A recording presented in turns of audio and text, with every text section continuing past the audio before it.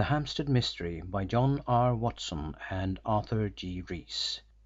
To Arthur Black in memory of old times. Chapter 1. Hello, is that Hampstead Police Station? Yes, who are you? Detective Inspector Chippenfield of Scotland Yard. Tell Inspector Selden I want him, and be quick about it. Yes, sir. Hang on, sir. I'll put you through to him at once.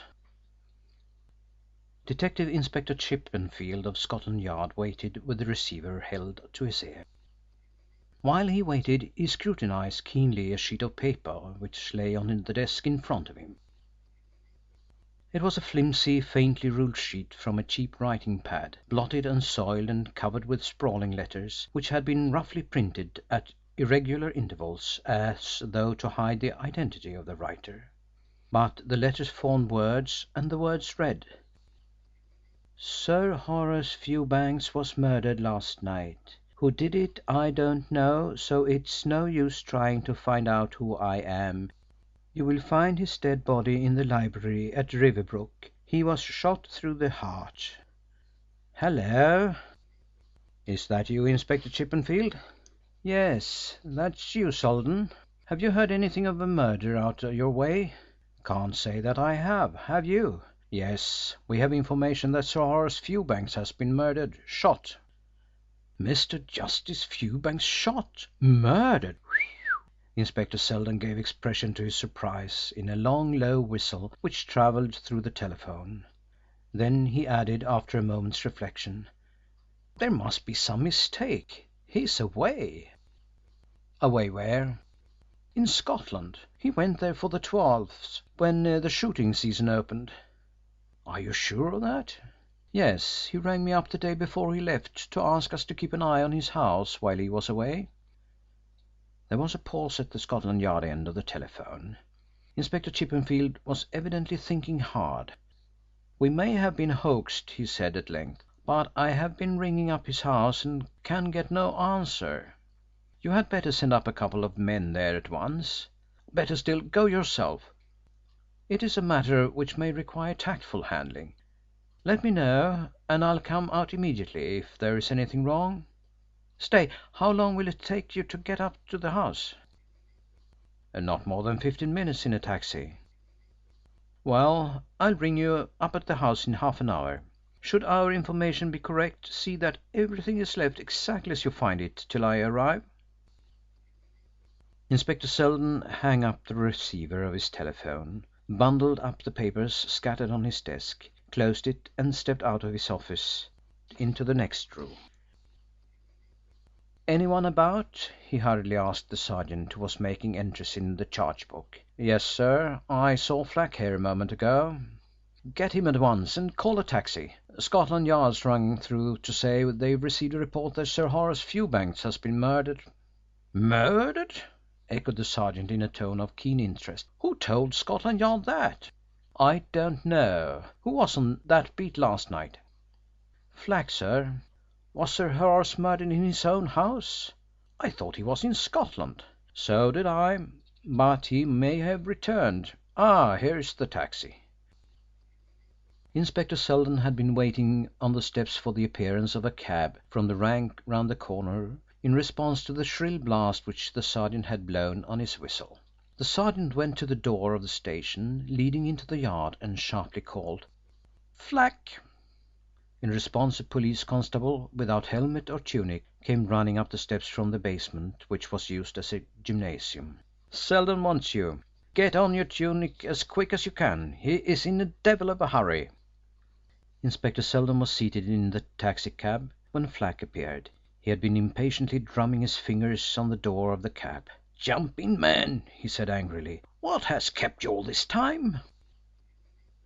Flack breathed stertorously to show that he had been running and was out of breath, but he made no reply to the official rebuke.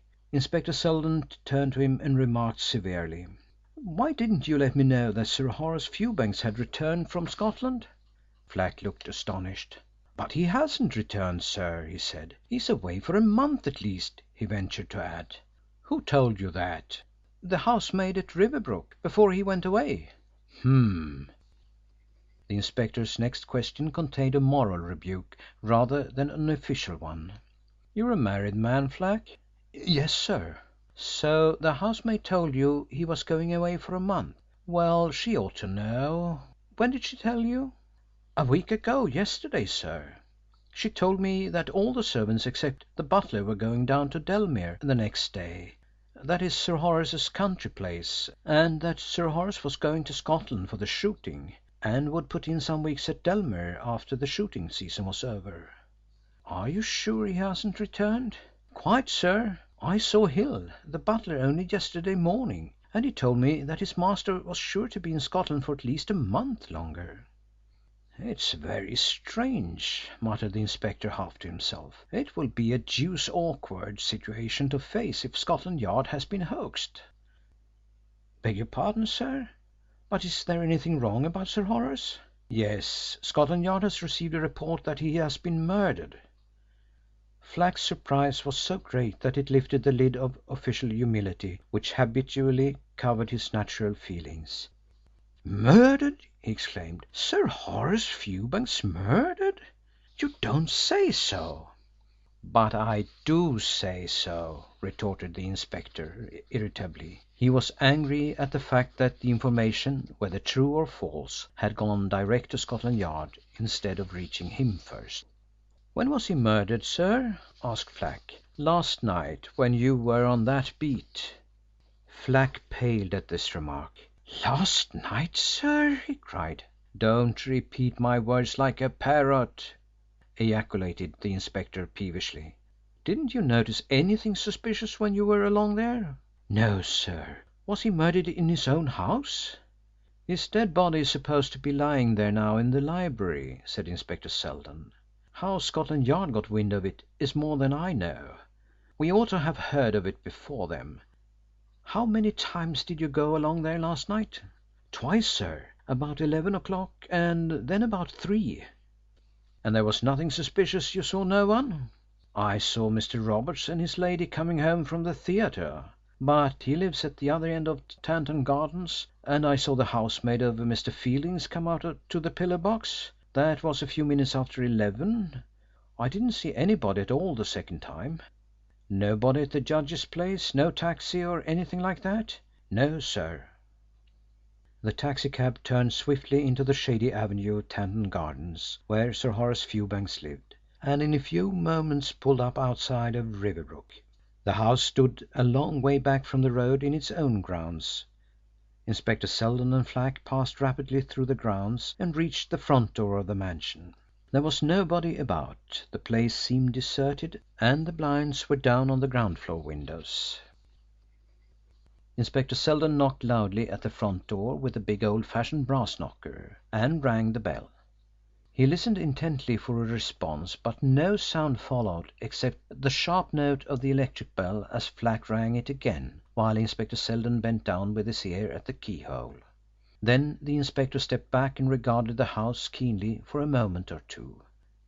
"Put your finger on that bell and keep on ringing it, Flack," he said suddenly. "I see that some of the blinds are down, but there's one on the first floor which is partly up. It looks as though the house had been shut up and somebody had come back unexpectedly." "Perhaps it's Hill the butler," said Flack. "If he's inside he ought to answer the bell. But keep on ringing while I knock again." The heavy brass knocker again reverberated on the thick oak door, and Inspector Seldon placed his ear against the keyhole to ascertain if any sound was to be heard. "Take your finger off that bell, Flack," he commanded. "I cannot hear whether anybody is coming or not." He remained in a listening attitude for half a minute and then plied the knocker again. Again he listened for footsteps within the house. "Ring again, Flack. Keep on ringing while I go round the house to see if there is any way I can get in. I may have to break a window. Don't move from here." Inspector Seldon went quickly round the side of the house, trying the windows as he went. Towards the rear of the house, on the west side, he came across a curious abutment of masonry jutting out squarely from the wall. On the other side of this abutment, which gave the house something of an unfinished appearance, were 3 French windows close together. The blinds of these windows were closely drawn, but the inspector's keen eye detected that one of the catches had been broken, and there were marks of some instrument on the outside woodwork. "This looks like business," he muttered. He pulled open the window and walked into the room. The light of an afternoon sun showed him that the apartment was a breakfast room, well and solidly furnished in an old fashioned way, with most of the furniture in covers, as though the occupants of the house were away. The daylight penetrated to the door at the far end of the room. It was wide open and revealed an empty passage. Inspector Seldon walked into the passage. The drawn blinds made the passage seem quite dark after the bright August sunshine outside, but he produced an electric torch, and by its light he saw that the passage ran into the main hall. His footsteps echoed in the empty house. The electric bell rang continuously as Flack pressed it outside. Inspector Seldon walked along the passage to the hall, flashing his torch into each room he passed. He saw nothing, and went to the front door to admit Flack. "That is enough of that noise, Flack," he said. "Come inside and help me search the house above. It's empty on this floor so far as I've been over it. If you find anything, call me, and mind you do not touch anything. Where did you say the library was?" "I don't know, sir." "Well, look about you on the ground floor while I go upstairs. Call me if you hear anything." Inspector Seldon mounted the stairs swiftly in order to continue his search. The staircase was a wide one, with broad, shallow steps thickly carpeted, and a handsome carved mahogany baluster. The inspector, flashing his torch as he ran up, saw a small electric light niche in the wall before he reached the first landing. The catch of the light was underneath, and Inspector Seldon turned it on.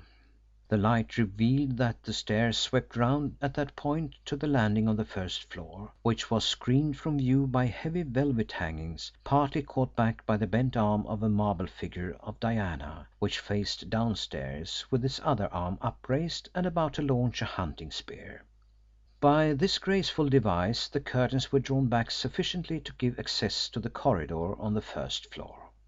Inspector Seldon looked closely at the figure and the hangings. Something strange about the former arrested his eye. It was standing awry on its pedestal, was indeed almost toppling over.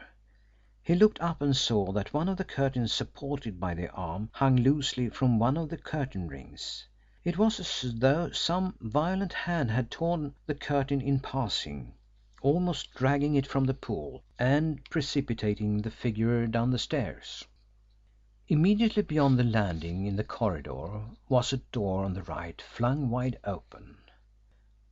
The inspector entered the room with the open door. It was a large room forming part of the front of the house, a lofty, large room, partly lighted by the half drawn blind of one of the windows. One side was lined with bookshelves.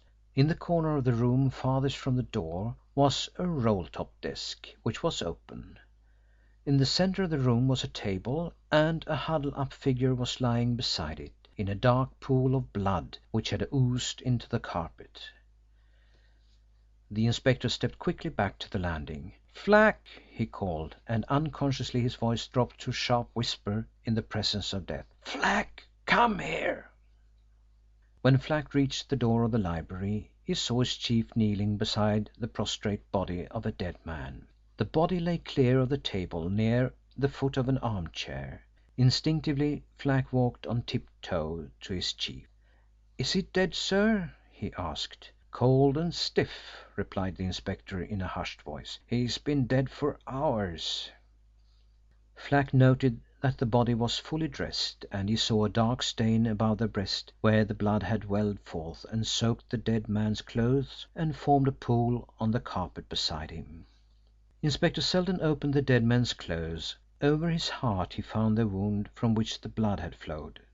"There it is, Flack," he said, touching the wound lightly with his finger. "It doesn't take a big wound to kill a man." As he spoke the sharp ring of a telephone bell from downstairs reached them. "That's Inspector Chippenfield," said Inspector Seldon, rising to his feet. "Stay here, Flack, till I go and speak to him." End of chapter 1. Chapter 2. 6:30 edition. High Court judge murdered. It was not quite 5 p.m., but the enterprising section of the London evening newspapers had their 6:30 editions on sale in the streets. To such a pitch had the policy of giving the public what it wants been elevated that the halfpenny newspapers were able to give the people of London the news each afternoon a full 90 minutes before the edition was supposed to have left the press.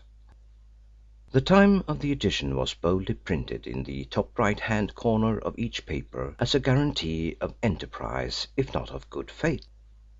On practical enterprise of this kind does journalism forge ahead. Some people who have been bred up in a conservative atmosphere sneer at such journalistic enterprise. They affect to regard as unreliable the up-to-date news contained in newspapers which are unable to tell the truth about the hands of the clock. From the cries of the newsboys and from the announcements of the newspaper bills which they displayed, it was assumed by those with a greedy appetite for sensations that a judge of the High Court had been murdered on the bench. Such an appetite easily swallowed the difficulty created by the fact that the law courts had been closed for the long vacation. In imagination they saw a dramatic scene in court. The disappointed, demented, desperate litigant suddenly drawing a revolver and with unerring aim shooting the judge through the brain before the deadly weapon could be wrenched from his hands. But though the sensation created by the murder of a judge of the High Court was destined to grow and to be fed by unexpected developments, the changing phases of which monopolised public attention throughout England on successive occasions, there was little in the evening papers to satisfy the appetite for sensation. In journalistic vernacular, they were late in getting on to it, and therefore their reference to the crime occupied only a few lines in the Stop Press News beneath some late horse racing results. The Evening Courier, which was first in the streets with the news, made its announcement of the crime in the following brief paragraph. The dead body of Sir Horace Fewbanks, the distinguished High Court judge, was found by the police at his home, Riverbrook, in Tanton Gardens, Hampstead, today. Deceased had been shot through the heart. The police have no doubt that he was murdered. But the morning papers of the following day did full justice to the sensation. It was the month of August, when Parliament is up, the law courts closed for the long vacation, and when everybody who is anybody is out of London for the summer holidays. News was scarce, and the papers vied with one another in making the utmost of the murder of a High Court judge. Each of the morning papers sent out a man to Hampstead soon after the news of the crime reached their offices in the afternoon, and some of the more enterprising sent 2 or 3 men. Scotland Yard and Riversbrook were visited by a succession of pressmen, representing the London dailies, the provincial press, and the news agencies. The 2 points on which the newspaper accounts of the tragedy laid stress were the mysterious letter which had been sent to Scotland Yard stating that Sir Horace Fewbanks had been murdered, and the mystery surrounding the sudden return of Sir Horace from Scotland to his town house. On the first point there was room for much varied speculation. Why was information about the murder sent to Scotland Yard, and why was it sent in a disguised way? If the person who had sent this letter had no connection with the crime and was anxious to help the police, why had he not gone to Scotland Yard personally and told the detectives all he knew about the tragedy? If, on the other hand, he was implicated in the crime, why had he informed the police at all? It would have been to his interest as an accomplice, even if he had been an unwilling accomplice, to leave the crime undiscovered as long as possible, so that he and those with whom he had been associated might make their escape to another country. But he had sent his letter to Scotland Yard within a few hours of the perpetration of the crime, and had not given the actual murderer time to get out of England. Was he not afraid of the vengeance the actual murderer would endeavour to exact for this disclosure, which would enable the police to take measures to prevent his escape? No light was thrown on the cause of the murdered man's sudden return from the grouse shooting in Scotland. The newspaper accounts, though they differed greatly in their statements, surmises and suggestions concerning the tragedy, agreed on the point that Sir Horace had been a keen sportsman and was a very fine shot. In years past he had made a practice of spending the early part of the long vacation in Scotland, going there for the opening of the grouse season on the 12th of August. This year he had been one of a party of 5 who had rented Craigleith Hall in the Western Highlands, and after 5 days' shooting he had announced that he had to go to London on urgent business, but would return in the course of a week or less. It was suggested in some of the newspapers' accounts that an explanation of the cause of his return might throw some light on the murder. Inquiries were being made at Craigleith Hall to ascertain the reason for his journey to London, or whether any telegram had been received by him previous to his departure. The fact that one of the windows on the ground floor of Riversbrook had been found open was regarded as evidence that the murderer had broken into the house. Imprints of footsteps had been found in the ground outside the window, and the police had taken several casts of these. But whether the man who had broken into the house with the intention of committing burglary or murder was a matter on which speculation differed. If the murderer was a criminal who had broken into the house with the intention of committing a burglary, there could be no connection between the return of Sir Horace Fewbanks from Scotland and his murder. The burglary had probably been arranged in the belief that the house was empty, Sir Horace having sent the servants away to his country house in Delmer a week before. But if the murderer was a burglar, he had stolen nothing and had not even collected any articles for removal. The only thing that was known to be missing was the dead man's pocketbook, but there was nothing to prove that the murderer had stolen it. It was quite possible that it had been lost or mislaid by Sir Horace. It was even possible that it had been stolen from him in the train during the journey from Scotland. It might be that while prowling through the rooms after breaking into the house, and before he had collected any goods for removal, the burglar had come unexpectedly on Sir Horace, and after shooting him had fled from the house. Only as a last resort to prevent capture did burglars commit murder. Had Sir Horace been shot while attempting to seize the intruder? The position in which the body was found did not support that theory. 2 shots had been fired, the first of which had missed its victim and entered the wall of the library. Evidently the murdered man had been hit by the second while attempting to leave the room. It was ingeniously suggested by the Daily Record that the murderer was a criminal who knew Sir Horace, and was known to him as a man who had been before him at the Old Bailey. This would account for Sir Horace being ruthlessly shot down without having made any attempt to seize the intruder. The burglar would have felt on seeing Sir Horace in the room that he was identified, and the only way of escaping ultimate arrest by the police was to kill the man who could put the police on his track. Mr. Justice Fewbanks had the reputation of being a somewhat severe judge, and it was possible that some of the criminals who had been sentenced by him at Old Bailey entertained a grudge against him. The question of when the murder was committed was regarded as important. Dr. Slingsby of the Home Office, who had examined the body shortly after it was discovered by the police, was of opinion that death had taken place at least 12 hours before, and probably longer than that. His opinion on this point lent support to the theory that the murder had been committed before midnight on Wednesday.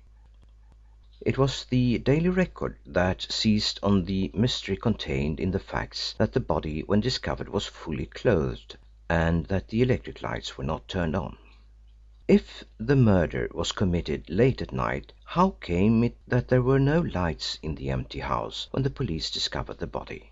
Had the murderer, after shooting his victim, turned out the lights so that on the following day no suspicion would be created, as would be the case if anyone saw lights burning in the house in the daytime? If he had done so, he was a cool hand. But if the burglar was such a cool hand as to stop to turn out the lights after the murder, why did he not also stop to collect some valuables? Was he afraid that in attempting to get rid of them to a fence or drop he would practically reveal himself as the murderer and so place himself in danger in case the police offered a reward for the apprehension of the author of the crime? If Sir Horace had gone to bed before the murderer entered the house it would have been natural to expect no lights turned on. But he had returned unexpectedly. There were no servants in the house and there was no bed ready for him. In any case, if he intended stopping in the empty house instead of going to a hotel, he would have been wearing a sleeping suit when his body was discovered, or at most he would be only partially dressed if he had got up on hearing somebody moving about the house. But the body was fully dressed, even to collar and tie. It was absurd to suppose that the victim had been sitting in the darkness when the murderer appeared. Another difficult problem Scotland Yard had to face was the discovery of the person who had sent them the news of the murder. How had Scotland Yard's anonymous correspondent learnt about the murder, and what were his motives in informing the police in the way he had done? Was he connected with the crime? Had the murderer a companion with him when he broke into Riversbrook for the purpose of burglary? That seemed to be the most probable explanation. The second man had been horrified at the murder and desired to disassociate himself from it so that he might escape the gallows. The only alternative was to suppose that the murderer had confessed his crime to someone and that his confidant had lost no time in informing the police of the tragedy. The newspaper accounts of the case threw some light on the private and domestic affairs of the victim. He was a widower with a grown-up daughter. His wife, a daughter of the late Sir James Goldsworthy, who changed his ancient family patronymic from Granville to Goldsworthy on inheriting the great fortune of an American kinsman, had died 8 years before. Sir Horace's Hampstead household consisted of a housekeeper, butler, chauffeur, cook, housemaid, kitchenmaid, and gardener. With the exception of the butler, the servants had been sent the previous week to Sir Horace's country house in Delmere, Sussex. It appeared that Miss Fewbanks spent most of her time at the country house and came up to London but rarely. She was at Delmere when the murder was committed and had been under the impression that her father was in Scotland. According to a report received from the police at Delmere, the first intimation that Miss Fewbanks had received of the tragic death of her father came from them. Naturally, she was prostrated with grief at the tragedy. The butler who had been left behind in charge of Riversbrook was a man named Hill, but he was not in the house on the night of the tragedy. He was a married man, and his wife and child lived in Camden Town, where Mrs. Hill kept a confectionery shop.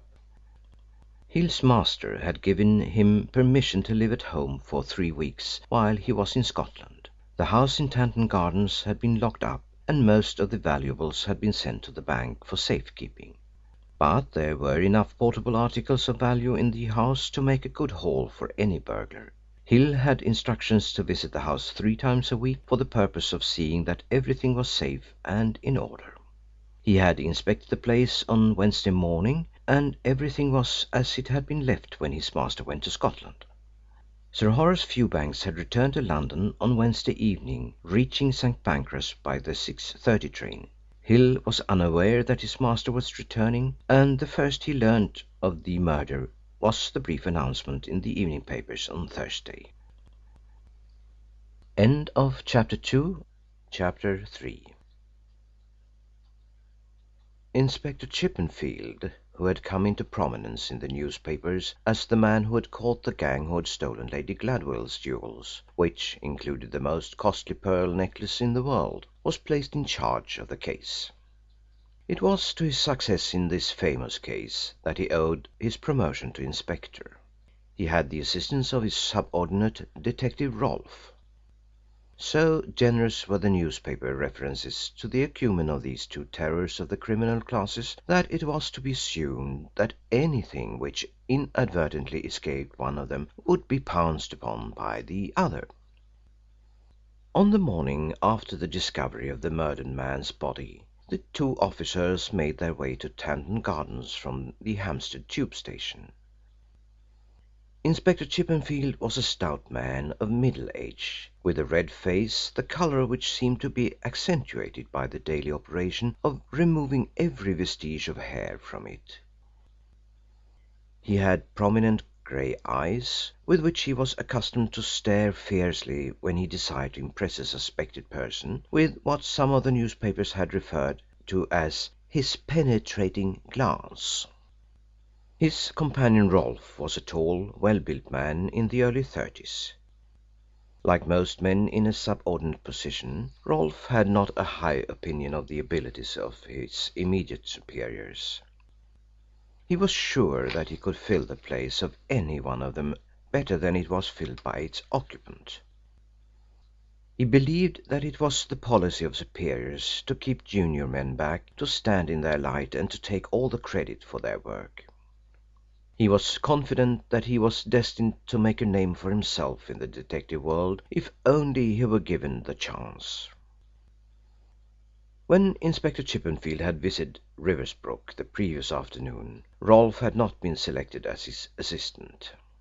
A careful inspection of the house, and especially of the room in which the tragedy had been committed, had been made by the inspector. He had then turned his attention to the garden and the grounds surrounding the house. Whatever he had discovered and what theories he had formed were not disclosed to anyone, not even his assistant. He believed that the proper way to train a subordinate was to let him collect his own information and then test it for him.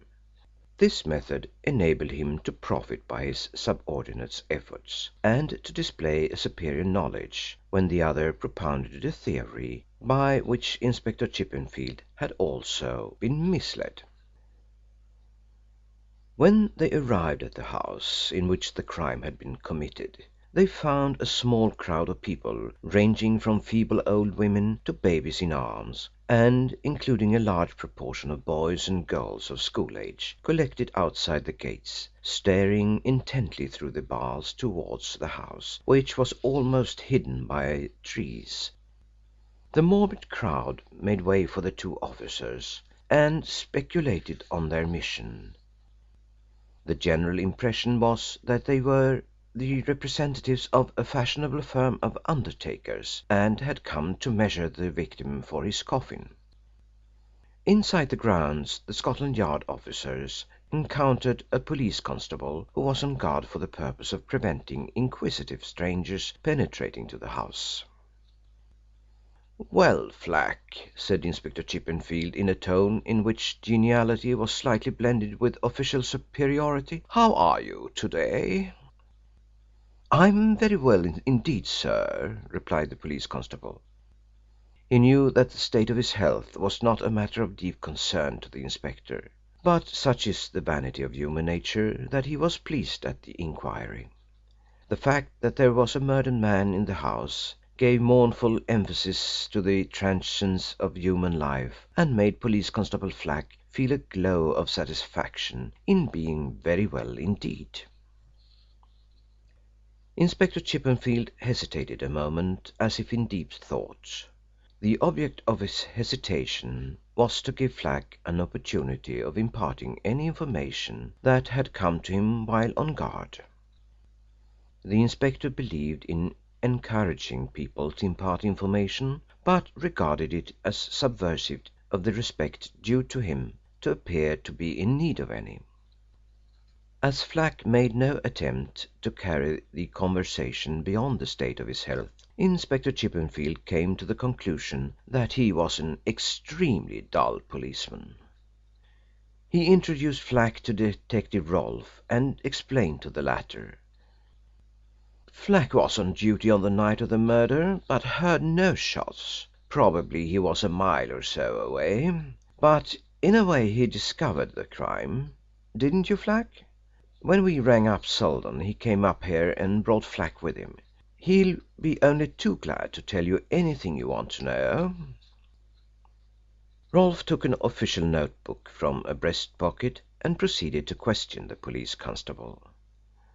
The inspector made his way upstairs to the room in which the criminal had been committed, for it was his system to seek inspiration in the scene of a crime. Tanton Gardens, a short private street terminating in a cul-de-sac, was in a remote part of Hampstead. The daylight appearance of the street betokened wealth and exclusiveness. The roadway, which ran between its broad white gravelled footwalks, was smoothly asphalted for motor tyres. The avenues of great chestnut trees which flanked the footpaths served the dual purpose of affording shade in summer and screening the houses of Tanton Gardens from view. But after nightfall Tanton Gardens was a lonely and gloomy place, lighted only by one lamp, which stood in the high road more to mark the entrance to the street than as a guide to traffic along it, for its rays barely penetrated beyond the first pair of chestnut trees. The houses in Tanton Gardens were in keeping with the street. They indicated wealth and comfort. They were of a solid exterior, of a size that suggested a fine roominess, and each house stood in its own grounds. Riversbrook was the last house at the blind end of the street, and its east windows looked out on a wood which sloped down to a valley, the street having originally been an incursion into a large private estate, of which the wood alone remained. On the other side a tangled nutwood coppice separated the judge's residence from its nearest neighbours, so the house was completely isolated. It stood well back in about 4 acres of ground, and only a glimpse of it could be seen from the street front because of a small plantation of ornamental trees which grew in front of the house and hid it almost completely from view. When the carriage drive, which wound through the plantation, had been passed, the house burst abruptly into view, a big rambling building of uncompromising ugliness. Its architecture was remarkable. The impression which it conveyed was that the original builder had been prevented by lack of money from carrying out his original intention of erecting a fine symmetrical house.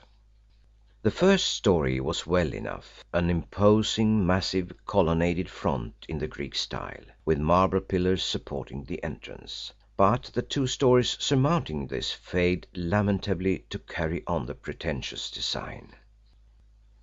Viewed from the front they looked as though the builder, after erecting the first story, had found himself in pecuniary straits, but, determined to finish his house somehow, had built 2 smaller stories on the solid edifice of the first.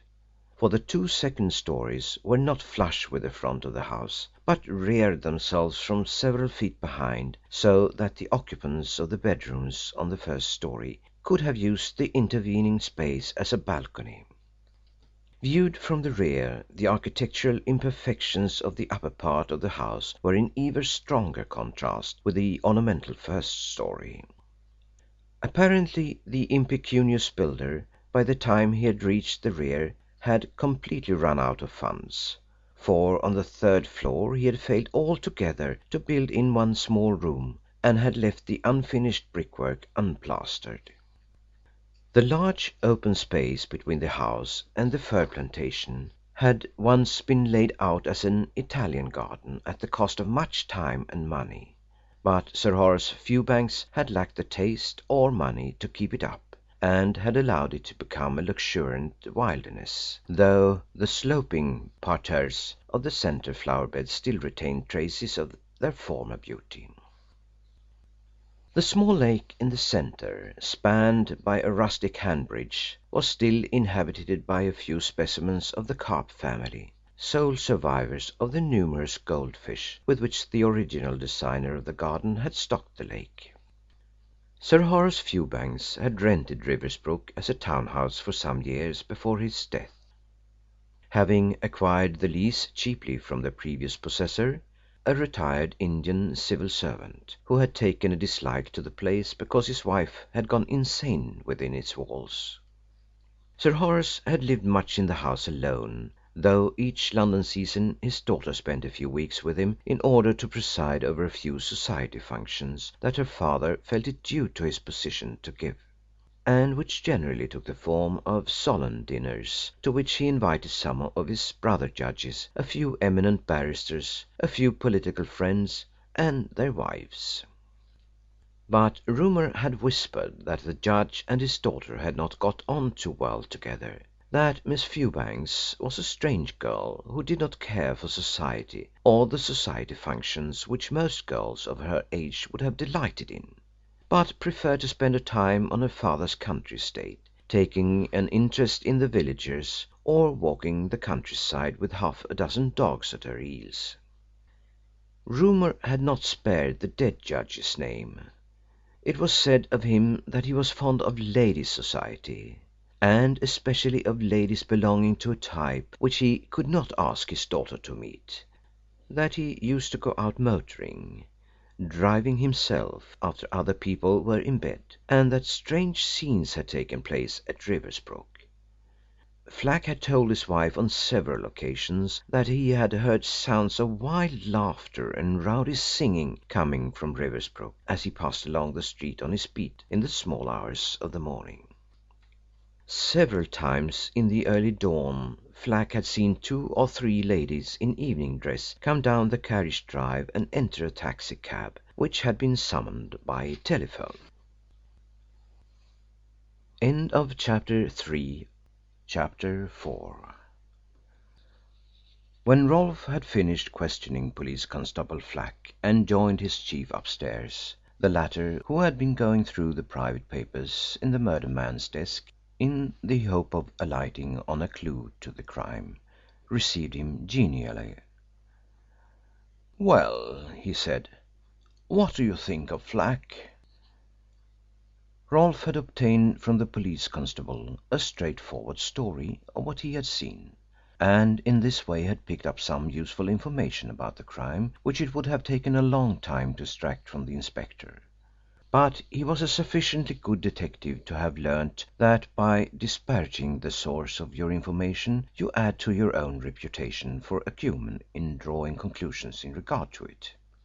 He nodded his head in a depreciating way and emitted a slight cough, which was meant to express contempt. "It looks very much like a case of burglary and murder," he said. He was anxious to know what theory his superior officer had formed. "And how do you fit in the letter advising us of the murder?" asked the inspector. He produced the letter from his pocket book and looked at it earnestly. "There were 2 of them in it, one savage ruffian who will stick at nothing and the other a chicken-hearted specimen. They often work in pairs like that." "So your theory is that one of the 2 shot him and the other was so unnerved that he sent us the letter and put us on the track to save his own neck?" "Something like that." "It is not impossible," was the senior officer's comment. "Mind you, I don't say it is my theory. In fact, I am in no hurry to form one. I believe in going carefully over the whole ground first, collecting all the clues and then selecting the right one." Rolfe admitted that his chief's way of setting to work to solve a mystery was an ideal one, but he made the reservation that it was a difficult one to put into operation. He was convinced that the only way of finding the right clue was to follow up every one until it was proved to be a wrong one. Inspector Chippenfield continued his study of the mysterious message which had been sent to Scotland Yard. It was written on a sheet of paper which had been taken from a writing pad of the kind sold for a few pence by all stationers. It was flimsy and blue-lined, and the message it contained was smudged and badly printed. But to the inspector's annoyance there were no fingerprints on the paper. The fingerprint expert at Scotland Yard had examined it under the microscope, but his search for fingerprints had been vain. Depend upon it, we'll hear from this chap again, said the inspector, tapping the sheet of paper with a finger. I think I may go so far as to say that this fellow thinks suspicion will be directed to him, and he wants to save his neck. It's a disguised hand, said Rolfe. Of course he printed it in order not to give us a specimen of his handwriting. There are telltale things about a man's handwriting which give him away even when he tries to disguise it. But he tries to disguise even his printing. Look how irregular the letters are, some slanting to the right and some to the left, and some are upright. Look at the two different kinds of U's. He's used two different kinds of pens, said Inspector Chippenfield. Look at the difference in the thickness of the letters. The sooner he writes again the better, said Rolfe. I'm curious to know what he'll say next. My idea is to find out who he is and make him speak, said the inspector. Speaking is quicker than writing. I could frighten more out of him in 10 minutes than he would give away voluntarily in a month of Sundays.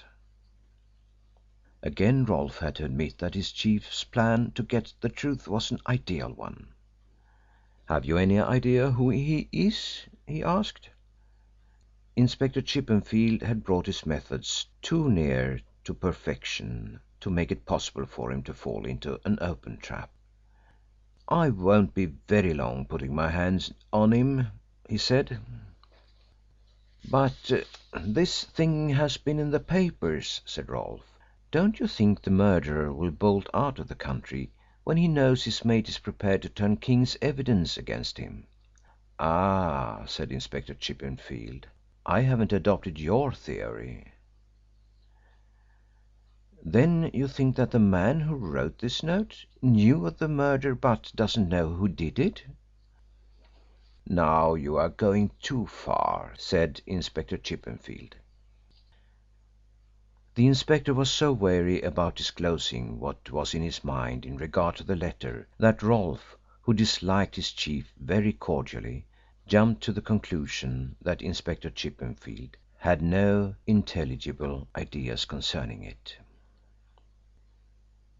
If it was burglars, they took nothing as far as we can ascertain up to the present, said Inspector Chippenfield after a pause. They were surprised to find anyone in the house, and after the shot was fired they immediately bolted for fear the noise would attract attention. What knocks a hole in the burglar theory is the fact that Sir Horace was fully dressed when he was shot, said the inspector. Burglars don't break into a house when there are lights about, especially after having been led to believe that the house was empty. So you think, said Rolfe, that the window was forced after the murder with the object of misleading us? I haven't said so, replied the inspector. All I'm prepared to say is that even that was not impossible. It was forced from the outside, continued Rolfe. I've seen the marks of a jemmy on the window sill. If it was forced after the murderer was a cool hand. You can take it from me, exclaimed Inspector Chippenfield with unexpected candour, that he was a cool hand. We are going to have a bit of trouble in getting to the bottom of this, Rolfe. If anyone can get to the bottom of it, you can, said Rolfe, who believed with Voltaire that speech was given us in order to enable us to conceal our thoughts. Inspector Chippenfield was so astonished at this handsome compliment that he began to think that he had underrated Rolfe's powers of discernment. His tone of cold official superiority immediately thawed. There were 2 shots fired, he said, but whether both were fired by the murderer I don't know yet. One of them may have been fired by Sir Horace. Just behind you in the wall is the mark of one of the bullets. I dug it out of the plaster yesterday, and here it is. He produced from a waistcoat pocket a flattened bullet. The other is inside him at present. He waved his hand in the direction of the room in which the corpse lay. Of course you cannot say whether both bullets are out of the same revolver, said Rolfe. "Can't tell till after the post mortem," said the inspector, "and then all we can tell for certain is whether they are of the same pattern. They might be the same size and yet fired out of different revolvers of the same calibre." "Well, it's no use theorising about what happened in this room until after the post mortem," said Rolfe. "You'd better give it some thought," suggested the inspector. "In the meantime I want you to interview the people in the neighbourhood and ascertain whether they heard any shots. They'll all say they did, whether they heard them or not. You know how people persuade themselves into imagining things so as to get some sort of prominence in these crimes. But you can sift what they tell you and preserve the grain of truth.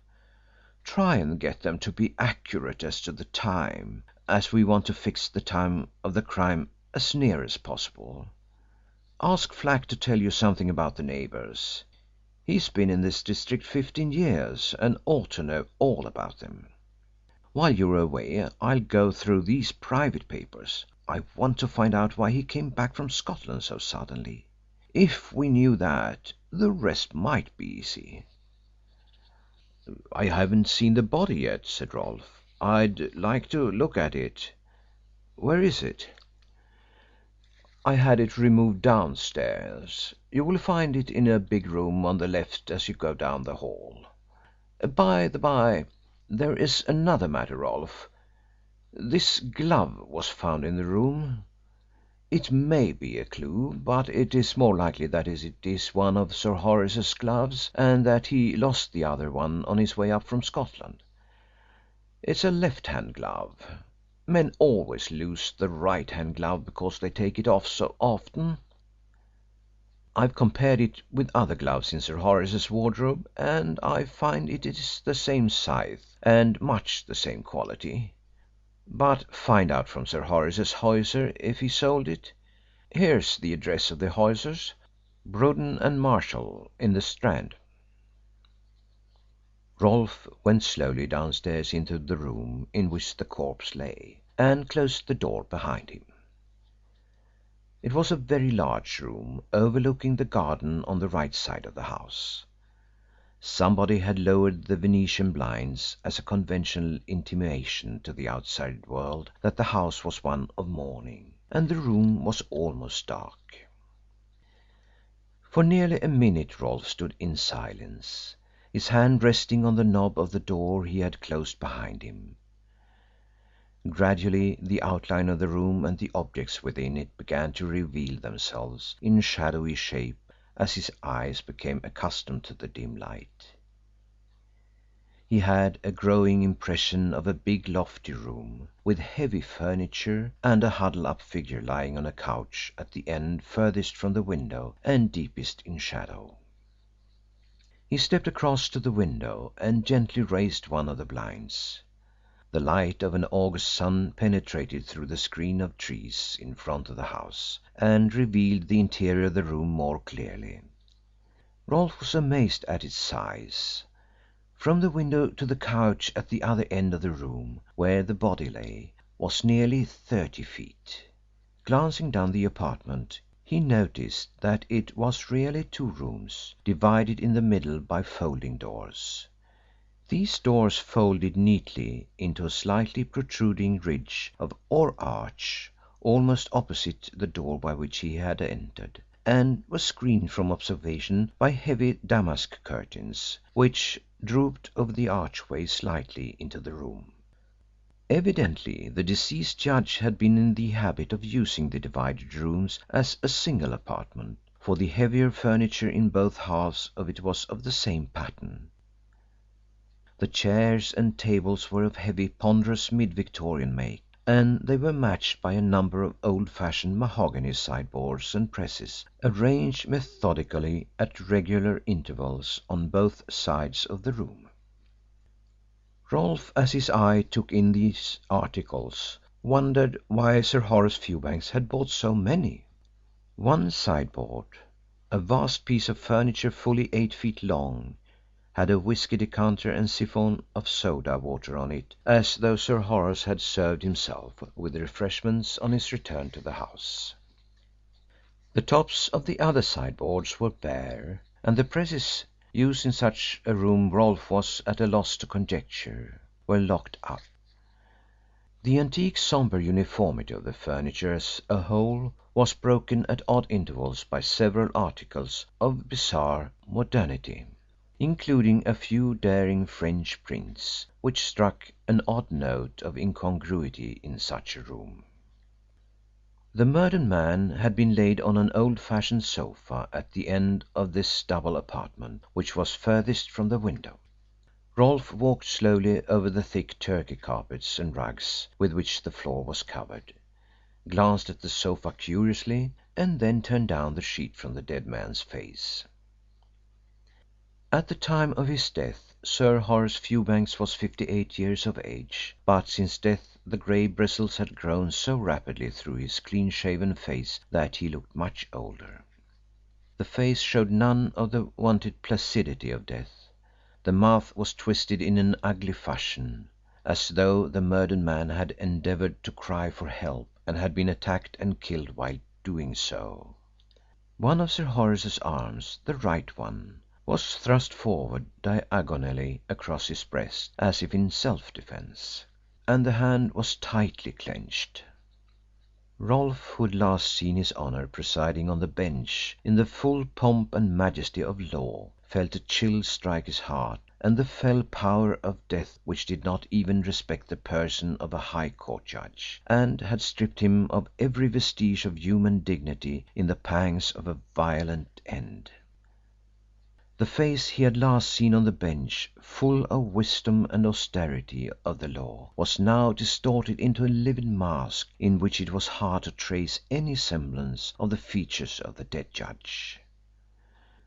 Rolfe's official alertness of mind in the face of a mysterious crime soon reasserted itself, however, and he shook off the feeling of sentiment and proceeded to make a closer examination of the dead body. As he turned down the sheet to examine the wound which had ended the judge's life, it slipped from his hand and fell on the floor, revealing that the judge had been laid on the couch just as he had been killed, fully clothed. He had been shot through the body near the heart, and a large patch of blood had welled from the wound and congealed in his shirt. One trouser leg was ruffled up and had caught in the top of the boot. The corpse presented a repellent spectacle, but Rolfe, who had seen unpleasant sights of various kinds in his career, bent over the body with keen interest, noting these details with all his professional instinct aroused. For though Rolfe had not yet risen very high in the police force, he had many of the qualities which make the good detective: observation, sagacity, and some imagination. The extraordinary crime which he had been called upon to help unravel presented a baffling mystery which was likely to test the value of these qualities to the utmost. Rolfe looked steadily at the corpse for some time, impressing a picture of it in every detail on his mental retina. Struck by an idea, he bent over and touched the patch of blood in the dead man's breast, then looked at his finger. There was no stain. The blood was quite congealed. Then he tried to unclench the judge's right hand, but it was rigid. As Rolfe stood there gazing intently at the corpse, and trying to form some theory of the reason for the murder, certain old stories he had heard of Sir Horace Fewbanks' private life and character recurred to him. These rumours had not been much. A jocular hint or two among his fellows at Scotland Yard that His Honour had a weakness for a pretty face, and in private life led a less decorous existence than a judge ought to do. Rolfe wondered how much or how little truth was contained in these stories. He glanced around the vast room. Certainly it was not the sort of apartment in which a High Court judge might be expected to do his entertaining. But Rolfe recalled that he had heard gossip to the effect that Sir Horace, because of his virtual estrangement from his daughter, did very little entertaining beyond an occasional bridge or supper party to his sporting friends, and rarely went into society. Rolfe began to scrutinise the articles of furniture in the room, wondering if there was anything about them which might reveal something of the habits of the dead man. He produced a small electric torch from his pocket, and with its light to guide him in the half-darkened room, he closely inspected each piece of furniture. Then, with the torch in his hand, he returned to the sofa and flashed it over the dead body. He started violently when the light, falling on the dead man's closed hand, revealed a tiny scrap of white. Eagerly he endeavoured to release the fragment from the tenacious clutch of the dead without tearing it, and eventually he managed to detach it. His heart bounded when he saw that it was a small torn piece of a lace and muslin. He placed it in the palm of his left hand and examined it closely under the light of his torch. To him it looked to be part of a fashionable lady's dainty handkerchief. He was elated at his discovery, and he wondered how Inspector Chippenfield had overlooked it. Then the explanation struck him. The small piece of lace and muslin had been effectually hidden in the dead man's clenched hand, and his efforts to open the hand had loosened it. "Well, Rolfe," said Inspector Chippenfield when his subordinate reappeared, "you've been long enough to have unearthed the criminal or revived the corpse. Have you discovered anything fresh?" "Only this," replied Rolfe, displaying the piece of handkerchief. The find startled Inspector Chippenfield out of his air of bantering superiority. Where did you get that?" he stammered as he reached out eagerly for it. "The dead man had it clenched in his right hand. I wondered if he had anything hidden in his hand when I saw it so tightly clenched. I tried to force open the fingers and that fell out." Inspector Chippenfield was by no means pleased at his subordinate's discovery of what promised to be an important clue, especially after the clue had been missed by himself. But he congratulated Rolfe in a tone of fictitious heartiness. "Well done, Rolfe," he exclaimed. "You are coming on. Anyone can see you've the makings of a good detective." Rolfe could afford to ignore the sting contained in such faint praise. "What do you make of it?" he asked. "Looks as though there is a woman in it," said the inspector, who was still examining the scrap of lace and muslin. "There can't be much doubt about that," replied Rolfe. "We mustn't be in a hurry in jumping to conclusions," remarked the inspector. "No, and we mustn't ignore obvious facts," said Rolfe. "You think a woman murdered him?" asked the inspector. "I think a woman was present when he was shot. Whether she fired the shot there is nothing to show at present. There may have been a man with her, but there was a struggle just before the shot was fired, and as Sir Horace fell he grasped at the hand in which she was holding her handkerchief, or perhaps her handkerchief was torn in his dying struggles when she was leaning over him."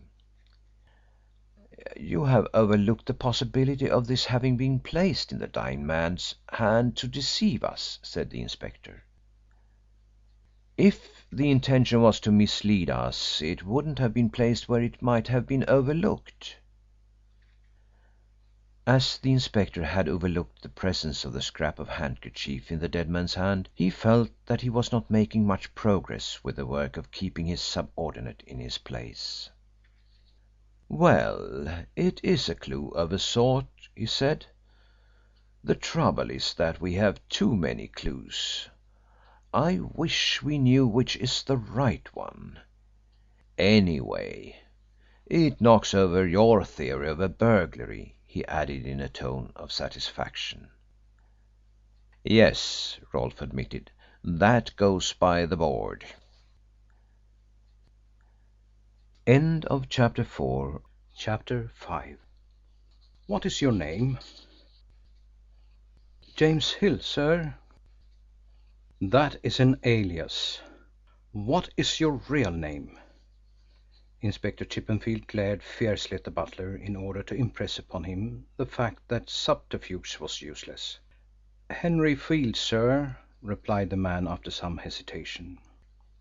Inspector Chippenfield opened the capacious pocketbook which he had placed before him on the desk when the butler had entered in response to his summons, and he took from it a photograph which he handed to the man he was interrogating.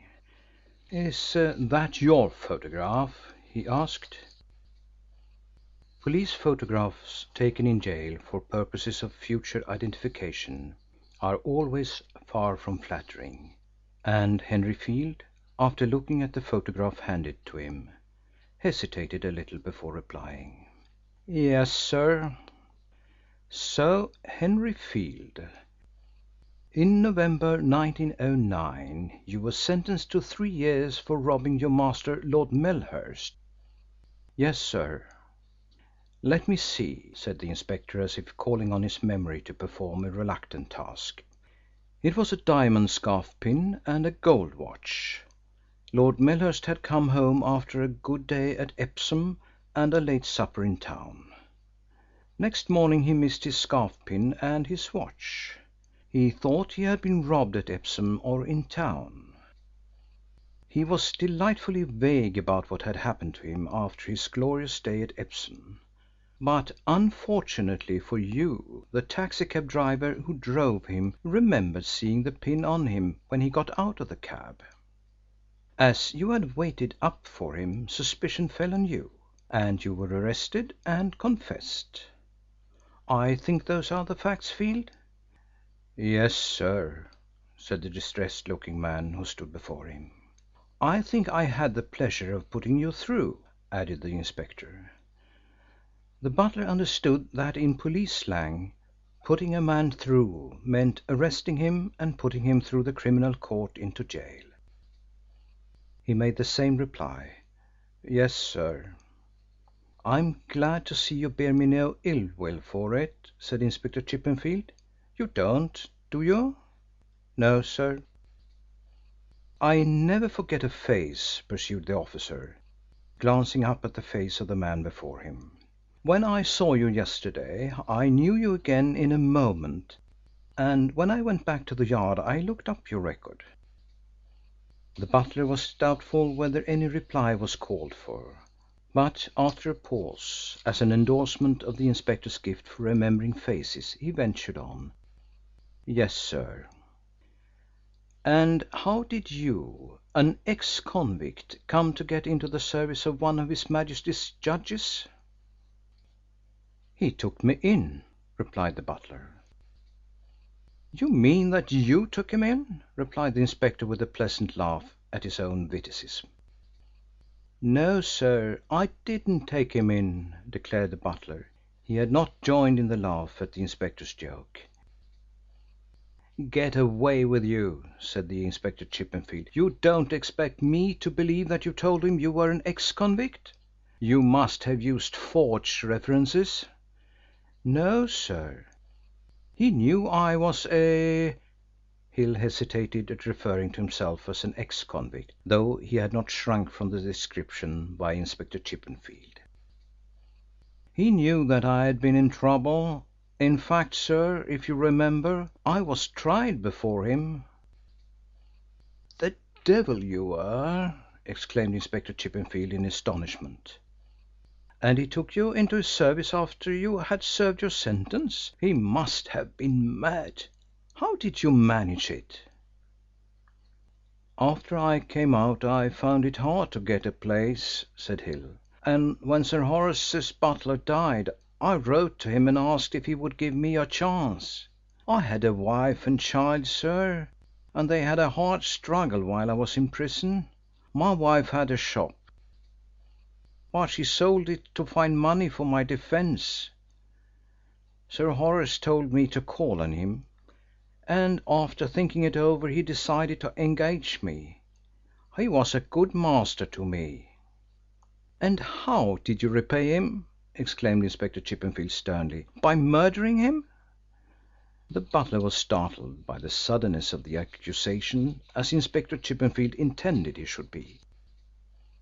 "Me!" he exclaimed. "As sure as there's a God in heaven I have nothing to do with it." "That won't go down with me, Field," said the police officer, giving the wretched man another prolonged, penetrating look. "It's true, it's true," he protested wildly. "I'd nothing to do with it. I couldn't do a thing like that, sir. I couldn't kill a man if I wanted to. I haven't the nerve. But I knew I would be suspected," he added in a tone of self-pity. "Oh, you did?" replied Inspector Chippenfield. "And why was that? Because of my past. Where were you on the date of the murder? In the morning I came over here to look round as usual, and I found everything all right." "You did that every day while Sir Horace was away?" "Not every day, sir. 3 times a week, Mondays, Wednesdays and Fridays." "Did you enter the house or just look round?" "I always came inside." "What for?" "To make quite sure that everything was all right." "And was everything all right the morning of the 18th?" "Yes, sir." "You are quite sure of that? You looked round carefully?" "Well, sir, I just gave a glance round, for of course I didn't expect anything would be wrong." Inspector Chippenfield fixed a steady glance on the butler to ascertain if he was conscious of the trap he had avoided. "Did you look in this room?" "Yes, sir. I made a point of looking in all the rooms." "You are sure that Sir Horace's dead body was not lying here?" Inspector Chippenfield pointed beside the desk where the body had been found. "Oh, no, sir. I'd have seen it if it had." "There was no sign anywhere of his having returned from Scotland?" "No, sir."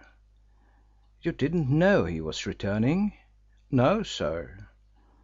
"What time did you leave the house?" "It would be about 12:15, sir." "And what did you do after that?" "I went home and had my dinner. In the afternoon I took my little girl to the Zoo. I'd promised her for a long time that I would take her to the Zoo." "And what did you do after visiting the Zoo?" "We went home for supper. After supper my wife took the little girl to the picture palace in Camden Road. It was quite a holiday, sir, for her." "And what did you do while your wife and child were at the pictures?" "I stayed at home and minded the shop. When they came home we all went to bed. My wife will tell you the same thing." "I've no doubt she will," said the inspector dryly. "Well, if you didn't murder Sir Horace yourself, when did you first hear that he had been murdered?" "I saw it in the papers yesterday evening." "And you immediately came up here to see if it was true?" "Yes, sir." "And you were taken to the Hampstead police station to make a statement as to your movements on the day and night of the murder?" "Yes, sir." "And the story you have just told me about the Zoo and the pictures and the rest is virtually the same as the statement you made at the station?" "Yes, sir." "Do you know if Sir Horace kept a revolver?" "I think he did, sir." "Where did he keep it?" "In the second drawer of his desk, sir." "Well, it's gone," remarked Inspector Chippenfield without opening the drawer. "What sort of a revolver was it?" "Did you ever see it?" "How do you know he kept one?" "Once or twice I saw something that looked like a revolver in that drawer while Sir Horace had it open. It was a small Nichole revolver." "Sir Horace always locked his desk?" "Yes, sir." "None of your keys will open it, of course?" "No, sir. That is, I don't know, sir. I've never tried." Inspector Chippenfield grunted slightly. That trap the butler had not seen until too late. But of course all servants went through their master's private papers when they got the chance. "Do you know if Sir Horace was in the habit of carrying a pocket book?" he asked. "Yes, sir, he was." "What sort of a pocket book?" "A large Russian leather one with a gold clasp." "Did he take it away with him when he went to Scotland? Did you see it about the house after he left?" No, sir. I think he took it with him. It would not be like him to forget it or to leave it lying about." "And what sort of a man was Sir Horace, Field?" "A very good master, sir. He could be very stern when he was angry, but I got on very well with him." "Quite so. Do you know if he had a weakness for the ladies?" "Well, sir, I've heard people say he had." "I want your own opinion. I don't want what other people said. You were with him for 3 years, and kept a pretty close watch on him, I've no doubt." "Speaking confidentially, I might say that I think he was," said Hill. He glanced apprehensively behind him, as if afraid of the dead man appearing at the door to rebuke him for presuming to speak ill of him. "I thought as much," said the inspector. "Have you any idea why he came down from Scotland?" "No, sir." "Well, that will do for the present, Field. If I want you again I'll send for you."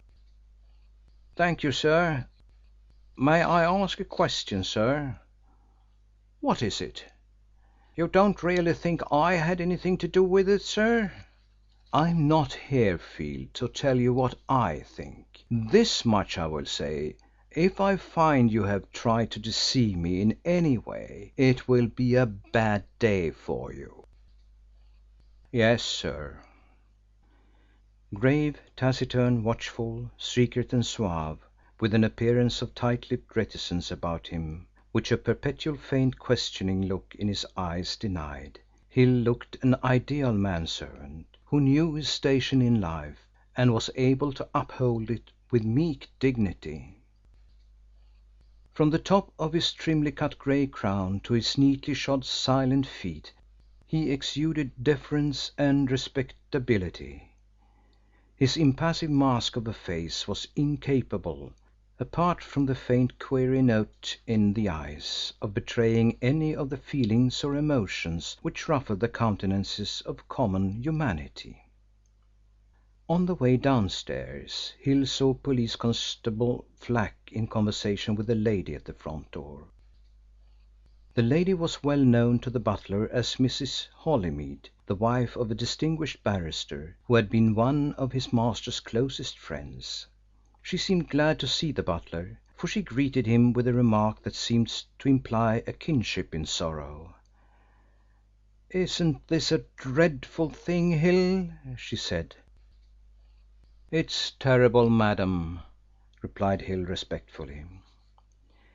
Mrs. Holymead was extremely beautiful, but it was obvious that she was distressed at the tragedy, for her eyes were full of tears and her olive-tinted face was pale. She was about 30 years of age, tall, slim and graceful.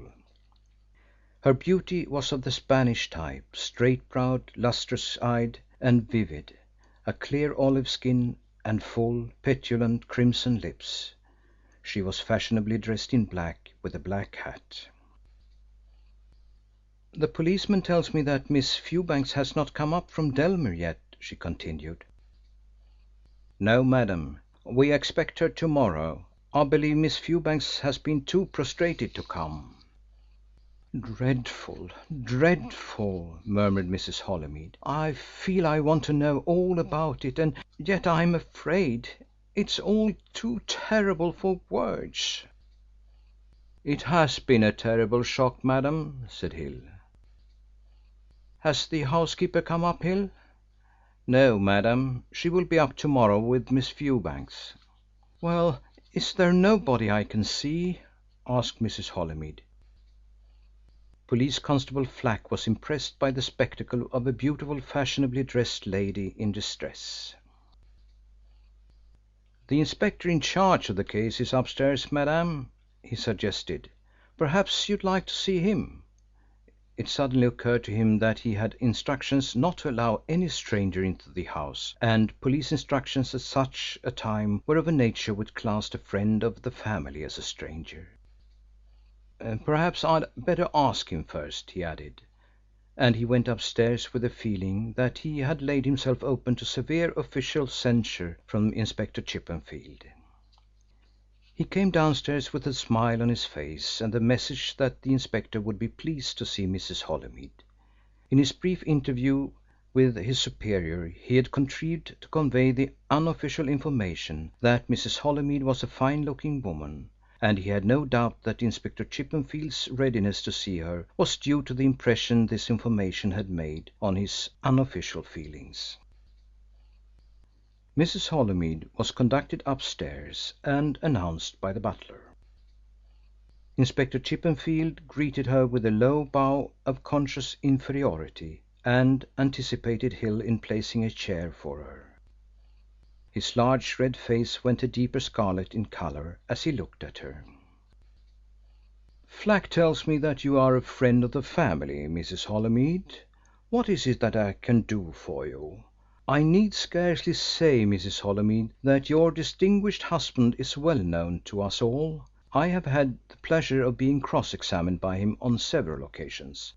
Anything you wish to know I'll be pleased to tell you, if it lies within my power." "Thank you," said Mrs. Holymead. She seemed to be slightly nervous in the presence of a member of the Scotland Yard police, in spite of his obvious humility in the company of a fashionable lady who belonged to a different social world from that in which police inspectors moved. It took Inspector Chippenfield some minutes to discover that the object of Mrs. Holymead's visit was to learn some of the details of the tragedy. As one who had known the murdered man for several years and the wife of his intimate friend, she was overwhelmed by the awful tragedy. She endeavoured to explain that the crime was like a horrible dream which she could not get rid of. But in spite of the repugnance with which she contemplated the fact that a gentleman she had known so well had been shot down in his own house, she felt a natural curiosity to know how the dreadful crime had been committed. Inspector Chippenfield availed himself of the opportunity to do the honours of the occasion. He went over the details of the tragedy and pointed out where the body had been found. He showed her the bullet mark on the wall and the flattened bullet which had been extracted. Although from the mere habit of official caution he gave away no information which was not of a superficial and obvious kind, it was apparent he liked talking about the crime and his responsibilities as the officer who had been placed in charge of the investigations. He noted the interest with which Mrs. Holymead followed his words, and he was satisfied that he had created a favourable impression on her.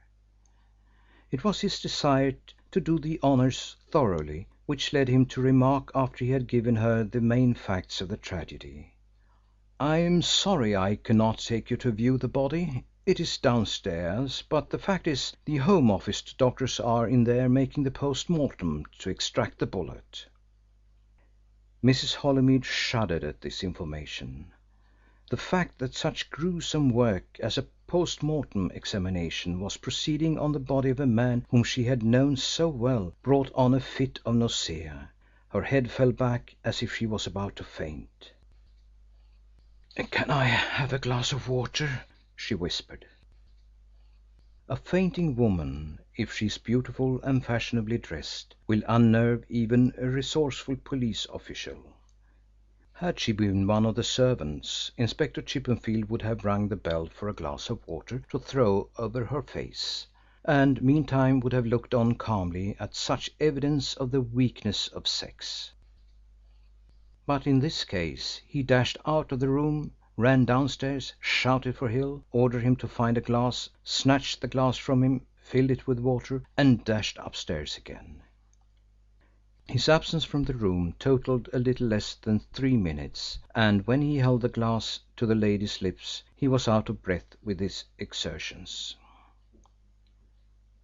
Mrs. Holymead took a sip of water, shuddered, took another sip, then heaved a sigh, and opened to the full extent her large dark eyes on the man bending over her, who felt amply repaid by such a glance. She thanked him prettily for his great kindness and took her departure, being conducted downstairs and to her waiting motor car at the gate by Inspector Chippenfield. That officer went back to the house with a pleased smile on his features. But he would not have been so pleased with himself if he had known that his brief absence from the room of the tragedy for the purpose of obtaining a glass of water had been more than sufficient to enable the lady to run to the open desk of the murdered man, touch a spring which opened a secret receptacle at the back of it, extract a small bundle of papers, close the spring, and return to her chair to await in a fainting attitude the return of the chivalrous police officer. Mrs. Holymead's return to her home in Prince's Gate was awaited with feverish anxiety by one of the inmates. This was Mademoiselle Gabrielle Chiron, a French girl of about 28, who was a distant connection of Mrs. Holymead's by marriage. A cousin of Mrs. Holymead's had married Lucille Chiron, the younger sister of Gabrielle, 2 years ago.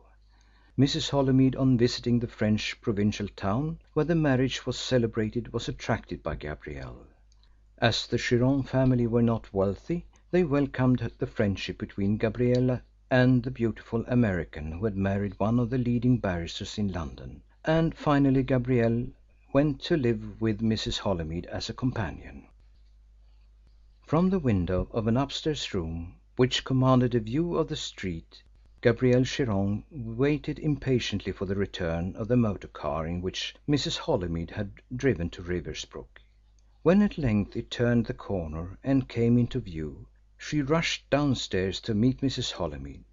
She opened the street door before the lady of the house could ring. Her gaze was fixed on the handbag which Mrs. Holymead carried, a comparatively big handbag, which the lady had taken the precaution to purchase before driving out to Riversbrook.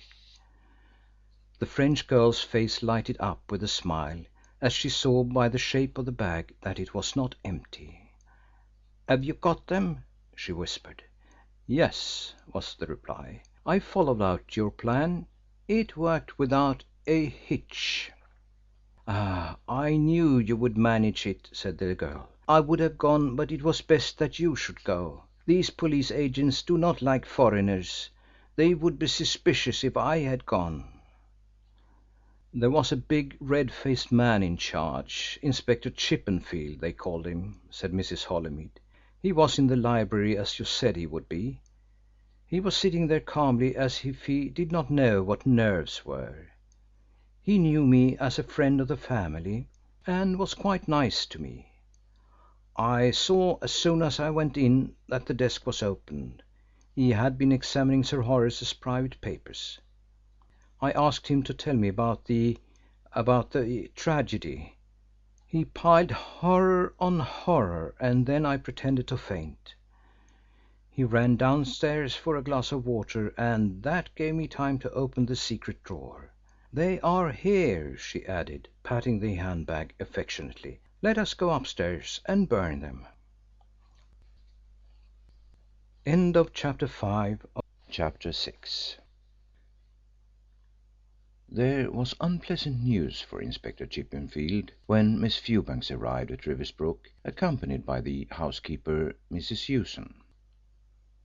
In the first place, he learnt with considerable astonishment that it was Miss Fewbanks' intention to stay in the house until after the funeral, and for that purpose she had brought the housekeeper to keep her company in the lonely old place.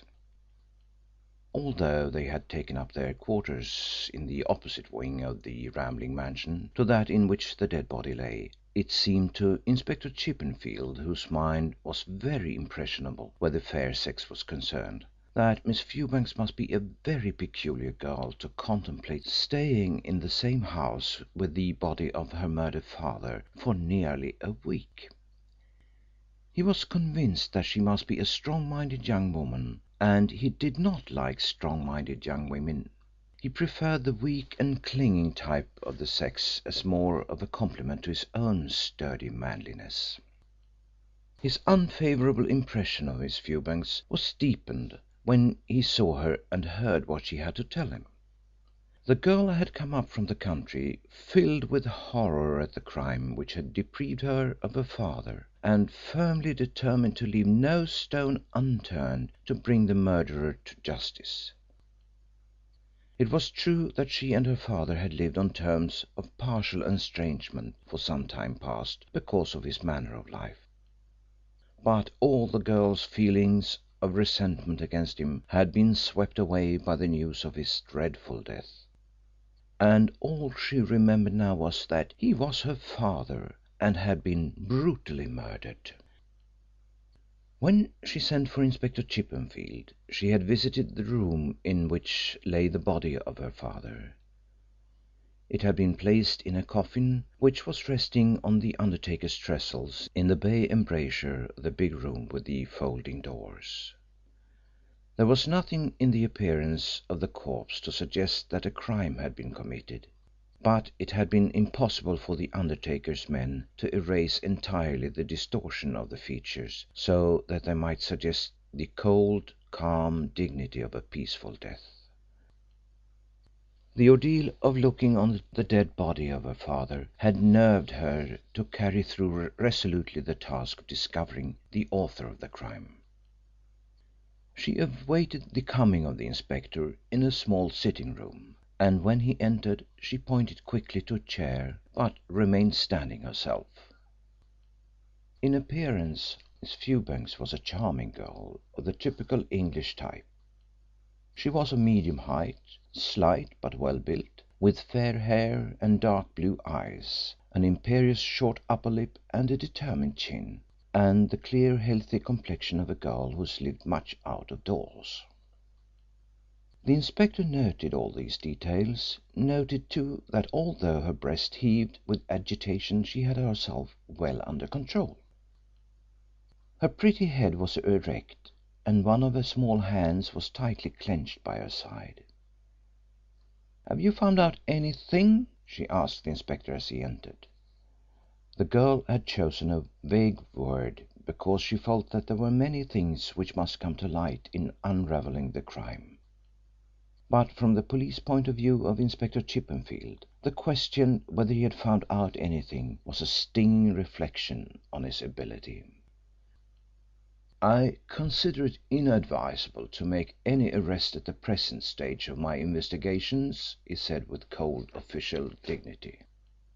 "Do you think you know who did it?" asked the girl. "It is my business to find out," replied the inspector in a voice that indicated confidence in his ability to perform the task. The girl was too unsophisticated to follow the subtle workings of official pride. "The papers call it a mysterious crime. Do you think it is mysterious?" "There are certainly some mysterious features about it," said the inspector, "but I do not regard them as insoluble. Nothing is insoluble," he added in a sententious tone. "If there are mysteries to be solved you ought to have help," said the young lady.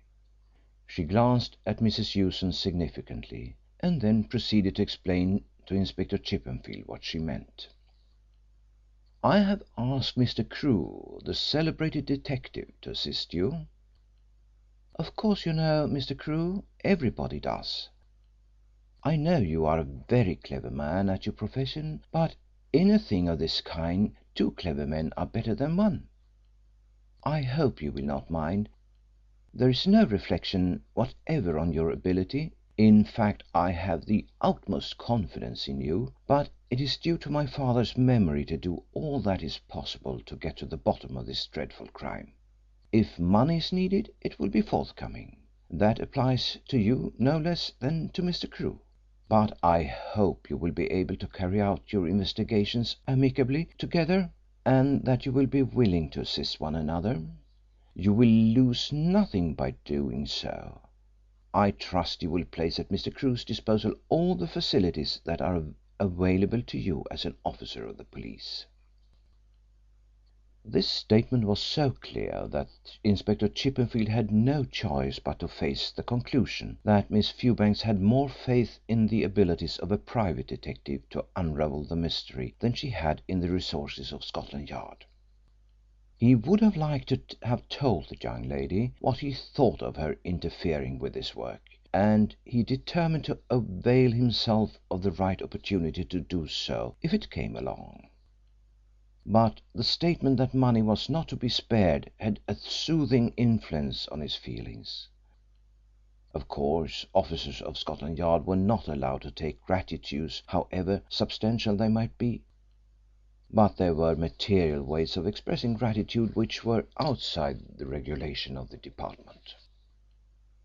"I shall be very pleased to give Mr. Crewe any assistance he wants," said Inspector Chippenfield, bowing stiffly.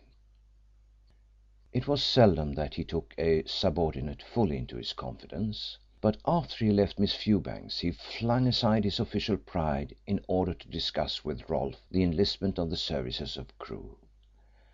Rolfe was no less indignant than his chief at the intrusion of an outsider into their sphere. Crewe was an exponent of the deductive school of crime investigation, and had first achieved fame over the Abingdon case some years ago, when he had succeeded in restoring the kidnapped heir of the Abingdon estates after the police had failed to trace the missing child. In detective stories the attitude of members of Scotland Yard to the deductive expert is that of admiration based on conscious inferiority. But in real life the experts of Scotland Yard have the utmost contempt for the deductive experts and their methods. The disdainful pity of the deductive experts for the rule of thumb methods of the police is not to be compared with the vigorous scorn of the official detective for the rival who has not had the benefit of police training. "Look here, Rolfe," said Inspector Chippenfield, "we mustn't let Crewe get ahead of us in this affair, or we'll never hear the last of it. It is scandalous of a man like Crewe, who has money of his own and could live like a gentleman, coming along and taking the bread out of our mouths by accepting fees and rewards for hunting after criminals. Of course, I know they say he is lavish with his money and gives away more than he earns, but that's all bosh. He sticks it in his own pocket right enough. One thing is certain, he gets paid whether he wins or loses. That is to say, he gets his fee in any case, but of course if he wins something will be added to his fee. In the meantime all you and I get is our salaries, and, as you know, the pay of an inspector isn't what it ought to be." Rolfe assured his superior of his own conviction that the pay at Scotland Yard ought to be higher for all ranks, especially the rank and file. He also declared that he was ready to do his best to thwart Crewe. "That is the right spirit," commented Inspector Chippenfield approvingly. "Of course we'll tell him we're willing to help him all we can, and of course he'll tell us we can depend on his help. But we know what his help will amount to. He'll keep back from us anything he finds out, and we'll do the same for him. But the point is, Rolfe, that you and I have to put all our brains into this and help one another. I'm not the man to despise help from a subordinate. If you have any ideas about this case, Rolfe, do not be afraid to speak out. I'll give them sympathetic consideration." "I know you will," said Rolfe, who was by no means sure of the fact. "You can count on me." "As you know, Rolfe, there have been cases in which men from the Yard haven't worked together as amicably as they ought to have done. It used to be said when I was one of the plainclothesmen that the man in charge got all the credit and the men under him did all the work. But as an inspector I can tell you that is very rarely the case. In my reports I believe in giving my junior credit for all he has done, and generally a bit more. It may be foolish of me, but that is my way. I never miss a chance of putting in a good word for the man under me." "It would be better if they were all like that," said Rolfe. "Well, it's a bargain, Rolfe," said Inspector Chippenfield. "You do your best on this job and you won't lose by it. I'll see to that. But in the meantime we don't want to put Crewe on the scent. Let us see how much we'll tell him and how much we won't." "He'll want to see the letter sent to the Yard about the murder," said Rolfe. "The Daily Recorder published a facsimile of it this morning." "Yes, I know about that." "Well, he can have it. But don't say anything to him about the lace you found in the dead man's hand, or at any rate not until you find out more about it. The glove he can have, since it's pretty obvious that it belonged to Sir Horace. We'll spin Crewe a yarn that we are depending on it as a clue." Crewe arrived during the afternoon to inspect the house and the room in which the crime had been committed. There was every appearance of cordiality in the way in which he greeted the police officials. "Delighted to see you, Inspector," he said. "Who is working this case with you?" "Rolfe. Don't think we have met before. Rolfe, have we?" Rolfe politely murmured something about not having had the pleasure of meeting Mr. Crewe, but of always having wanted to meet him because of his fame. "Very good of you," replied Crewe. "This is a very sad business. I understand there are some attractive points of mystery in the crime. I hope you haven't unravelled it yet before I have got a start. You fellows are so quick." "Slow and sure is our motto," said Inspector Chippenfield, feeling certain that a sneer and not a compliment had been intended. "There is nothing to be gained in arresting the wrong man." "That's a sound maxim for us all," said Crewe. "However, let's get to business. I rang up the Yard this morning and they told me you were in charge of the case and that I'd probably find you here. Can you let me have a look at the original of that letter which was sent to Scotland Yard informing you of the murder?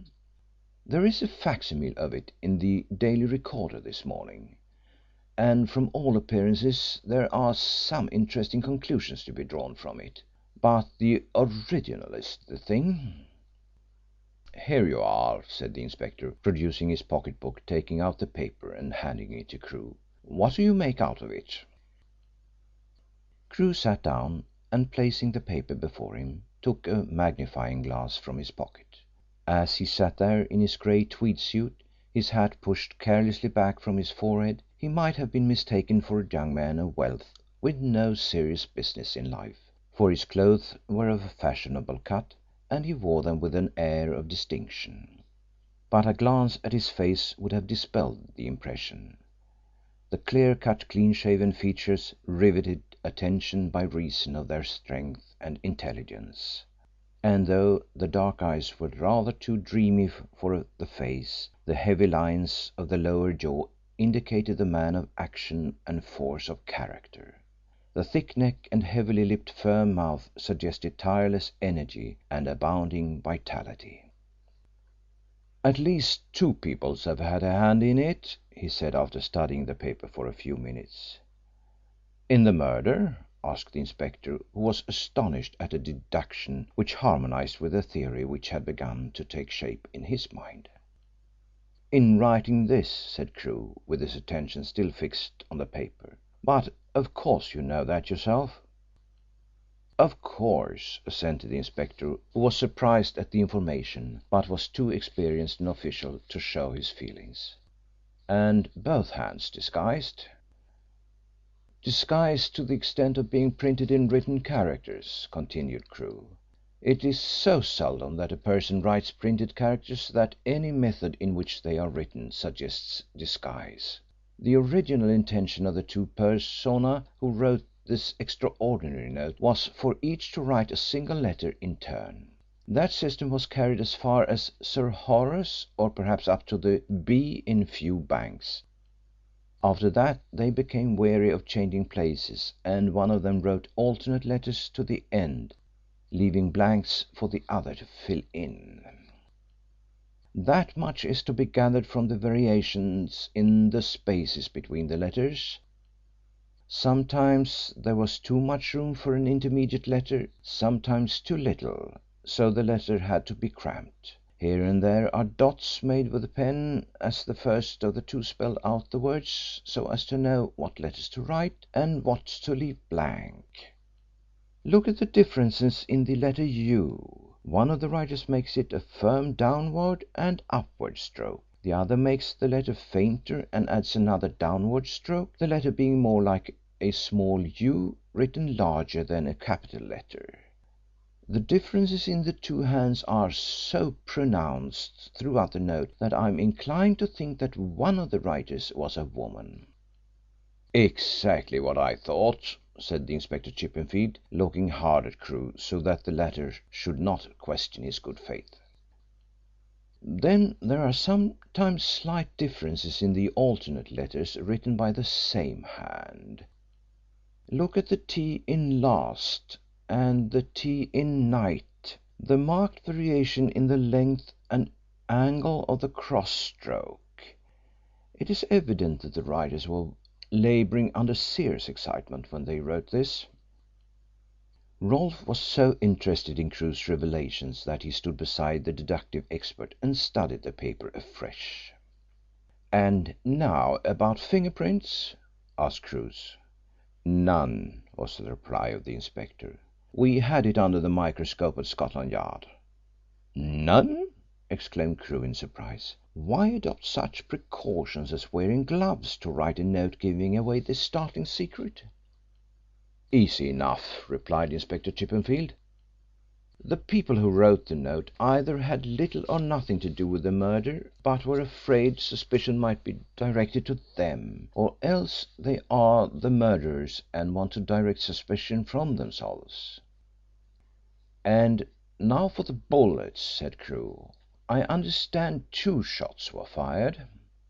"From 2 revolvers," said the inspector. "Here are both bullets. This one I picked out of the wall over there. You can see where I've broken away the plaster. This one, much the bigger one of the 2, was the one that killed Sir Horace. The doctor handed it to me after the post mortem." "Did Sir Horace keep a revolver?" "The butler says yes, but if he did it's gone." Crewe stood up and examined the hole in the wall where Inspector Chippenfield had dug out the smaller bullet. "Sir Horace made a bid for his life, but missed. Of course he had no time to take aim while there was a man on the other side of the room covering him, but in any case those fancy firearms cannot be depended upon to shoot straight." "You think Sir Horace fired first?" asked Rolfe. "This small bullet suggests one of those fancy silver mounted weapons that are made to sell to wealthy people. Sir Horace was a bit of a sportsman and knew something about game shooting, but I take it he had no use for a revolver. I assume he kept one of those fancy weapons on hand thinking he would never have to use it, but that it would do to frighten a burglar if the occasion did arise. And when he was held up in this room by a man with a revolver he made a dash for his own revolver and got in the first shot," suggested Rolfe, with the idea of outlining Crewe's theory of how the crime was committed. "It is scarcely possible to reconstruct the crime to that extent," said Crewe with a smile, "but undoubtedly Sir Horace got in the first shot. If he fired after he was hit his bullet would have gone wild, would probably have struck the ceiling, whereas it landed there. Let us measure the height from the floor." He pulled a small spool out of a waistcoat pocket and drew out a tape measure. "A little high for the height of an average man, and probably a foot wide off the mark." "And what do you make of the disappearance of Sir Horace's revolver?" asked Rolfe, who seemed to his superior officer to be in danger of displaying some admiration for the deductive methods. "I'm no good at guesswork," replied Crewe, who felt that he had given enough information away. "Well," said Rolfe, "here is a glove which was found in the room. The other one is missing. It might be a clue." Crewe took the glove and examined it carefully. It was a left-hand glove made of reindeer skin and grey in colour. It bore evidence of having been in use, but it was still a smart-looking glove, such as a man who took a pride in his appearance might wear. "Burglars wear gloves nowadays," said Crewe, "but not this kind. The india rubber glove with only the thumb separate is best for their work. They give freedom of action for the fingers and leave no fingerprints. Have you made inquiries whether this is one of Sir Horace's gloves?" "Well, it is the same size as he wore, 7½" said Inspector Chippenfield. "The butler is the only servant here, and he can't say for certain that it belonged to his master. I've been through Sir Horace's wardrobe and through the suit case he brought from Scotland, but I can find no other pair exactly similar. Rolfe took it to Sir Horace's hosier, and he is practically certain that the glove is one of a pair he sold to Sir Horace." "That should be conclusive," said Crewe thoughtfully. "So I think," replied the inspector. "Well, I'll take it with me, if you don't mind," said Crewe. "You can have it back whenever you want. Let me have the address of Sir Horace's hosier. I'll give them a call." "Take it by all means," said the inspector cordially, referring to the glove, and with a wink at Rolfe he added, "and when you are ready to fit it on the guilty hand I hope you will let us know." Chapter 7. Crewe made a careful inspection of the house and the grounds. He took measurements of the impressions left on the sill of the window, which had been forced, and also the footprints immediately beneath the window. He had a long conversation with Hill and questioned him regarding his movements on the night of the murder. He also asked about the other servants who were at Dellmere, and probed for information about Sir Horace's domestic life and his friends. As he was talking to Hill, Police Constable Flack came up to them with a card in his hand. Hill looked at the card and exclaimed, "Mr. Holymead? What does he want?" He asked if Miss Fewbanks was at home. Hill took the card in to Miss Fewbanks, and on coming out went to the front door and escorted Mr. Holymead to his young mistress. Crewe, as was his habit, looked closely at Holymead. The eminent K.C. was a tall man, nearly 6 feet in height, with a large, resolute, strongly marked face, which, when framed in a wig, was suggestive of the dignity and severity of the law. In years he was about 50, and in his figure there was a suggestion of that rotundity which overtakes the man who has given up physical exercise. He was correctly if sombrely dressed in dark clothes, and he wore a black tie, probably as a symbol of mourning for his friend. His gloves were a delicate grey. Crewe sought out Hill again and questioned him closely about the relations which had existed between Sir Horace Fewbanks and Mr. Holymead, whose enormous practice brought him in an income 3 times as large as the dead judge's and kept him constantly before the public. Hill was able to supply the detective with some interesting information regarding the visitor, and, in contrast to his manner when previously questioned at random by Crewe concerning his young mistress's habits, seemed willing, if not actually anxious, to talk. He had heard from Sir Horace's housekeeper that his late master and Mr. Holymead had been law students together, and after they were called to the bar they used to spend their holidays together as long as they were single. When they were married their wives became friends. Mrs. Holymead had died 14 years ago, but Mrs. Fewbanks Sir Horace had not been a baronet while his wife was alive had lived some years longer.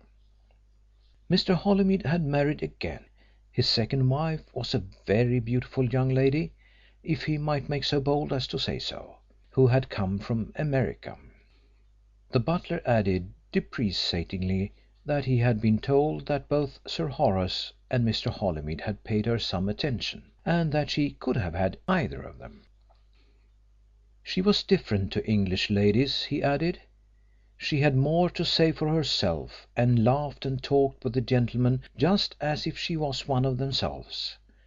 Hill mentioned that she had been out to see Miss Fewbanks the previous day, but that Miss Fewbanks had not come up from Dellmere then, so she had seen Inspector Chippenfield instead. While Crewe and the butler were talking, a boy of about 14, with the shrewd face of a London Arab, approached them with an air of mystery. He came down the hall with long, cautious strides, and halted at each step as if he were stalking a band of Indians in a forest. "Well, Joe, what is it?" asked Crewe as he came to a halt in front of them. "If you don't want me for half an hour, sir, I'd like to take a run up the street. There's a real good picture house just been opened." The boy spoke eagerly with his bright eyes fixed on Crewe. "I may want you any minute, Joe," replied Crewe. "Don't go away." The boy nodded his head and turned away. As he went down the hall again to the front door he gave an imitation of a man walking with extended arms across a plank spanning a chasm. "Picture mad," commented Crewe as he watched him. "I didn't quite understand you, sir," replied the butler. "Spends all his spare time in cinemas," said Crewe, "and when he is not there he is acting picture dramas. His ambition in life is to become a cinema actor." Crewe engaged Police Constable Flack in conversation while waiting for Mr. Holymead to take his departure. Flack had so little professional pride that he was pleased at meeting a gentleman who usurped the functions of a detective without having had any police training, and who could beat the best of the Scotland Yard men like shelling peas, as he confided to his wife that night. He was especially flattered at the interest Crewe seemed to display in his long connection with the police force and also in his private affairs.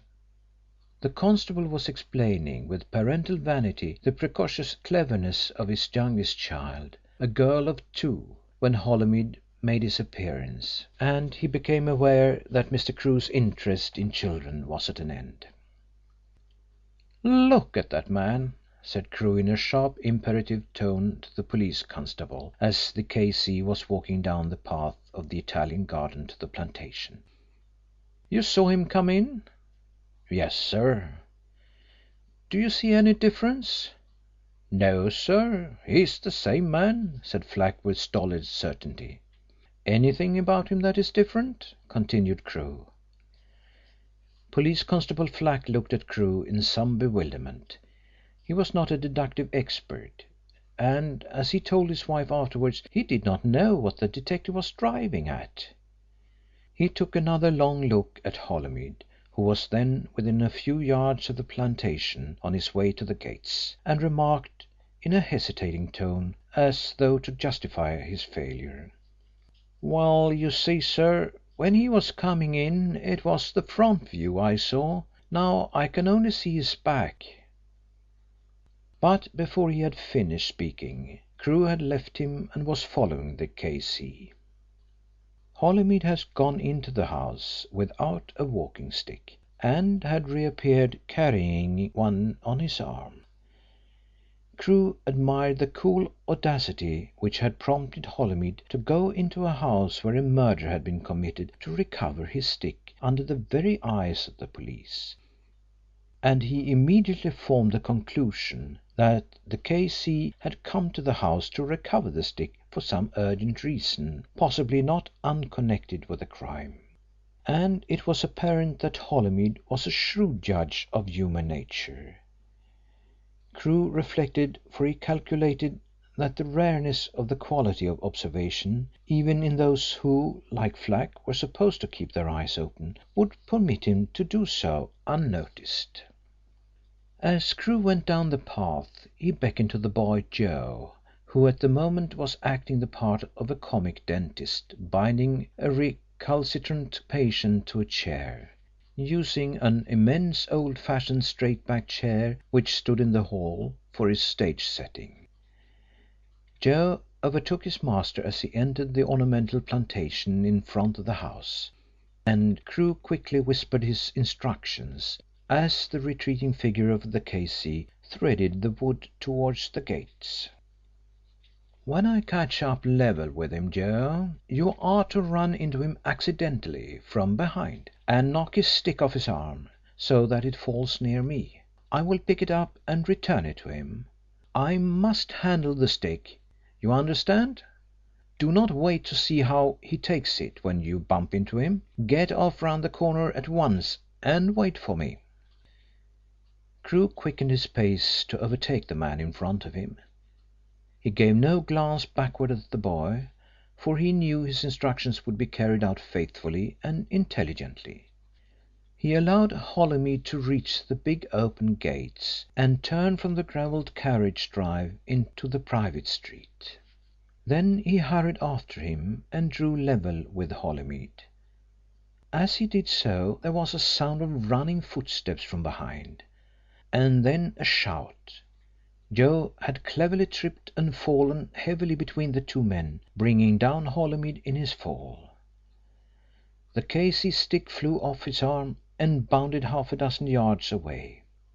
Crewe stepped forward quickly, secured the stick, glanced quickly at the monogram engraved on it, and held it out to Holymead, who was brushing the dust of his clothes with vexatious remarks about the clumsiness and impudence of street boys. For a moment he seemed to hesitate about taking the stick. "I believe this is yours," said Crewe politely. "Ah, yes, thank you," said the K.C., giving him a keen, suspicious glance.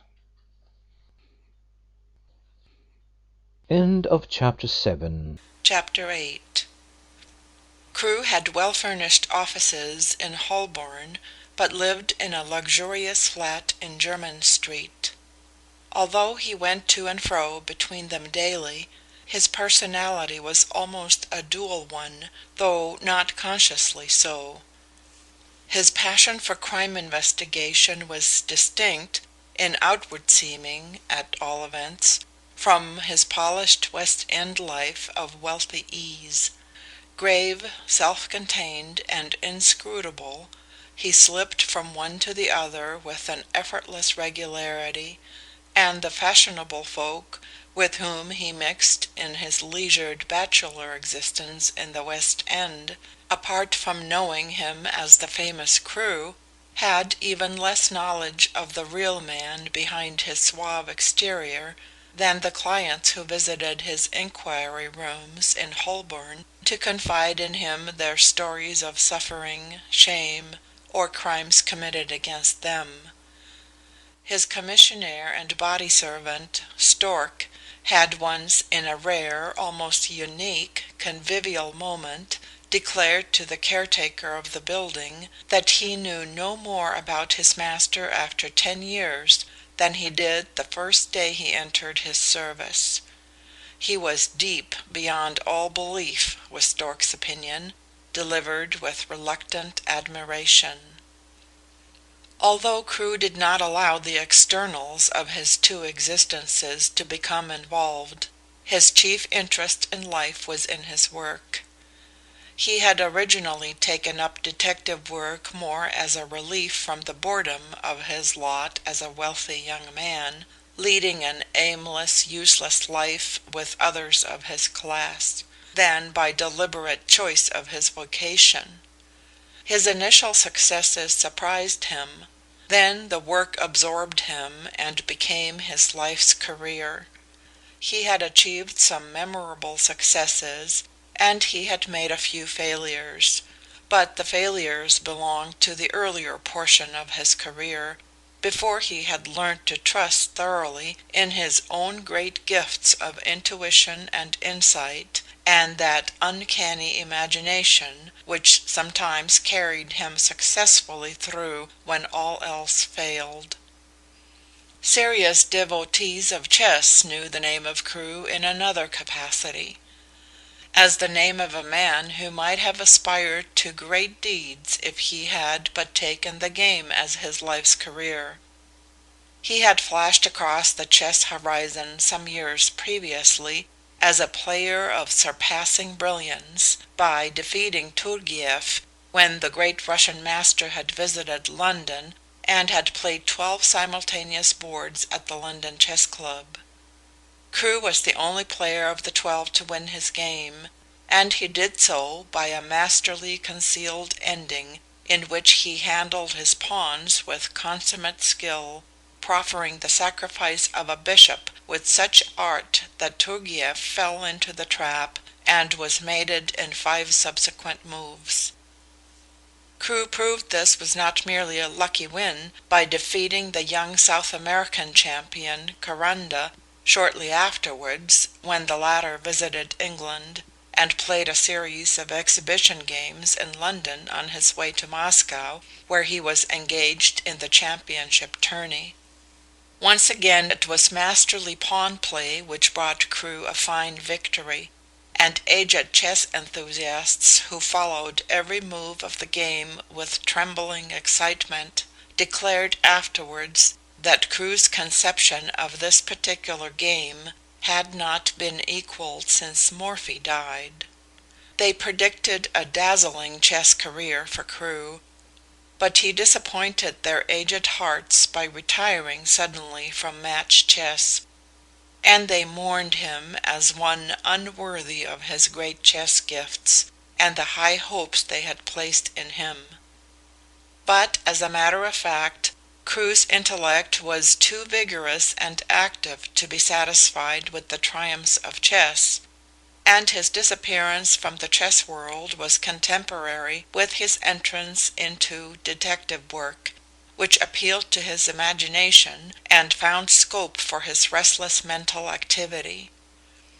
But if detective work so absorbed him that he gave up match chess entirely, he still retained an interest in the science of chess, reserving problem play for his spare moments, and, when not immersed in the solution of a problem of human mystery, he would turn to the chessboard and seek solace and relaxation in the mysteries of an intricate four-mover. He had once said that there was a certain affinity between solving chess problems and the detection of crime mystery. Once the key move was found, the rest was comparatively easy. But he added with a sigh that a really perfect crime mystery was as rare as a perfect chess problem. Human ingenuity was not sufficiently skillful, as a rule, to commit a crime or construct a chess problem with completely artistic concealment of the key move. And for that reason most problems and crimes were far too easy of detection to absorb one's intellectual interests and attention.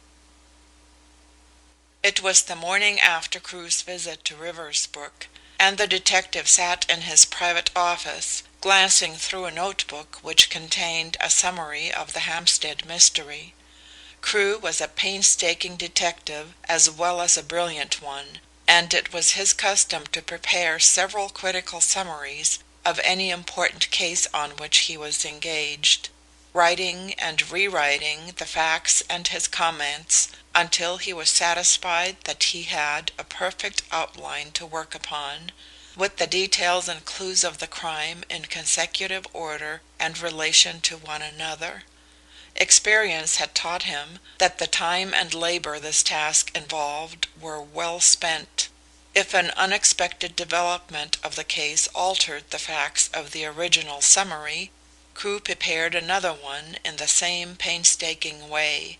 The summaries, when done with, were methodically filed and indexed and stored in a strong room at the office for future reference, where he also kept full records of all the cases upon which he had been engaged, together with the weapons and articles that had figured in them, huge volumes of newspaper reports and clippings, photographs of criminals with their careers appended, and a host of other odds and ends of his detective investigations, the whole forming an interesting museum of crime and mystery, which would have furnished a store of rich material for a fresh Newgate calendar. It was an axiom of Crewe's that a detective never knew when some old scrap of information or some trifling article of some dead and forgotten crime might not afford a valuable clue. Expert criminals frequently repeated themselves, like people in lesser walks of life, and Crewe's library and museum, as he called it, had sometimes furnished him with a simple hint for the solution of a mystery which had defied more subtle methods of analysis. Crewe, after carefully reading his summary of the murder of Sir Horace Fewbanks, and making a few alterations in the text, drew from his pocket the glove which Inspector Chippenfield had handed him as a clue, took it to the window, and carefully examined it through a large magnifying glass. He was thus engrossed when the door was noiselessly opened, and Stork, the bodyguard, entered. Stork belied his name. He was short and fat, with a red mottled face, a model of discretion and imperturbability, who had served Crewe for 10 years, and bade fair to serve him another 10 if he lived that long. In his heart of hearts he often wondered why a gentleman like Crewe should so far forget what was due to his birth and position as to have offices in Holborn. Holborn, of all parts of London! But the awe he felt for Crewe prevented his seeking information on the point from the only person who could give it to him. So he served him and puzzled over him in silence, his inward perturbation of spirits being made manifest occasionally by a puzzled glance at his master when the latter was not looking. It was nothing to Stork that his master was a famous detective. The problem to him was why he was a detective when he had no call to be one, having more money than any man, let alone a single man, could spend in a lifetime. Stork coughed slightly to attract Crewe's attention. "If you please, sir," he said, "the boy has come." While Crewe was busy with his magnifying glass, Stork returned with the boy who had accompanied Crewe on his visit to Riversbrook on the previous day. The boy, a thin, white-faced, sharp-eyed London street urchin, seemed curiously out of place in the handsomely furnished office, with his legs tucked up under the carved rail of a fine old oak chair, and his big dark eyes fixed intently on Crewe's face. The tie between him and the detective was an unusual one. It dated back some 12 months, when Crewe, in the investigation of a peculiarly baffling crime, found it advisable to disguise himself and live temporarily in a crowded criminal quarter of Islington. The rooms he took were above a second-hand clothing shop kept by a drunken female named Lever, a supposed widow who lived at the back of the shop with her 2 children, Lizzie, a bold-eyed girl of 17, who worked at a Clerkenwell clothing factory, and Joe, a typical Cockney boy of 14, who sold papers in the streets during the day and was fast qualifying for a thief at night when Crewe went to the place to live. Crewe soon discovered, through overhearing a loud quarrel between his landlady and her daughter, that Mrs. Lever's husband was alive, though dead to his wife for all practical purposes, inasmuch as he was serving a life's imprisonment for manslaughter. A fortnight after he had taken up his temporary quarters above the shop, the woman was removed to the hospital suffering from the effects of a hard drinking bout, and died there. The girl disappeared, and the boy would have been turned out on the streets but for Crewe, who had taken a liking to him. Joe was self-reliant, alert, and precocious, like most London street boys, but in addition to these qualities he had a vein of imagination unusual in a lad of his upbringing and environment. He devoured the exciting feuilleton stories in the evening papers he vended, and spent his spare pennies at the cinema theatres in the vicinity of his poor home. His appreciation of the crude mysteries of the filmed detective drama amused the famous expert in the finer art of actual crime detection, until he discovered that the boy possessed natural gifts of intuition and observation, combined with penetration. Crewe grew interested in developing the boy's talent for detective work. When the lad's mother died, Crewe decided to take him into his Holborn offices as messenger boy. Crewe soon discovered that Joe had a useful gift for shadowing work, and his street training as a newspaper runner enabled him not only to follow a person through the thickest of London traffic, but to escape observation where a man might have been noticed and suspected. "Well, Joe," said Crewe, as the boy entered on the heels of Stork, "I have a job for you this morning. I want you to find the glove corresponding to this one." Crewe, having finished his examination of the glove, handed it to the boy, whose first act was to slip it on his left hand and move his fingers about to assure himself that they were in good working order in spite of being hidden. It was the first occasion on which Joe had worn a glove. "It was found in the room in which Sir Horace Fewbanks was murdered," continued Crewe. "The other one was not there. The question I want to solve is, did it belong to Sir Horace, or to someone who visited him on the night he was murdered? The police think it belonged to Sir Horace, because it is the same size as the gloves he wore, and because Sir Horace's hosier stocks the same kind, as does nearly every fashionable hosier in London. They think he lost the right-hand glove on his way up from Scotland. It will occur to you, Joe, though you don't wear gloves, that it is more common for men to lose the right-hand glove than the left hand, because the right hand is used a great deal more than the left, and even men who would not be seen in the street without gloves find there are many things they cannot do with the gloved hand. For instance, to dive one's hand into one's trouser pocket, where most men keep their loose change, the glove has to be removed." "Then the gentleman would take off his right glove when he paid for his taxicab from St. Pancras," said Joe, who was familiar, through the accounts in the newspapers, with the main details of the Fewbanks mystery. "Right, Joe," said his master approvingly. "And in that case he dropped the glove between the taxicab outside his front gates and his room, and it would have been found. I have made inquiries, and I am satisfied it was not found." "He might have lost it when he was getting into the train at Scotland," suggested the lad. "He had to change trains at Glasgow, and he might have lost it there." "That is a rule of thumb deduction," said Crewe, with a kindly smile. "It is good enough for the police, for they have apparently adopted it, but it is not good enough for me. What you don't understand, Joe, is that an odd glove is of no value in the eyes of a man who wears gloves. He doesn't take it home as a memento of his carelessness in losing the other. He throws it away. Therefore, if this is Sir Horace's glove, he took it home because he was unaware that he had lost the other. He would put on his gloves before leaving the train at St. Pancras, and he would pull off the right-hand one, he was not left-handed, when the taxicab was nearing his home, so as to be able to pay the fare. Therefore, if it is Sir Horace's glove, the fellow to it was dropped in the taxicab, or dropped between the taxicab and the house.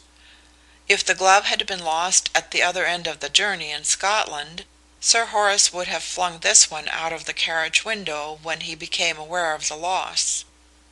As I have told you, no glove was found between the gate at Riversbrook and the room in which Sir Horace was murdered.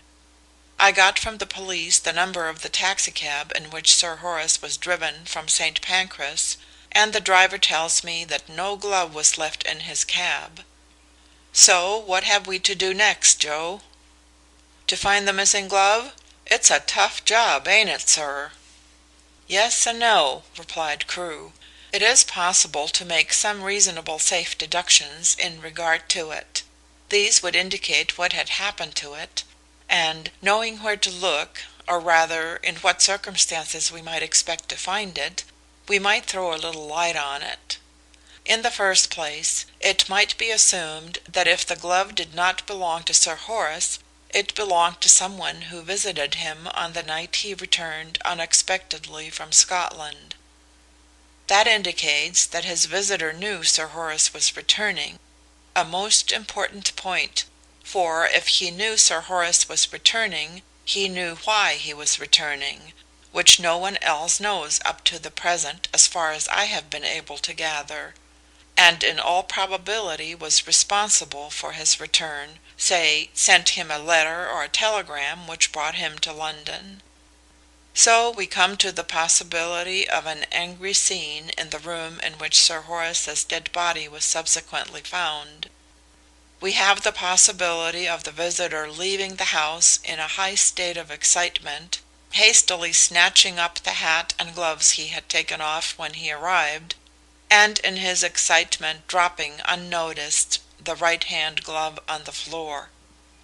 "And leaving his gold-mounted stick behind him," said Joe, who was following his master's line of reasoning with keen interest. "Right, Joe," said Crewe. "That was placed in the stand in the hall, and when the visitor left hurriedly was entirely forgotten. But at what stage did the visitor become conscious of the loss of his glove? Not until his excitement cooled down a little. How long he took to cool down depends upon the cause of his excitement and his temperament, things which at present we can only guess at. He would probably walk a long distance before he cooled down. Then he would resume his normal habits, and among other things would put on his gloves, if he had them. He would find that he had lost one, and that he had left his stick behind. He would know that the stick had been left behind in the hall, but he would not know the glove had been dropped in the house.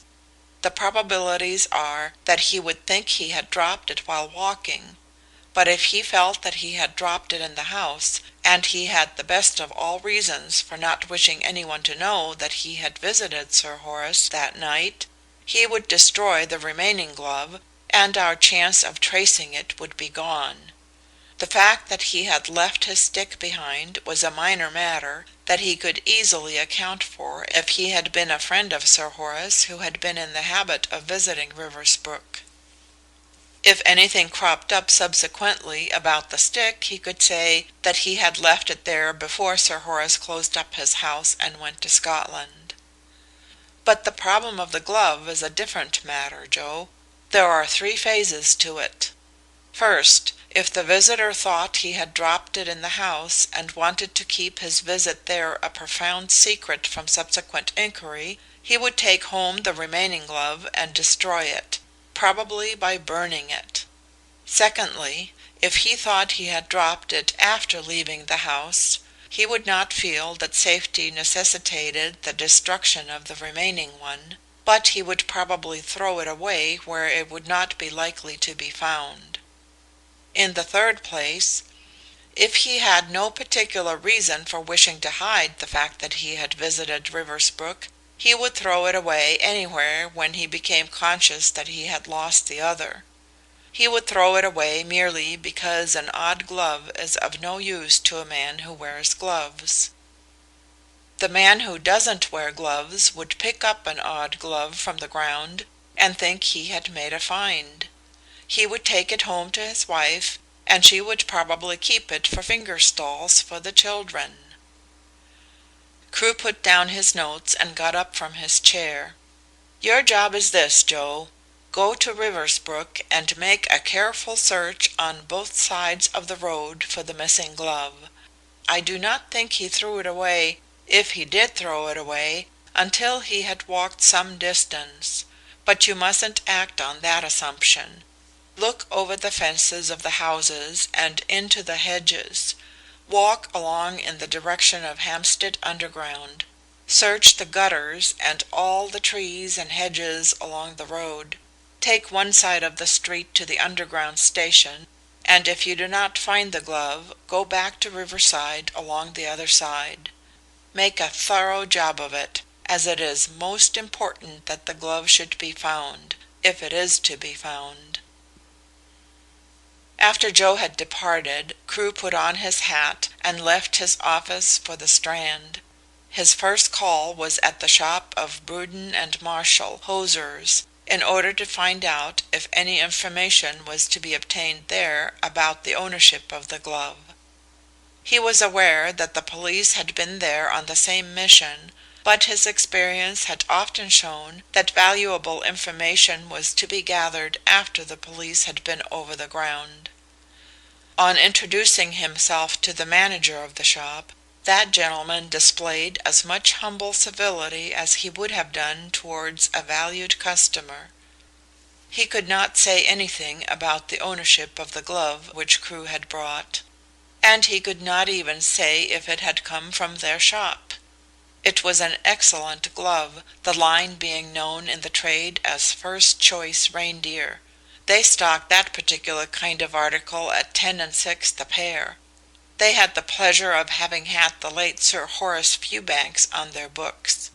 He was quite an old account, if he might use the expression. He was one of their best customers, being a gentleman who was particular about his appearance, and who would have nothing but the best in any line that he fancied. On the subject of Sir Horace's taste in hose, the manager had much to say, and in spite of Crewe's efforts to confine the conversation to gloves, the manager repeatedly dragged in socks. He did it so frequently that he became conscious his visitor was showing signs of annoyance, so he apologized, adding with an inspiration, "After all, hose is really gloves for the feet." Crewe ascertained that a large number of legal gentlemen were customers of Bruden and Marshall. He innocently suggested that the reason was because the shop was the nearest one of its kind to the law courts, but this explanation offended the shopman's pride. It was because they stocked high-class goods and gave good value in every way, combined with attention and civility and a desire to please, that they did such an excellent business with legal gentlemen. In refutation of the idea that proximity to the courts was the direct reason of their having so many legal gentlemen among their customers, the manager declared that they received orders from all parts of the world, India, Canada, Australia, and South Africa, to say nothing of American gentlemen who liked their hosiery to have the London hallmark.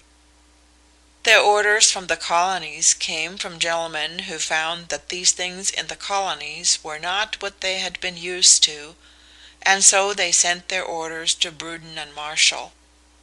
Crewe's interest was in the legal customers, and he asked for the names of some. The manager ran through a list of names of judges, barristers, and solicitors, but the name Crewe wanted to hear was not among them. He was compelled to include the name among half a dozen others he mentioned to the manager. He ascertained that Mr. Charles Holymead was a customer of the firm, but it was apparent from the manager's spiritless attitude towards Mr. Holymead that the famous K.C. was not a man who ran up a big bill with his hosier, or was very particular about what he wore. The world regarded some of the men of this type famous or distinguished, but in the hosier's mind they were all classed as commonplace. But the manager would not go so far as to say Mr. Holymead would not buy such a glove as that which Crewe had brought in. He might and he might not, but as a general rule he did not pay more than 8 and 6 for his gloves.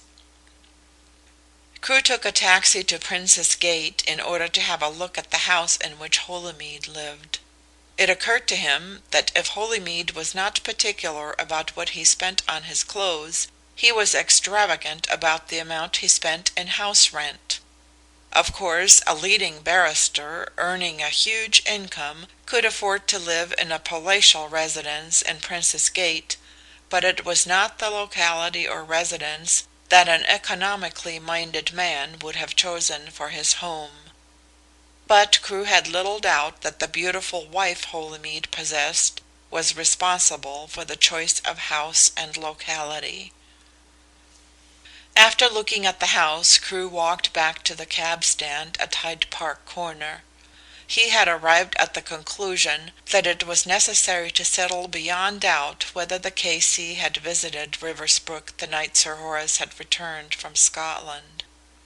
If the K.C. had done so, he was anxious to keep the visit secret, for not only had he not informed the police of his visit, but he had kept it from Miss Fewbanks.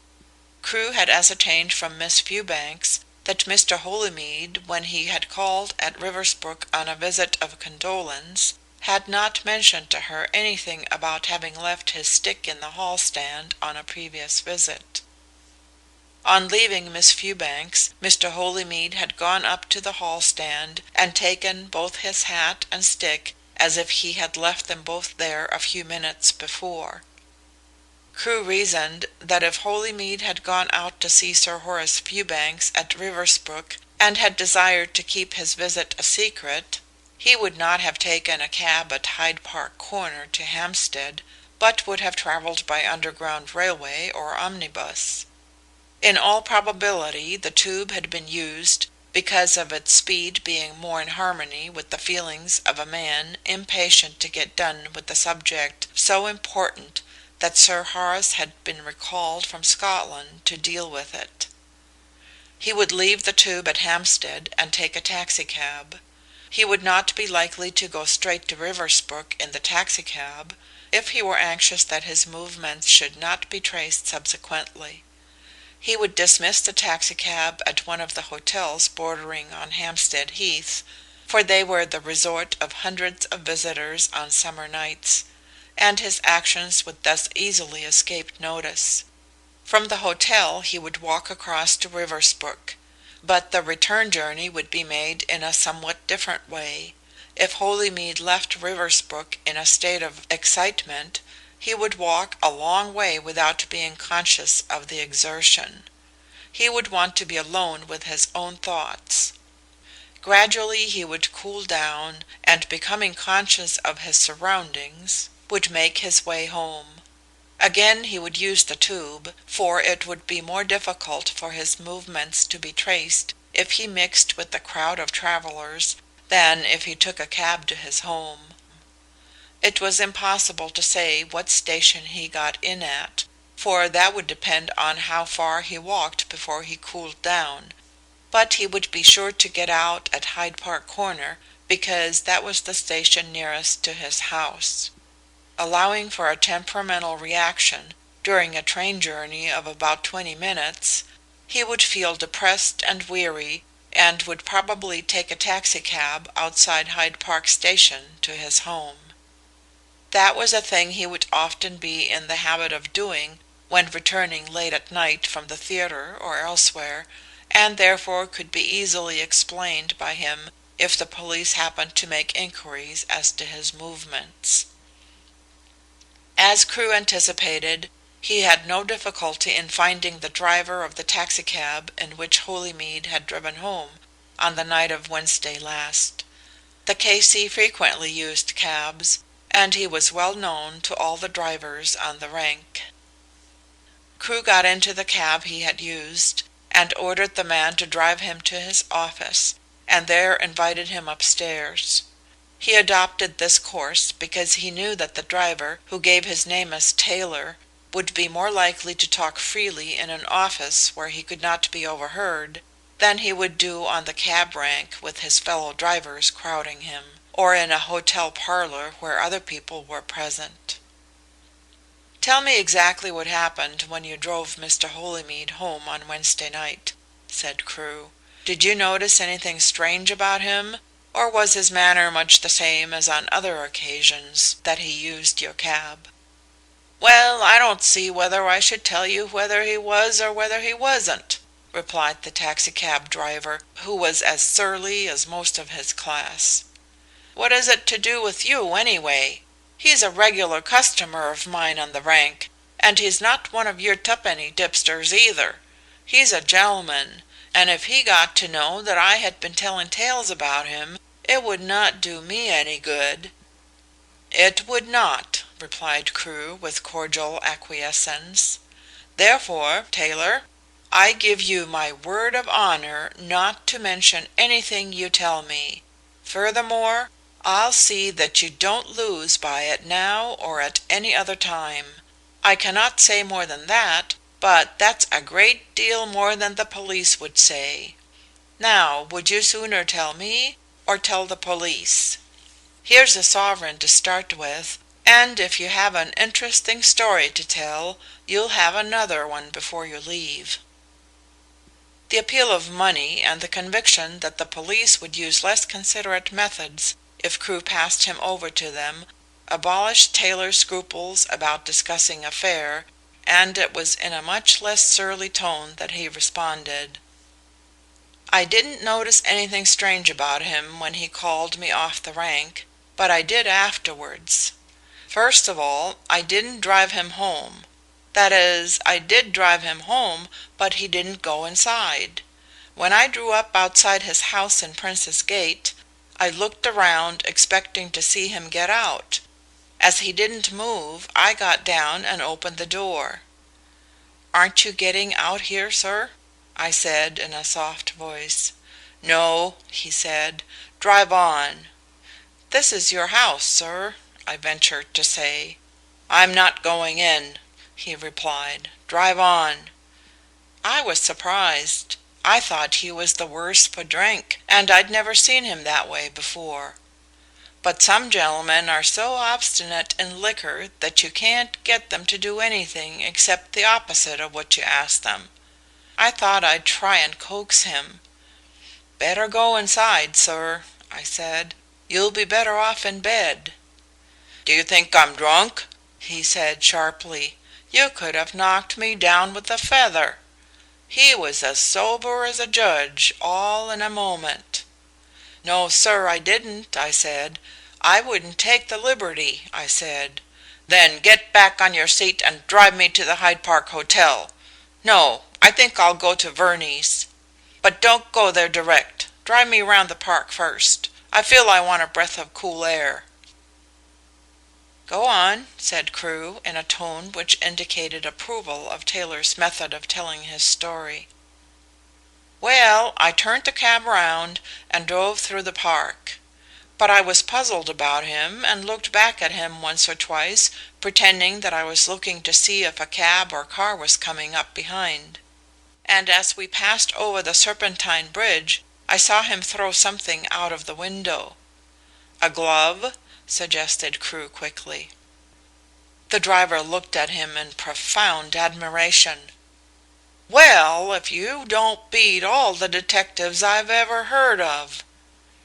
'He tried to throw it in the water,' continued Crewe, as if explaining the matter to himself rather than to his visitor. 'Did you get it?' 'Hold on a bit,' said Taylor, who had his own ideas of how to give value for the extra sovereign he hoped to obtain. 'I couldn't see what it was he had thrown away, and of course I couldn't pull up to find out. I drove on, but I kept my eye on him, though I had my back to him. As we were driving back along the Broad Walk, I had another look at him, and bless me if he wasn't crying like a child. He had his hands up to his face, and his head was shaking as if he was sobbing. I said to myself, he's barmy, he's gone off his rocker. I thought to myself I ought to drive him to the police station, but I reckoned it was none of my business after all, so I'll take him to Verney's and be done with it. So I drove to Verney's. He got out and paid me, but I couldn't see that he had been crying, and he looked much as usual so far as I could see. I thought to myself that perhaps after all he'd only had a queer turn. However, I said to myself I'd drive back to the bridge and see what he'd thrown out of the window. It was a glove, sure enough. It had fallen just below the railing. I looked about for the other one, but I couldn't find it, so I suppose it must have fallen into the water. 'No, it didn't,' said Crewe. 'I have it here.' He opened a drawer in his desk and produced the glove. 'It was a right-hand glove you found. Just look at this one and see if it corresponds to the one you picked up.' Taylor looked at the glove. 'They're as like as two peas,' he said. 'What did you do with the one you found?' inquired Crewe. 'I hope you didn't throw it away.' 'I'm not a fool,' retorted Taylor. 'I've had odd gloves left in my cab before. I kept this one, thinking that sooner or later somebody might leave another like it, and then I'd have a pair for nothing." "Well, I'll buy it from you," said Crewe. "Have you anything more to tell me?" "I went back to the rank, and one of the chaps was curious that I'd been so long away, for he knew that Mr. Holymead's place isn't more than 10 minutes' drive from the station. But he got nothing out of me. I know how to keep my mouth shut. You're the first man I've told what happened, and I hope you won't give me away." "I've already promised you that," said Crewe, flipping another sovereign from his sovereign case and handing it to Taylor. "And I'll give you 5 shillings for the glove." Taylor looked at him darkly. "5 shillings isn't much for a glove like that," he said insolently. "What about my loss of time going home for it? I suppose you'll pay the taxi fare for the run down from Hyde Park." "No, I won't," said Crewe cheerfully. "Then I don't see why I should bring it for a paltry 5 shillings," said Taylor. "If you want the glove you'll have to pay for it." "But I don't want the glove," said Crewe, who disliked being made the victim of extortion.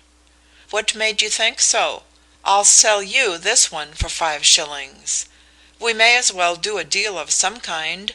It is no use each of us having one glove. What do you say, Taylor? Will you buy mine for 5 shillings, or shall I buy yours?" Taylor smiled sourly. "You're a deep one," he said. "Here's the other glove." He dipped his hand into the deep pocket of his driving coat and produced a glove. "I suppose you knew I'd have it on me. 5 shillings, and it's yours." "The pair are worth about 5 shillings to me," said Crewe as he paid over the money. "Do you remember what time it was when Mr. Holymead engaged you at Hyde Park?" 11 o'clock. "You are quite sure as to the time?" "I heard one of the big clocks striking as he was getting into my cab." Taylor took his departure, and Crewe, after wrapping up the left-hand glove which he had to return to Inspector Chippenfield, put the other one in his safe. "We're getting on," he said in a pleased tone. "This means a trip to Scotland. But I'll wait until the inquest is over." Chapter 9. At the inquest on the body of Sir Horace Fewbanks, which was held at the Hampstead Police Court, there was an odd mixture of classes in the crowd that thronged that portion of the court in which the public were allowed to congregate. The accounts of the crime which had been published in the press, and the atmosphere of mystery which enshrouded the violent death of one of the most prominent of His Majesty's judges, had stirred the public curiosity, and therefore, in spite of the fact that everyone was supposed to be out of town in August, the attendance at the court including a sprinkling of ladies of the fashionable world and their escorts. Both branches of the legal profession were numerously represented.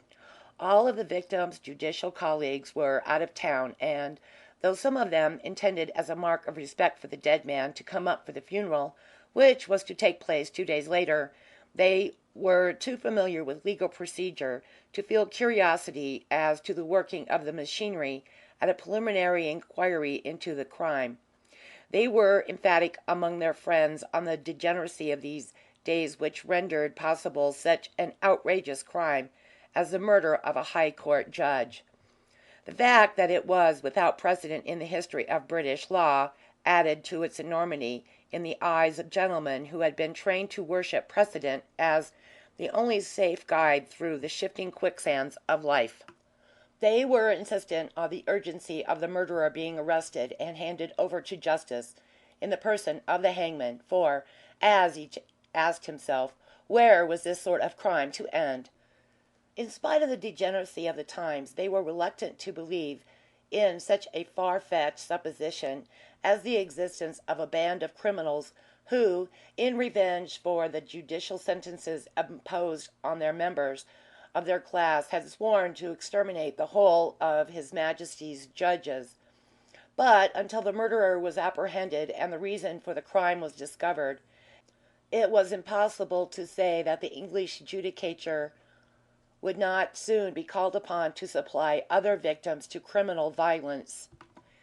The murder of a judge seemed to them a particularly atrocious crime, in the punishment of which the law might honourably sacrifice temporarily its well-earned reputation for delay. The bar was represented chiefly by junior members. The senior members were able to make full use of the long vacation, spending it at health resorts or in the country, but the incomes of the young shoots of the great parasitical profession did not permit them to enjoy more than a brief holiday out of town.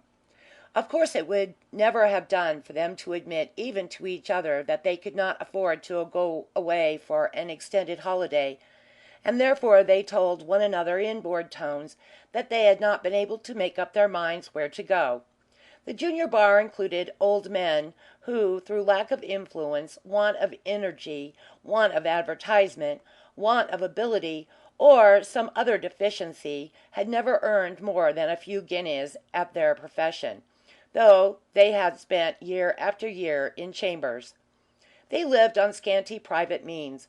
Broken in spirit, they had even ceased to attend the courts in order to study the methods and learn the tricks of successful counsel. But the murder of a high court judge was a thing which stirred even their sluggish blood, and in the hope of sensational development they had put on faded silk hats and shabby black suits and gone out to Hampstead to attend the inquest. The interest of the junior bar in the crime was as personal as that of the members of the judicial bench, though it manifested itself in an entirely different direction. They speculated among themselves as to who would be appointed to the vacancy on the High Court bench. A leading K.C. with a political pull would of course be selected by the Attorney General, but there were several K.C.'s who possessed these qualifications, and therefore there was room for difference of opinion among the junior bar as to who would get the offer. The point on which they were all united was that vacancies of the High Court bench were a good thing for the bar as a whole, for they removed leading K.C.'s, and the dispersion of their practice was like rain on parched ground. Metaphorically speaking, everyone, including even the junior bar, had the chance of getting a shove up when a leading K.C. accepted a judicial appointment. Some of the more irreverent spirits among the junior bar, in drawing attention to the fact that Sir Horace Fewbanks had been one of the youngest members of the High Court bench, expressed the hope that the shock of his death would be felt by some of the extremely aged members of the bench, who were too infirm in health to be able to stand many shocks. The members of the junior bar chatted with the representatives of the lower branch of the profession, who ranged from articled clerks whose young souls had not been entirely dried up by association with parchment, to hard old delvers in dusty documents who had lived so long in the legal atmosphere of quibbling, obstruction, and deceit that they were as incapable of an honest, impetuous act as of an illegal one. The gossip concerning the murdered judge, in which the two branches of the profession joined, had reference to his moral character in legal circles. There had always been gossip of the kind in his lifetime. So Horace's judicial reputation was beyond reproach, and he had known his law a great deal better than most of his judicial colleagues. Comparatively few of his decisions had been upset on appeal, but everyone about the courts knew that he was susceptible to a pretty feminine face and a good figure. Many were the conflicts that arose in court between bench and bar as the result of Mr. Justice Fewbanks's habit of protecting pretty witnesses from cross-examining questions which he regarded as outside the case. There was no suggestion that his judicial decisions were influenced by the good looks of ladies who were parties to the cases heard by him, but there were rumours that on occasions the relations between the judge and a pretty witness begun in court had ripened into something at which moral men might well shake their heads. While the members of the legal profession struggled to obtain seats in the body of the court, an entirely different class of spectators struggled to get into the gallery. For the most part they were badly dressed men who needed a shave, but there were a few well-dressed men among them, and also a few ladies. Detective Rolfe took a professional interest in the occupants of the gallery. "What a collection of crooks!" he whispered to Inspector Chippenfield. "A regular rogues' gallery. Look, there is Nosey George. It is time he was in again. And behind him is that cunning old drop, Icky Samuels. I wish we could get him. Look at the other end of the first row. Isn't that Sunny Jim?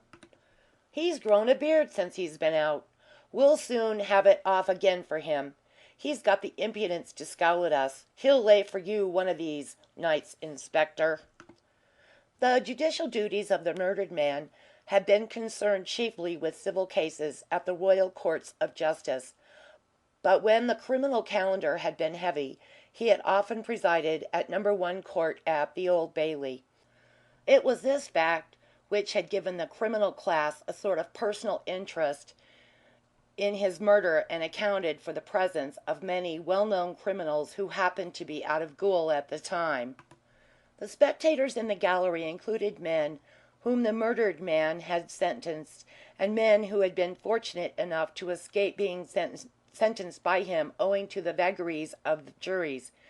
There were pickpockets, sneak thieves, confidence men, burglars, and receivers among the occupants of the gallery, and many of them had brought with them the ladies who assisted them professionally or presided over their homes when they were not in gaol.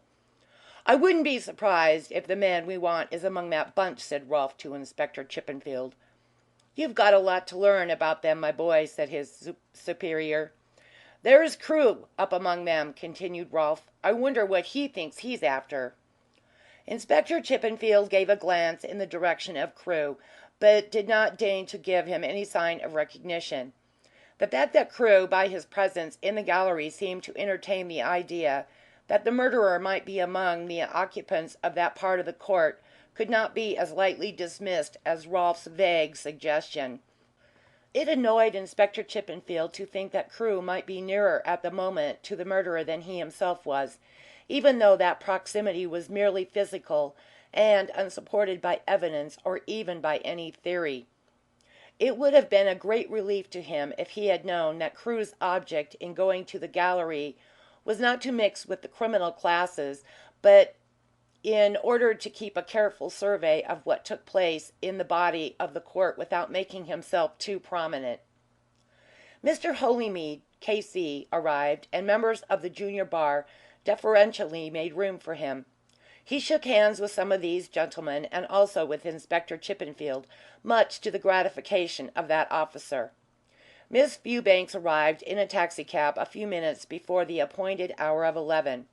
She was accompanied by Mrs. Holymead, and they were shown into a private room by Police Constable Flack, who had received instructions from Inspector Chippenfield to be on the lookout for the murdered man's daughter. Miss Fewbanks and Mrs. Holymead had been almost inseparable since the tragedy had been discovered. Immediately on the arrival of Miss Fewbanks from Delmer, Mrs. Holymead had gone out to Riversbrook to console with her and to support her in her great sorrow. But the murdered man's daughter, who, on account of having lived apart from her father, had developed a self-reliant spirit, seemed to be less overcome by the horror of the tragedy than Mrs. Holymead was. It was with a feeling that there was something lacking in her own nature that the girl realized that Mrs. Holymead's grief for the violent death of a man who had been her husband's dearest friend was greater than her own grief at the loss of a father. One of the directions in which Mrs. Holymead's grief found expression was in a feverish desire to know all that was being done to discover the murderer. She displayed continuous interest in the investigations of the detectives engaged on the case, and she had implored Miss Fewbanks to let her know when any important discovery was made. She applauded the action of her young friend in engaging such a famous detective as Crewe, and declared that if anyone could unravel the mystery, Crewe would do it. She had been particularly anxious to hear through Miss Fewbanks what Crewe's impressions were with regard to the tragedy. The court was opened punctually. the coroner being Mr. Bodyman, a stout, clean-shaven, white-haired gentleman who had spent 30 years of his life in the stuffy atmosphere of police courts hearing police court cases. Police Inspector Selden nodded in reply to the inquiring glance of the coroner, and the inquest was opened. The first witness was Miss Fewbanks. She was dressed in deep black and was obviously a little unnerved. In a low tone she said she had identified the body as that of her father. She was staying at her father's country house in Delmere, Sussex, when the crime was committed. She had no knowledge of anyone who was evilly disposed towards her father. He had never spoken to her of anyone who cherished a grudge against him. Evidence relating to the circumstances in which the body was found was given by Police Constable Flack. He described the position of the room in which the body was found and the attitude in which the body was stretched. He was on duty in the neighbourhood of Tanton Gardens on the night of the murder, but he saw no suspicious characters and heard no sounds. The evidence of Hill was chiefly a repetition of what he had told Inspector Chippenfield as to his movements on the day of the crime, and his methods of inspecting the premises 3 times a week in accordance with his master's orders. He knew nothing about Sir Horace's sudden return from Scotland. His first knowledge of this was the account of the murder, which he read in the papers. Inspector Chippenfield gave evidence for the purpose of producing the letter received at Scotland Yard, announcing that Sir Horace Fewbanks had been murdered. The letter was passed up to the coroner for his inspection, and when he examined it he sent it to the foreman of the jury. Then followed medical evidence, which showed that death was due to a bullet wound, which could not have been self-inflicted.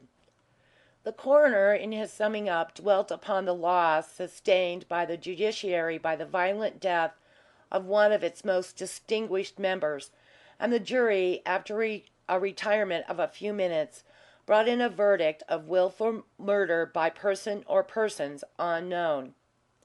As the occupants of the court filed out into the street, Crewe, who was watching Holymead, noticed the K.C. give a slight start when he saw Miss Fewbanks and his wife. Mr. Holymead went up to the ladies and shook hands with Miss Fewbanks, and to Crewe it seemed as if he was on the point of shaking hands with his wife, but he stopped himself awkwardly.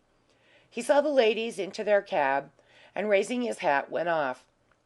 As Mr. Holymead had seen Miss Fewbanks in court when she gave evidence, it was obvious to Crewe that he could not have been surprised at meeting her outside. It was therefore the presence of his wife which had surprised him. That fact, if it were a fact, opened a limitless field of speculation to Crewe, but in spite of the possibility of error, a possibility which he frankly recognized, he was pleased with himself for having noticed the incident. To him it seemed to provide another link in the chain he was constructing. It harmonized with Taylor's story of Mr. Holymead's decision to stay at Verney's instead of entering his own home the night Taylor drove him from Hyde Park Corner. Rolfe also possessed the professional faculty of observation, but in a different degree. He had seen Mr. Holymead talking to his wife and Miss Fewbanks, but he had noticed nothing but gentlemanly ease in the barrister's manner. What did astonish him in connection with Mr. Holymead was that after he had left the ladies and was walking in the direction of the cab rank, he spoke to one of the former occupants of the gallery. This was a man known to the police and his associates as Kincher. His name was Kemp, and how he had obtained his nickname was not known. He was a criminal by profession, and had undergone several heavy sentences for burglary. He was a thick-set man of medium height, about 50 years of age. Apart from a rather heavy lower jaw, he gave no external indication of his professional pursuits, but looked, with his brown and weather-beaten face and rough blue reefer suit, not unlike a seafaring man.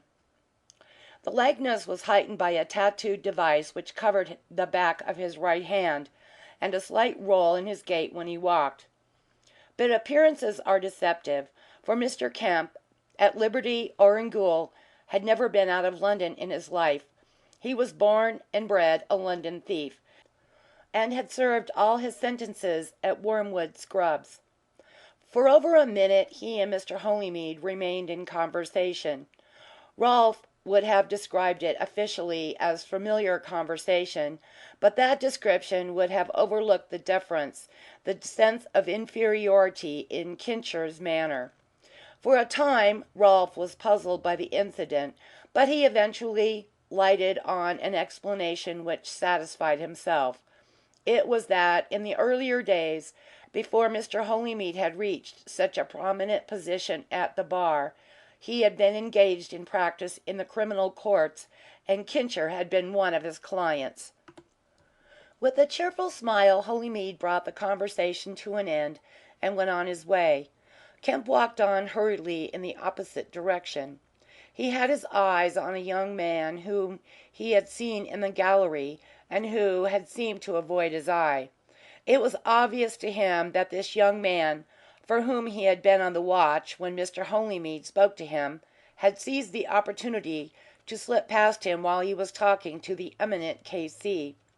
The young man, even from the back view, seemed to be well dressed. "Hello, Fred!" exclaimed Mr. Kemp as he reached within a yard or two of his quarry.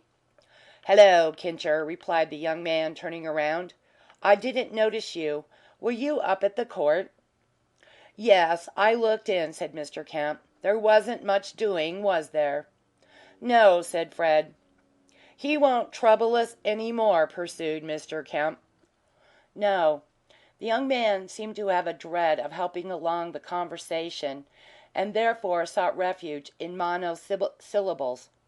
Mr. Kemp coughed before he formed his question. "Did you go up there that night?" "No." The reply came instantaneously, but the young man followed it up with a look of inquiry to ascertain if his denial was believed. "A good thing, as it happened," said Mr. Kemp. "I had nothing to do with it," said Fred, earnestly. "I never said you had," replied Mr. Kemp. "Nothing whatever to do with it," continued the young man with emphasis. "That's not my sort of game." "I'm not saying anything, Fred," replied the elder man, "but whoever done it might have done it by accident like." "Accident or no accident, I had nothing to do with it, thank God." "That is all right, Fred. I'm not saying you know anything about it, but even if you did, you'd find I could be trusted. I don't go blabbing around to everybody." "I know you don't, but as I said before, I had nothing to do with it. I didn't go there that night. I changed my mind." "A very lucky thing, then, because if they do look you up you can prove an alibi." "Yes," said Fred, "I can prove an alibi easy enough. But what makes you talk about them looking me up? Why should they get into me? Why should they look me up? I told you I didn't go there." "That is all right, Fred," said the other, in a soothing tone. "If that pal of yours keeps his mouth shut, there is nothing to put them on your tracks. But I don't like the looks of him. He seems to me a bit nervous. And if they put him through the 3rd degree, he'll squeak. That's my impression." "If he squeaks he'll have to settle with me," said Fred, "and he'll find there is something to pay. If he tries to put me away, I'll do him in." Kincher, instead of being horrified at this sentiment, seemed to approve of it as the right thing to be done. "I'd let him know if I was you, Fred," he said.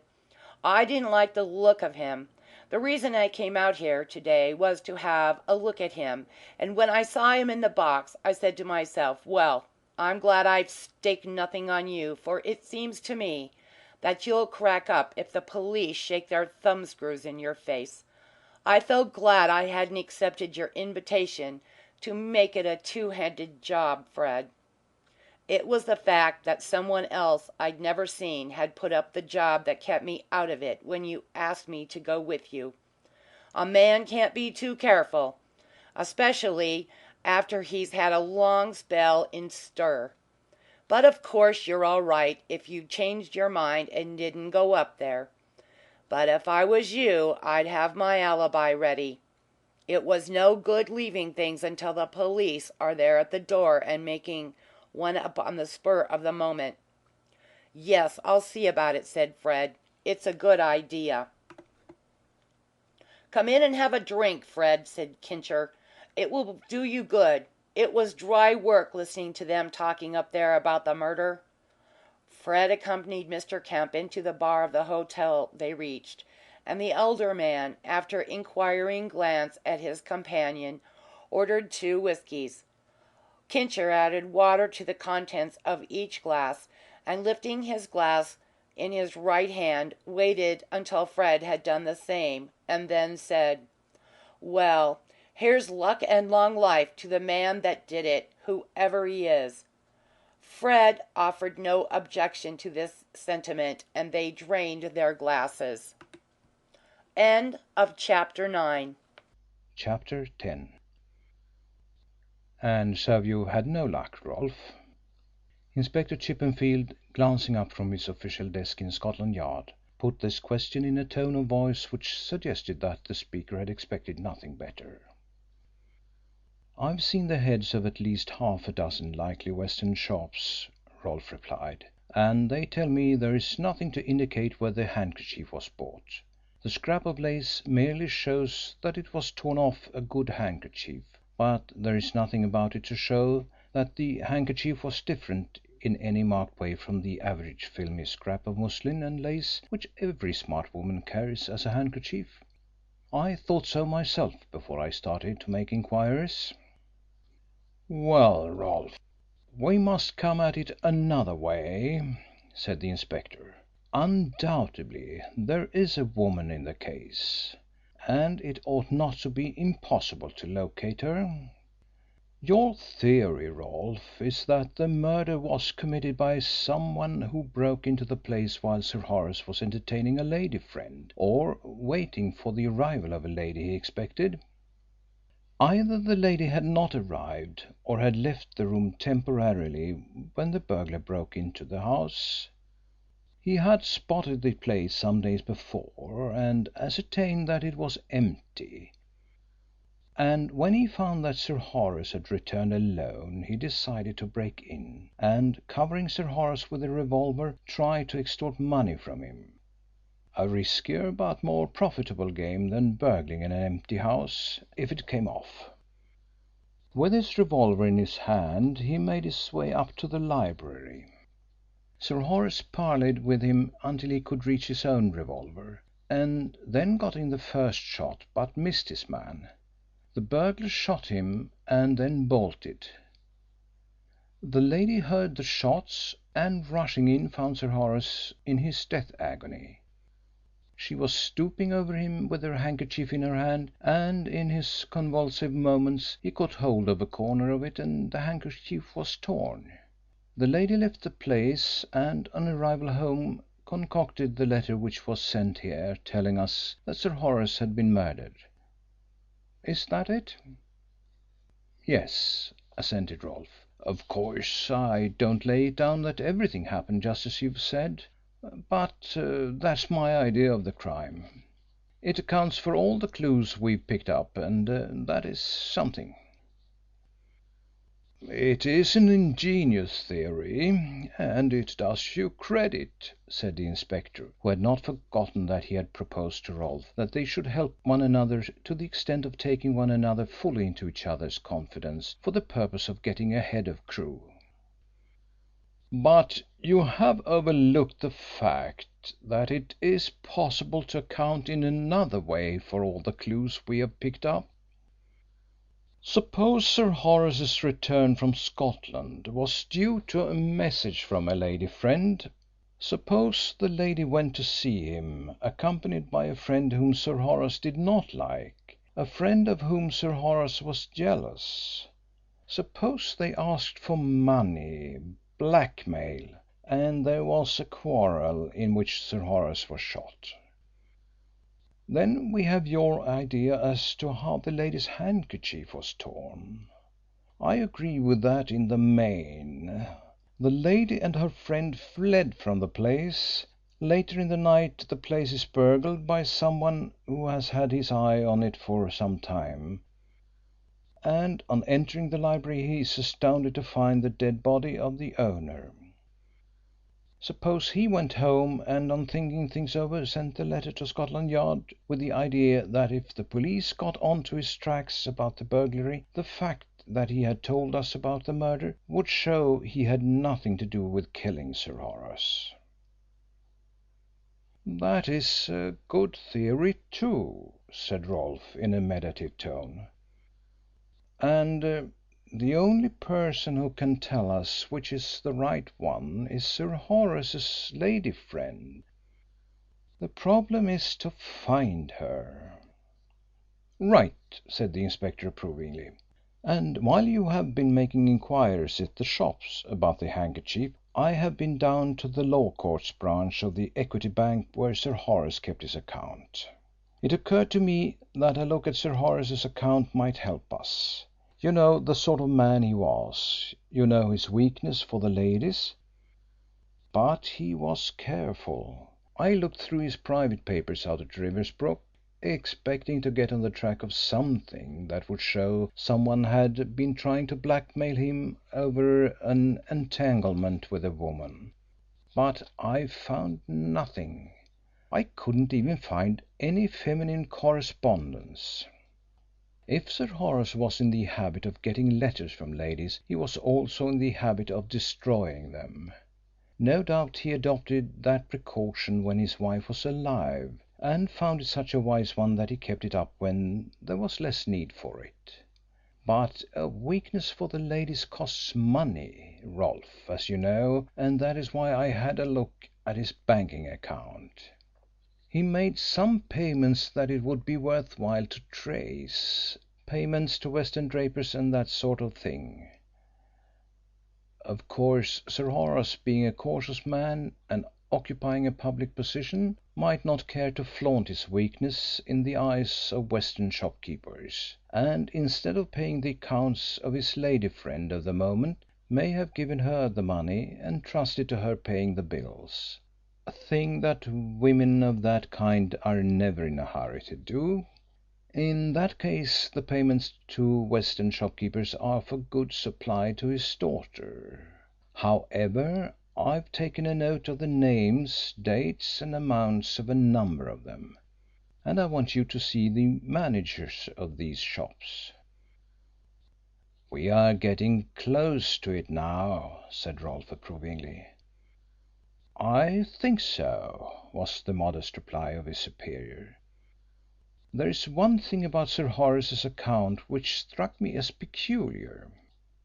Every 4 weeks for the past 8 months Sir Horace drew a cheque for £24, and every cheque of the kind was made payable to number 365.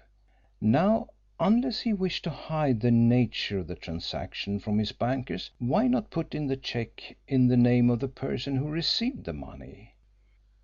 It couldn't have been for his personal use, for in that case he would have made the cheque payable to self. Besides, a man with a banking account doesn't draw a regular £24 every 4 weeks for personal expenses. He draws a cheque just when he wants a few pounds, instead of carrying £5 notes about with him. I asked the bank manager about these cheques, and he looked up a couple of them and found they had been cashed over the counter. So he called up the cashier, and from him I learnt that Sir Horace came in and cashed them. As far as he can remember, Sir Horace cashed all these £24 cheques. I assume he did so because he realised that there was less likely to be comment in the bank than if a well-dressed, good-looking young lady arrived at the bank with them. This £24 a month suggests that Sir Horace had something choice and not too expensive stowed away in a flat. That is a matter on which Hill ought to be able to throw some light. If he knows anything, I'll get it out of him. It struck me as extraordinary that Sir Horace should have taken Hill into his service knowing what he was. But this apparently is the explanation. He knew that Hill wouldn't gossip about him for fear of being exposed, for that would mean that Hill would lose his situation and would find it impossible to get another one without a reference from him. "We'll have Hill brought here." There was a knock at the door and a boy in buttons entered and handed Inspector Chippenfield a card. "Selden from Hampstead," he explained to Rolfe. "Don't go away yet. It may be something about this case." Police Inspector Selden entered the office and held the door ajar for a man behind him.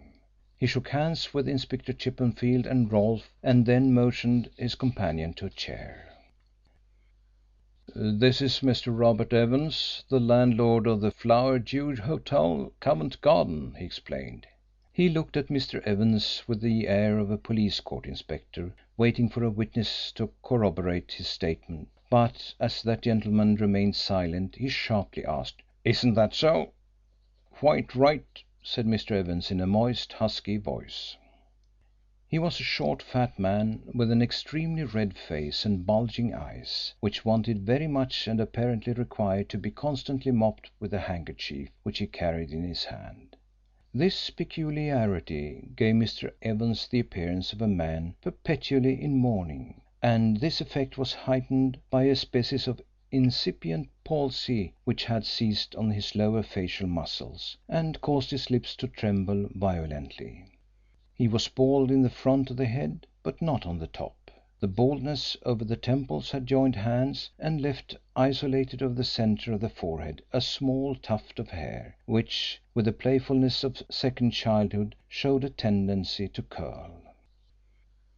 "Yes, you're quite right," he repeated huskily, as though some one had doubted the statement. "Evans is my name, and I'm not ashamed of it." "He came to me this morning and told me that Hill gave false evidence at the inquest yesterday," Inspector Selden explained, "so I brought him along to see you." "False evidence? Hill?" exclaimed Inspector Chippenfield, with keen interest. "Let us hear about it." "Well, you will remember Hill said he was at home on the night of the murder," pursued Inspector Selden. "I looked up his depositions before I came away, and what he said was this: 'I took my daughter to the Zoo in the afternoon. We left the Zoo at 5:30 and went home and had tea. My wife then took the child to the Picture Palace and I remained at home. I did not go out that night. They returned about 10:30 and after supper we all went to bed. But Evans tells me he saw Hill in his bar at 3 o'clock on the morning of the 19th of August.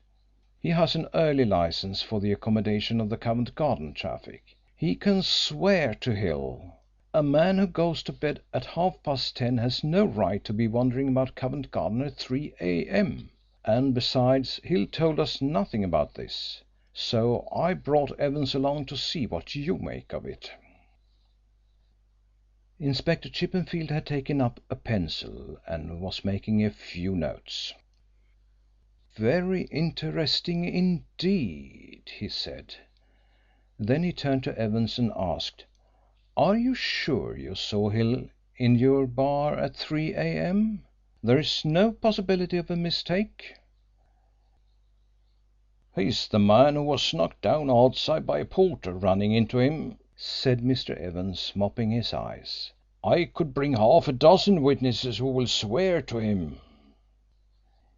"You see, it's this way," interpolated Inspector Selden, taking up the landlord's narrative.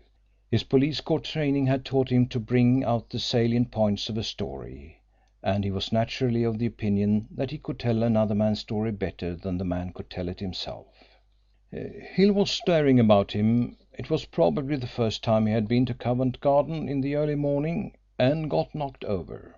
He was stunned, and some porters took him into the bar, sat him on a form and poured some rum into him.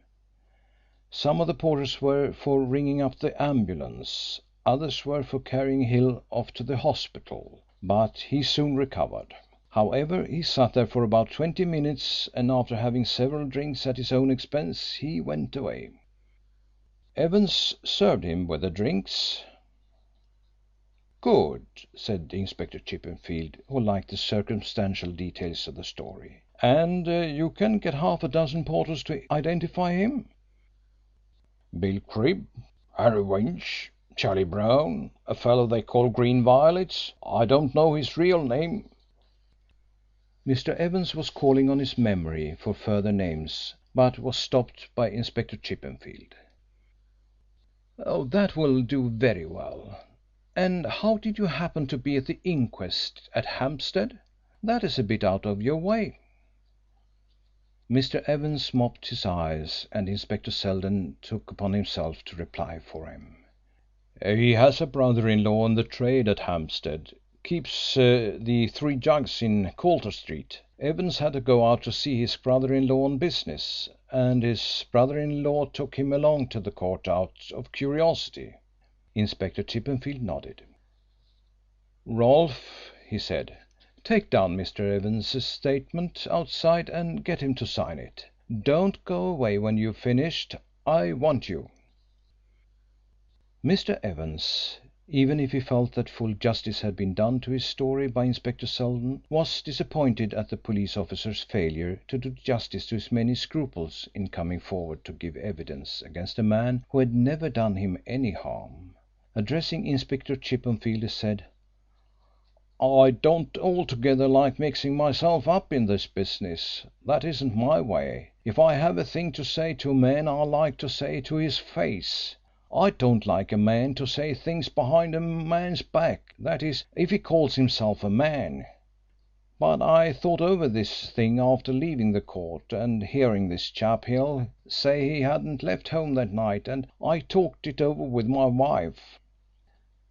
"You did the right thing," said Inspector Chippenfield, with the emphasis of a man who had profited by the triumph of right. Mr. Evans was under the impression that the inspector's approval referred chiefly to the part he had played as a husband in talking over his perplexity with his wife, rather than the part he had played as a man in revealing that Hill had lied in his evidence. "I always do," he said. "My wife's one of the sensible sort, and when a man takes her advice he don't go far wrong. She advised me to go straight to the police station and tell them all I know. It's a cruel murder, she said, and who knows but it might be our turn next." This example of the imaginative element in feminine logic made no impression on the practical official who listened to the admiring husband. "That is all right," said Inspector Chippenfield soothingly. "I understand your scruples. They do you credit. But an honest man like you doesn't want to shield a criminal from justice, least of all a cold-blooded murderer." When Rolfe returned to his superior with Evans's signed statement in his hand, he found the inspector preparing to leave the office. "Put on your hat and come with me," said the inspector. "We will go out and see Mrs. Hill. I'll frighten the truth out of her and then tackle Hill. He is sure to be up at Riversbrook and we can go there from Camden Town." While on the way to Camden Town by tube, Inspector Chippenfield arranged his plans with the object of saving time. He would interview Mrs. Hill, and while he was doing so Rolfe could make inquiries at the neighbouring hotels about Hill. It was the inspector's conviction that a man who had anything to do with the murder would require a steady supply of stimulants next day. Mrs. Hill kept a small confectionery shop adjoining a cinema theatre, to supplement her husband's wages by a little earnings of her own in order to support her child.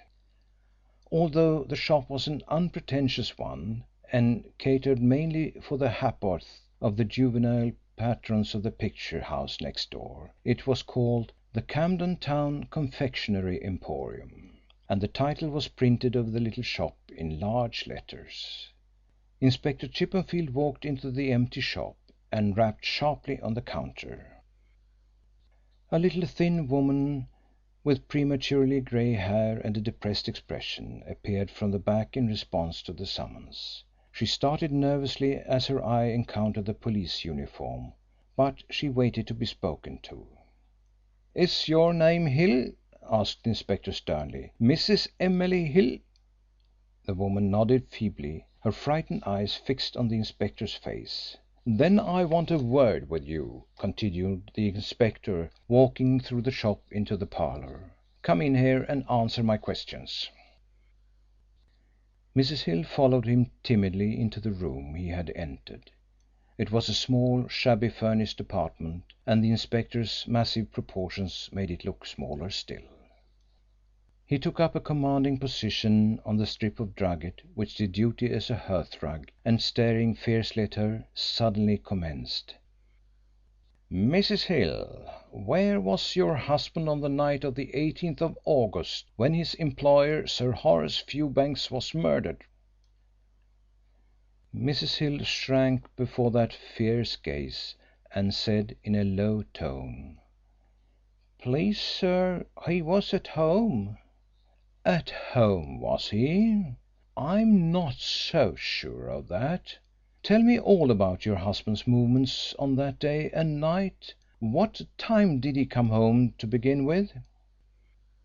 "He came home early in the afternoon to take our little girl to the Zoo, which was a treat she had been looking forward for a long while.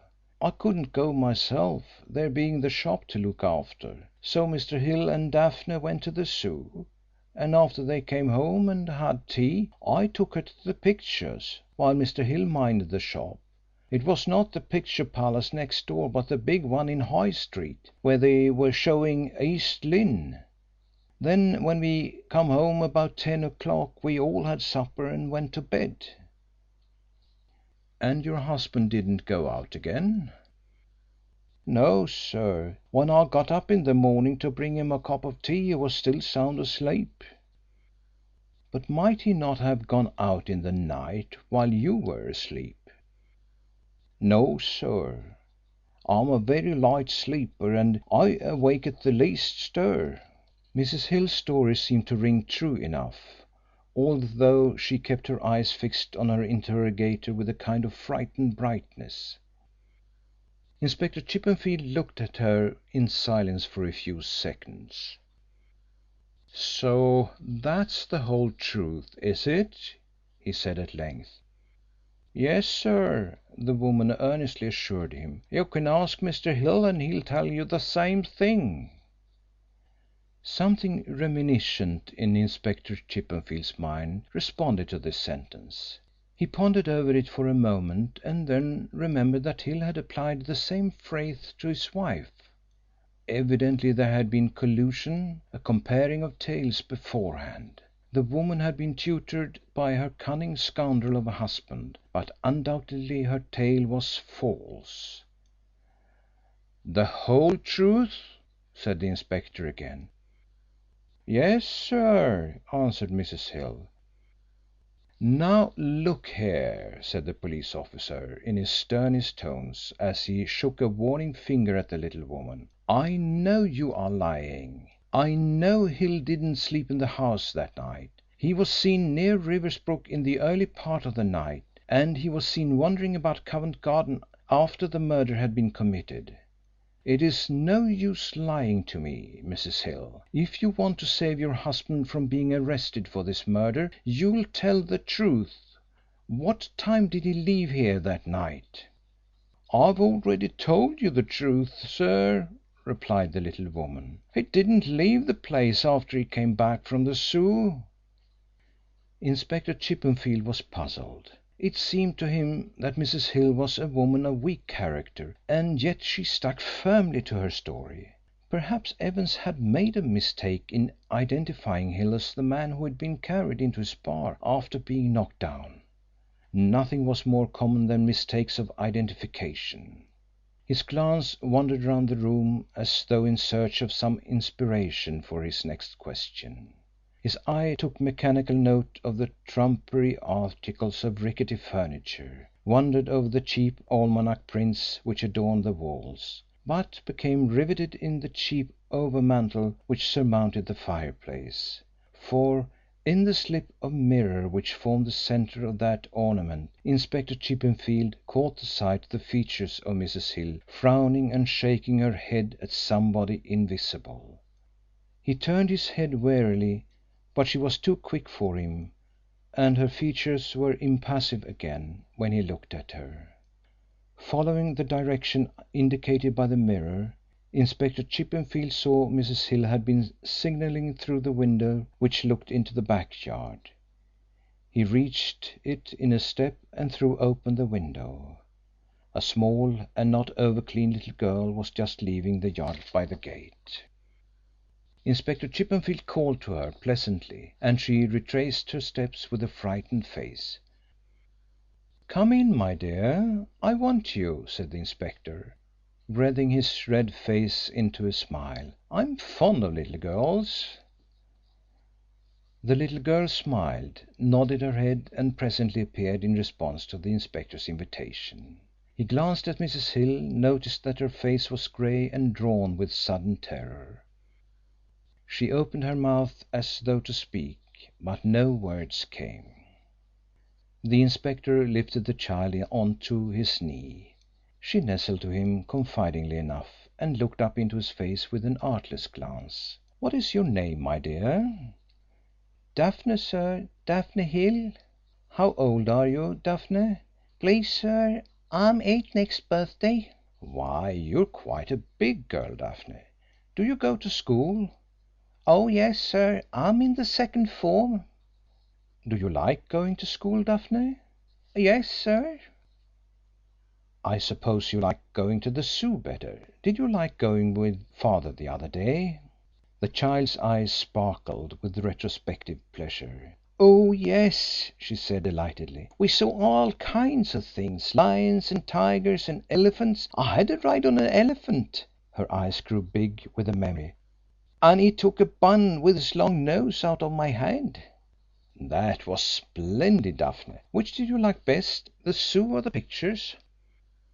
"I liked them both," she replied. "Was Father at home when you came home from the pictures?" "No," said the little girl innocently. "He was out." Mrs. Hill, standing a little way off with fear on her face, uttered an inarticulate noise and took a step towards the inspector and her daughter. "Better not interfere, Mrs. Hill, unless you want to make matters worse," said the inspector meaningly. "Now tell me, Daphne dear, when did your father come home?" "Not till the morning," replied the little girl with a timid glance at her mother. "How do you know that?" "Because I slept in Mother's bed that night with Mother, like I always do when Father is away. But Father came home in the morning and lifted me into my own bed, because he said he wanted to go to bed." "What time was that, Daphne?" "I don't know, sir." "It was light, Daphne. You could see." "Oh yes, sir." Inspector Chippenfield told the child she was a good girl and gave her sixpence. The little one slipped off his knee and ran across to her mother with delight to show her the coin, all unconscious that she had betrayed her father. The mother pushed the child from her with a heartbroken gesture. A heavy step was heard in the shop, and the inspector, looking through the window, saw Rolfe. He opened the door leading from the shop and beckoned his subordinate in. Rolfe was excited and looked like a man burdened with weighty news. He whispered a word in Inspector Chippenfield's ear.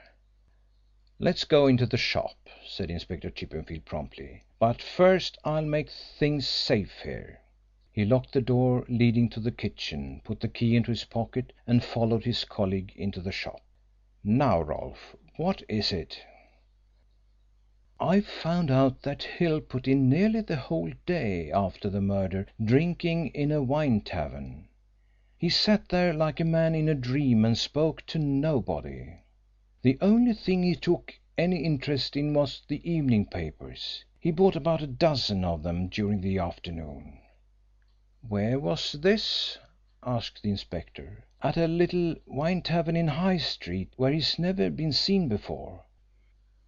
The man who keeps the place gave me a good description of him, though.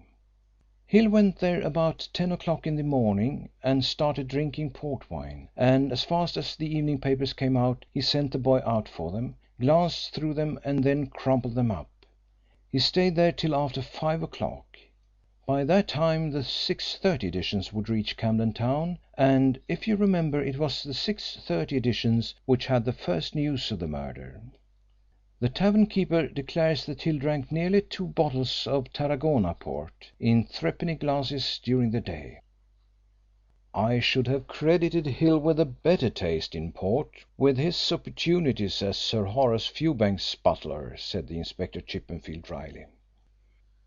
What you have found out, Rolfe, only goes to bear out my own discovery that Hill is deeply implicated in this affair. I have found out for my part that Hill did not spend the night of the murder at home here." There was a ring of triumph in Inspector Chippenfield's voice as he announced this discovery, but before Rolfe could make any comment upon it there was a quick step behind them, and both men turned to see Hill. The butler was astonished at finding the 2 police officers in his wife's shop. He hesitated, and apparently his first impulse was to turn into the street again. But realising the futility of such a course, he came forward with an attempt to smooth his worried face into a conciliatory smile. "Hill," said Inspector Chippenfield sternly, "once and for all, will you own up where you were on the night of the murder?" Hill started slightly. Then, with admirable self-command, he recovered himself and became as tight-lipped and reticent as ever. "I've already told you, sir," he replied smoothly. "I spent it in my own home. If you ask my wife, sir, she'll tell you I never stirred out of the house after I came back from taking my little girl to the Zoo." "I know she will, you scoundrel," burst out the choleric inspector. "She's been well tutored by you, and she tells the tale very well. But it is no good, Hill. You forgot to tutor your little daughter, and she's innocently put you away. What's more, you were seen in London before daybreak the night after the murder. The game's up, my man." Inspector Chippenfield produced a pair of handcuffs as he spoke. Hill passed his tongue over his dry lips before he was able to speak. "Don't put them on me," he said imploringly, as Inspector Chippenfield advanced towards him. I'll confess." End of chapter 10. Chapter 11. Inspector Chippenfield's first words were a warning. "You know what you are saying, Hill?" he asked. "You know what this means? Any statement you make may be used in evidence against you at your trial." "I'll tell you everything," faltered Hill. The impassive mask of the well-trained English servant had dropped from him, and he stood revealed as a trembling elderly man with furtive eyes and painfully shaken manner. "I'll be glad to tell you everything," he declared, laying a twitching hand on the inspector's coat. "I've not had a minute's peace of rest since it happened." The dry, official manner in which Inspector Chippenfield produced a notebook was in striking contrast to the trapped man's attitude. "Go ahead," he commanded, wetting his pencil between his lips. Before Hill could respond, a small boy entered the shop, a ragged, shock-headed, dirty urchin, bareheaded and barefooted. He tapped loudly on the counter with a halfpenny. "What do you want, boy?" roughly asked the inspector. "A pot of black, boys," responded the child in the confident tone of a regular customer. "If you'll permit me, sir, I'll serve him," said Hill, and he glided behind the little counter, took some black, sticky sweetmeats from one of the glass jars on the shelf and gave them to the boy, who popped one in his mouth and scurried off. "I think we had better go inside and hear what Hill has to say, Inspector, while Mrs. Hill minds the shop," said Rolfe. He had caught a glimpse of Mrs. Hill's white, frightened face peering through the dirty little glass pane in the parlour door. Inspector Chippenfield approved of the idea. "We don't want to spoil your wife's business, Hill. she's likely to need it," he said, with cruel official banter. "Come here, Mrs. Hill," he said, raising his voice.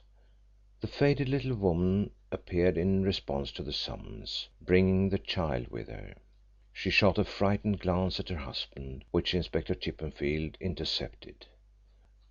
"Never mind looking at your husband, Mrs. Hill," he said roughly. "You've done your best for him, and the only thing to be told now is the truth. Now you and your daughter can stay in the shop. We want your husband inside."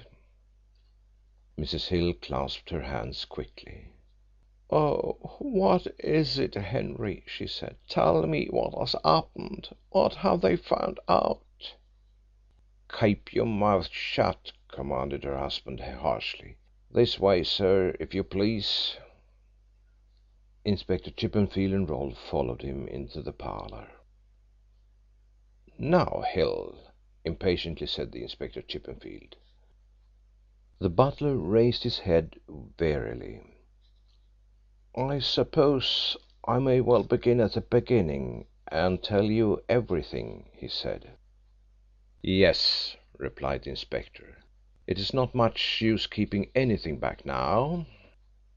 "Oh, it's not a case of keeping anything back," replied Hill. "You're too clever for me, and I've made up my mind to tell you everything. But I thought I might be able to cut the first part short so as to save your time. But so that you'll understand everything I've got to go a long way back. Shortly after I entered Sir Horace Fewbanks' service, in fact, I hadn't been long with him before I began to see he was leading a strange life, a double life, if I may say so.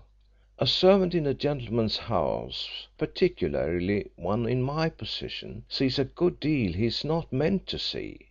In fact, he couldn't close his eyes to it if he wanted to, as no doubt you, from your experience, sir, know very well. A confidential servant sees and hears a lot of things, sir." Inspector Chippenfield nodded his head sharply, but he did not speak.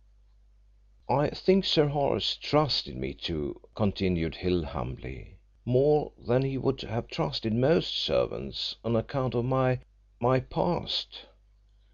I fancy, if I may say so, that he counted on my gratitude because he had given me a fresh start in life. And he was quite right at first." Hill dropped his voice and looked down as he uttered the last two words. "I'd have done anything for him. But as I was saying, sir, I hadn't been long in his house before I found out that he had a weakness." Hill timidly bowed his head as though apologising to the dead judge for assailing his character. "A weakness for the ladies. Sometimes Sir Horace went off for the week end without saying where he was going, and sometimes he went out late at night and didn't return till after breakfast. Then he had ladies visiting him at Riversbrook. Not real ladies, if you understand, sir. Sometimes there was a small party of them, and then they made a noise singing music hall songs and drinking wine, but generally they came alone. Towards the end there was one who came a lot oftener than the others. I found out afterwards that her name was Fanning, Doris Fanning. She was a very pretty young woman, and Sir Horace seemed very fond of her. I knew that because I've heard him talking to her in the library.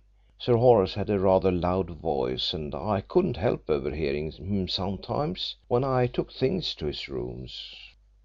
One night, it was before Sir Horace left for Scotland, a rainy, gusty night, this young woman came.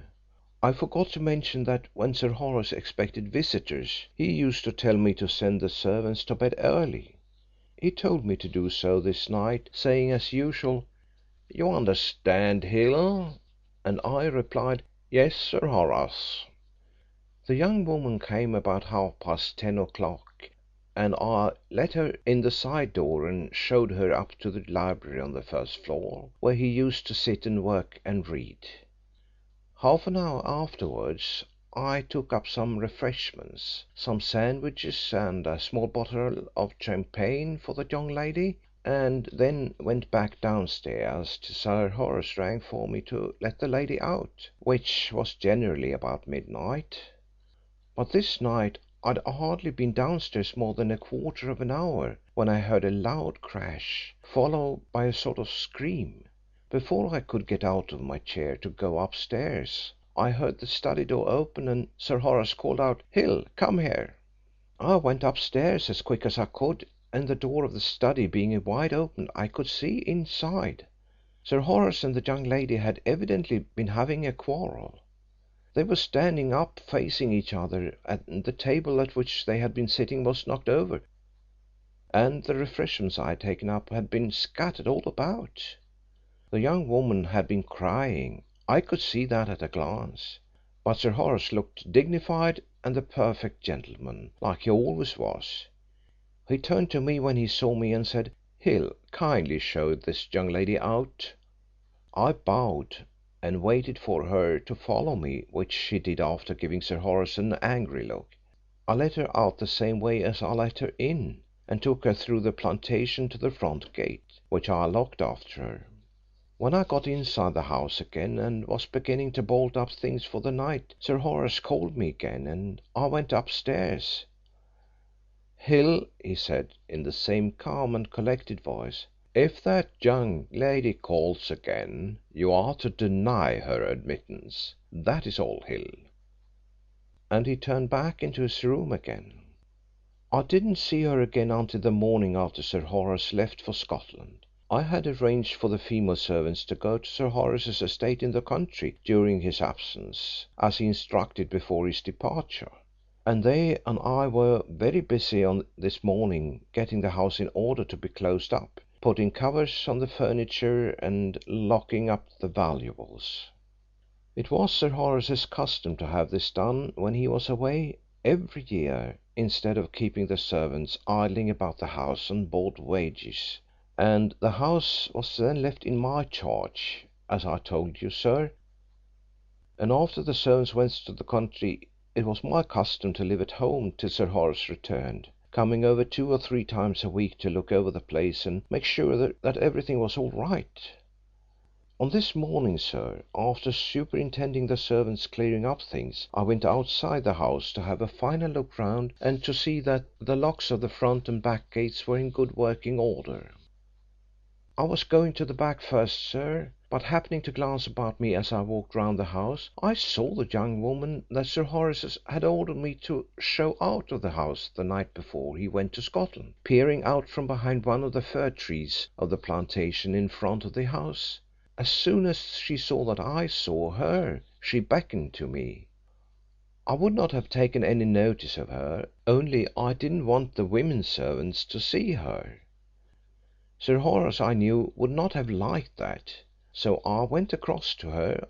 I asked her what she wanted, and I told her it was no use her wanting to see Sir Horace, for he had gone to Scotland. 'I don't want to see him,' she said, as impudent as brass. 'It's you I want to see, Field or Hill or whatever you call yourself now.'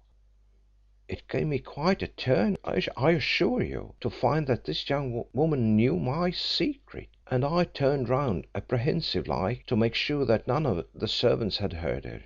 She noticed me and she laughed.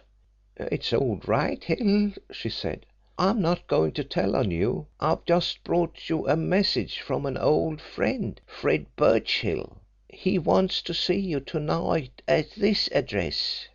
And with that she put a bit of paper into my hand. I was so upset and excited that I said I'd be there, and she went away. This Fred Birchill was a man I'd met in prison, and he was in the cell next to me. How he'd got on my tracks I had no idea, but I seemed to see all my new life falling to pieces now he knew. I tried to run straight since I served my sentence, and I knew Sir Horace would stand to me, but he couldn't afford to have any scandal about it, and I knew that if there was any possibility of my past becoming known I should have to leave his employ. And then there was my poor wife and child and this little business, sir. Nothing was known about my past here, so I determined to go and see this Birchill, sir. The address she had given me was in Westminster, and as my time was practically my own when Sir Horace wasn't home, I went down that same evening, and when I got up the flight of stairs and knocked at the door, it was a woman's voice that said, 'Come in.' I thought I recognised the voice. When I opened the door you can imagine my surprise when I saw the young woman to be Doris Fanning, who had had the quarrel with Sir Horace that night and had brought me the note that morning. Birchill was sitting in a corner of the room with his feet on another chair smoking a pipe. 'Come in, number 21,' he says with an unpleasant smile. 'Come in and see an old friend. Put a chair for him, Doris, and leave the room.' The girl did so, and as soon as the door was closed behind her, Birchill turned round to me and burst out, 'Hill, that damned employee of yours has served me a nasty trick, but I'm going to get even with him and you're going to help me.' I was taken back at his words, but I wanted to hear more before I spoke. Then he told me that the young woman I had seen had been brutally treated by Sir Horace. She had been living in a little flat in Westminster on a monthly allowance which Sir Horace made her, but he'd suddenly cut off her allowance and she'd have to be turned out in the street to starve because she couldn't pay her rent. 'A nice thing,' said Birchill fiercely, 'for this high-placed loose liver to carry on like this with a poor innocent girl whose only fault was that she loved him too well. If I could show him up and pull him down I would. But I've done time like you, Hill. He was the judge who sentenced me, and if I tried to injure him that way my word would carry no weight. But I'll put up a job on him that'll make him sorry for the longest day he lives. And you'll help me. Sir Horace is in Scotland and you're in charge of his place. Get rid of the servants, Hill, and we'll burgle his house. We can easily do it between us.' At this stage of his narrative Hill stopped and looked anxiously at his audience as though to gather some idea of their feelings before he proceeded further. But Inspector Chippenfield, with a fierce stare, merely remarked, 'And you consented?' 'I didn't at first,' Hill retorted earnestly, 'but when I refused he threatened me. Threatened that he'd expose me and drag me and my wife and child down to poverty. I pleaded with him, but it was of no use, and at last I had to consent. I had some hope that in doing so I might find an opportunity to warn Sir Horace, but Birchill did not give me a chance. He insisted that the burglary should take place without delay. All I was to do was to give him a plan of the house, explain where to find most valuable articles that had been left there, and wait for him at the flat while he committed the burglary. His idea in making me wait for him at the flat was to make sure that I didn't play him false, put the double on him as he called it, and he told the girl not to let me out of her sight till he came back. If anything went wrong I should have to pay for it when he came back. In accordance with Sir Horace's instructions I sent the servants off to his country estate. It had been arranged that Birchill was to wait for me to come over to the flat on the 18th of August, the night fixed for the burglary, but about 7 o'clock while I was at Riversbrook I heard the noise of wheels outside, and looking out I saw to my dismay Sir Horace getting out of a taxicab with a suitcase in his hand. My first impulse was to tell him everything. Indeed, I think that if I had had a chance I would have. But he came in looking very severe, and without saying a word about why he had returned from Scotland, said very sharply, 'Hill, have the servants been sent down to the country as I directed?' I told him that they had. 'Very good,' he said. 'Then you go away at once. I won't want you any more. I want the house to myself tonight.' 'Sir Horace,' I began, trembling a little, but he stopped me. 'Go immediately,' he said. 'Don't stand there.' And he said it in such a tone that I was glad to go. There was something in his look that frightened me that night. I got across to Birchill's place and found him and the girl waiting for me.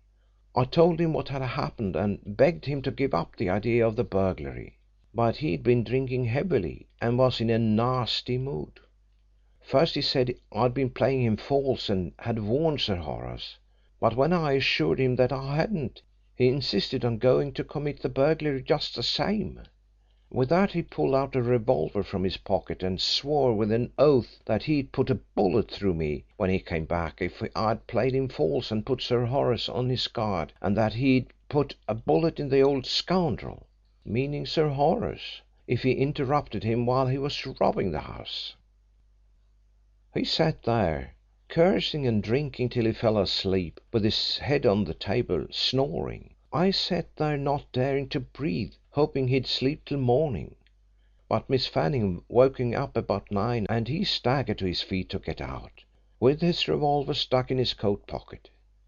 He was away over 3 hours and the girl and I sat there without saying a word, just looking at each other and waiting for a clock on the mantelpiece to chime the quarters. It was a cuckoo clock and it had just chimed 12 when we heard a quick step coming upstairs to the flat. The girl fixed her big dark eyes inquiringly on me, and then we heard a hoarse whisper through the keyhole telling us to open the door. The girl ran to the door and let him in, but she shrieked at the sight of him when she saw him in the light, for he looked ghastly and there was a spot of blood on his face and his hands were smeared with it. He was shaking all over and he went to the whisky bottle and drained the drop of spirit he'd left in it. Then he turned to us and said, "Sir Horace Fewbanks is dead, murdered." I suppose he read what he saw in our eyes, for he burst out angrily, "Don't stand there staring at me like a pair of damned fools. You don't think I did it. As God's my judge, I never did it. He was dead and stiff when I got there." Then he told us his story of what had happened. He said that when he got to Riversbrook there was a light in the library and he got over the fence and hid himself in the garden. Then he noticed that there was a light in the hall and that the hall door was open. He thought Sir Horace had left it open by mistake and he was going to creep into the house and hide himself there till after Sir Horace went to bed. But suddenly the light in the library went out and Birchill again hid behind a tree, for he thought Sir Horace was retiring for the night. Then the light in the hall went out and immediately after Birchill heard the hall door being closed. Then he heard a step on the gravel path and saw a woman walking quickly down the path to the gate. She was a well-dressed woman and Birchill naturally thought that she was one of Sir Horace's lady friends, but he thought it odd that Sir Horace, who was always a very polite gentleman to the ladies, should not have shown her off the premises. He waited in the garden about half an hour and as everything in the house seemed quite still he made his way to a side window and forced it open. He had an electric torch with him and he used this to find his way about the house. First of all he wanted to find out in which room Sir Horace was sleeping, and he knew from the plan he'd made me draw for him which was Sir Horace's bedroom. So he went there and opened the door quietly and listened, but he could not hear anyone breathing. Then he tried some of the other rooms and turned on his torch, but could see no one. He thought that perhaps Sir Horace had fallen asleep in a chair in the library, and he went there. He listened at the door but could hear no sound. Then he turned on his torch and by its light he saw a dreadful sight. Sir Horace was lying huddled up near the desk, dead, just dead, he thought, because there were little bubbles of blood on his lips as if they had been blown there when breathing his last. He didn't wait to see any more, but he turned and ran out of the house. I didn't believe his story, though Miss Fanning did, but he stuck to it and seemed so frightened that I thought there might be something in it till he brought out that he'd lost his revolver somewhere. Then I remembered the horrid threats he used against Sir Horace, and I was convinced that he had committed the murder. But of course I dared not let him think I suspected him, and I pretended to console him. But the feeling that kept running through my head was that both of us would be suspected of the murder. I told this to Birchill, and that frightened him still more. "What are we to do?" he kept saying. "We shall both be hanged." Then after a while we recovered ourselves a bit and began to look at it from a more common sense point of view. Nobody knew about Birchill's visit to the house except our two selves and the girl, and there was no reason why anybody should suspect us as long as we kept that knowledge to ourselves. Birchill's idea after we'd talked this over was that I should go quietly home to bed and pay a visit to Riversbrook on Friday as usual, discover Sir Horace Fewbanks' body, and then tell the police. But I didn't like to do that for two reasons. I didn't think that my nerves would be in a fit state to tell the police how I found the body without betraying to them that I knew something about it. And I couldn't bear to think of Sir Horace's body lying neglected all alone in that empty house till the following day, though I kept that reason to myself.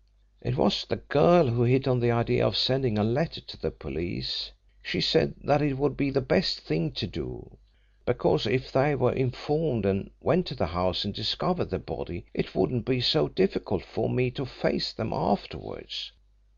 I agreed to that, and so did Birchill, who was very frightened in case I might give anything away, and consented on that account. The girl showed us how to write the letter too. She said she'd often heard of anonymous letters being written that way, and she brought out 3 different pens and a bottle of ink and a writing pad. After we'd agreed to write she showed us how to do it, each one printing a letter on the paper in turn and using a different pen each time. "You took care to leave no fingerprints," said Inspector Chippenfield. "We used a handkerchief to wrap our hands in," said Hill. "Birchill got tired of passing the paper from one to another and wrote all his letters, leaving spaces for the girl and me to write in ours. When the letter was written we wrote the address on the envelope the same way and stamped it. Then I went out and posted the letter in a pillar box." "At Covent Garden?" suggested Inspector Chippenfield. "Yes, at Covent Garden," said Hill. "When I got home my wife was awake and in a terrible fright. She wanted to know where I'd been, but I didn't tell her. I told her, though, that my very life depended on nobody knowing I'd been out of my own home that night, and I made her swear that no matter who questioned her she'd stick to the story that I'd been at home all night and in bed. She begged me to tell her why, and as I knew that she'd have to be told the next day I told her that Sir Horace Fewbanks had been murdered. She buried her face in her pillow with a moan, but when I took an oath that I had had no hand in it she recovered and promised not to tell a living soul that I had been out of the house, and I knew I could depend on her. Next morning as soon as I got up I hurried off to a little wine tavern and asked to see the morning papers. It was a foolish thing to do, because I might have known that nothing could have been discovered in time to get into the morning papers, for I hadn't posted the letter until nearly 4 o'clock. But I was all nervous and upset, and as I couldn't face my wife or settle to anything until I knew the police had got the letter and found the body, I, though a strictly temperate man in the ordinary course of life, sir, sat down in one of the little compartments of the place and ordered a glass of wine to pass the time till the first editions of the evening papers came out. They are usually here about noon, but there was no news in the first editions, and so I stayed there drinking port wine and buying the papers as fast as they came out. But it was not till the 6:30 editions came out, late in the afternoon, that the papers had news. I hurried home then and went up to Riversbrook and reported myself to you, sir." As Hill finished his story he buried his face in his hands and bowed his head on the table in an attitude of utter dejection. Rolfe, looking at him, wondered if he were acting a part, or if he had really told the truth. He looked at Inspector Chippenfield to see how he regarded the confession, but his superior officer was busily writing in his notebook.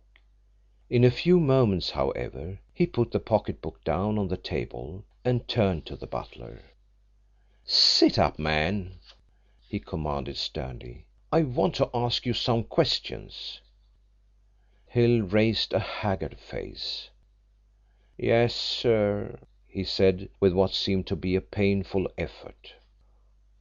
"What is this girl Fanning like?" "Rather a showy piece of goods, if I may say so, sir. She has big black eyes and black hair and small regular teeth." "And Sir Horace had been keeping her?" "I think so, sir." "And a fortnight before Sir Horace left for Scotland there was a quarrel.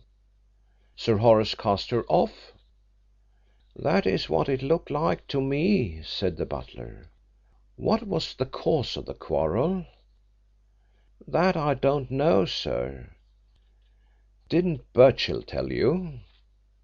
"Well, not in so many words, but I gathered from things he dropped that Sir Horace had found out that he was a friend of Miss Fanning's and didn't like it."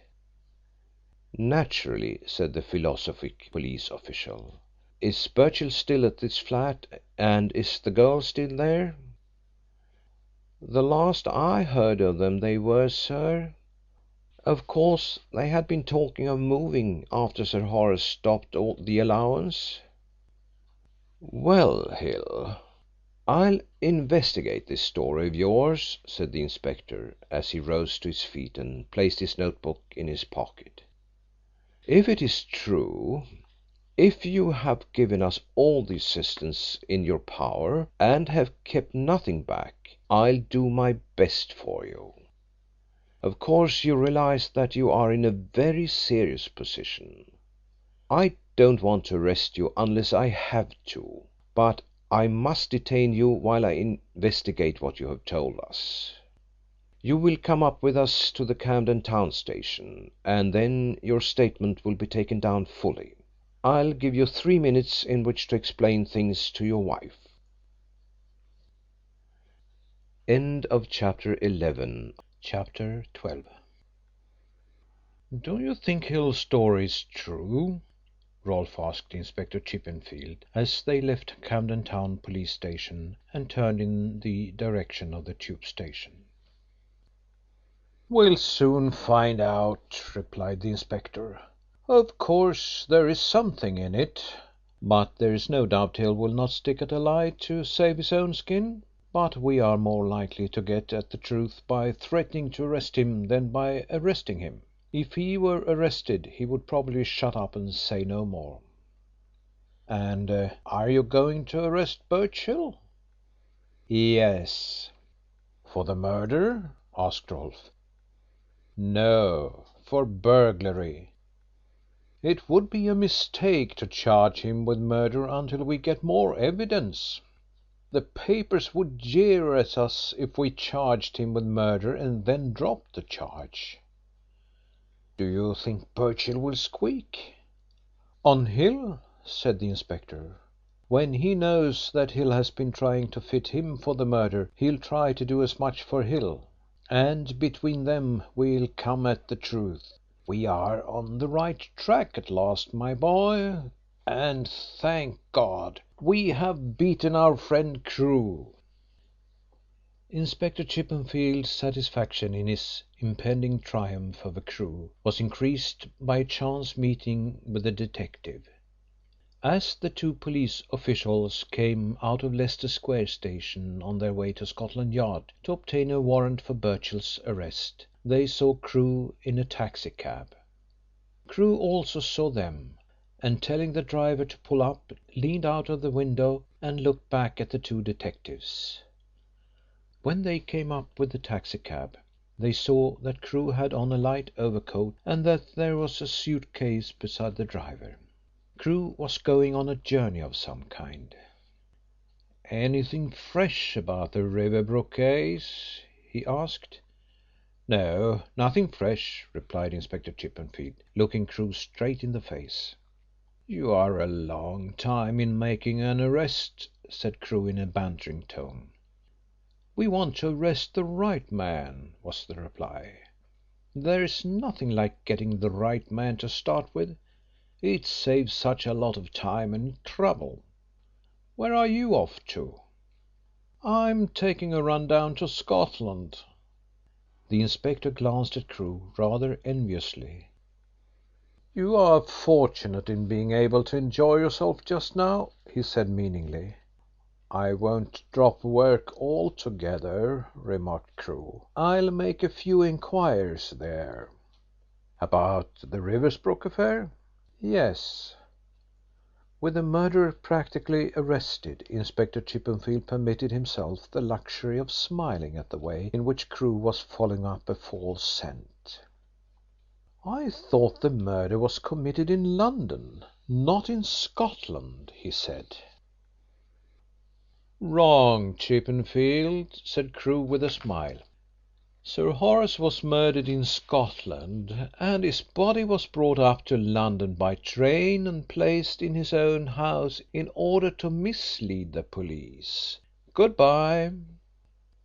As the taxi cab drove off, Inspector Chippenfield turned to his subordinate and said, "We'll rub it into him when he comes back and finds that we've got our man under lock and key. He's on some wild goose chase. Scotland! He might as well go to Siberia while he's about it." With the warrant in his pocket, Inspector Chippenfield, accompanied by Rolfe, set out for Macaulay Mansions, Westminster. They found the Mansions to be situated in a quiet and superior part of Westminster, not far from Victoria Station, and consisting of a large block of flats overlooking a square, a pocket handkerchief patch of green which was supposed to serve as breathing space for the flats which surrounded it. Macaulay Mansions had no lift, and number 43, the scene of the events of Hill's confession, was on the top floor. Inspector Chippenfield and Rolfe mounted the stairs steadily, and finally found themselves standing on a neat coconut door mat outside the door of number 43. The door was closed. "Well, well," said the inspector as he paused panting on the door mat and rang the bell. "Snug quarters these, very snug. Strange that these sort of women never know enough to run straight when they are well off." The door opened and a young woman confronted them. She was hardly more than a girl, pretty and refined looking, with large dark eyes, a pathetic drooping mouth and a wistful expression.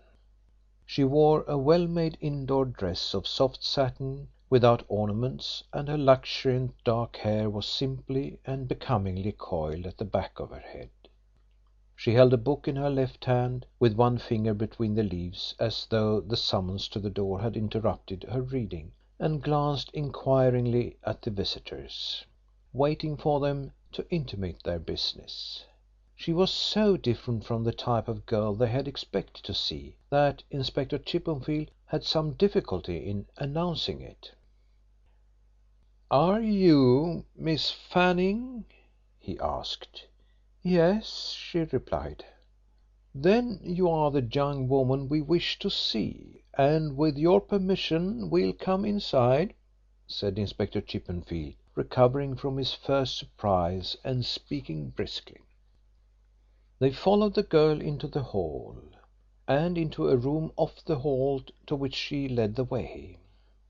A small Pomeranian dog, which lay on an easy chair, sprang up barking shrilly at their entrance, but at the command of the girl it settled down on its silk cushion again.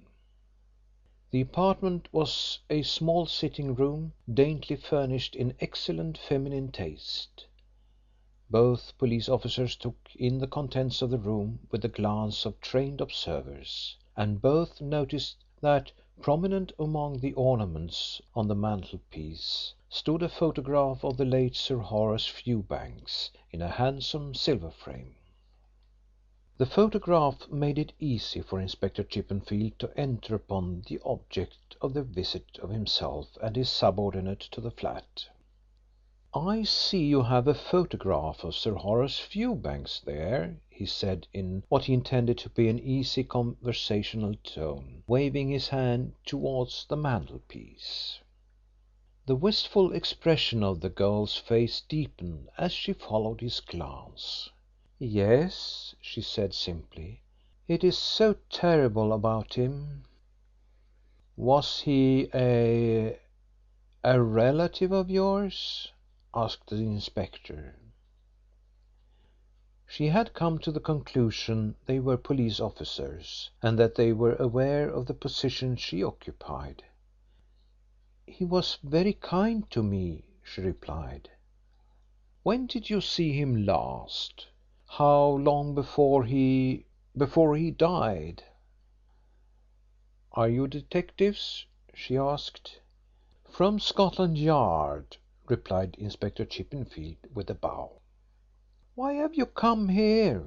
Do you think that I know anything about the murder?" "Not in the least." The inspector's tone was reassuring. "We merely want information about Sir Horace's movements prior to his departure for Scotland. When did you see him last?" "I don't remember," she said after a pause. "You must try," said the inspector in a tone which contained a suggestion of command. "Oh, a few days before he went away." "A few days?" repeated the inspector. "And you parted on good terms?" "Yes, on very good terms." She met his glance frankly. Inspector Chippenfield was silent for a moment.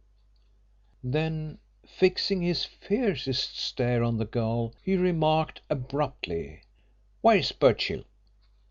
"Birchill?" She endeavoured to appear surprised, but her sudden pallor betrayed her inward anxiety at the question. I don't know what you mean." "I mean the man you've been keeping with Sir Horace Fewbanks' money," said the inspector brutally. "I've been keeping nobody with Sir Horace Fewbanks' money," protested the girl feebly. "It's cruel of you to insult me." "That'll about do to go on with," said Inspector Chippenfield with a sudden change of tone, rising to his feet as he spoke. "Rolfe, keep an eye on her while I search the flat." Rolfe crossed over from where he had been sitting and stood beside the girl. She glanced up at him wildly, with terror dawning in the depths of her dark eyes. "What do you mean? How dare you?" she cried in an effort to be indignant. "Now, don't try your tragedy airs on us," said the inspector. "We've no time for them. If you won't tell the truth you had better say nothing at all." He plunged his hand into a jardiniere and withdrew a briarwood pipe. "This looks to me like Birchill's property. Keep that dog back, Rolfe." The little dog had sprung off his cushion and was eagerly following the inspector out of the room. Rolfe caught up the animal in his arms and returned to where the girl was sitting. Her face was white and strained, and her big dark eyes followed Inspector Chippenfield, but she did not speak. The inspector tramped noisily into the little hall, leaving the door of the room wide open. Rolfe and the girl saw him fling open the door of another room, a bedroom, and stride into it. He came out again shortly, and went down the hall to the rear of the flat. A few minutes later he came back to the room where he had left Rolfe and the girl. His knees were dusty, and some feathers were adhering to his jacket, as though he had been plunging in odd nooks and corners and beneath beds. He was hot, flurried, and out of temper. "The bird's flown," were his first words addressed to Rolfe.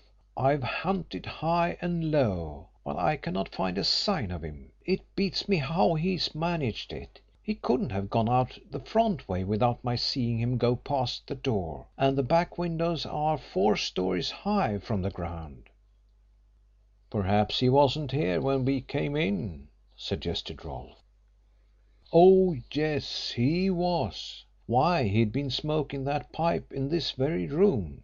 She was clever enough to open the window to let out the tobacco smoke before she let us in.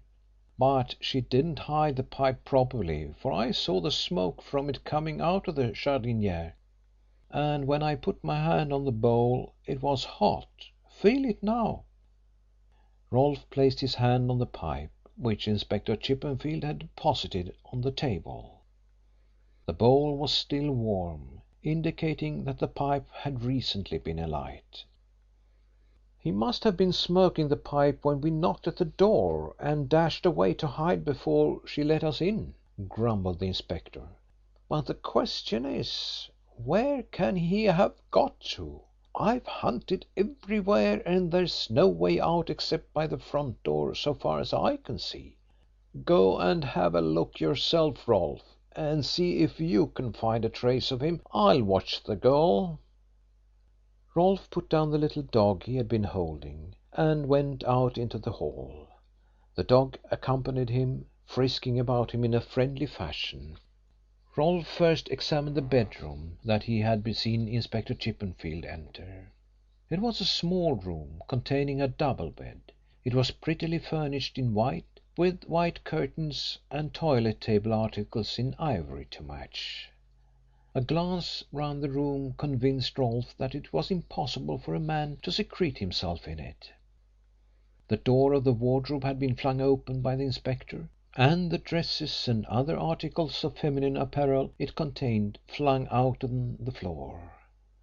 There was no other hiding place possible, except beneath the bed, and the ruthless hand of the inspector had torn off the white muslin bed hangings, revealing emptiness underneath. Rolfe went out into the hall again and entered the room next the bedroom. This apartment was apparently used as a dining room, for it contained a large table, a few chairs, a small sideboard, a spirit stand, a case of books and ornaments, and 2 small oak presses. Plainly there was no place in it where a man could hide himself. The next room was the bathroom, which was also empty. Opposite the bathroom was a small bedroom, very barely furnished, offering no possibility of concealment. Then the passage opened into a large, roomy kitchen, the full width of the rooms on both sides of the hall, and the kitchen completed the flat. Rolfe glanced keenly around the kitchen. There were no cooking appliances visible, or pots or pans, but there was much lumber and odds and ends as though the place were used as a storeroom. Presumably Miss Fanning obtained her meals from the restaurant on the ground floor of the Mansions and had no use for a kitchen. The room was dirty and dusty and crowded with all kinds of rubbish. But the miscellaneous rubbish stored in the room offered no hiding place for a man. Rolfe nevertheless made a conscientious search, shifting the lumber about and ferreting into dark corners without result. Finally he crossed the room to look out of the window, which had been left open, no doubt, by Inspector Chippenfield. The Mansions in which the flat was situated formed part of a large building with back windows overlooking a small piece of ground. The flat was on the 4th story. Rolfe looked around the neighbouring roofs and down onto the ground 50 feet below, but could see nothing. He withdrew his head and was turning to leave the room when his attention was attracted by the peculiar behaviour of the dog, which had followed him throughout on his search. The little animal, after sniffing about the floor, ran to the open window and started whining and jumping up at it. Rolfe quickly returned to the window and looked out. "Why, of course," he muttered. "How could I have overlooked it? Inspector," he called aloud, "come here." Inspector Chippenfield appeared in the kitchen in a state of some excitement at the summons. He carried the key of the front room in his hand, having taken the precaution to lock Miss Fanning in before he responded to the call of his colleague. "What is it, Rolfe?" he asked eagerly. "This dog has tracked him to the window, so he's evidently escaped that way," explained Rolfe briefly. "He's climbed along the window ledge." Inspector Chippenfield approached the window and looked out. A broad window ledge immediately beneath the window ran the whole length of the building beneath the windows on the 4th floor, and so far as could be seen continued round the side of the house. It was a dizzy but not a difficult feat for a man of cool head to walk along the ledge to the corner of the house.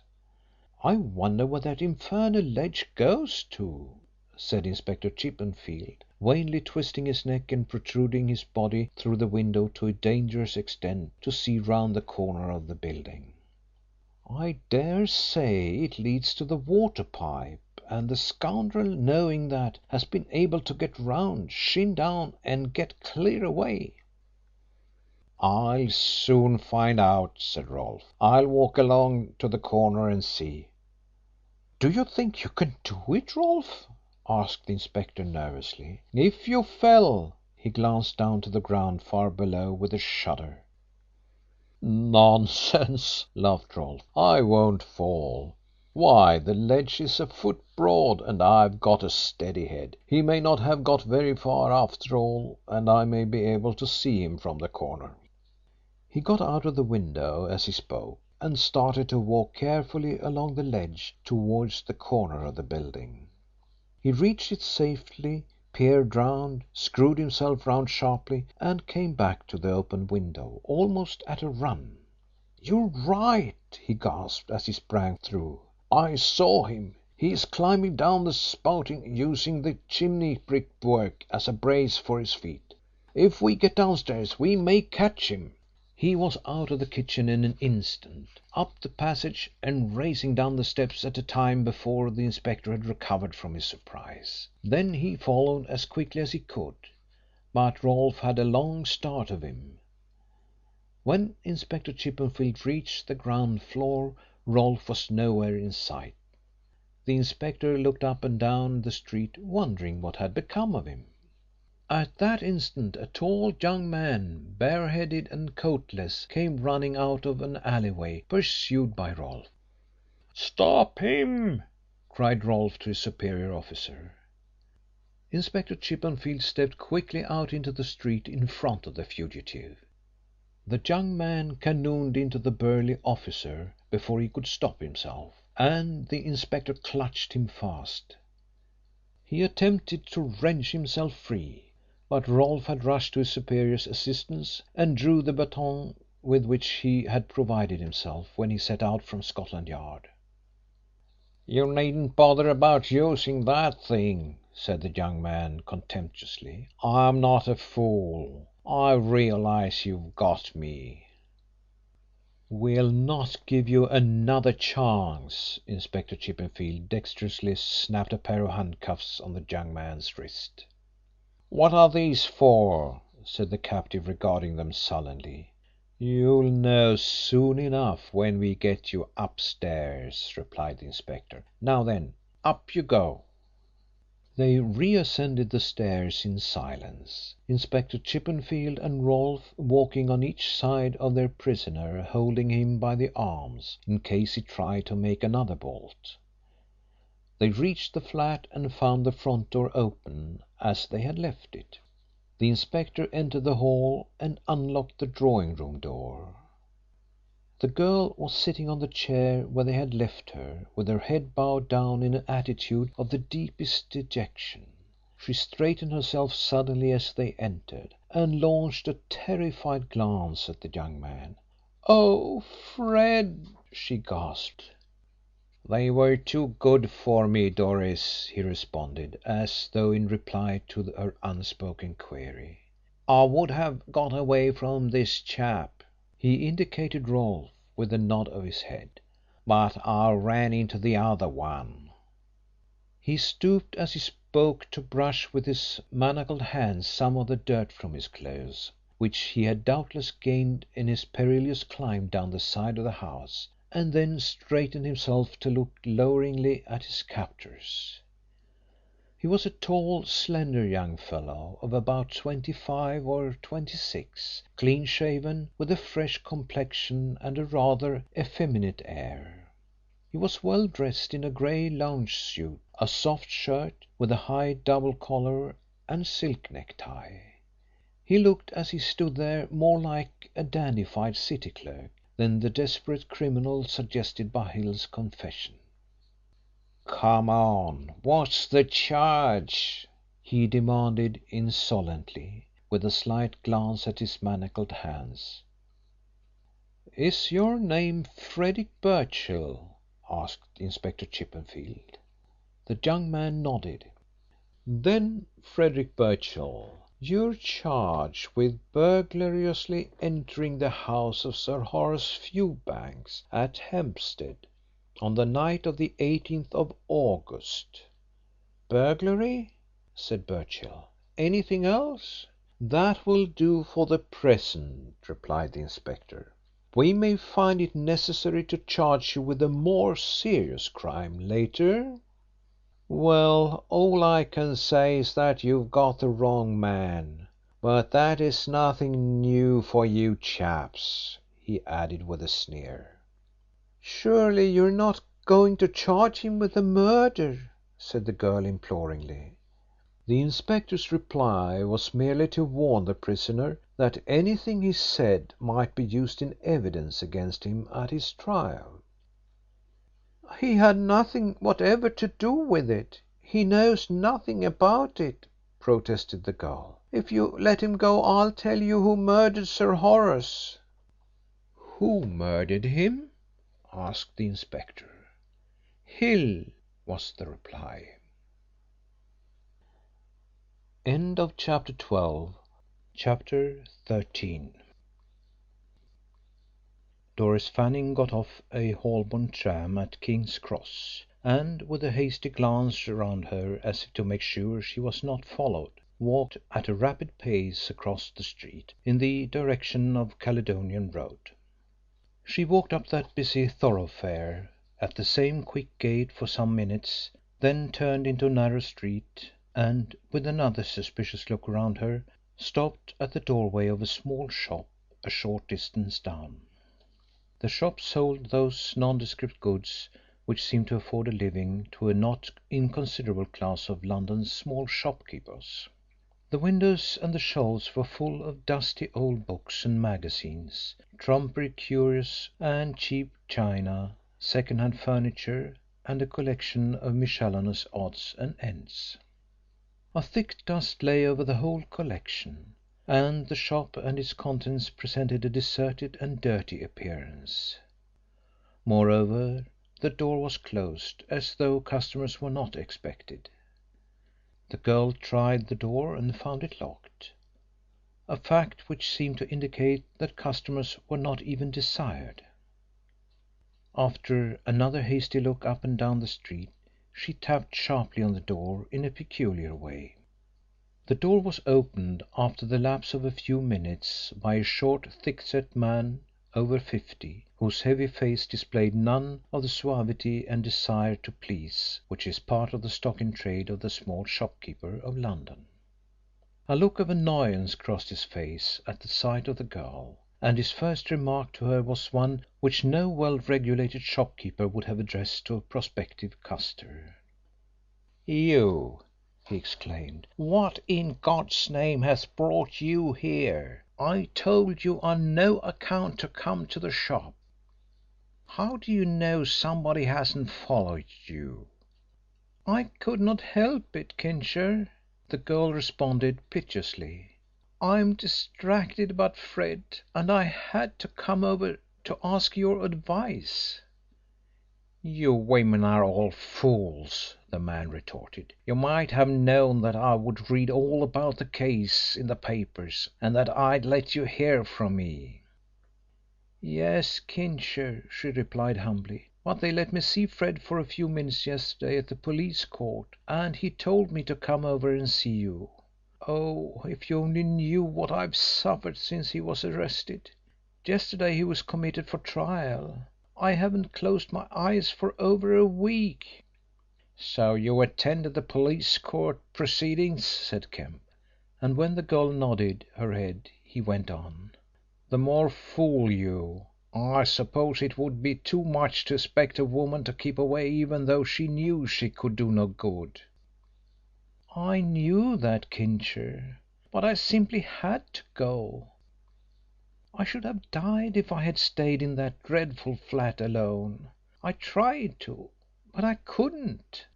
I got so nervous that I had to put my handkerchief into my mouth to prevent myself from screaming aloud." "Well, since you are here you'd better come inside instead of standing there and giving yourself and me away to every passing policeman."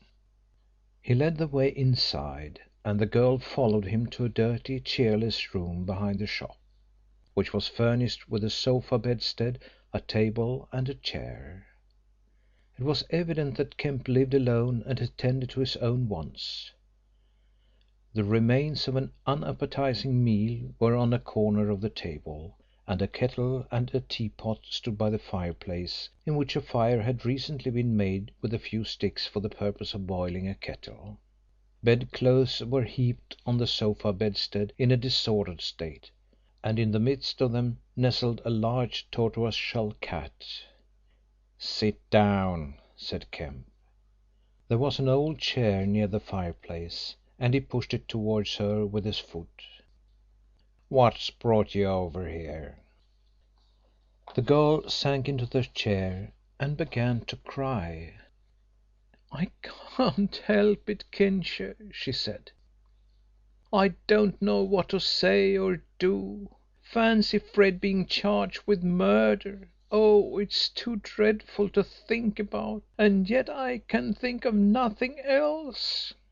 "Crying your eyes out won't help matters much," replied the unsympathetic Kemp. The girl did not reply, but rocked herself backwards and forwards on the chair. She sobbed so violently that she appeared to be threatened with an attack of hysteria. Kemp watched her silently. The cat on the sofa bedstead, as if awakened by the noise, got up, yawned, looked inquiringly round, and then with a measured leap sprang into the girl's lap. She was startled by his act, and then she smiled through her sobs as she stroked the animal's coat. "Poor old Peter!" she exclaimed. "He wants to console me. Don't you, Peter? I say, Kincher, I wish you'd give me Peter. You don't want him. Oh, look at the dear!" The cat had perched himself on one of her knees to beg, and he sawed the air appealingly with his forepaws. "I must give him a titbit for that." She eyed the remains of the meal on the table disdainfully. "No, Peter, there is nothing fit for you to eat, positively nothing. Why, he understands me like a human being," she continued in amazement, as the huge cat dropped on all fours and deliberately sprang back to the sofa bedstead. "I say, Kincher, you really want a woman in this place to look after you? It's in a most shocking state. It's like a pigsty." Kemp made no reply, but continued to watch her. Her tears had vanished, and she sat forward with her dark eyes sparkling, one hand supporting her pretty face as she glanced round the room. "Have you a cigarette?" she asked suddenly. Kemp went into the shop and came back with a packet of cheap cigarettes. The girl pushed them away petulantly. "I don't like that brand," she said. "Haven't you got anything better?" The man shook his head. "No? Then here goes. I must have a smoke of some sort." She stuck one of the cheap cigarettes daintily into her mouth. "A match, Kincher. Why, the box is filthy. You must have a woman in to look after you, even if I have to find you one myself." "I don't want a woman in the place," retorted Kemp. "There's no peace for a man when a woman is about. But let us have no more of this idle chatter. What brought you over here? I suppose it's about Fred." "Poor Fred!" The girl looked downcast for a moment. Then she tossed her head, puffed out some smoke, and exclaimed energetically: "But he's not guilty, Kincher, and we'll get him off, won't we?" "Not merely by saying so," replied Kemp. "But you'd better tell me how it came about that he was arrested for the murder. The police gave away nothing at the police court. Bill Dobbs was down there and he told me they let out nothing, except that their principal witness against Fred is that fellow Hill. I always knew he'd squeak. I told Fred to have nothing to do with the job." The girl's eyes flashed viciously. She tossed the cigarette into the fireplace and straightened herself. "That's the low, dirty scoundrel who committed the murder," she exclaimed. "He ought to be in the dock, not Fred." "Was Fred up there that night?" asked Kemp. "Up where?" "At Riversbrook, or whatever they call it." "Yes." "He told me he didn't go." "It's because he was up there that the police have arrested him," said the girl. "Hill gave him away. Oh, he's a double-dyed villain, is Hill, and so quiet and respectable looking with it all. He used to let me in when I went to Riversbrook and let me out again, and pocket the half-crowns I gave him. And I, like a fool, never suspected him once, or thought that he knew anything about Fred coming to the flat. He didn't let it out till the night Sir Horace quarrelled with me. Sir Horace found out about Fred, and when I went up to see him as usual he told me that he had finished with me, and he called Hill up to show me out. 'Show this young lady out,' he said in that cold, haughty voice of his, and the wily old villain Hill just bowed and held the door open. He followed me downstairs and let me out at the side door. There he said, 'I'll escort you to the front gate, if you will permit me, miss.' I usually lock the gate about this time. I thought nothing of this because he had come with me to the front gate before. He followed me down the garden path through the plantation till we reached the front gate. He opened the gate for me and I said, 'Good night, Hill.' But instead of his replying, 'Good night, Miss Fanning,' as he usually did, he hissed out like a serpent, 'You tell Birchill I want to see him tomorrow, and I'll come to the flat about 9 o'clock. Tell him an old friend named Field wants to see him. Don't forget the name, Field.' Then he locked the gate and was gone before I could speak a word. I gave Fred his message next morning. I wish to God that I hadn't," she continued. "I asked Fred not to keep the appointment, but he insisted on doing so. He said that he and Field had been good friends in the jail, and that Field had told him that if he ever got on to anything he would let him know. He seemed quite pleased at the idea of meeting Field again. I told him to beware that Field wasn't laying a trap for him, but he wouldn't listen to me. Sure enough, Field, or Hill as he calls himself now, did come over that evening, and I let him in myself. I took him into the sitting room where Fred was, and I sat down in a corner of the room pretending to read a book, so that I could hear what our visitor had to say. But the cunning old devil whispered something to Fred, and Fred came over to me and asked if I'd mind leaving them alone for half an hour. I didn't mind so much, because I knew I could get it all out of Fred after Hill had gone. He remained shut up with Fred for nearly 2 hours, and then I heard Fred letting him out of the front door. Fred came in to me and I soon got the strength of it all from him. What do you think Hill had come for? To get Fred to burgle Sir Horace's house. And Fred had agreed to do it. I cried and I stormed and went into hysterics, but he wouldn't budge. You know how obstinate he can be when he likes. He said that Hill had told him there was a good haul to be picked up. Sir Horace was going to Scotland for the shooting, and the servants were to be sent to his country house, so the coast would be clear. Hill was to leave everything right at Riversbrook on the afternoon of the 18th of August, and he was to come across to the flat and let Fred know.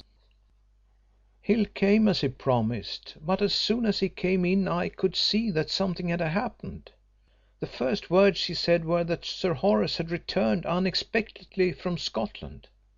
I was glad to hear it, for I thought that meant that there would be no burglary. I said as much to Fred, and he would have agreed with me, but that devil Hill was too full of cunning. "Of course, if you're frightened we'd better call it off," he said.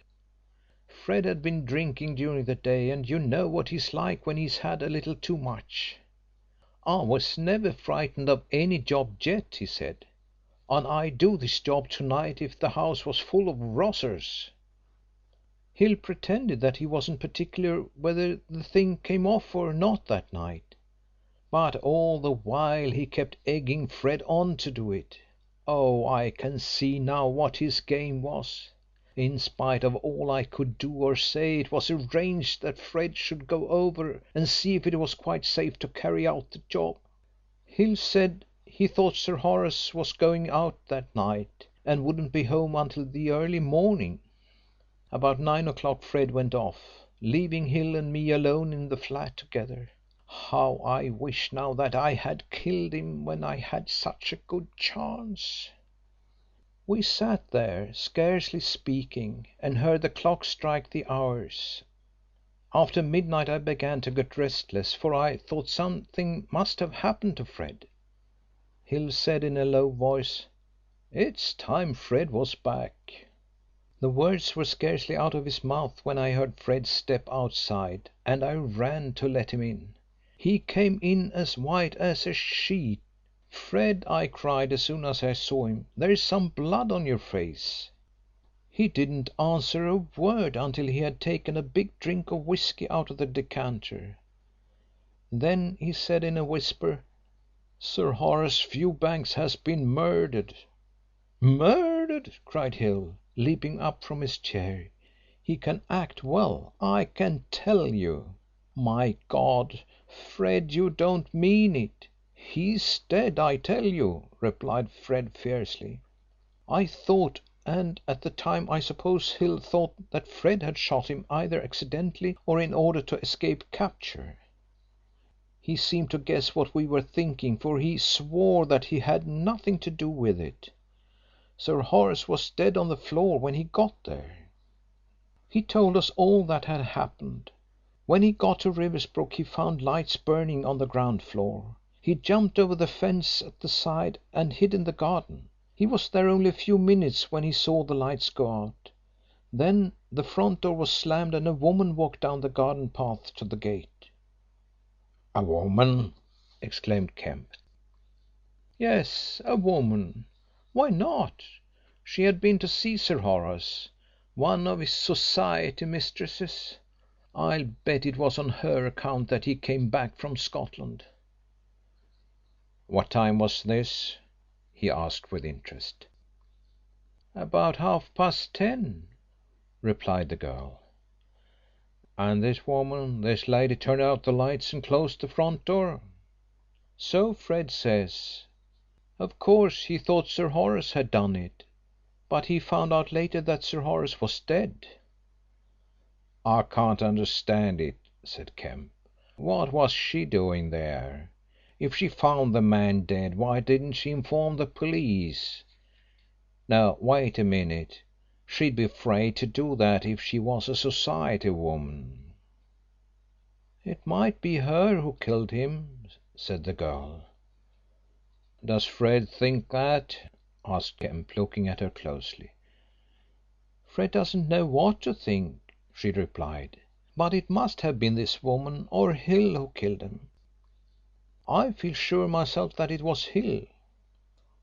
"This woman puzzles me," said Kemp thoughtfully. "She must have been a cool hand if she went round turning out the lights after finding his dead body. About 10:30, you said." That is as near as Fred can make it." "Go on with your story," he said. "I'm interested in this. You were saying that Fred saw the lights go out and then this woman came out of the house and walked away." "Well, Fred got into the house through one of the windows at the side, the one Hill had told him to try," continued the girl. "But first of all he waited about half an hour in the garden, so as to give Sir Horace time to go to sleep. He was able to find his way about the house, as Hill had given him a plan. He felt his way upstairs, and finding a door open he went into the room and flashed his electric torch. By its light he saw Sir Horace Fewbanks lying huddled up in a corner with a big pool of blood beside him on the floor. He felt him to see if he was dead. The body was quite warm, but it was limp. Sir Horace was dead. Fred says he lost his nerve and ran for it as hard as he could. He rushed downstairs and out of the house and got back to the flat as fast as he could. The three of us sat there shaking with fear and wondering what to do. Hill was the first to recover himself. In his cunning, plausible way he pointed out that it was altogether unlikely that suspicion would fall on Fred or him. All we had to do was to keep quiet and say nothing, then we'd have no awkward questions put to us. It was his suggestion that we should send an anonymous letter to Scotland Yard telling them that Sir Horace had been murdered. That would be much better, he said, than leaving the body there until he went over and found it, when he had to go over to Riversbrook to take a look round in accordance with the instructions that had been given him when Sir Horace went to Scotland. Knowing what he did, he was afraid that if he was allowed to discover the body and inform the police, he would let something slip when the police came at him with their hundreds of questions. We printed the letter to Scotland Yard, each one doing a letter at a time. Hill took it with him, saying he would post it on his way home. When he left, Fred and I sat there thinking. Suddenly it came to me as clear as daylight that Hill had committed the murder, and had fixed up things so as to throw suspicion on Fred. He must have known Sir Horace was coming back from Scotland that night, and he had laid in wait for him and shot him. Then he had come over to my flat in order to persuade Fred to carry out the burglary, and direct suspicion to Fred for the murder, if the police worried him. I told Fred what I thought, but he only laughed at me and said I was talking nonsense. But I was right, for a week afterwards the police came and arrested Fred at the flat." "How did they get him?" asked Kemp. "I saw them coming along the street from the window, and I pointed them out to Fred. He tried to get away through the kitchen window along the ledge and down the spouting. He almost got away, but one of the detectives saw him before he reached the ground, and they dashed downstairs and got him in the street. Next day I saw in the papers that Hill had made an important statement to the police, and this had led to Fred's arrest. Hill is the murderer, Kincher. The cunning, wicked, treacherous villain told the police about Fred being up there.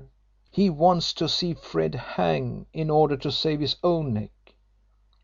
The girl's voice rose to a shriek, and she sprang to her feet with blazing eyes.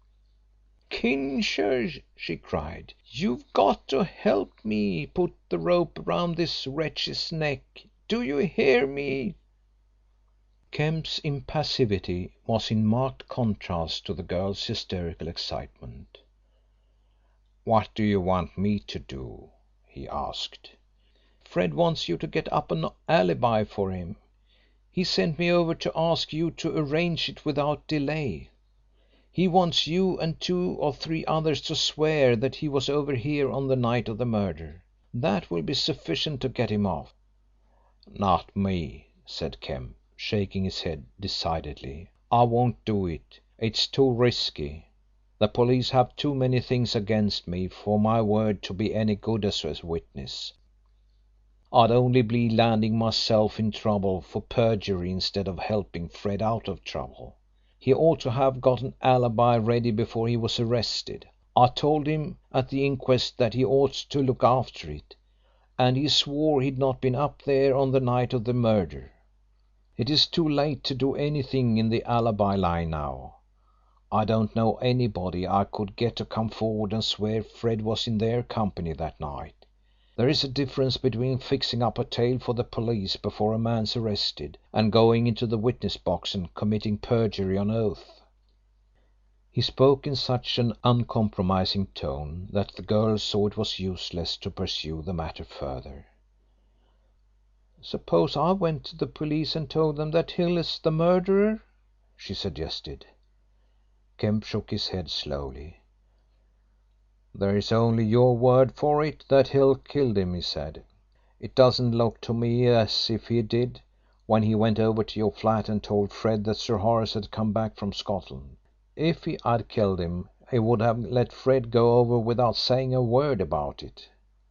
"Oh, that was part of his cunning," said the girl. "If he had said nothing about Sir Horace's return, Fred would have suspected him when he found the dead body.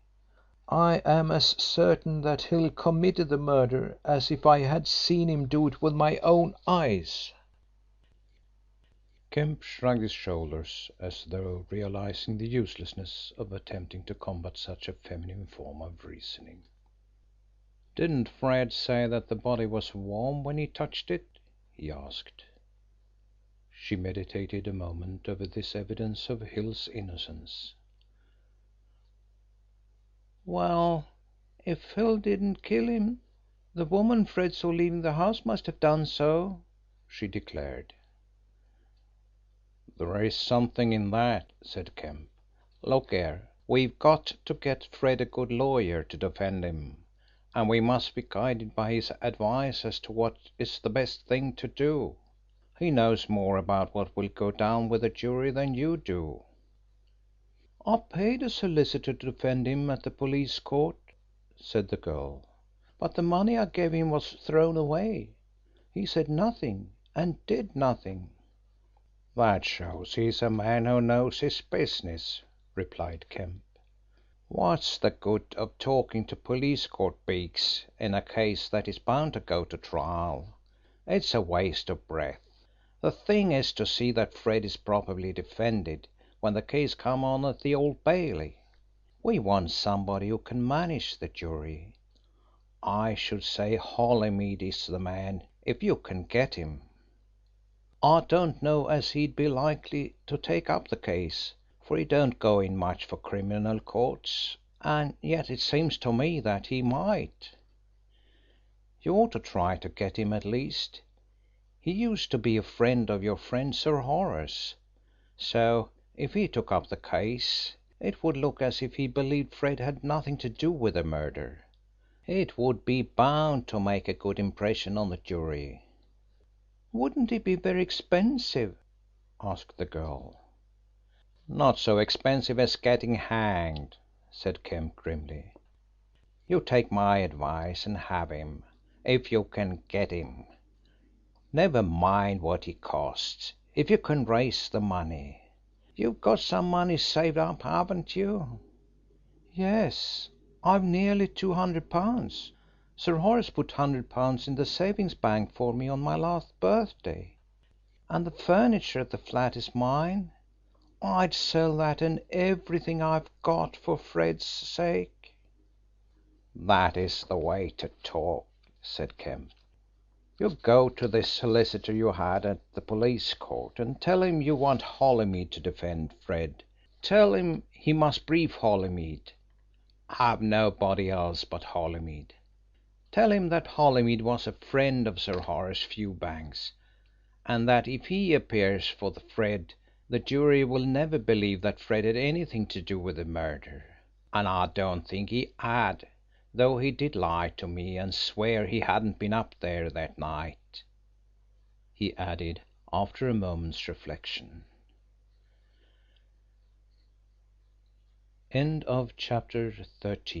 Chapter 14. "There is one link in the chain missing," said Rolfe, who was discussing with Inspector Chippenfield in the latter's room at Scotland Yard the strength of the case against Birchill.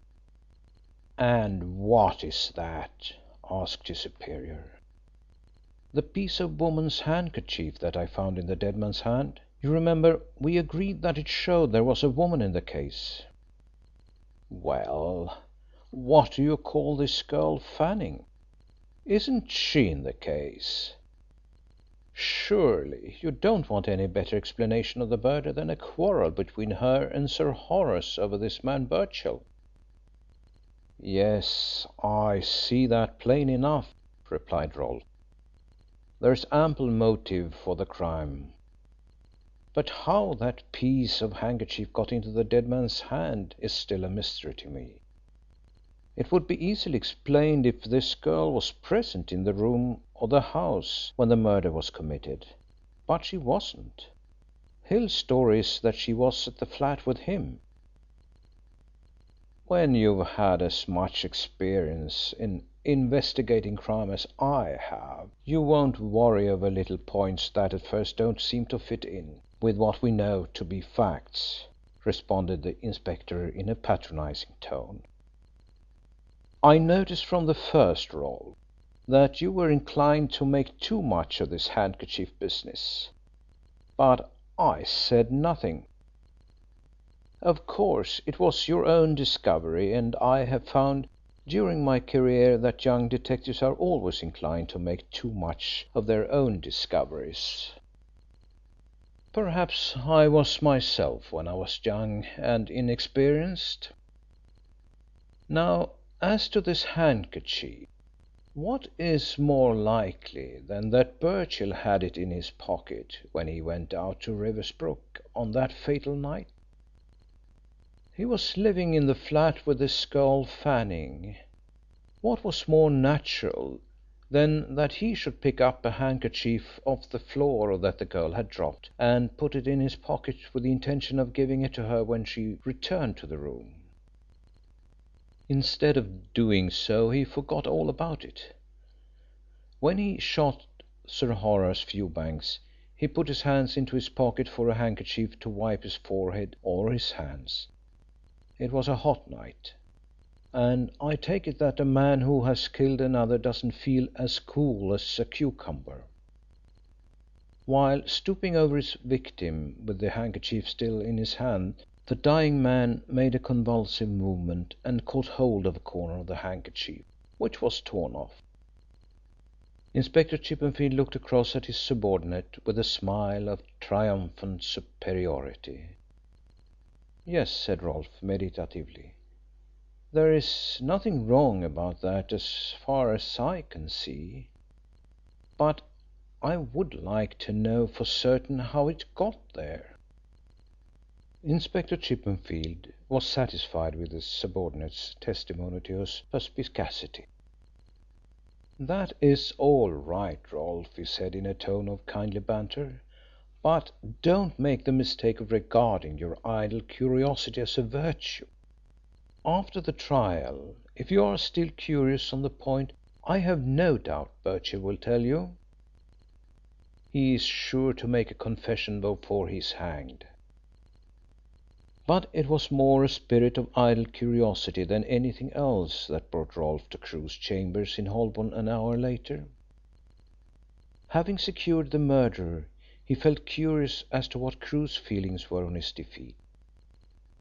It was the first occasion that he had been on a case which Crewe had been commissioned to investigate, and he was naturally pleased that Inspector Chippenfield and he had arrested the author of the crime, while Crewe was all at sea.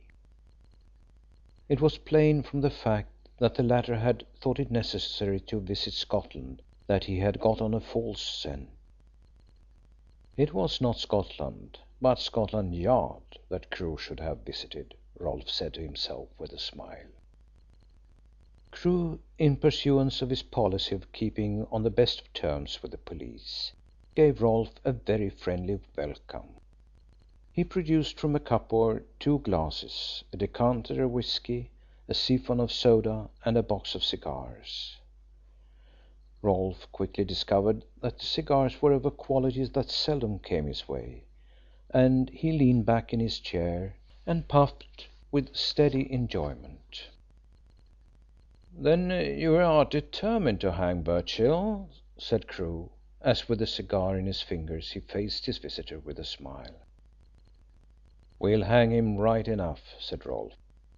He pulled the cigar out of his mouth and looked at it approvingly. Though the talk was of hanging, he had never felt more thoroughly at peace with the world. "It will be a pity if you do," said Crewe. "Why?" "Because he's the wrong man." "It would take a lot to make me believe that," said Rolfe stoutly. "We've got a strong case against him. There's not a weak point in it. I admit that Hill is a tainted witness, but they'll find it pretty hard to break down his story. We've tested it in every way and find it stands. Then there are the boot marks outside the window.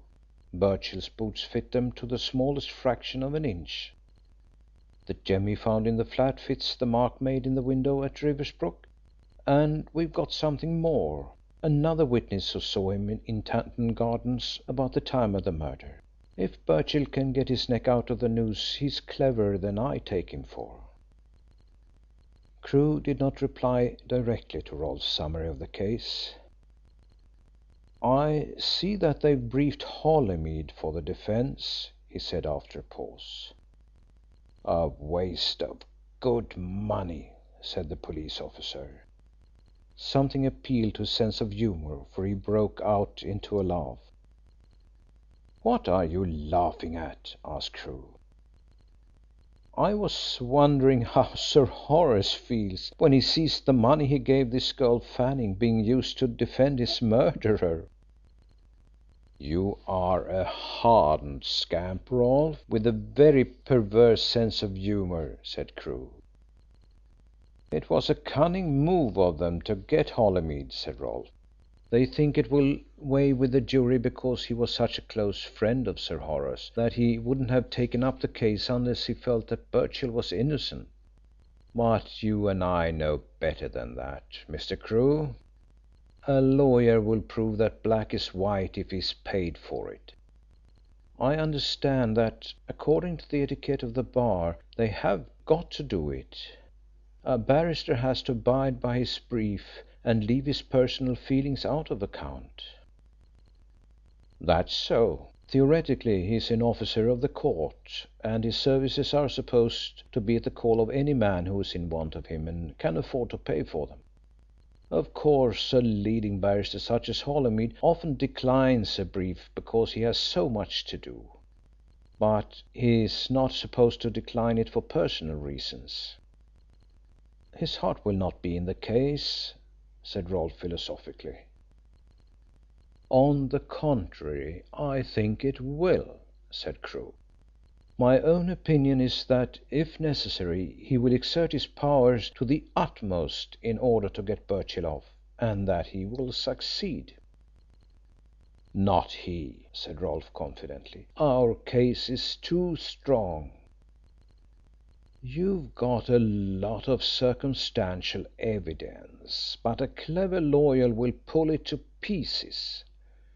Circumstantial evidence has hung many a man, and it will hang many more.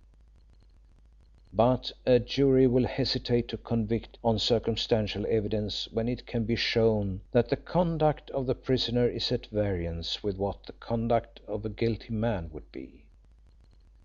I don't bet, but I'll wager you a box of cigars to nothing that Holymead gets Birchill off."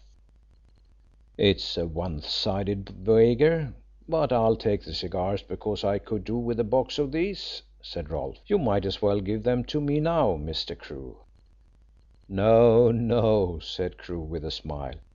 "Put a couple in your pocket now, because you won't win the box." "Of course I understand, Mr. Crewe, why you say Birchill is the wrong man. You feel a bit sore because we have beaten you. I would feel sore myself in your place, and I don't deny that we got information that put us on Birchill's track, and therefore it was easier for us to solve the mystery than it was for you." "I'm not a bit sore," said Crewe. "I can take a beating especially when the men who beat me are good sportsmen." He bowed towards Rolfe, and that officer blushed as he recalled how Inspector Chippenfield and he had agreed to withhold information from Crewe, and to try to put him on a false scent. "I wish you'd tell me what you consider the weak points of our case against Birchill," asked Rolfe. "Your case is based on Hill's confession, and that to my mind is false in many details," said Crewe. "Take, for instance, his account of how he came into contact with Birchill again. This girl Fanning, after a quarrel with Sir Horace, came over to Riversbrook with a message for Hill, which was virtually a threat. Now, does that seem probable? The girl, who had been in the habit of visiting Sir Horace, goes over to see Hill. No woman in the circumstances would do anything of the sort. She had too good an opinion of herself to take a message to a servant at a house from which she had been expelled by the owner who had been keeping her. How would she have felt it if she had run into Sir Horace? It is true that Sir Horace left for Scotland the day before, but it is improbable that the girl who had quarrelled with Sir Horace a fortnight before knew the exact date on which he intended to leave. And how did Hill behave when he got the message? According to his story, he considered to go and see Birchill under threat of exposure, and he consented to become an accomplice in the burglary for the same reason. Sir Horace knew all about Hill's past, so why should he fear a threat of exposure? "Hill explained that," interposed Rolfe. "He pointed out that though Sir Horace knew his past, he couldn't afford to have any scandal about it." "Quite so. But could Birchill afford to threaten a man who was under the protection of Sir Horace Fewbanks? Would Birchill pit himself against Sir Horace? I think that Sir Horace, knowing the law pretty thoroughly, would soon have found a way to deal with Birchill. If Hill was threatened by Birchill, his first impulse, knowing what a powerful protector he had in Sir Horace Fewbanks, would have been to go to him and seek his protection against this dangerous old associate of his convict days. According to Hill's own story, he was something in the nature of a confidential servant, trusted to some extent with the secrets of Sir Horace's double life. What more likely than such a man, threatened as he describes, should turn to his master who had shielded him and trusted him?" "I confess that is a point which never struck me," said Rolfe thoughtfully. "Now let us go on to the meeting between Hill and Birchill," continued Crewe. "This girl Fanning, discarded by Sir Horace because he discovered she was playing him false with Birchill, is made ostensible reason for Birchill's wishing to commit a burglary at Riversbrook, because Birchill wants, as he says, to get even with Sir Horace Fewbanks. Is it likely that Birchill would confide his desire for revenge so frankly to Sir Horace's confidential servant, the trusted custodian of his master's valuables, who could rely on his master's protection, the protection of a highly placed man of whom Birchill stood admittedly in fear, and whom he knew, according to Hill's story, was unassailable from his slander? What had Hill to fear from the threats of a man like Birchill when he was living under Sir Horace Fewbanks' protection? All that Hill had to do when Birchill tried to induce him by threats of exposure of his past to help in burglary at his master's house was to threaten to tell everything to Sir Horace. Birchill told Hill that he was frightened of Sir Horace Fewbanks, the judge who had sentenced him. Then Birchill's confidence in Hill is remarkable, any way you look at it. He sends for Hill, whom he had known in jail and whom he hadn't seen since, to confide in him that it is his intention to burgle his employer's house. He rashly assumes that Hill will do all that he wishes, and he proceeds to lay his cards on the table. But even supposing that Birchill was foolish enough to do this, to trust a chance jail acquaintance so implicitly, there is a far more puzzling action on his part. Why did he want Hill's assistance to burgle a practically unprotected house? I confess I have great difficulty in understanding why such an accomplished flash burglar as Birchill, one of the best men at the game in London at the present time, should want the assistance of an amateur like Hill in such a simple job. Rolfe looked startled.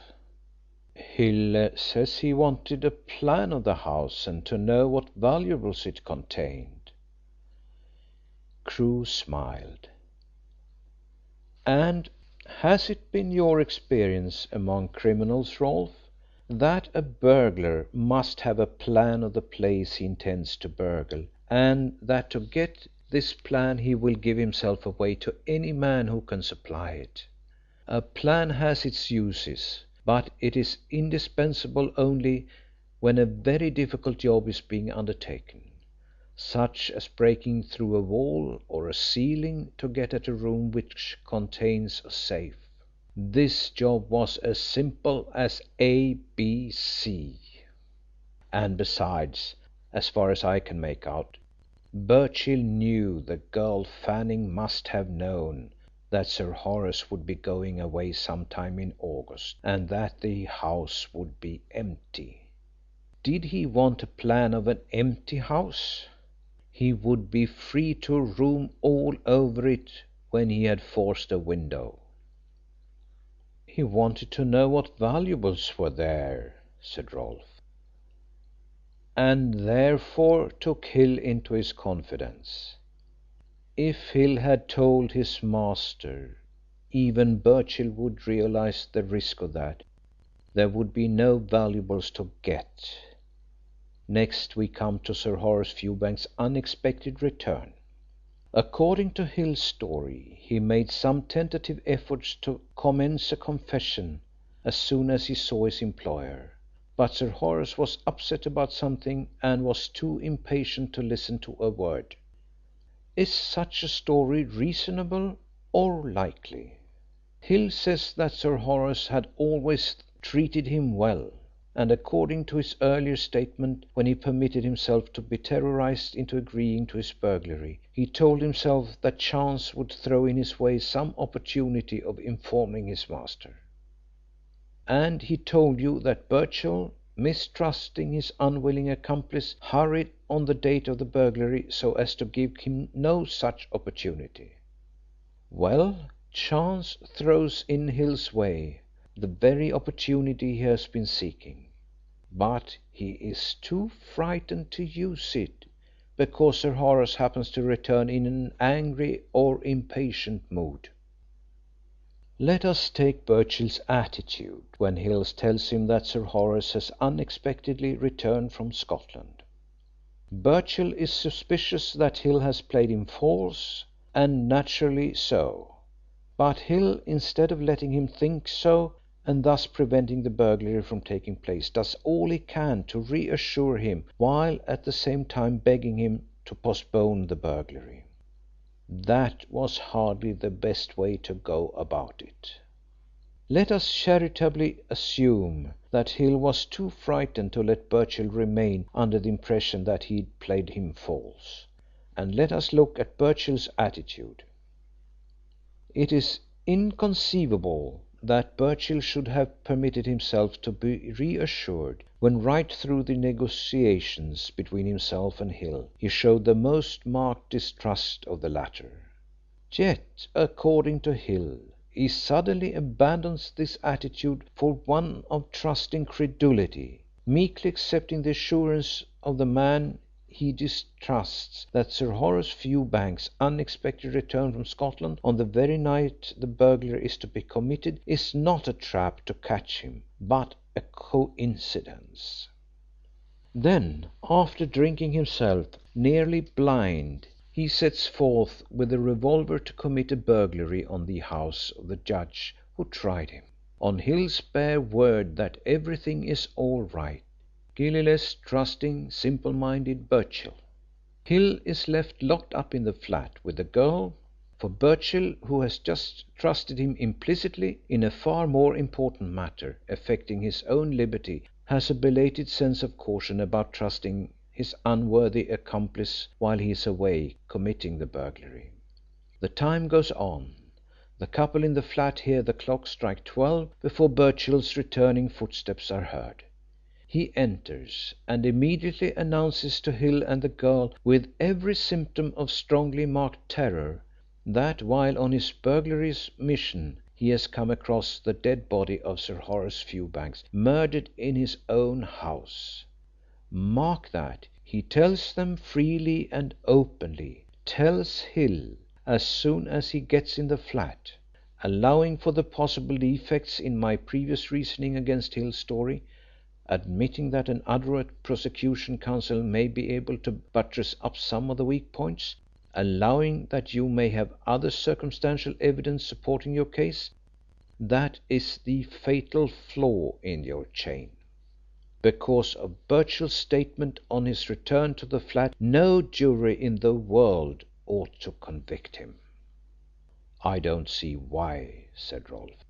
Crewe fixed his deep eyes intently on Rolfe as he replied, "Because if Birchill had committed this murder he would never have admitted immediately on his returning, least of all to Hill, anything about the dead body."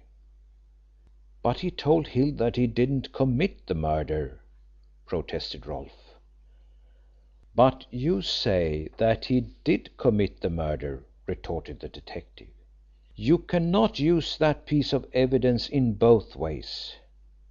Your case is that this man Birchill, while visiting Riversbrook to commit a burglary which he and Hill arranged, encountered Sir Horace Fewbanks and murdered him. I say that his admission to Hill on his return to the flat that he had come across the body of Sir Horace Fewbanks is proof that Birchill did not commit the murder. No murderer would make such a damning admission, least of all to a man he didn't trust, to a man who he believed was capable of entrapping him. Next you have Birchill consenting to a message being sent to Scotland Yard conveying the information that Sir Horace had been murdered. Is that the action of a guilty man? Wouldn't it have been more to his interest to leave the dead man's body undiscovered in the empty house and bolt from the country? It might have remained a week or more before being discovered. True, he would have had to find some way of silencing Hill while he got away from the country. He might have had to resort to the crude method of tying Hill up, gagging him, and leaving him in the flat. But even that would have been better than to inform the police immediately of the murder and place his life at the mercy of Hill, whom he distrusted. Looked at your way, I admit that there are some weak points in our case," said Rolfe. "But you'll find that our counsel will be able to answer most of them in his addresses to the jury. If Birchill didn't commit the murder, who did? Do you deny that he went up to Riversbrook that night?" "The letter sent to Scotland Yard shows that someone was there besides the murderer. If Birchill was there and helped to write the letter, and so much is part of your case, he wasn't the murderer. In short, I believe Birchill went up there to commit a burglary and found the murdered body of Sir Horace." "Do you think that Hill did it?" asked Rolfe. "That is more than I'd like to say. As a matter of fact, I have been so obtuse as to neglect Hill somewhat in my investigations. In fact, I didn't know until I got hold of a copy of his statement to the police that he was an ex-convict. Inspector Chippenfield omitted to inform me of the fact." "I didn't know that," said Rolfe without a blush as he rose to go. "He ought to have told you." End of chapter 14 of chapter 15. When Rolfe left Crewe's office he went back to Scotland Yard. He found Inspector Chippenfield still in his office, and related to him the substance of his interview with Crewe. The inspector listened to the recital in growing anger. "Birchill not the right man?" he spluttered. "Why, of course he is. The case against him is purely circumstantial, but it's as clear as daylight." "Then you don't think there is anything in Crewe's points?" asked Rolfe. "I think so little of them that I look upon Birchill as good as hanged. That for Crewe's points." Inspector Chippenfield snapped his fingers contemptuously. "And I'm surprised to think that you, Rolfe, whose loyalty to your superior officer is a thing I would have staked my life on, should have sat there and listened to such rubbish. I wouldn't have listened to him for 2 minutes. No, not for half a minute. He was trying to pick our case to pieces out of blind spite and jealousy, because we've got ahead of him in the biggest murder case London's had for many a long day. A man who jaunts off to Scotland looking for clues to a murder committed in London is a fool, Rolfe. That's what I call him. We have beaten him badly, and he doesn't like it. But it's not the first time Scotland Yard has beaten him, and it won't be the last." "I suppose you're right," said Rolfe. "But there's one point he made which rather struck me. I must say that about Birchill telling Hill he'd found the dead body. Would Birchill have told Hill that if he'd committed the murder?" "Nothing more likely," exclaimed the inspector. "My theory is that Birchill, while committing the burglary at Riversbrook, was surprised by Sir Horace Fewbanks. It is possible that the judge tried to capture Birchill to hand him over to the police, and Birchill shot him. I believe that Birchill fired both shots, that he had 2 revolvers. But whatever took place, a dangerous criminal like Birchill would not require much provocation to silence a man who interrupted him while he was on business bent, and a man, moreover, against whom he nursed a bitter grudge. In this case it is possible there was no provocation at all. Sir Horace Fewbanks may have simply heard a noise, entered the room where Birchill was, and been shot down without mercy. Birchill heard him coming and was ready for him with a revolver in each hand. You've got to bear in mind that Birchill went to the house in a dangerous mood, half mad with drink and furious with anger against Sir Horace Fewbanks for cutting off the allowance of the girl he was living with. He threatened, before he left the flat to commit the burglary, that he'd do for the judge if he interfered with him." "That's according to Hill's statement," said Rolfe. Inspector Chippenfield glanced at his subordinate in some surprise. "Of course it's Hill's statement," he said. "Isn't he our principal witness, and doesn't his statement fit in with all the facts we've been able to gather? Well, the murder of Sir Horace, no matter how it was committed in cold blood. But immediately Birchill had done it, the fact that he had committed a murder would have a sobering effect on him. Although he bragged before he left the flat for Riversbrook about killing the judge if he came across him, he had no intention of jeopardising his neck unnecessarily, and after he had shot down the judge in a moment of drunken passion he would be anxious to keep Hill, whom he mistrusted, from knowing that he had committed the murder. But he was fully aware that Hill would be the person who would discover the body next day, and that if he wasn't put on his guard he would bring in the police and probably give away everything that Birchill had said and done. So, to obviate the risk and prepare Hill, Birchill hit on the plan of telling him that he'd found the judge's dead body while burgling the place. It was a bold idea, and not without its advantages when you consider what an awkward fix Birchill was in. Not only did it keep Hill quiet, but it forced him into the position of becoming a kind of silent accomplice to the crime. He did not give the show away until he was trapped, and then he only confessed to save his own skin. He's a dangerous and deep scoundrel, this Birchill, but he'll swing this time, and you'll find that his confession of finding the body will do more than anything else to hang him properly put to the jury, and I'll see that it is properly put." Rolfe pondered much over these two conflicting points of view, Crewe's and Inspector Chippenfield's, for the rest of the day. He inclined to Inspector Chippenfield's conclusions regarding Birchill's admission about the body. The idea that he had assisted in arresting the wrong man and had helped to build up a case against him was too unpalatable for him to accept it. But he was forced to admit that Crewe's theory was distinctly a plausible one. Though it was impossible for him to give up the conviction that Birchill was the murderer, he felt that Crewe's analysis of the case for the prosecution contained several telling points which might be used with some effect on a jury in the hands of an experienced counsel.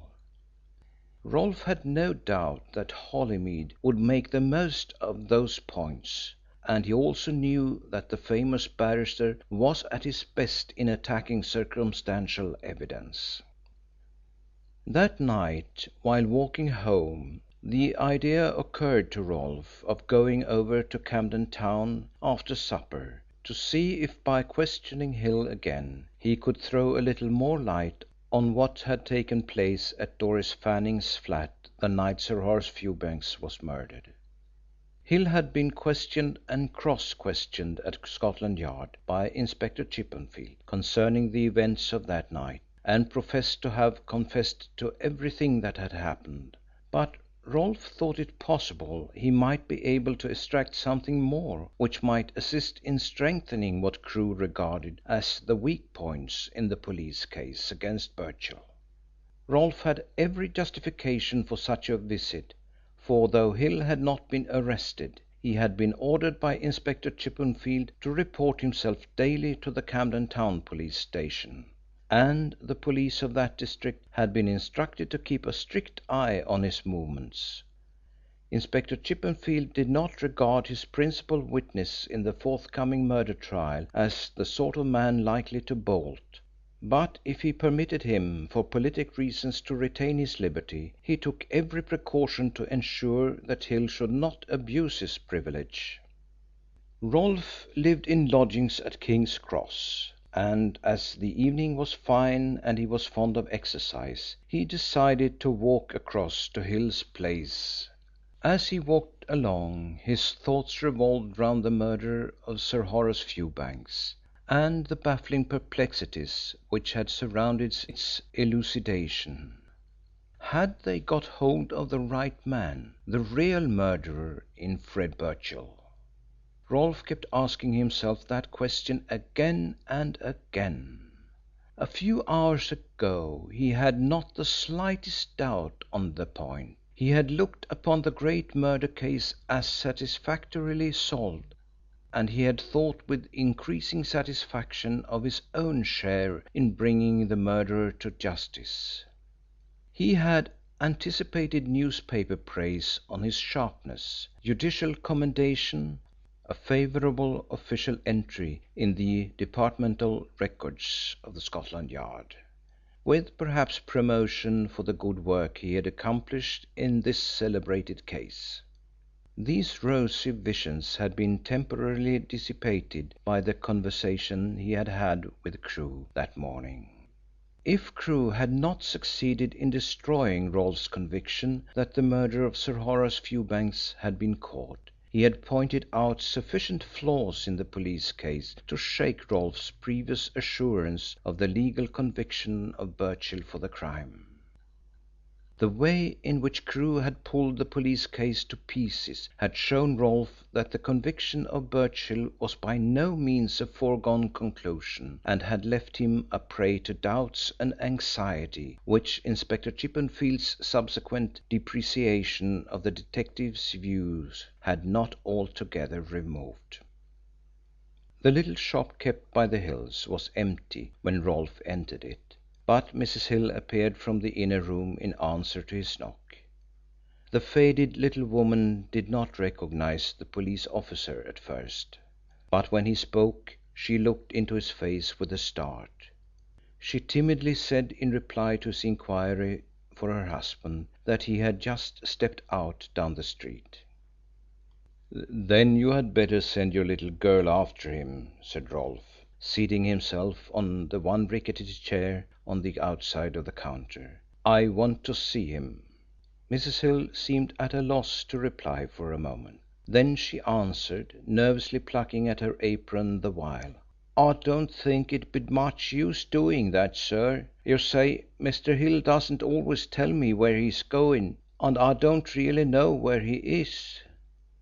"Then why did you tell me that he had just stepped out down the street?" asked Rolfe sharply. "Because I thought he mightn't be far away." "Then, as a matter of fact, you don't know where he is or when he'll be back?" "No, sir." Her prompt and uncompromising reply indicated that she did not want him to wait for her husband. "I think I'll wait," said Rolfe, looking at her steadily. "Yes, sir." Daphne appeared at the door of the parlour which led into the shop, and her mother waved her back angrily. "Go to bed this instant, miss. It's long past your bedtime," she said. It was obvious that Mrs. Hill retained a vivid recollection of how disastrous had been Daphne's appearance during Inspector Chippenfield's first visit to the shop. "Perhaps your little girl knows where her father is," said Rolfe maliciously. "No, she doesn't," replied Mrs. Hill with some spirit. "You can ask her if you like." Rolfe was suddenly struck with an idea, and he decided to test it. "I won't wait. I've changed my mind. But if your husband comes in, tell him not to go to bed until I've seen him. I'll be back." "Yes, sir," she replied. "Do you think he was going to Riversbrook?" he asked. The woman flushed suddenly and then went pale. She knew as well as Rolfe that her husband was strictly forbidden, pending the trial, to go near the place of his former employment, and that the police had relieved him of his keys and taken possession of the silent house and locked everything up. "No, sir," she replied with trembling lips. "Mr. Hill hasn't gone over there." "How can you be certain, if he didn't tell you where he was going?" asked Rolfe. "Because it's the last place in the world he'd think of going to," gasped Mrs. Hill. "Such a thought would never enter his head. I do assure you, sir, Mr. Hill would never dream of going over there, sir. You can take my word for it." Rolfe walked thoughtfully up High Street. Was it possible that Hill had gone to his late master's residence in defiance of the orders of the police? If so, only some very powerful motive, and probably one which affected the crime, could have induced him to risk his liberty by making such a visit after he had been commanded to keep away from the place. And how would he get into the house? Rolfe had himself locked up the house and had locked the gates, and the bunch of keys was at that moment hanging up in Inspector Chippenfield's room in Scotland Yard. But even as he asked that question, Rolfe found himself smiling at himself for his simplicity. Nothing could be easier for a man like Hill, an ex-criminal, to have obtained a duplicate key before handing over possession of the keys. Rolfe had noticed with surprise, when he was locking up the house, that the French windows of the morning room were locked from the outside by a small key as well as being bolted from the inside. Hill had explained that the late Sir Horace Fewbanks had generally used this French window for gaining access to his room after a nocturnal excursion. Rolfe looked at his watch. It was 9 o'clock. He decided to go to Hampstead and put his suspicion to the test. It was quite possible he was mistaken. But if, on the other hand, Hill was paying a nocturnal visit to Riversbrook, and he had the luck to capture him, he might extract from him some valuable evidence for the forthcoming trial that Hill had kept back. And Rolfe was above all things interested at that moment in making the case for the prosecution as strong as possible. Rolfe walked to the Camden Town Underground station, bought a ticket for Hampstead, and took his seat in the tube in that state of exhilarated excitement which comes to the detective when he feels that he is on the road to disclosure. The speed of the train seemed all too slow for the police officer, and he looked at his watch at least a dozen times during the short journey from Camden Town to Hampstead. When Rolfe arrived at Hampstead, he set out at a rapid walk for Riversbrook. It was quite dark when he reached Tanton Gardens. He turned into the rustling avenue of chestnut trees and strode swiftly down till he reached the deserted house of the murdered man. The gate was locked as he had left it, but Rolfe climbed over it. A late moon was already throwing a refulgent light through the evening mists, silvering the tops of the fir trees in front of the house. Rolfe walked through the plantation, his footsteps falling noiselessly on the pine needles which strewed the path. He quickly reached the other side of the little wood, and the Italian garden lay before him, stretching in a silver glory to the dark old house beyond. Rolfe stood still at the edge of the wood and glanced across the moonlit garden to the house. It seemed dark, deserted, and desolate. There was no sign of a light in any of the windows facing the plantation. The moon, rising above the fringe of trees in the woodland which skirted the meadows of the east side of the house, cast a sudden ray athwart the upper portion of the house. But the windows of the retreating first story still remained in shadow. Rolfe scrutinized these windows closely. There were 3 of them. He knew that 2 of them opened out from the bedroom the dead man used to occupy, and a 3rd one belonged to the library adjoining, the room where the murder had been committed. The moonlight, gradually stealing over the house, revealed the windows of the bedroom closed and the blinds down. But the library was still in shadow, for a large chestnut tree which grew in front of the house was directly in the line of Rolfe's vision. Rolfe remained watching the house for some time, but no sign or sound of life could he detect in its silent desolation. "I must have been mistaken," he muttered with a final glance at the windows of the first story. "There's nobody in the house." He turned to go, and had taken a few steps through the pine wood when suddenly he started and stood still. His quick ear had caught a faint sound, a kind of rattle, coming from the direction of the house. What was that noise which sounded so strangely familiar to his ears? He had it. It was the fall of a Venetian blind. Instantaneously there came to Rolfe the remembrance that Inspector Chippenfield had ordered the library blind to be left up, so that when the sun was high in the heavens, its rays striking in through the window over the top of the chestnut tree might dry up the stain of blood on the floor, which washing had failed to efface. Somebody was in the library. and had dropped the blind. Rolfe hurriedly retraced his steps to the edge of the plantation and raced across the Italian garden, feeling for his revolver as he ran. Some instinct told him that he would find entrance through the French windows on the west side of the morning room, and thither he directed his steps. He pulled out his electric torch and tried the windows. They were shut, and the first one was locked. The second one yielded to his hand. He pulled it open and stepped into the room. Making his way by the light of his torch to the stairs, he swiftly but silently crept up them and turned to the library on the left of the first landing.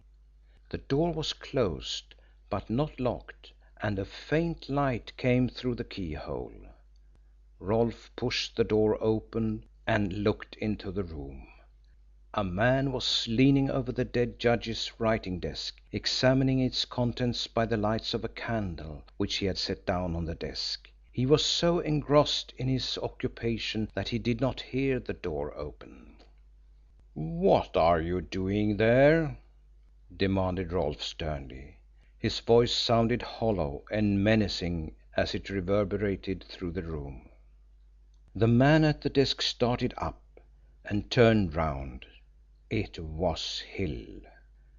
When he saw Rolfe, he looked as though he would fall. He made as if to step forward. Then he stood quite still, looking at the officer with ashen face. "Hill," said Rolfe quietly, "what does this mean?" The butler had regained his self-composure with wonderful quickness. The mask of reticence dropped over his face again, and it was in the smooth, deferential tones of a well-trained servant that he replied: "Nothing, sir. I just slipped over from the shop to see if everything was all right." "How did you get into the house?" "By the French window, sir. I had a duplicate key which Sir Horace had made." "And I see you also have a duplicate key of the desk. Why didn't you give these keys up with the others to Inspector Chippenfield?" "I forgot about them at the time, sir. I found them in an old pocket this evening, and I was so uneasy about the house shut up with a lot of valuable things in it and nobody to give an eye to them, that I just slipped across to see everything was all right." "You came here after dark and let yourself in with a private key after you had been strictly ordered not to come near the place? You have the audacity to admit you have done this?" "Well, it's this way, sir. I was a trusted servant of Sir Horace's. I knew a great deal about his private life, if I may say so. I know he kept a lot of private papers in this room, and I wanted to make sure they were safe. I didn't like them being in this empty house, sir. I couldn't sleep in my bed of nights for thinking of them, sir. I felt last night as if my poor dead master was standing at my bedside, urging me to go over. I'm very sorry I disobeyed the police orders, Mr. Rolfe, but I acted for the best."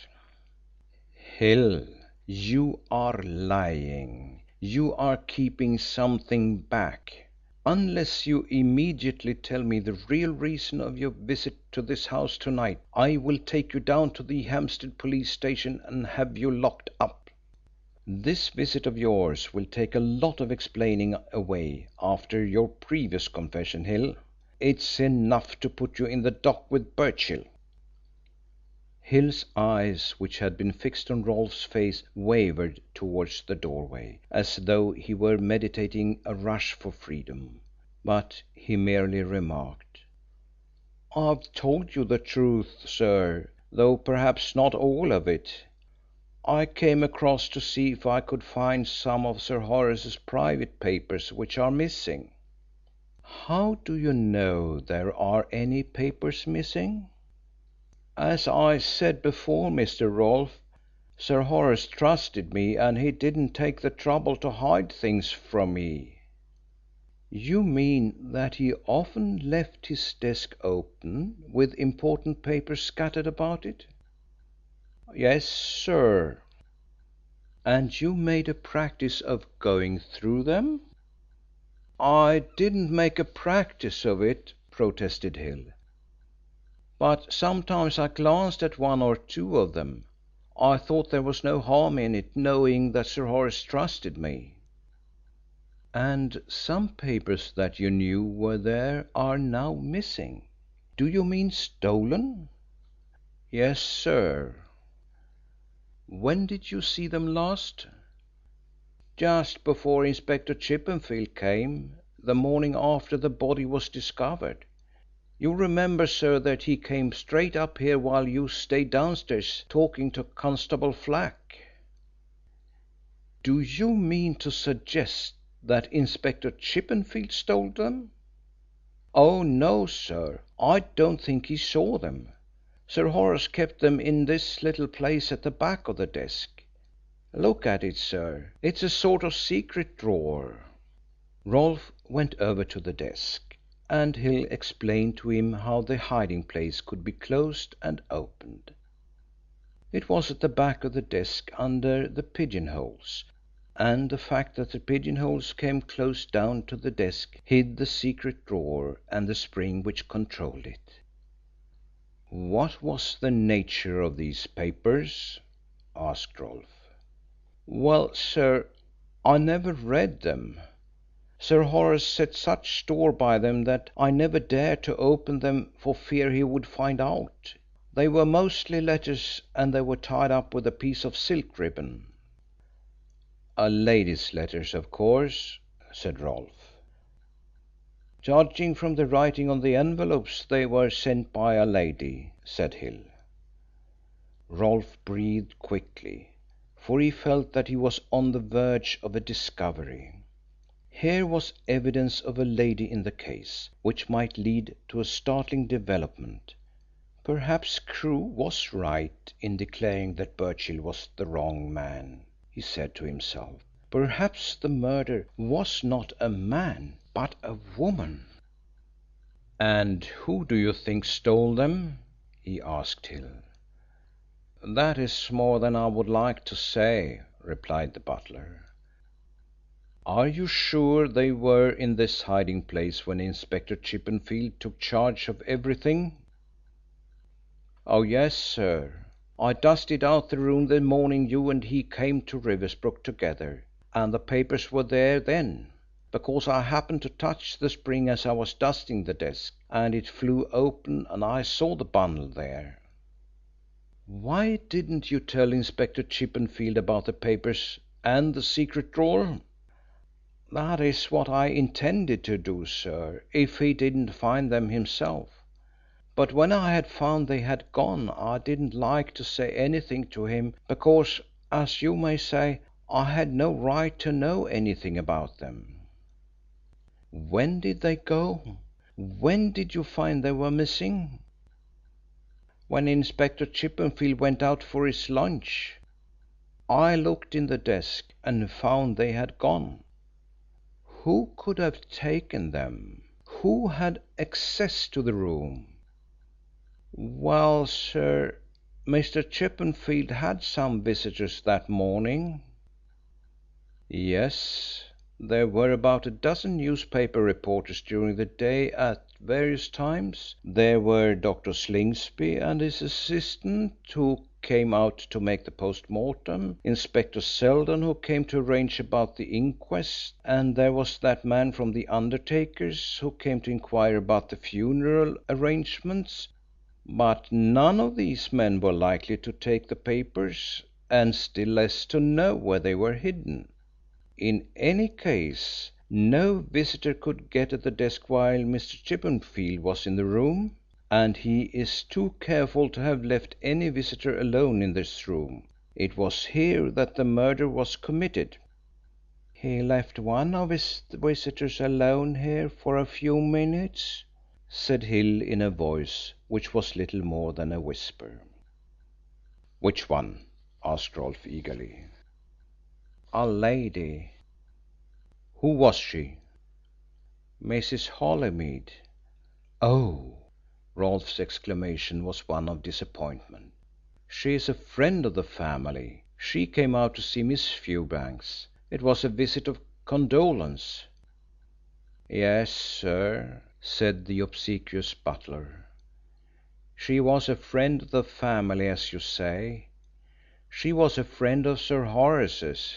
I've heard that Sir Horace paid her considerable attention before she married Mr. Holymead. It was a toss-up which of them she married, so I've been told. Rolfe saw that he had made a mistake in dismissing the idea of Mrs. Holymead having anything to do with the missing papers. "Do you think that she stole these letters, these papers?" he asked. "Do you think she knew where they were?" "While she was in the room, Inspector Chippenfield came rushing downstairs for a glass of water. He said she had fainted." Rolfe gave a low, prolonged whistle. "And after she left you took the first opportunity of looking to see if the papers were still there, and you found they were gone?" "Yes, sir." "What made you suspect Mrs. Holymead would take them?" "Well, sir, I didn't suspect her at the time. I just looked to see if Inspector Chippenfield had found them. I saw they had gone, and as I couldn't see any sign of them about anywhere else, I concluded they must have been taken without Inspector Chippenfield knowing anything about it. The reason I came over here tonight was to have another careful look round for them."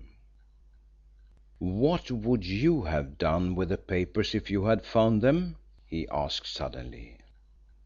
"I would have handed them over to the police, sir," said the butler, who obviously had been prepared for a question of the kind. "And what explanation would you have given for having found them, for having come over here in defiance of your orders from Inspector Chippenfield?"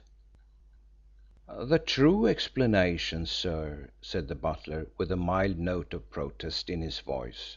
"I would have told Inspector Chippenfield what I have already told you, and it is the simple truth." Rolfe was plainly taken back at this rebuke, but he did not reply to it. "In your statement of what took place when Birchill returned to the flat after committing the murder, he said something about having seen a woman leave the house by the front door as he was hiding in the garden. A fashionably dressed woman, I think he said." "Yes, sir, that was it." "Do you believe that part of his story was true?" "Well, sir, with a man like Birchill it is impossible to say when he is telling the truth and when he isn't." "There was no lady with Sir Horace when you left him that night when he returned from Scotland?" "No, sir." "I think you said he was in a hurry to get you out of the house and told you not to come back?" "That is what I thought at the time, sir." "Well, Hill," said Rolfe, resuming his severe official tone, "all this does not excuse in any way your conduct in coming over here and forcing your way into the house in defiance of the police, opening this desk and prying about for private papers that don't concern you. The proper course for you to adopt was to come to Scotland Yard and tell your story about these missing papers to Inspector Chippenfield or to myself. However, I don't propose to take any action against you at present. Only there is to be no more of it.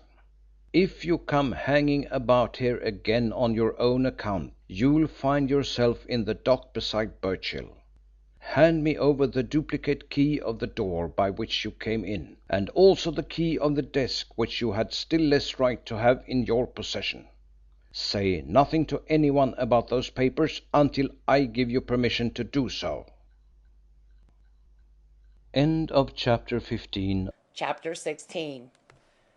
The day fixed for the trial of Frederick Birchill was wet, dismal, and dreary.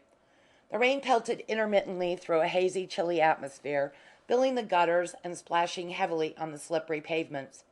But in spite of the rain, a long queue, principally of women, assembled outside the portals of the Old Bailey long before the time fixed for the opening of the court. At the private entrance to the courthouse arrived fashionably dressed ladies, accompanied by well-groomed men. They had received cards of admission and had seats reserved for them in the body of the court. Many of them had personally known the late Sir Horace Fewbanks, and their interest in the trial of the man accused of his murder was intensified by the rumours afloat that there were to be some spicy revelations concerning the dead judge's private life. The arrival of Mr. Justice Hodson, who was to preside at the trial, caused a stir among some of the spectators, many of whom belonged to the criminal class. Sir Henry Hodson had presided at so many murder trials that he was known among them as the hanging judge. Among the spectators were some whom Sir Henry had put into mourning at one time or another. There were others whom he had deprived of their breadwinners for specified periods. These spectators looked at him with curiosity, fear, and hatred. Mr. Holymead, K.C., drove up in a taxicab a few minutes later, and his arrival created an impression akin to admiration. In the eyes of the criminal class he was an heroic figure, who had assumed the responsibility of saving the life of one of their fraternity. The eminent counsel's success in the few criminal cases in which he had consented to appear had gained him the respectful esteem of those who considered themselves oppressed by the law, and the spectators on the pavement might have raised a cheer for him if their exuberance had not been restrained by the proximity of the policeman guarding the entrance. When the court was opened, Inspector Chippenfield took a seat in the body of the court behind the barrister's bench. He ranged his eye over the closely packed spectators in the gallery and shook his head with manifest disapproval. It seemed to him that the worst criminals in London had managed to elude the vigilance of the sergeant outside in order to see the trial of their notorious colleague, Fred Birchill. He pointed out their presence to Rolfe, who was seated alongside him. "There's that scoundrel Bob Rogers who slipped through our hands over the Ealing case, and his pal Breaker Jim, who's just done 7 years. Looking down and grinning at us," he angrily whispered. "I'll give them something to grin about before they're much older. You'd think Breaker would have had enough of the Old Bailey to last him a lifetime. And look at that row alongside of them. There's Morris, Hart, Harry the Hooker, and that chap Willis who murdered the pawnbroker in Commercial Road last year, only we could never sheet it home to him. And 2 rows behind them is old Charlie, the Covent Garden drop with Holder Jack and Kemp, Birchill's mate. Why, they're everywhere. The inquest was nothing to this, Rolfe." "Kemp must be thanking his lucky stars he wasn't in that Riversbrook job with Fred Birchill," said Rolfe, "for they usually work together. And there's Crewe up in the gallery." "Where?" exclaimed Inspector Chippenfield with an indignant start.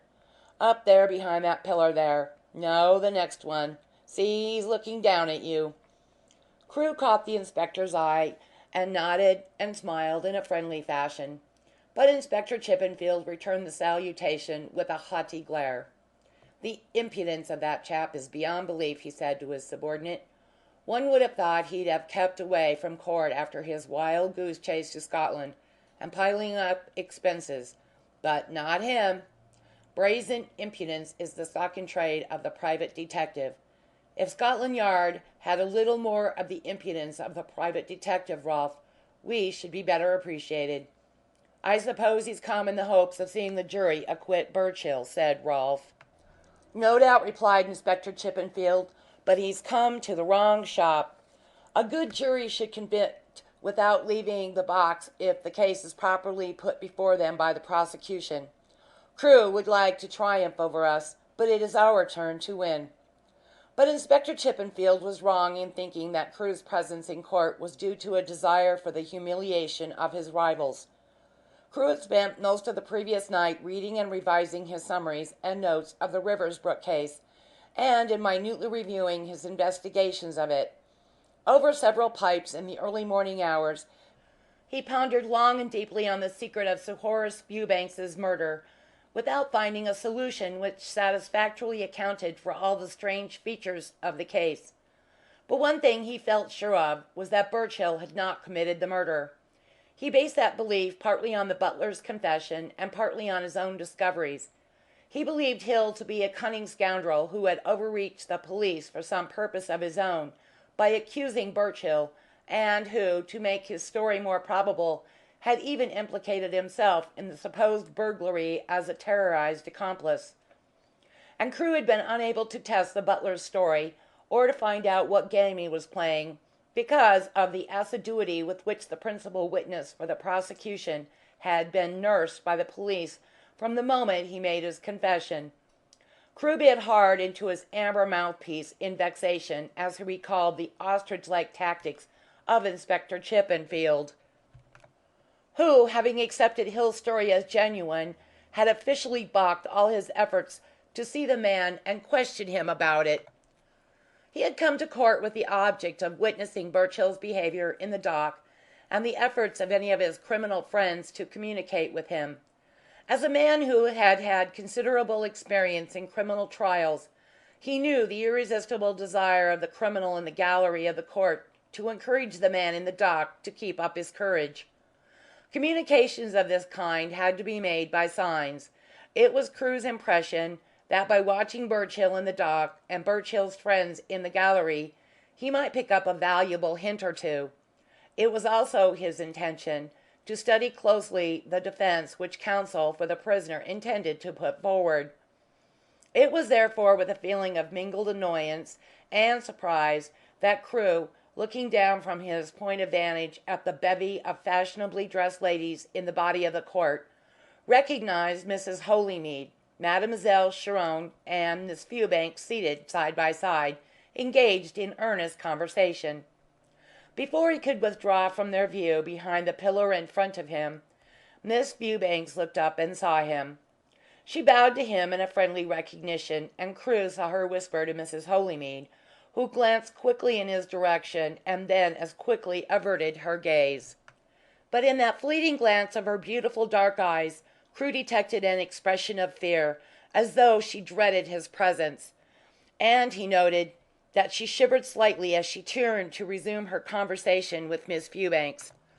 His Honour Mr. Justice Hodson entered, and the persons in the court scrambled hurriedly to their feet to pay their tribute of respect to British law, as exemplified in the person of a stout, red-faced old gentleman, wearing a scarlet gown and black sash, and attended by 4 of the sheriffs of London in their fur-trimmed robes. The judge bowed in response and took his seat. The spectators resumed theirs, craning their necks eagerly to look at the accused man, Birchill, who was brought into the dock by 2 warders. The work of empanelling a jury commenced, and when it was completed, Mr. Walters, K.C., opened the case for the prosecution. Mr. Walters was a long-winded counsel who had detested the late Mr. Justice Fewbanks because of the latter's habit of interrupting the addresses of counsel with the object of inducing them to curtail their remarks. This practice was not only annoying to counsel, who necessarily knew better than the judge what the jury ought to be told, but it also tended to hold counsel up to ridicule in the eyes of ignorant jurymen as a man who could not do his work properly without the watchful correction of the judge. But Mr. Walters, whose legal training had imbued him in a respect for Latin tags, subscribed to the adage, De mortuis nil nisi bonum. Therefore he began his address to the jury with a glowing reference to the loss, he might almost say the irreparable loss, which the judiciary had sustained. He would go so far as to say the loss which the nation had sustained by the death, the violent death, in short, the murder of an eminent judge of the High Court bench, whose clear and vigorous intellect, whose marvellous mastery of the legal principles laid down by the judicial giants of the past, whose inexhaustible knowledge drawn from the storehouses of British law, whose virile interpretations of the principles of British justice, whose unfailing courtesy and consideration to counsel, the memory of which would long be cherished by those who had had the privilege of pleading before him, had made him an acquisition and an ornament to a bench which in the eyes of the nation had always represented, and at no time more than the present, at this point Mr. Walters bowed to the presiding judge, the embodiment of legal knowledge, legal experience, and legal wisdom. After this tribute to the murdered man and the presiding judge, Mr. Walters proceeded to lay the facts of the crime before the jury, who had read all about them in the newspapers. With methodical care he built up the case against the accused man, classifying the points of evidence against him in categorical order for the benefit of the jury. The most important witness for the prosecution was a man known as James Hill, who had been in Sir Horace Fewbanks's employ as a butler. Hill's connection with the prisoner was in some aspects unfortunate for himself, and no doubt counsel for the defence would endeavour to discredit his evidence on that account. But the jury, when they heard the butler tell his story in the witness box, would have little difficulty in coming to the conclusion that the man Hill was the victim of circumstances and his own weakness of temperament.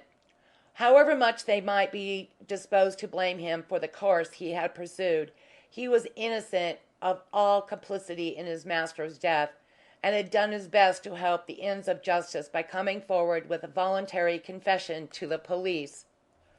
Mr. Walters made no attempt to conceal or extenuate the black page in Hill's past, but he asked the jury to believe that Hill had bitterly repented of his former crime, and would have continued to lead an honest life as Sir Horace Fewbanks's butler, if ill fate had not forged a cruel chain of circumstances to link him to his past life, and drag him down by bringing him in contact with the accused man Birchill, whom he had met in prison.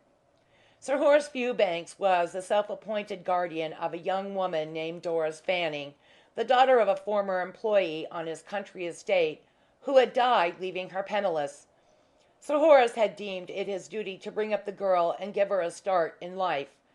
After educating her in a style suitable to her station, he sent her to London and paid for music lessons for her in order to fit her for a musical career, for which she showed some aptitude. Unfortunately, the young woman had a self-willed and unbalanced temperament, and she gave her benefactor much trouble.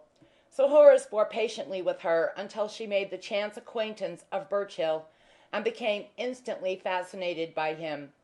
The acquaintance speedily drifted into intimacy, and the girl became the pliant tool of Birchill, who acquired an almost magnetic influence over her. As the intimacy progressed, she seemed to have become a willing partner in his criminal schemes. When Sir Horace Fewbanks heard that the girl had drifted into an association with a criminal like Birchill, he endeavoured to save her from her folly by remonstrating with her, and the girl promised to give up Birchill, but did not do so. When Sir Horace found out that he was being deceived, he was compelled to renounce her. Birchill, who had been living on the girl, was furious with anger when he learnt that Sir Horace had cut off the monetary allowance he had been making her, and on discovering by some means that his former prison associate Hill was now the butler at Sir Horace Fewbanks's house, he planned his revenge. He sent the girl Fanning to Riversbrook with a message to Hill, directing him, under threat of exposure, to see him at the Westminster flat. Hill, who dreaded nothing so much as an exposure of that past life of his, which he hoped was a secret between his master and himself, kept the appointment. Birchill told him he intended to rob the judge's house in order to revenge himself on Sir Horace for cutting off the girl's allowance, and he asked Hill to assist him in carrying out the burglary. Hill strenuously demurred at first, but weakly allowed himself to be terrorized into compliance under Birchill's threats of exposure. Hill's participation in the crime was to be confined to preparing a plan of Riversbrook as a guide for Birchill. Birchill said nothing about murder at the time, but there is no doubt he contemplated violence when he first spoke to Hill. When Hill, alarmed by his master's return on the actual night for which the burglary had been arranged, hurried across to the flat to urge Birchill to abandon the contemplated burglary, Birchill obstinately decided to carry out the crime, and left the flat with a revolver in his hand, threatening to murder Sir Horace if he found him, because of his harsh treatment, as he termed it, of the girl Fanning. Birchill left the flat at 9 o'clock, continued Mr. Walters, who had now reached the vital facts of the night of the murder. I ask the jury to take careful note of the time and the subsequent times mentioned, for they have an important bearing on the circumstantial evidence against the accused man. He returned, according to Hill's evidence, shortly after midnight. Evidence will be called to show that Birchill, or a man answering his description, boarded a tram car at Euston Road at 9:30 p.m. and journeyed in it to Hampstead. He was observed both at Euston Road and the Hampstead terminus by the conductor because of his obvious desire to avoid attention. There were only two other passengers on the top of the car when it left Euston Road. The conductor directed the attention of the driver to his movements, and they both watched him till he disappeared in the direction of the Heath. In fairness to the prisoner, it is necessary to point out, however, that neither the conductor nor the driver can identify him positively as the man they had seen on their car that night, but both will swear that, to the best of their belief, Birchill is the man. Assuming that it was the prisoner who travelled to Hampstead by the Euston Road tram, a route he would probably prefer because it took him to Hampstead by the most unfrequented way, he would have a distance of nearly a mile to walk across Hampstead Heath to Tanton Gardens, where Sir Horace Fewbanks's house was situated. The evidence of the tramman is that he set off across the Heath at a very rapid rate. The tram reached Hampstead at 4 minutes past 10, so that, by walking fast, it would be possible for a young, energetic man to reach Riversbrook before 11:15. Another 5 minutes would see an experienced housebreaker like Birchill inside the house. At 20 minutes past 11, a young man named Ryder, who had wandered into Tanton Gardens while endeavouring to take a short cut home, heard the sound of a report, which at the time he took to be the noise of a door violently slammed, coming from the direction of Riversbrook. A few moments afterwards he saw a man climb over the front fence of Riversbrook to the street. He drew back cautiously into the shade of one of the chestnut trees of the street avenue, and saw the man plainly as he ran past him. Ryder will swear that that man he saw was Birchill. "It's a lie! It's a lie! You're trying to hang him, you wicked man! Oh, Fred! Fred!" The cry proceeded from the girl Doris Fanning. Her unbalanced temperament had been unable to bear the strain of sitting there and listening to Mr. Walters' cold, inexorable construction of a legal chain of evidence against her lover. She rose to her feet, shrieking wildly and gesticulating menacingly at Mr. Walters. The society ladies turned eagerly in their seats to take in through their lorgnon every detail of the interruption. "Remove that woman," the judge sternly commanded. Several policemen hastened to her, and the girl was partially hustled and partially carried out of the court, shrieking as she went.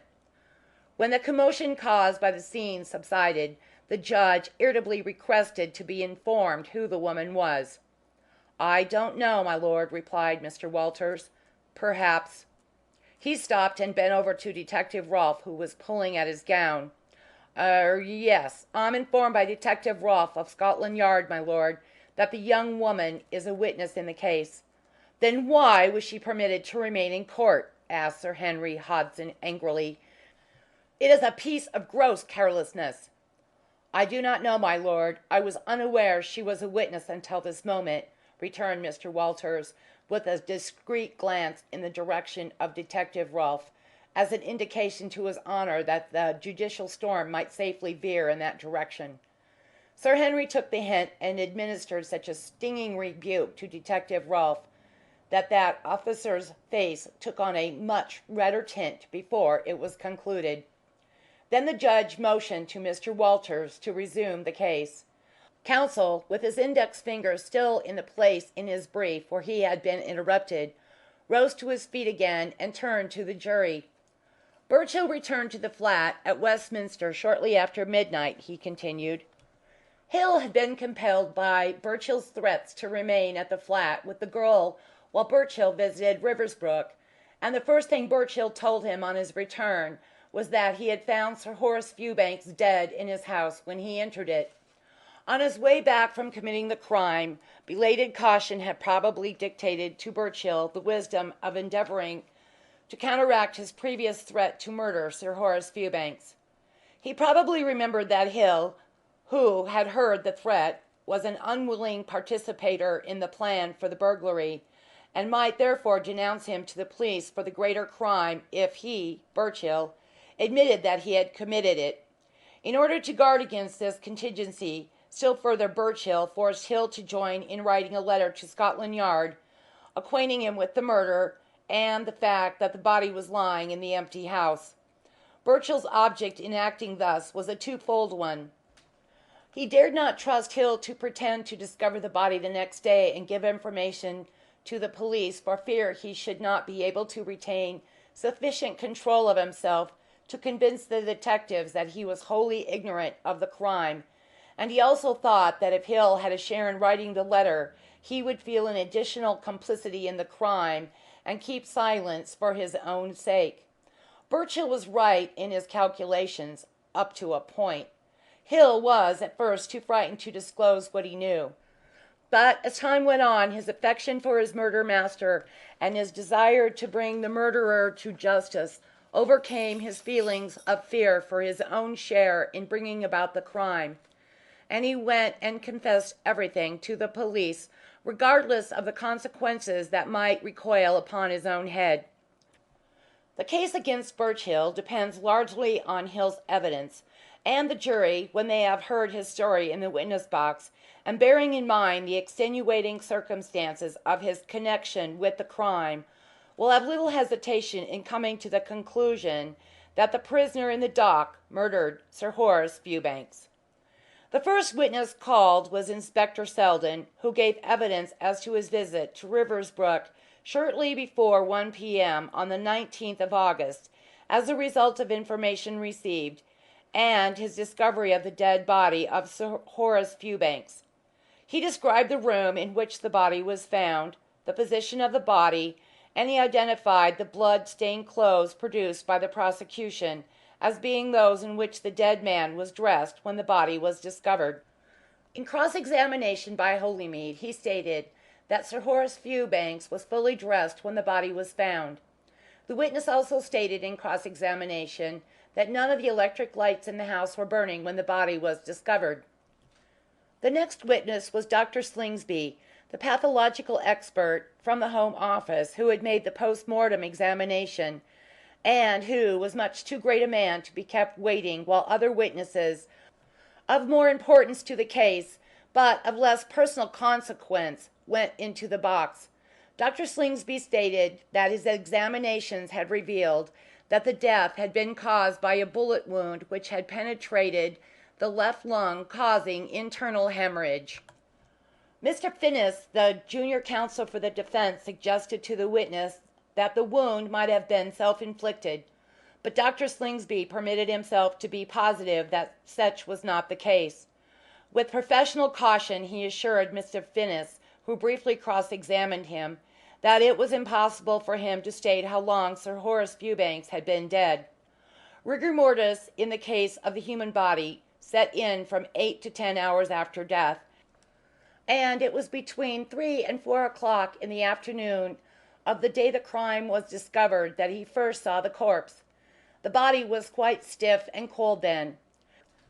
Is it not possible for death to have taken place 19 or 20 hours before you saw the body? Asked Mr. Finnis eagerly. Quite possible, replied Dr. Slingsby. Is it not also possible, from the state of the body when you examined it, that death took place within 16 hours of your examination of the body? Asked Mr. Walters, as Mr. Finnis sat down with the air of a man who had elicited an important point. Quite possible, replied Dr. Slingsby, with the prim air of a professional man who valued his reputation too highly to risk it by committing himself to anything definite. Dr. Slingsby was allowed to leave the box, and Inspector Chippenfield took his place. Inspector Chippenfield did not display any professional reticence about giving his evidence, at least not on the surface, though he by no means took the court completely into his confidence as to all that had passed between him and Hill. On the other hand, he told the judge and jury everything that his professional experience prompted him as necessary and proper for them to know in order to bring about a conviction. In the course of his evidence he made several attempts to introduce damaging facts as to Birchill's past, but Mr. Holymead protested to the judge. Counsel for the defence protested that he had allowed his learned friend in opening the case a great deal of latitude as to the relations which had previously existed between the witness Hill and the prisoner, because the defence did not intend to attempt to hide the fact that the prisoner had a criminal record. But he had no intention of allowing a police witness to introduce irrelevant matter in order to prejudice the jury against the prisoner. His Honour told the witness to confine himself to answering the questions put to him, and not to volunteer information. After this rebuke, Inspector Chippenfield resumed giving evidence. He related what Birchill had said when arrested, and declared that he was positive that the footprints found outside the kitchen window were made by the boots produced in court, which Birchill had been wearing at the time he was arrested. He produced a jemmy which he had found at Fanning's flat, and said that it fitted the marks on the window at Riversbrook, which had been forced on the night of the 18th of August. Inspector Chippenfield's evidence was followed by that of the two tramway employees, who declared that, to the best of their belief, Birchill was the man who boarded their tram at 9:30 on the night of the 18th of August, and rode to the terminus at Hampstead, which they reached at 10:04 p.m. Both the witnesses showed a very proper respect for the law, and were obviously relieved when the brief cross-examination was over, and they were free to go back to their tram car. End of chapter 16. Chapter 17. James Hill, called the court crier. The butler stepped forward, mounted the witness stand, and bowed his head deferentially towards the judge. He was neatly dressed in black, and his sandy grey hair was carefully brushed. His face was as expressionless as ever, but a slight oscillation of the court Bible in his right hand as he was sworn indicated that his nerves were not so calm as he strove to appear.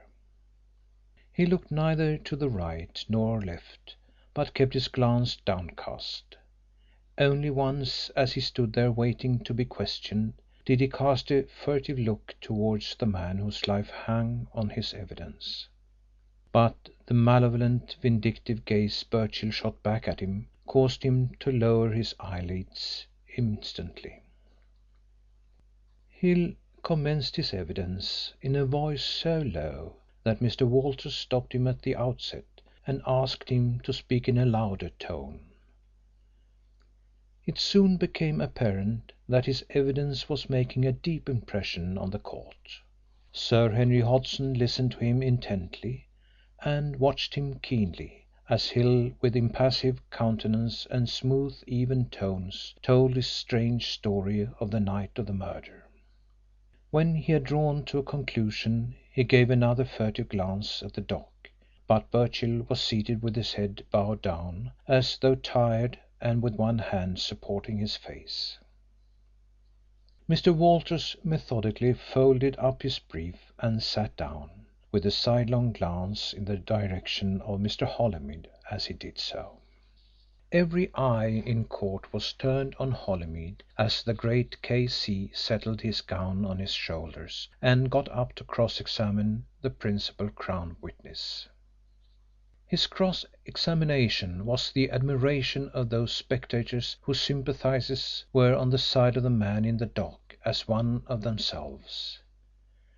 Hill was cross-examined as to the lapse from honesty which had sent him to gaol, and he was reluctantly forced to admit that so far from the theft being the result of an impulse to save his wife and child from starvation, as the counsel for the prosecution had indicated, it was the result of the impulse of cupidity.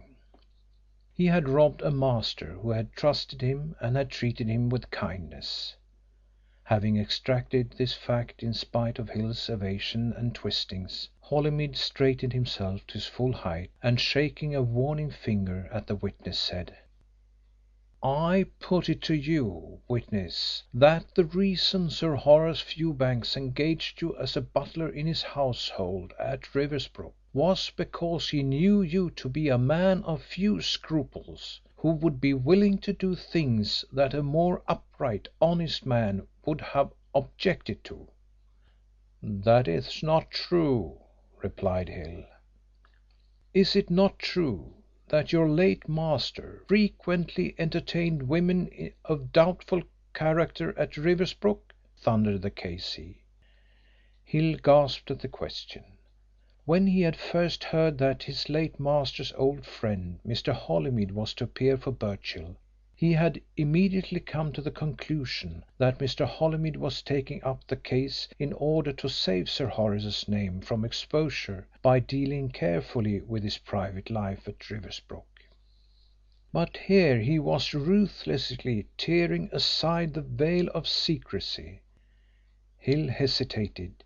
He glanced round the curious, crowded court and saw the eager glances of the women as they impatiently awaited his reply. He hesitated so long that Holymead repeated the question. "Women of a doubtful character?" faltered the witness. "I do not understand you." "You understand me perfectly well, Hill. I do not mean women off the streets, but women who have no moral reputation to maintain. Women who do not mind letting confidential servants see that they have no regard for the conventional standard of life. I mean, witness, that your late master frequently entertained at Riversbrook women, I will not call them ladies, who were not particular at what hour they went home. Sometimes one or more of them stayed all night, and you were entrusted with the confidential task of smuggling them out of the house without other servants knowing of their presence. Is not that so?" I Answer the question without equivocation, witness." "Yes, sir." There was a slight stir in the body of the court due to the fact that Miss Fewbanks and Mrs. Holymead had risen and were making their way to the door. The fashionably dressed women in the court stared with much interest at the daughter of the murdered man, whom most of them knew, in order to see how she was taking the disclosures about her dead father's private life. "And sometimes there were quarrels between your late master and these visitors, were there not?" continued Holymead. "Quarrels, sir? Surely you know that under the influence of wine some people become quarrelsome?" "Yes, sir." "Well, did your late master's nocturnal visitors ever become quarrelsome?" "Sometimes, sir."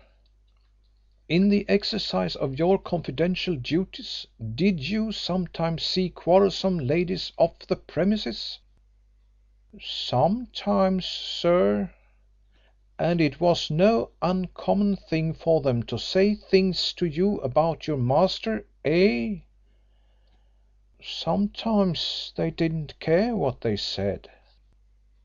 "Quite so," commented Counsel dryly. "They indulged in threats." "Not all of them," replied Hill, who at length saw where the cross examination was tending. "I do not suggest that all of them did, only that the more violent of them did so." "Quite so, sir." "So we may take it that the quarrel between your late master and Miss Fanning was not the only quarrel of the kind which came under your notice?" "There were not many others," said Hill. It was not the only one, persisted Counsel. No, sir. In your evidence in chief you said nothing about Miss Fanning using threats against your master when you were showing her out? No, sir. She did not use any? Not in my hearing, sir. There was a pause at this stage while Mr. Holymead consulted the notes he had made of Mr. Walters's cross-examination of the witness. What o'clock was it when you left Riversbrook on the 18th of August after your master's return from Scotland? About 7:30, sir. And what time did Sir Horace arrive home? About 7 o'clock, sir. What were you doing between 7 and 7:30? I unpacked his bags and got his bedroom ready. I took him some refreshment up to the library. And he told you he wouldn't want you again until the following night about 8 o'clock? Yes, sir. He said he thought he would be going back to Scotland by the night express, and I was to get his bag packed and lock up the house. You told Counsel for the prosecution in the course of your evidence that you were afraid of Birchill, continued Holymead. Yes, sir. Were you afraid of physical violence from him or only that he would expose your past to the other servants? I was afraid of him both ways, said Hill. Was it because of this fear that you made out for him a plan of Riversbrook to assist him in the burglary? Yes, sir. When did you make out this plan? The day after Sir Horace left for Scotland. Was that on your first visit to Miss Fanning's flat in Westminster after the prisoner had sent her to Riversbrook to tell you he wanted to see you? Yes, sir. Did Birchill stand over you while you made out this plan? Yes, sir. Would you know the plan again if you saw it? Yes, sir. Mr. Finnis, who had been hiding the plan under the papers before him, handed a document up to his chief. Mr. Holymead unfolded it and with a brief glance at it handed it up to the witness. Is that the plan? He asked. Hill was somewhat taken aback at the production of the plan. It was drawn in ink on a white sheet of paper of foolscap size with a slightly bluish tint. The paper was by no means clean, for Birchill had carried it about in his pocket. The witness reluctantly admitted that the plan was the one he had given to Birchill. To his manifest relief, Counsel asked no further questions about it. In a low tone, Mr. Holymead formally expressed his intention to put the plan in as evidence. He handed it to Mr. Walters, who, after a close inspection of it, passed it along to the judge's associate for His Honour's inspection. The rest of Hill's cross-examination concerned what happened at the flat on the night of the burglary. He adhered to the story he had told, and could not be shaken in the main points of it. But Mr. Holymead made some effective use of the discrepancy between the witness's evidence at the inquest as to his movements on the night of the murder and his evidence in court. He elicited the fact that the police had discovered his evidence at the inquest was false and had forced him to make a confession by threatening to arrest him for the murder. Mr. Holymead signified that he had nothing further to ask the witness, and Mr. Walters called his last witness, a young man named Charles Ryder, a resident of Liverpool, who had spent a week's holiday in London from the 14th to the 21st of August. Ryder had stayed with some friends at Hampstead, and when making his way home on the night of the 18th of August had walked down Tanton Gardens in the belief that he was taking a short cut. The time was about 11:20. He saw a man running towards him along the footpath from the direction of Riversbrook. He caught a good glimpse of the man, who seemed to be very excited. He was sure the prisoner was the man he had seen. In cross-examination by Mr. Holymead he was far less positive in his identification of the prisoner, and finally admitted that the man he saw that night might be somebody else who resembled the prisoner in build. End of chapter 17 of chapter 18. The second day of the trial began promptly when Mr. Justice Hodson took his seat. Mr. Holymead's opening statement to the jury was brief. He reminded them that the life of a fellow creature rested on their verdict. If there was any doubt in their minds whether the prisoner had fired the shot which killed Sir Horace Fewbanks, the prisoner was entitled to a verdict of not guilty. It was obligatory on the prosecution to prove guilt beyond all reasonable doubt. He submitted that the prosecution had not established their case.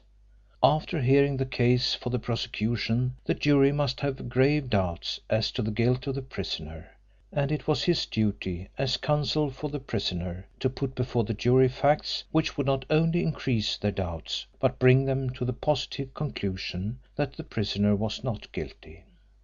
He was not going to attempt to deny that the prisoner went to Riversbrook on the night of the murder. He went there to commit a burglary, but so far from Hill being terrorised into complicity in that crime, it was he who had first suggested it to Birchill and had arranged it.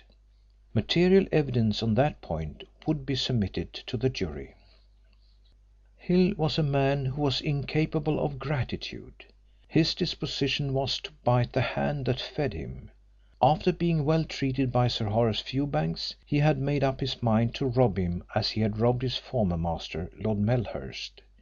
He knew that Sir Horace had quarrelled with this girl Fanning because of her association with Birchill, and he went to Birchill and put before him a proposal to rob Riversbrook. Birchill consented to the plan, and when on the night of the 18th of August he broke into the house he found the murdered body of Sir Horace in the library. That was the full extent of the prisoner's connection with the crime. To the superficial and suspicious mind it might seem an improbable story, but to an earnest mind it was a story that carried conviction because of its simple straightforwardness, its crudity, if the jury liked to call it that. It lacked the subtlety and the finish of concocted story.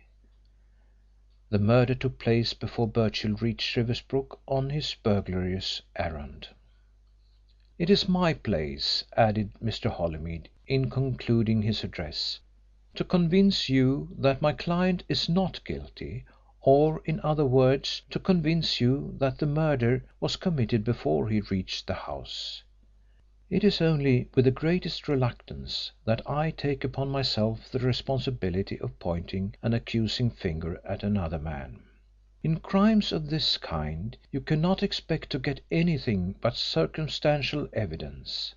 But there are degrees of circumstantial evidence, and my duty to my client lays upon me the obligation of pointing out to you that there is one person against whom the existing circumstantial evidence is stronger than it is against my client." Crewe, who had secured his former place in the gallery of the court, looked down on the speaker. He had carefully followed every word of Holymead's address, but the concluding portion almost electrified him. He flattered himself that he was the only person in court who understood the full significance of the sonorous sentences with which the famous K.C. concluded his address to the jury. As his eyes wandered over the body of the court below, Crewe saw that Mrs. Holymead and Mademoiselle Chiron were sitting in one of the back seats, but that they were not accompanied by Miss Fewbanks. It was evident to him, by the way in which Mrs. Holymead followed the proceedings, that her interest in the case was something far deeper than wifely interest in her husband's connection with it as counsel for the defence. Leaning forward in her seat, with her hands clasped in her lap, she listened eagerly to every word. During the day his gaze went back to her at intervals, and on several occasions he became aware that she had been watching him while he watched her husband. The first witness for the defence was Doris Fanning. The drift of her evidence was to exonerate the prisoner at the expense of Hill. She declared that she had not gone to Riversbrook to see Hill after the final quarrel with Sir Horace. Hill had come to her flat in Westminster of his own accord and had asked for Birchill. She went out of the room while they discussed their business, but after Hill had gone Birchill told her that Hill had put up a job for him at Riversbrook. Birchill showed her the plan of Riversbrook that Hill had made and asked her if it was correct as far as she knew. Yes, she was sure she would know the plan again if she saw it. The judge's associate handed it to Mr. Holymead, who passed it to the witness. "Is this it?" he asked. "Yes," she replied emphatically, almost without inspecting it. "I want you to look at it closely," said Counsel. "When Birchill showed you the plan immediately after Hill's departure, what impression did you get regarding it?" She looked at him blankly. "I don't understand you," she said. "You can tell the difference between ink that has been newly used and ink that has been on the paper some days. Was the ink fresh?" "No, it was old ink," she said. "How do you know that?" "Because ink doesn't go black till a long while after it is written. At least the letters I write don't." She shot a veiled, coquettish glance at the big K.C. from under her long eyelashes. The K.C. returned the glance with a genial smile. "What do you write your letters on, Miss Fanning?" She almost giggled at the question. "I use a writing tablet," she replied. "Ruled or unruled?" "Ruled. I couldn't write straight if there weren't lines." She smiled again. "And what colour do you affect? Grey, rose, pink, or white paper?" "Always white." "Is that all the paper you have at your flat for writing purposes?" "Yes." "Then what did Birchill write on when he wanted to write a letter?" "He used mine." "Are you sure of that?" "Yes. When he wanted to write a letter he used to ask me for my tablet and an envelope, and generally he used to borrow a stamp as well." She pouted slightly, with another coquettish glance. "Look at that plan again," said the K.C. "Have you ever had paper like it at your flat?" She shook her head. "Never." "Have you ever seen paper of that kind in Birchill's possession before he showed you the plan?" "Never." "When he showed you the plan, had the paper been folded?" "Yes." The K.C. took the witness, now very much at her ease, to the night of the murder.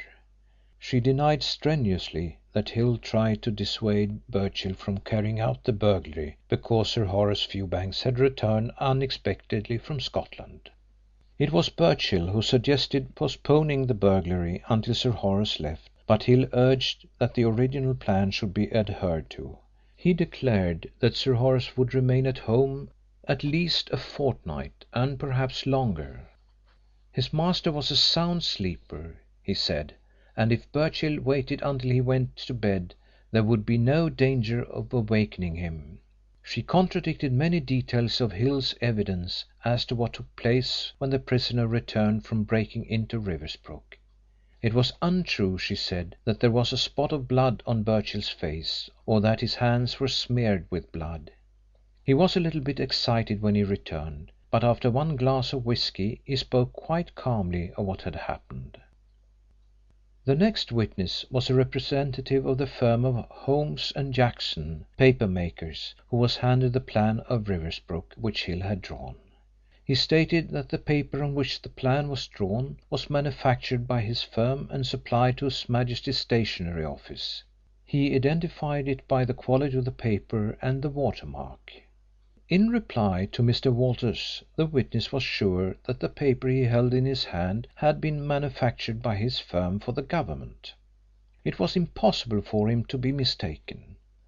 Other firms might manufacture paper of a somewhat similar quality and tint, but it would not be exactly similar. Besides, he identified it by his firm's watermark, and he held the plan up to the light and pointed it out to the court. Counsel for the defence called two more witnesses on this point, one to prove that supplies of the paper on which the plan was drawn were issued to legal departments of the Government, and an elderly man named Cobb, Sir Horace Fewbanks' former tipstaff, who stated that he took some of the paper in question to Riversbrook on Sir Horace's instructions. And then, to the astonishment of junior members of the bar who were in court watching his conduct of the case in order to see if they could pick up a few hints, he intimated that his case was closed. It seemed to them that the great Casey had put up a very flimsy case for the defence, and that in spite of the fact that the prosecutor's case rested mainly on the evidence of a tainted witness, Holymead would be very hard put to it to get his man off. "Isn't my learned friend going to call the prisoner?" suggested Mr. Walters, with the cunning design of giving the jury something to think of when they were listening to his learned friend's address. "It's scarcely necessary," said Mr. Holymead, who saw the trap, and replied in a tone which indicated that the matter was not worth a moment's consideration. He began his address to the jury by emphasising the fact that a fellow creature's life depended on the result of their deliberations. The duty that rested upon them of saying whether the prosecution had established beyond all reasonable doubt that the prisoner shot Sir Horace Fewbanks was a solemn and impressive one. He asked them to consider the case carefully in all its bearings. He could not claim for his client that he was a man of spotless reputation. The prisoner belonged to a class who earned their living by warring against society, but that fact did not make him a murderer. On what did the case for the prosecution rest? On the evidence of Hill and three other witnesses who, on the night of the murder, had seen a man somewhat resembling the prisoner in the vicinity of Riversbrook, or making towards the vicinity of that house. But so far from wishing to emphasise the weakness of identification, he admitted that the prisoner went to Riversbrook with the intention of committing a burglary. "We admit that he went there the night Sir Horace Fewbanks returned from Scotland," he continued. "Counsel for the prosecution will make the most of those admissions in the course of his address to you. But the point to which I wish to direct your attention is that we make this damaging admission so that you may decide between the prisoner and the man who led him into a trap by instigating the burglary. Now we come to the evidence of Hill. I know you will not convict a man of murder on the unsupported evidence of a fellow criminal, but I want to point out to you that even if Hill's evidence were true in every detail, even if Hill had not swerved one iota from the truth, there is nothing in his evidence to lead to the positive conclusion that the prisoner murdered Hill's master, Sir Horace Fewbanks. What does Hill's evidence against the prisoner amount to? Let us accept it for the moment as absolutely true.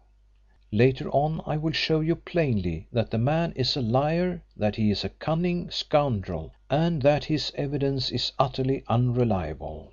But accepting for the moment his evidence as true, the case against the prisoner amounts to this.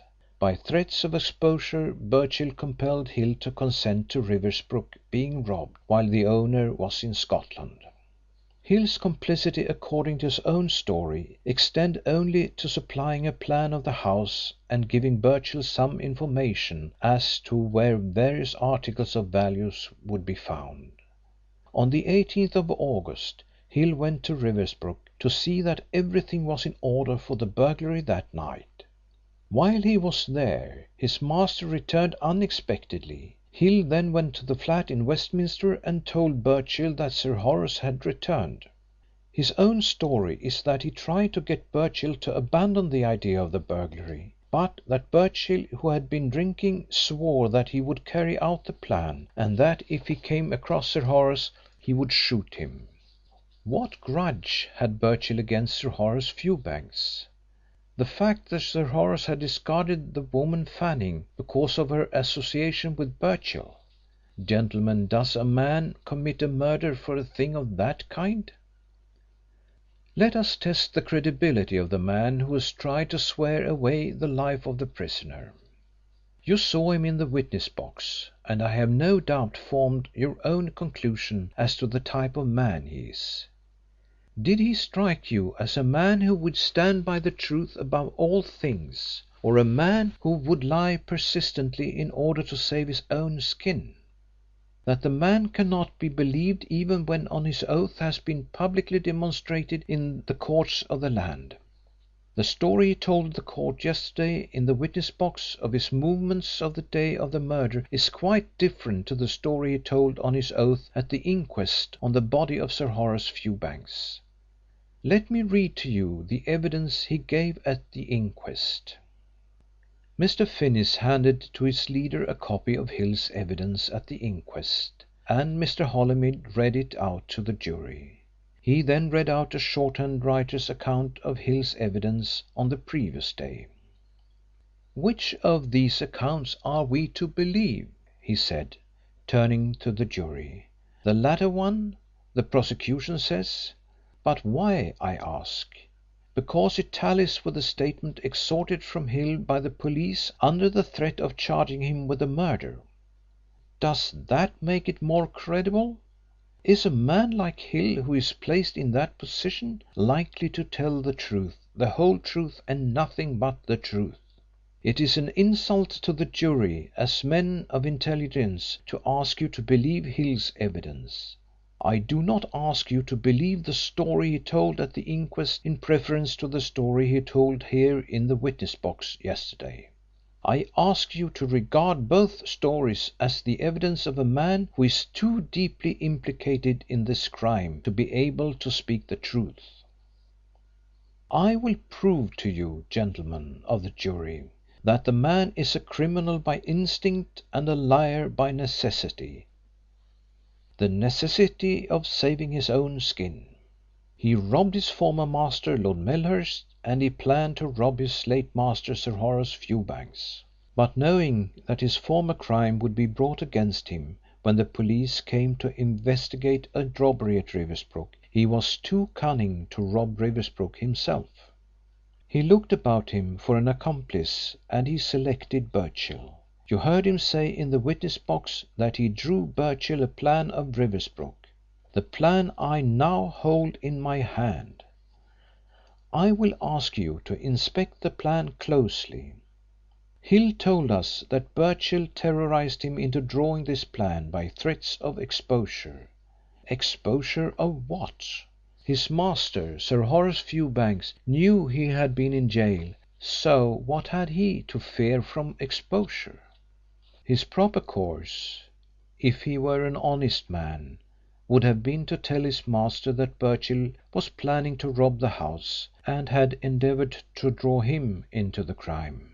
But he did nothing of the kind, for the simple reason that the plan to rob Riversbrook was his own and not Birchill's. Now, gentlemen, you have all seen the plan which this tainted witness declares was drawn by him because Birchill terrorised him and stood over him while he drew it. Is there anything in that plan to suggest that it was drawn by a man in a state of a nervous terror? Why, the lines are as firmly drawn as if they had been made by an architect working at his leisure in his office.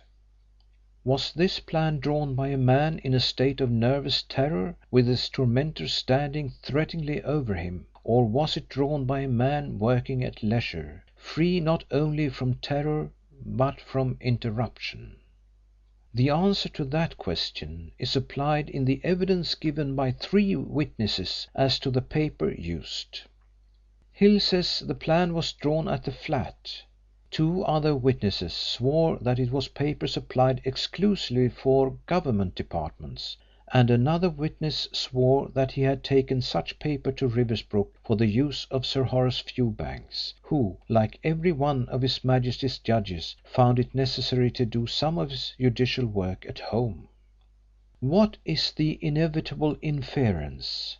I ask you if you can have any doubt, after looking at that plan and after hearing the evidence given today about the paper, that the proposal to rob Riversbrook was Hill's own proposal, that Hill drew a plan of the house on paper he abstracted from his master's desk, paper which this confidential servant was apparently in the habit of using for private purposes, and that he gave it to Birchill when he asked Birchill to join him in the crime? When one of the main features of Hill's story is proved to be false, how can you believe any of the rest? In the light in which we now see him, with his cunning exposed, what significance is to be attached to his statement that Birchill in his presence threatened to shoot Sir Horace Fewbanks if the master of Riversbrook interfered with him? Such a threat was not made, but why should Hill say it was made? For the same reason that he lied about the plan, to save his own skin. I submit to you, gentlemen, that when Hill went to see Birchill at the Westminster flat on the night arranged for the burglary, Sir Horace Fewbanks was dead, murdered, and that Hill knew he was murdered. His own story is that he tried to persuade Birchill to abandon the proposed burglary, but, according to the witness Fanning, he did all in his power to induce Birchill to carry out the original plan when he saw that Birchill was disposed to postpone the burglary in view of the return of the master of Riversbrook. Why did he want Birchill to carry out the burglary? Because he knew that his master's murdered body was lying in the house, and he wanted to be in the position to produce evidence against Birchill as the murderer if he found himself in a tight corner as the result of the subsequent investigation of the police. Remember that the body of the victim was fully dressed when it was discovered by the police, and that none of the electric lights were burning. Does not that prove conclusively that the murder was not committed by Birchill, that Sir Horace Fewbanks was dead when Birchill broke into the house? Birchill, an experienced criminal, would not break into the house while there was anybody moving about. He would wait until the house was in darkness and the inmates asleep. To do otherwise would increase enormously the risks of capture. But the fact that the police found the body of the murdered man fully dressed shows that Sir Horace was murdered before he went to bed, before Birchill broke into the house. It shows conclusively that the murder was committed before dusk. Your only alternatives to that conclusion are that the murdered man went to bed with his clothes on, or that the murderer broke into the house before Sir Horace had gone to bed, and after killing Sir Horace went coolly round the house, turning out the lights, instead of fleeing in terror at his deed, without even waiting to collect any booty. I am sure that as reasonable men you will reject both these alternatives as absurd. No evidence has been produced to show that anything has been stolen from the place. It was evidently the theory of the prosecution that the prisoner, after shooting Sir Horace, had fled. The evidence of Hill was that he arrived at Fanning's flat in a state of great excitement. His excitement would be consistent with his story of having discovered the body of a murdered man, but not consistent with the conduct of a cold-blooded, calculating murderer who had broken into the house before Sir Horace had undressed for bed, had shot him, and had then gone round the house turning out the lights without having any apparent object in doing so. Gentlemen, I think you will admit that the crime must have been committed before dusk, before any lights were turned on. I do not ask you to say that Hill is guilty. The responsibility of saying what man other than the prisoner shot Sir Horace Fewbanks does not rest with you. But I do urge you to ask yourselves whether, as between Hill and the prisoner, the probability of guilt is not on the side of this witness who lied to the coroner's court about his movements on the night of the murder, and who lied to this court about the plan for the robbery of Riversbrook. I have shown you that Hill was the master mind in planning the burglary, and that being so, would not Birchill have consented to the postponement of the burglary if Hill had urged him to do so when he visited the flat after the unexpected return of the master of Riversbrook? Is not the evidence of the witness Fanning that Hill urged Birchill to carry out the burglary after Sir Horace had gone to sleep more credible than Hill's statement that he endeavoured to induce Birchill to abandon the proposed crime? Knowing what you know of Hill's past as a man who will rob his master, knowing that he attempted to deceive you with regard to this plan of Riversbrook in order that you might play your part in his cunning scheme, I urge you to ask yourselves whether it is not more probable that Hill fired the shot which killed Sir Horace Fewbanks than that the prisoner did so. Is it not extremely probable that the unexpected return of Sir Horace upset Hill, who was giving a final look round the house before the burglary took place? That, instead of answering his master with the suave obsequious humility of the well-trained servant, he revealed the baffled ferocity of a criminal whose carefully arranged plan seemed to have miscarried? That his master angrily rebuked him, and Hill, losing control of himself, sprang at Sir Horace, and the struggle ended with Hill drawing a revolver and shooting his master. The rest of the story from that point can be constructed without difficulty. The murderer's first thought was to divert suspicion from himself, and the best way to do that was to divert suspicion elsewhere. He locked up the house and went to see Birchill. He urged Birchill to break into Riversbrook, in which the dead body of the murdered man lay. It is true that he need not have told Birchill that Sir Horace had returned unexpectedly, but his object in doing so was to make Birchill search about the house until he inadvertently stumbled across the dead body. Had Birchill been under the impression that he had broken into an entirely empty house, he would have collected the valuables and might not have entered the library in which the dead body lay. It was necessary for Hill's purpose that Birchill should come across the corpse. Then he would be vitally interested in diverting suspicion from himself, Birchill, and that is why he cunningly revealed to Birchill that Sir Horace had returned. I put it to the jury that such is a more probable explanation of how Sir Horace met his death than that he was shot down by Birchill. I ask you again to remember that the body was fully dressed when it was found by the police. I put it to you that in this matter the prisoner walked into a trap prepared by his more cunning fellow criminal. I urge you, with all the earnestness it is possible for a man to use when the life of a fellow creature is at stake, not to be led into a trap, not to play the part this cunning criminal Hill has designed for you, in the sacrifice of the life of an innocent man for the purpose of saving himself from his just deserts. Looking at the whole case, as you will not fail to do, with the breadth of view of experienced men of the world, with some knowledge of the working of human nature, with a natural horror of the depth of cunning of which some natures are capable, with a deep sense of the solemn responsibility for a human life upon you, I confidently appeal to you to say that the prisoner was not the man who shot Sir Horace Fewbanks, and to bring in a verdict of "Not guilty." A short discussion arose between the bench and bar on the question of adjourning the court or continuing the case in the hope of finishing it in a few hours.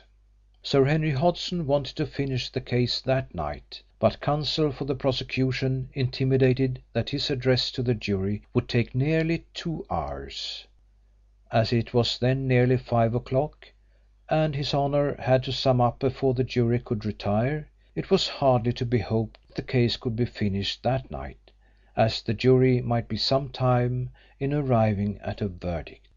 His Honour decided to adjourn the court and finish the case next day. End of chapter 18. Chapter 19. Mr. Walters began his address to the jury on orthodox lines. He referred to the fact that his learned friend had warned them that the life of a fellow creature rested on their verdict. It was right that they should keep that in mind. It was right that they should fully realise the responsible nature of the duty they were called upon to perform. But it would be wrong for them to overestimate their responsibility, or to feel weighed down by it. It would be wrong for them to be influenced by sentimental considerations of the fact that a fellow creature's life was at stake. Strictly speaking, that had nothing whatever to do with them. Their responsibility ended with their verdict. If their verdict was guilty, the responsibility of taking the prisoner's life would rest upon the law, not on the jury, not on His Honour who passed the sentence of death, not on the prison officials who carried out the execution. The jury would do well to keep in mind the fact that their responsibility in this trial, impressive and important as every one must acknowledge it to be, was nevertheless strictly limited as far as the taking of the life of the prisoner was concerned. He then went over the evidence in detail, building up again the case for the prosecution where Mr. Holymead had made breaches in it, and attempting to demolish the case for the defence. Hill, he declared, was an honest witness. The man had made one false step, but he had done his best to retrieve it, and with the help he had received from his late master, Sir Horace Fewbanks, he would have buried the past effectively if it had not been for the fact that the prisoner, who was a confirmed criminal, had determined to drag him down. There was no doubt that Hill's association with Birchill had been unfortunate for him. It had dragged his past into the light of day, and he stood before them a ruined man. He had tried to live down the past, and but for Birchill he would have succeeded in doing so. But now no one would employ him as a house servant after the revelations that had been made in this court. They had seen Hill in the witness box, and he would ask the jury whether he looked like the masterful, cunning scoundrel which the defence had described, or a weak creature who would be easily led by a man of strong will such as the prisoner was. As to what took place at the flat, they had a choice between the evidence of Hill and the evidence of the girl Fanning. Hill had told them that he had tried to dissuade the prisoner from going to Riversbrook to burgle the premises because his master had returned unexpectedly.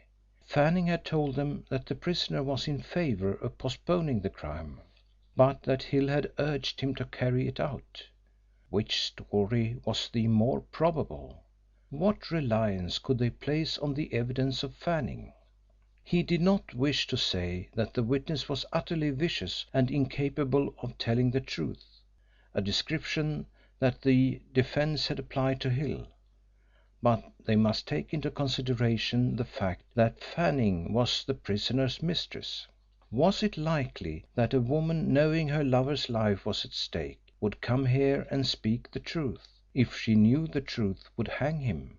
He was sure that the jury, as men who knew the world thoroughly, would not hesitate between the evidence of Hill and that of Fanning.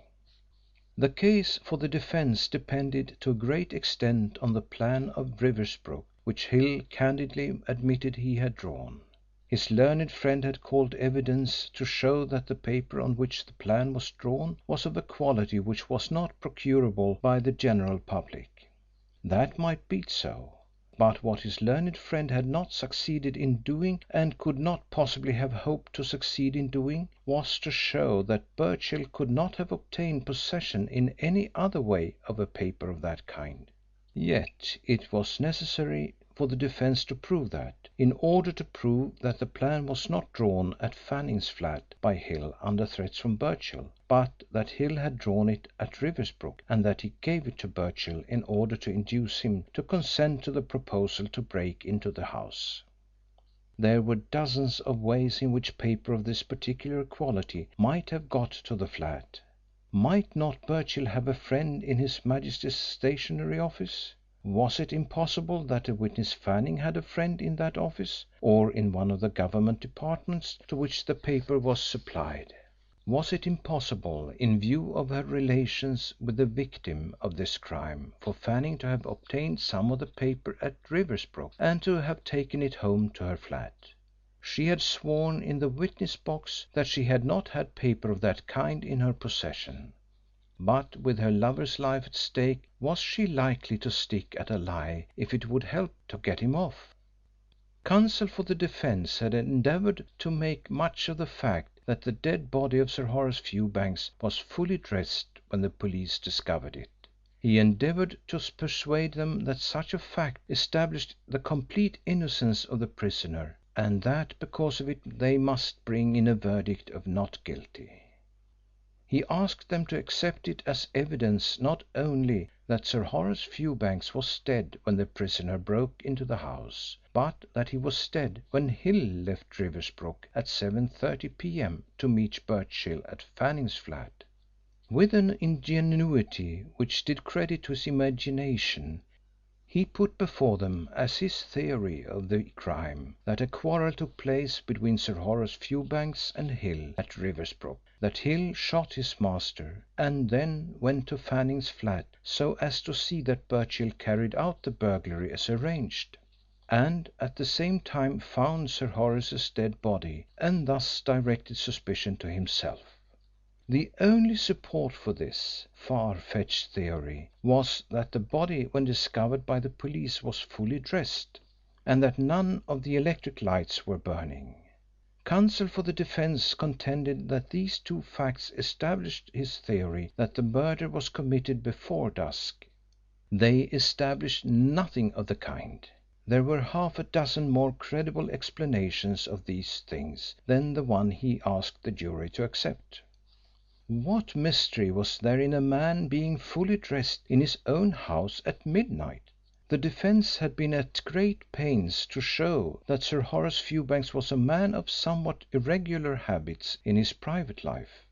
Did not that suggest that he might have turned off the lights and gone to sleep in an armchair in the library with the intention of going out in an hour or two to keep an appointment? If he had an appointment, and his sudden and unexpected return from Scotland would suggest that he had a secret and important appointment, he would be more likely to take a short nap in his chair than to undress and go to bed.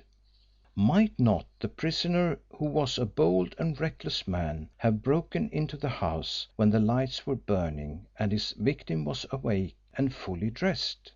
In that case, what was to prevent his turning off the lights before leaving the house instead of leaving them burning to attract attention? What was to prevent the prisoner turning off the lights in order to convey the impression that the crime had been committed in daylight? I want you to keep in mind, when arriving at your verdict, that there are certain material facts which have been admitted by the defence, said Mr. Walters in concluding his address to the jury. It has been admitted that the prisoner was a party to a proposal to break into Riversbrook. As far as that goes, there is no suggestion that he walked into a trap. Whether he arranged the burglary and compelled Hill to help him, or whether Hill arranged it and sought out the prisoner's assistance is, after all, not very material. What is admitted is that the prisoner went to Riversbrook with the intention of committing a crime. It is admitted that he knew Sir Horace Fewbanks had returned home. In that case, Is it not reasonable to suppose that the prisoner would arm himself, I do not say with the definite intention of committing murder, but for the purpose of threatening Sir Horace if necessary in order to make good his escape? What is more likely than that Sir Horace heard the burglar in the house, crept upon him and then tried to capture him? There was a struggle, and the prisoner, determined to free himself, drew his revolver and shot Sir Horace. Is not such a theory of the crime, that Sir Horace was shot while trying to capture the prisoner, more probable than the theory of the defence that Hill, the weak-willed, frightened-looking man you saw in the witness box, was a masterful, cunning criminal who for some inexplicable reason had turned ferociously on the master who had befriended him and given him a fresh start in life, had killed him and left the body in the house, and had then managed to direct suspicion to the prisoner? The theory of the defence does great credit to my learned friend's imagination, but it is one which I am sure the jury will reject as too highly coloured. Looking at the plain facts of the case, and dismissing from your minds the attempt to make them fit into a purely imaginative theory, I am sure that you will come to the conclusion that Sir Horace Fewbanks met his death at the hands of the prisoner. The junior bar agreed that the case was one which might go either way. If they had possessed any money, the betting market would have shown scarcely a shade of odds. Everything depended on the way the jury looked at the case, on the particular bits of evidence to which they attached most weight, on the view the most argumentative, positive-minded members of the jury adopted, for they would be able to carry the others with them. In the opinion of the junior bar, the summing up of Mr. Justice Hodson would not help the jury very much in arriving at a verdict. There were some judges who summed up for or against a prisoner according to the view they had formed as to the prisoner's guilt or innocence. There were other judges who summed up so impartially and gave such even balanced weight to the point against the prisoner and to the points in his favour as to make on the minds of the jurymen the impression that the only way to arrive at a well-considered verdict was to toss a coin. Another type of judge conveyed to the jury that the prosecution had established an unanswerable case, but the defence had shown equal skill in shattering it, and therefore he did not know on which side to make up his mind. And fortunately English legal procedure did not render it necessary for him to do so. The prisoner might be guilty and he might be innocent. Some of the jury might think one thing and the rest of the jury might think another. But it was the duty of the jury to come to an unanimous verdict. It did not matter if they looked at some things in different ways, but their final decision must be the same. Mr. Justice Hodson belonged to the impartial, impersonal type of judge. He had no personal feelings or conviction as to the guilt or innocence of the prisoner. It was for the jury to settle that point, and it was his duty to assist them to the best of his ability. He went over his notes carefully and dealt with the evidence of each of the witnesses. It was for the jury to say what evidence they believed and what they disbelieved. There was a pronounced conflict of evidence between Hill and Fanning. They were the chief witnesses in the case, but the guilt or innocence of the prisoner did not rest entirely upon the evidence of either of these witnesses. Hill might be speaking the truth and the prisoner might be innocent, though the presumption would be, if Hill's evidence were truthful in every detail, that the prisoner was guilty. Fanning's evidence might be true as far as it went, but it would not in itself prove that the prisoner was innocent. Hill had admitted that he had drawn the plan of Riversbrook to assist Birchill to commit burglary. It was for the jury to determine for themselves whether he had been terrorised into drawing the plan for Birchill, or whether he was the instigator of the burglary. The defence had contended that Hill had drawn the plan at his leisure at a time when he had access to a special quality of paper supplied to his master. If that were so, Hill's version of how he came to draw the plan was deliberately false and had been concocted for the purpose of exculpating himself. But they would not be justified in dismissing Hill's evidence entirely from their minds because they were satisfied he had perjured himself with regard to the plan. They would be justified, however, in viewing the rest of his evidence with some degree of distrust. Counsel for the defence had made an ingenious use of the facts that the body of the victim was fully dressed when discovered and that none of the electric lights in the house were burning. These facts lent support to the idea that the murder was committed in daylight, but they by no means established the theory as unassailable. They did not establish the innocence of the prisoner, although to some extent they told in his favour. Counsel for the prosecution had put before them several theories to account for these two facts, consistent with his contention that the murder had been committed by the prisoner. The jury must give full consideration to these theories as well as to the theory of the defence. They were not called upon to say which theory was true except in so far as their opinions might be implied in the verdict they gave. The defence, continued His Honour, was that Hill had committed the murder and had then decided to direct suspicion to the prisoner. If the jury acquitted the prisoner, their verdict would not necessarily mean that they endorsed the theory of the defence. It might mean that, but it might mean only that they were not satisfied that the prisoner had committed the murder. If the jury were convinced beyond all reasonable doubt that the prisoner had committed the murder, they must bring in a verdict of guilty, and if they were not satisfied they must bring in a verdict of acquittal.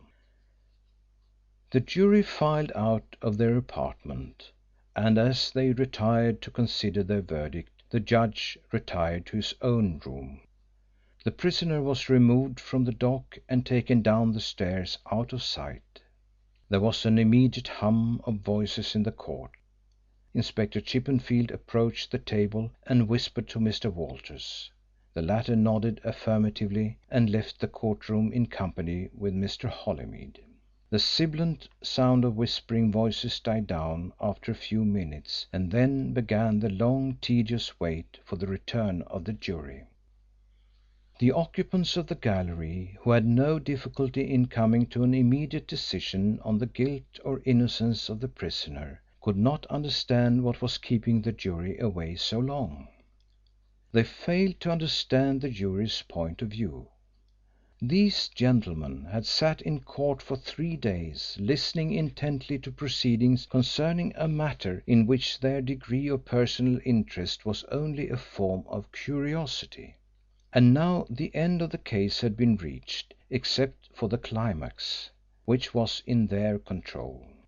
To arrive at an immediate decision in a case that had occupied the court for 3 days would indicate they had no proper realisation of the responsibilities of their position. A verdict was a thing that had to be nicely balanced in relation to the evidence. Where the case against the prisoner was weak or overwhelmingly strong, the jury might arrive at a verdict with great speed as an indication that too much of their valuable time had already been wasted on the case. But where the evidence for and against the prisoner was fairly equal, it behoved the jury to indicate by the time they took in arriving at their verdict that they had given the case the most careful consideration. 2 hours and 20 minutes after the jury had retired, the prisoner was brought back into the dock. This was an indication that the jury had arrived at their verdict and were ready to deliver it. The prisoner looked worn and anxious, but he received encouraging smiles from his friends in the gallery. A minute later the judge entered the court and resumed his seat. The jury filed into court and entered the jury box. Amid the noise of barristers resuming their seats and court officials gliding about, the judge's associate called over the names of the jurymen. The suspense reached its climax as the associate put the formal questions to the foreman whether the jury had agreed on their verdict. "What say you? Guilty or not guilty?" asked the associate in a hard metallic voice, which there was no trace of interest in the answer. "Not guilty," replied the foreman. There was a muffled cheer from the gallery, which was suppressed by the stentorian cry of the ushers, "Silence in the court!" "A pack of damned fools," said the exasperated Inspector Chippenfield. Rolfe understood that his chief referred to the jury, and he nodded the assent of a subordinate. Chapter 20. "Hill has bolted." Rolfe flung the words at Inspector Chippenfield in a tone which he was unable to divest entirely of satisfaction. "Fancy his being the guilty party after all," he added, with a tone of satisfaction still more evident in his voice. "I often thought that he was our man, and that he was playing with you I mean with us." Inspector Chippenfield had betrayed surprise at the news by dropping his pen on the official report he was preparing. But it was in his usual tone of cold official superiority that he replied: "Do you mean that Hill, the principal witness in the Riversbrook murder trial, has disappeared from London?" "Disappeared from London? He's bolted clean out of the country by this time, I tell you, cleared out for good and left his unfortunate wife and child to starve." "How have you learned this, Rolfe?" "His wife told me herself. I went to the shop this afternoon to have a few words with Hill and see how he felt after the way Holymead had gone for him at the trial. His wife burst out crying when she saw me, and she told me that her husband had cleared out last night after he came home from court. The hardened scoundrel took with him the few pounds of her savings which she kept in her bedroom, and had even emptied the contents of the till of the few shillings and coppers it contained. All he left were the halfpennies in the child's money box. He cleared out in the middle of the night after his wife had gone to bed. He left her a note telling her she must get along without him. I have the note here. His wife gave it to me." Rolfe took a dirty scrap of paper out of his pocketbook and laid it before Inspector Chippenfield. The paper was a half sheet torn from an exercise book, and its contents were written in faint lead pencil. They read: "Dear Mary, I've got to leave you. I have thought it out, and this is the only thing to do. I'm too frightened to stay after what took place in the court today. I'll make a fresh start in some place where I'm not known, and as soon as I can send a little money I will send for you and Daphne. Keep your heart up and it will be all right. Keep on the shop. Your loving husband." "The poor little woman is heartbroken," continued Rolfe, when his superior officer had finished reading the note. "She wants to know if we cannot get her husband back for her. She says the shop won't keep her and the child. Unless she can find her husband she'll be turned into the streets, because she's behind with the rent and Hill's taken every penny she'd put by."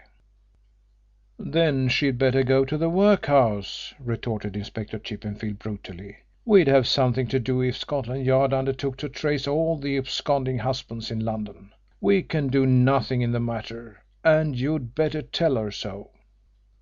Inspector Chippenfield handed back Hill's note as he spoke. Rolfe eyed him in some surprise. "But surely you're going to take out a warrant for Hill's arrest?" he said. "Certainly not," responded Inspector Chippenfield impatiently. "I've already said that Scotland Yard has something more to do than trace absconding husbands. There's nothing to prevent you giving a little of your private time to looking for him, Rolfe, if you feel so tender hearted about the matter. But officially, no. I'm astonished at your suggesting such a thing." "It isn't that," replied Rolfe, flushing a little, and speaking with slight embarrassment. "But surely after Hill's flight you'll apply for a warrant for his arrest on the other ground." "On what other ground?" asked his chief coldly. "Why, on a charge of murdering Sir Horace Fewbanks," Rolfe burst out indignantly. "Doesn't this flight point to his guilt?" "Not in my opinion." Inspector Chippenfield's voice was purely official. "Why, surely it does." Rolfe's glance at his chief indicated that there was such a thing as carrying official obstinacy too far. "This letter he left behind suggests his guilt clearly enough."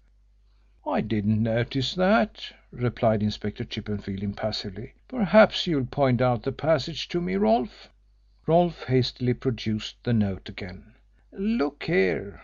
His finger indicated the place. "I'm frightened to stay after what took place in the court today.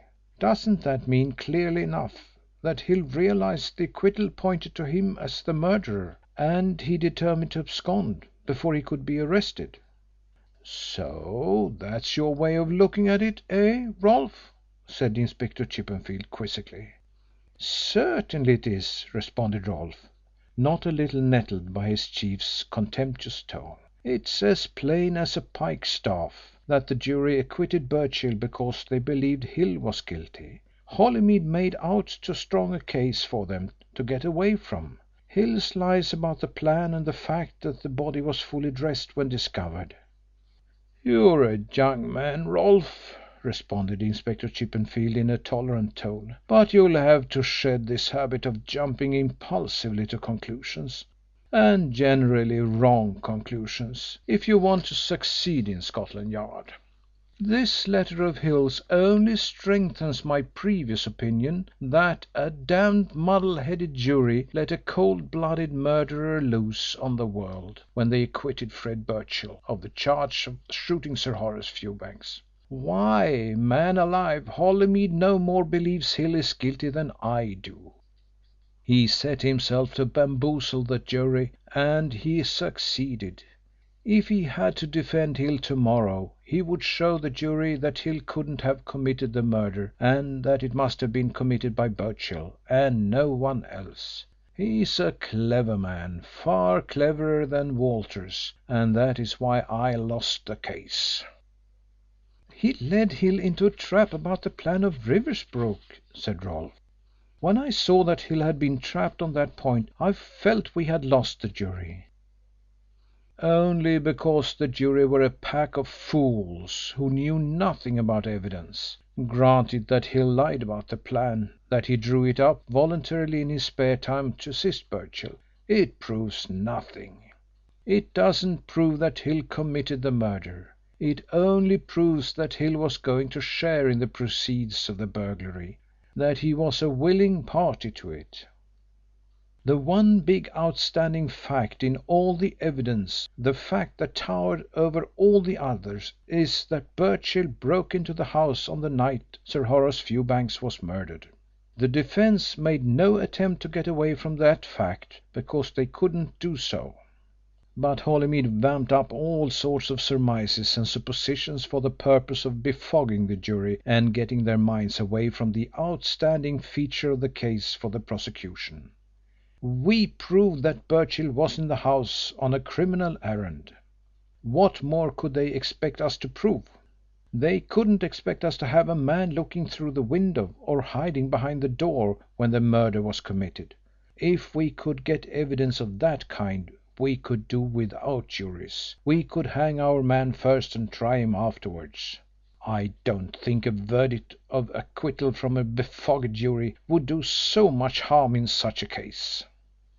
"You're still convinced that Birchill did it?" said Rolfe questioningly. "I have never wavered from that opinion," said his superior. "If I had, this note of Hill's would restore my conviction in Birchill's guilt." "Why? How do you make out that?" replied Rolfe blankly.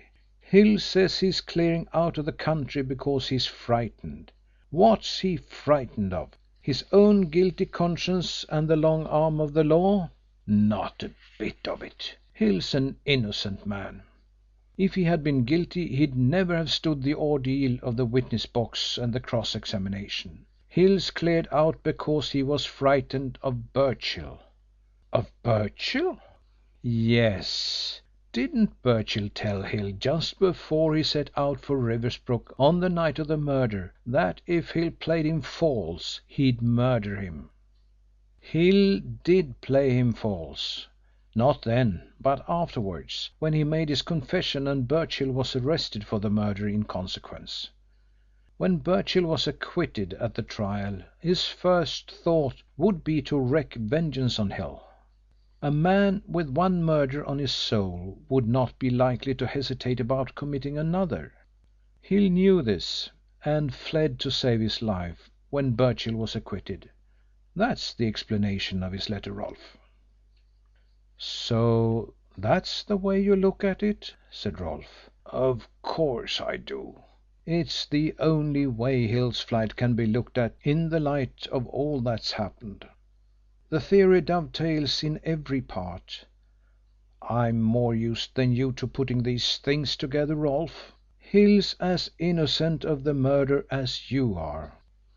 "And where do you think Hill's gone to?" "Certainly not out of London.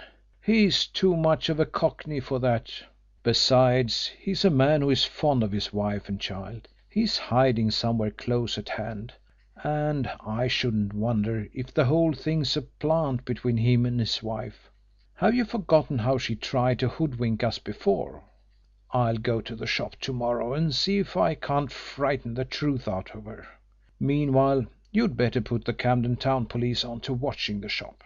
If he's hiding in London he's bound to visit his wife sooner or later, or she'll visit him, so we ought not to have much difficulty in getting on to his tracks again." Rolfe departed to do his chief's bidding, a little crestfallen. He was at first inclined to think that he had made a bit of a fool of himself in his desire to prove to Inspector Chippenfield that he had been hoodwinked by Hill into arresting Birchill. But that night, as he sat in his bedroom, smoking a quiet pipe and reviewing this latest phase of the puzzling case, the earlier doubts which had assailed him on first learning of Hill's flight recurred to him with increasing force. If Hill were innocent he would have been more likely to seek police protection before flight. Hill's flight was hardly the action of an innocent man. It pointed more to a guilty fear of his own skin, now that the man he had accused of the murder was free to seek vengeance. Chippenfield's theory seemed plausible enough at first sight, but Rolfe now recalled that he knew nothing of the missing letters and Hill's midnight visit to Riversbrook to recover them. Rolfe had concealed that episode from his superior officer because he lacked the courage to reveal to him how he had been hoodwinked by Mrs. Holymead's fainting fit the morning he was conducting his official inquiry at Riversbrook into the murder. "It's an infernally baffling case," muttered Rolfe, refilling his pipe from a tin of tobacco on the mantelpiece, and walking up and down the cheap lodging house drugget with rapid strides. "If Birchill is not the murderer, who is? Is it Hill?"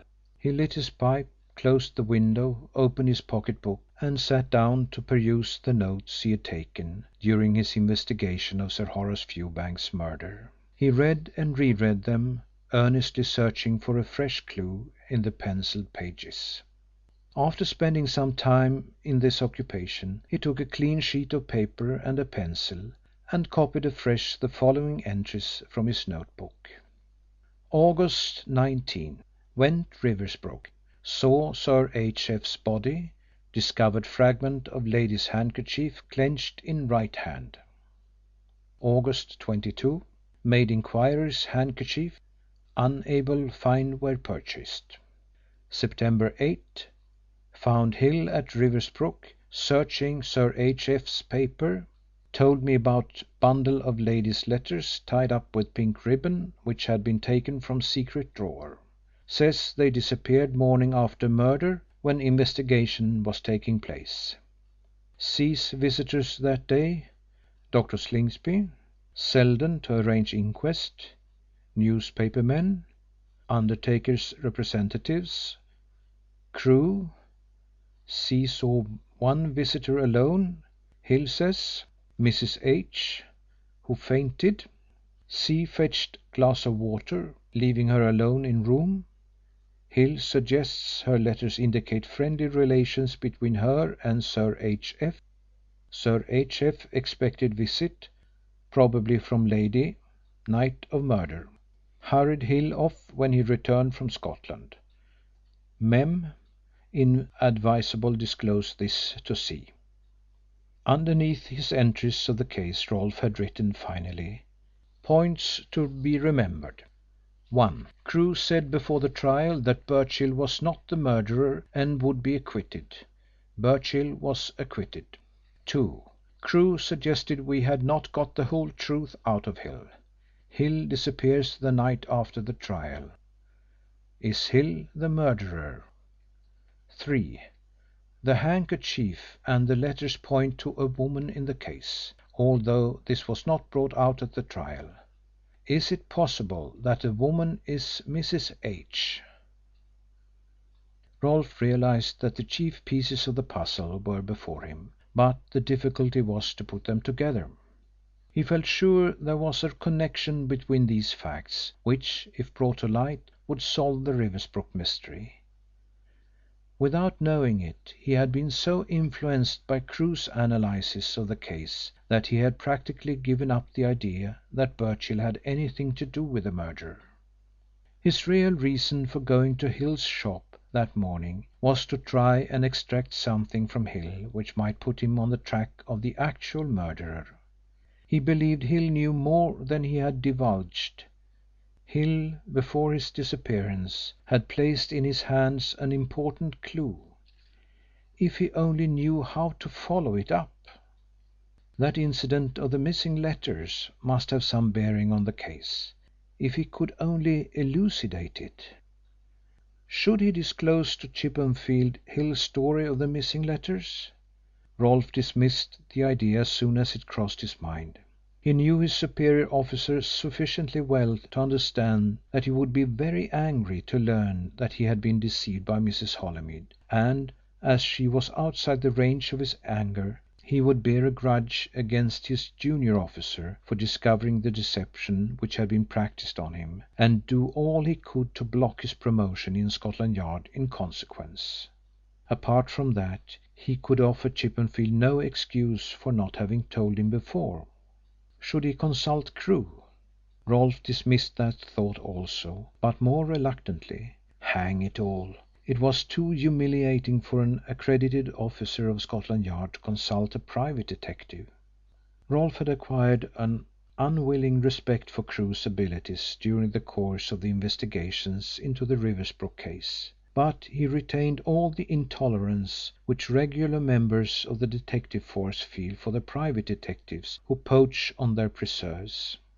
Rolfe's professional jealousy was intensified in Crewe's case because of the brilliant success Crewe had achieved during his career at the expense of the reputation of Scotland Yard. Rolfe had an instinctive feeling that Crewe's mind was of a finer quality than his own, and would see light where he only groped in darkness. If Crewe had been his superior officer in Scotland Yard, Rolfe would have gone to him unhesitatingly and profited by his keener vision, but he could not do so in their existing relative positions. He ransacked his brain for some other course. After long consideration, Rolfe decided to go and see Mrs. Holymead and question her about the packet of letters which Hill declared she had removed from Riversbrook after the murder. He realised that this was rather a risky course to pursue, for Mrs. Holymead was highly placed and could do him much harm if she got her husband to use his influence at the Home Office, for then he would have to admit that he had gone to her without the knowledge of his superior officer, on the statement of a discredited servant who had arranged a burglary in his master's house the night he was murdered.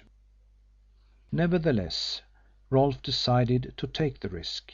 The chance of getting somewhere nearer the solution of the Riversbrook mystery was worth it, and what a feather in his cap it would be if he solved the mystery! He was convinced that Chippenfield had shut out important light on the mystery by doggedly insisting, in order to buttress up his case against Birchill, that the piece of handkerchief which had been found in the dead man's hand was a portion of a handkerchief which had belonged to the girl Fanning, and had been brought by Birchill from the Westminster flat on the night of the murder. It was more likely, in view of Hill's story of the letters, that the handkerchief belonged to Mrs. Holymead. Rolfe had not made up his mind that Mrs. Holymead had committed the murder, but he was convinced that she and her letters had some connection with the baffling crime, and he determined to try and pierce the mystery by questioning her. Having arrived at this decision, he replaced his notebook in his coat pocket, knocked the ashes out of his pipe, and went to bed. End of chapter 20. Chapter 21. Rolfe went to Hyde Park next day and walked from the Tube station to Holymead's house at Princess Gate. The servant who answered his ring informed him, in reply to his question, that Mrs. Holymead was "not at home." "Do you know when she will be home?" persisted Rolfe, forestalling an evident desire on the servant's part to shut the door in his face. The man looked at Rolfe doubtfully. Well-trained English servant though he was, and used to summing up strangers at a glance, he could not quite make out who Rolfe might be. But before he could come to a decision on the point, a feminine voice behind him said, "What is it, Répond?" The servant turned quickly in the direction of the voice. "It's a party who wants to see mademoiselle," he replied. "Party? What mean you by party? Explain yourself, Répond." "A person, a gentleman, mademoiselle," replied Trappon, determined to be on the safe side. "Open the door, Répond, that I may see this gentleman." Trappon somewhat reluctantly complied, and a young lady stepped forward. She was tall and dark, with charming eyes which were also shrewd. She had a fine figure, which a tight-fitting dress displayed rather too boldly for good taste, and she was sufficiently young to be able to appear quite girlish in the half light. "You wish to see Madame Holymead?" she said to Rolfe. Her manner was engagingly pleasant and French.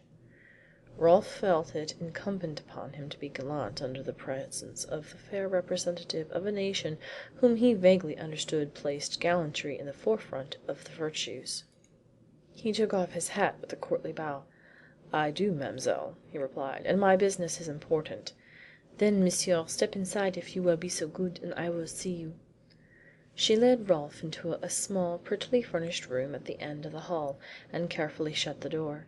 Then she invited Rolfe to be seated, and asked him to state his business. But this was precisely what Rolfe was not anxious to do, except to Mrs. Holymead herself. "My business is private, and must be placed before Mrs. Holymead," he said firmly. "I wish to see her." "I regret, monsieur, but Madame Holymead is out of town. She went last week. If you had only come before she went." Mademoiselle Chiron looked genuinely sorry. Rolfe was a little taken aback at this intelligence, and showed it. "Out of town?" he repeated. "Where has she gone to?" She looked at him almost timidly.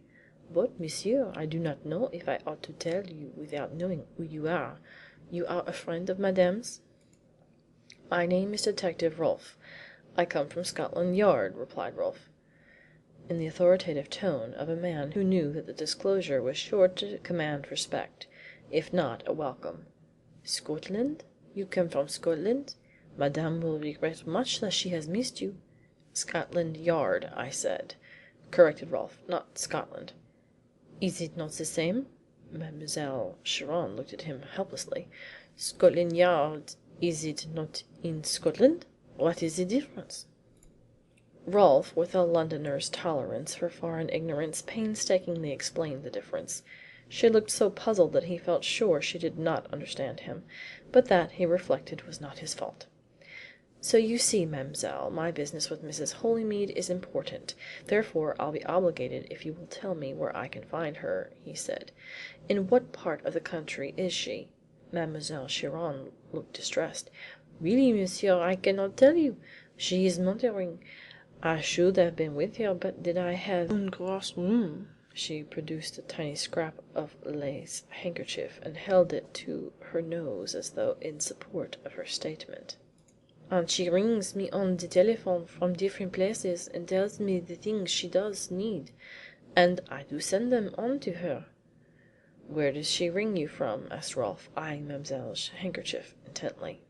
"From Brighton, from Eastbourne, wherever she stops." "What place was she stopping at when you heard from her last?" "Eastbourne, monsieur." "And when will she return here?" "That, monsieur, I do not know. Tonight, tomorrow, next week, she does not tell me. If monsieur will leave me a message I will see that she gets it, for it is always me she wants, and it is always me that talks to her. What shall I tell her when she next rings the telephone? If monsieur will state his business I will tell madame what he tells me. I am madame's cousin by marriage. In me she has confidence." She spoke in a tone which invited confidence, but Rolfe was not prepared to go to the length of trusting the young woman he saw before him despite her assurance that she was in the confidence of Mrs. Holymead. He rose to his feet with a keen glance at Mademoiselle Chiron's handkerchief, which she had rolled into a little ball in her hand. "I cannot disclose my business to you, mademoiselle," he said courteously. "I must see Mrs. Holymead personally, so I shall call again when she has returned." "But, monsieur, why will you not tell me?" she asked coaxingly. "You are a police agent? Have you therefore come to see madame about the case?" Rolfe showed that he was taken aback by the direct question. "The case?" he stammered. "What case?" "Why, monsieur, what case could it be, but that of which I have so often heard madame speak, le judge, the good friend of monsieur and madame Holymead, who was killed by the base assassin? Madame is disconsolate about his terrible end." Mademoiselle Chiron here applied the handkerchief to her eyes on her own account. "Have you come to tell her that you have caught the wicked man who did assassinate him? Madame will be overjoyed." "Why, hardly that," replied Rolfe, completely off his guard. "But we're on the track, mademoiselle, we're on the track." "And is it that you wanted me to tell madame?" persisted Mademoiselle Chiron.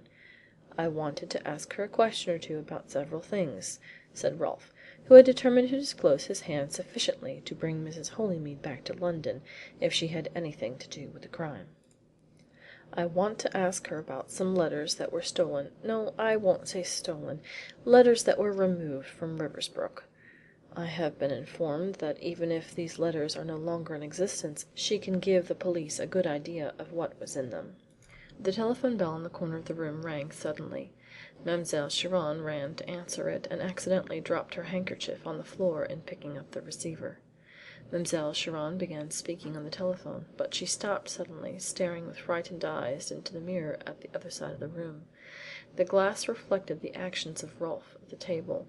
Seated with his back towards her, he had taken advantage of her being called to the telephone to examine her handkerchief, which he had picked up from the floor. He had produced from his pocket book the scrap of lace and muslin which he had found in the murdered man's hand. He had the two on the table side by side, comparing them, and Mademoiselle Chiron noticed a smile of satisfaction flit across his face as he did so. While she looked he restored the scrap to his pocket book, and the pocket book to his pocket. Hastily she turned to the telephone again, and continued, in a voice which a quick ear would have detected was slightly hysterical. Then she hung up the receiver and turned to Rolfe. "But, monsieur, you were saying?" Rolfe handed the handkerchief to its owner with a courtly bow, which he flattered himself was equal to the best French school. "I picked this up off the floor, mademoiselle. It is yours, I think." "This?" Mademoiselle Chiron touched the handkerchief with a dainty forefinger. "It is my handkerchief. I dropped it." "It is very pretty," said Rolfe, with simulated indifference. "I suppose you bought that in Paris. It does not look English." But no, monsieur, it is quite English. I bought it in the shop." "Indeed, a London shop?" inquired Rolfe, with equal indifference. "The lingerie shop in Oxford Street. What do you call it? Hobson's?" "I'm sure I don't know. These ladies' things are a bit out of my line," said Rolfe, rising as he spoke with a smile, in which there was more than a trace of self satisfaction. He felt that he had acquitted himself with an adroitness which Crewe himself might have envied. He had made an important discovery, and extracted the name of the shop where the handkerchief had been bought without, so he flattered himself, arousing any suspicions on the part of the lady. Rolfe knew from his inquiries in West End shops that handkerchiefs of that pattern and quality were stocked by many of the good shops, but the fact that he had found a handkerchief of this kind in the house of a lady who had abstracted secret letters from the murdered man's desk, and had, moreover, discovered the name of the shop where she bought her handkerchiefs, convinced him that he had struck a path which must lead to an important discovery. Mademoiselle Chiron followed Rolfe into the hall and watched him depart from a front window. When she saw his retreating figure turn the corner of the street she left the window, ran upstairs quickly and knocked lightly at the closed door. The door was opened by Mrs. Holymead, who appeared to be in a state of nervous agitation. Her large brown eyes were swollen and dim with weeping. Her hair had become partly unloosed, her face was white, and her dress disordered. She caught the Frenchwoman by the wrist and drew her into the bedroom, closing the door after her. "What did he want, Gabrielle?" she gasped. "What did he say? Had he come about that?" Gabrielle nodded her head. "Gabrielle!" Mrs. Holymead's voice rose almost to a cry. "Oh, what are we to do? Did he come to arrest—" "No, no, he was not so bad. He did not come to do dreadful things, but just to have a little talk." "A little talk? What about?" "He wanted to see you and ask you one or two little questions. I put him off. He was like wax in my hands. Pouf! He was gone. So why trouble?" "But he will come again. He is sure to come again." "No doubt. He says he will come again. In a week, when you return." Mrs. Holymead wrung her hands helplessly. "What are we to do then?" she wailed. "We will look the tragedy in the face when it comes. Ma foi! What have you been doing to yourself? For nothing is it worth to look like that." With deft and loving fingers Gabrielle began to arrange Mrs. Holymead's hair. "We will have everything right before this little police agent returns.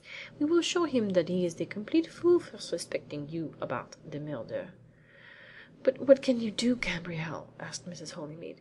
She looked at Gabrielle with her large brown eyes as though she were utterly dependent on the other's stronger will for support and assistance. Mademoiselle Chiron stopped in her arrangement of Mrs. Holymead's hair, and, bending over, kissed her affectionately. "Ma petite," she said, "do not worry. I have thought of a plan, oh, a most excellent plan, which I myself execute tomorrow, and then shall all your troubles be finished, and you will be happy again." End of chapter 21. Chapter 22. "A lady to see you, sir." "What sort of lady, Joe?" "Furren, I should say, sir, by the way she speaks. I asked you her if she had an appointment, and she said no, but she said she wanted to see you on a very urgent and particular business. I told her most people says that what comes to see you, but she says hers was really important. Asked me to tell you, sir, that it was about the Riversbrook case." "The Riversbrook case? I see her, Joe. Has not Stork returned yet?" "No, sir." "Tell him to go to his dinner when he comes back. Show the lady in, Joe." Crewe regarded his caller keenly as Joe ushered her in, placed a chair for her, and went out, closing the door noiselessly behind him. She was a tall, well-dressed, graceful woman, fairly young, with dark hair and eyes. She looked quickly at the detective as she entered, and Crewe was struck by the shrewd penetration of her glance. "You are Monsieur Crewe, the great detective, is it not so?" she asked, as she sat down. The glance she now gave the detective at closer range from her large dark eyes was innocent and ingenuous, with a touch of admiration. The contrast between it and her former look was not lost on Crewe, and he realised that his visitor was no ordinary woman. "My name is Crewe," he said, ignoring the compliment. "What do you wish to see me for?" The visitor did not immediately reply. She nervously unfastened a bag she carried, and taking out a singularly unfeminine looking handkerchief, a large cambric square, almost masculine in its proportions, and guiltless of lace or perfume, held it to her face for a moment. But Crewe noticed that her eyes were dry when she removed it, to remark: "What I say to you, monsieur, is in strictest confidence, as sacred as the confession." "Anything you say to me will be in strict confidence," said Crewe a little grimly. "And the boy, can he not hear through the keyhole?" Crewe's visitor glanced expressively at the door by which she had entered. "You are quite safe here, madam. Mademoiselle, I should say," he added, with a quick glance at her left hand, from which she slowly removed the glove as she spoke. "Mademoiselle Chiron, monsieur," said Gabrielle, flashing another smile at him. "I am Madame Holymead's relative, her cousin. I come to see you about the dreadful murder of the judge, Madame's friend." "You come from Mrs. Holymead?" said Crewe quickly. "Then Mademoiselle Chiron before—" "No, no, monsieur, no." Her agitation was unmistakably genuine. "I do not come from Madame Holymead. I am her relative, it is true, but I come, how shall I say it, from myself. I mean, she does not know of my visit to you, monsieur." "I quite understand," replied Crewe. "Monsieur Crewe," said Gabrielle hurriedly, "although I have not come from Madame Holymead, it is for her sake that I come to see you, to save her from the persecution of one of your police agents who wants to ask her questions about this so sordid, so terrible a crime. He has come once, this agent, last night. He came and he told me he wanted to question Madame Holymead about the murder of her dear friend the judge. I do not want Madame worried with these questions, so I told him Madame was away in the motor in the country, but he says he will come again and again till he sees her. Madame is distracted when she learns of his visit. It opens up her bleeding heart afresh, for she and her husband were intime with this dead judge, and deeply, terribly, they deplore his so dreadful end. I see Madame cry, and I say to myself, I will not let this little police agent spoil her beauty and give her the migraine. His visits must be, shall be, prevented. I have heard of the so great and good Monsieur Crewe, and I will go and see him. We will, as you say in your English way, put our heads together, this famous detective and I, and we will find some way of, how do you call it, circumventing this police agent so that my dear Madame shall cry no more. Monsieur Crewe, I am here, and I beg of you to help me." Crewe listened to this outburst with inward surprise but impassive features. Apparently the police had come to the conclusion that they had blundered in arresting Birchill for the murder of Sir Horace Fewbanks, and had recommended inquiries with a view to bringing the crime home to somebody else. He did not know whether their suspicions were now directed against Mrs. Holymead, but they had conducted their preliminary inquiries so clumsily as to arouse her fears that they did. So much was apparent from Madame Chiron's remarks, despite the interpretations she thought to place on Mrs. Holymead's fears. He wondered if the police agent was Rolfe or Chippenfield. It was obvious that the cool proposal that he should help to shield Mrs. Holymead against unwelcome police attentions covered some deeper move, and he shaped his conversation in the endeavour to extract more from the Frenchwoman. "I am very sorry to hear that Mrs. Holymead has been subjected to this annoyance," he said wearily. "This police agent, did he come by himself?" "But yes, monsieur, I've already said it." "I know, but I thought he might have had a companion waiting for him in a taxicab outside. Scotland Yard men frequently travel in pairs." "He had no taxicab," declared Mademoiselle Chiron positively. "He walked away on foot by himself. I watched him from the window." Crewe registered a mental note of this admission. If she had watched the detective's departure from the window, she evidently had some reason for wanting to see the last of him.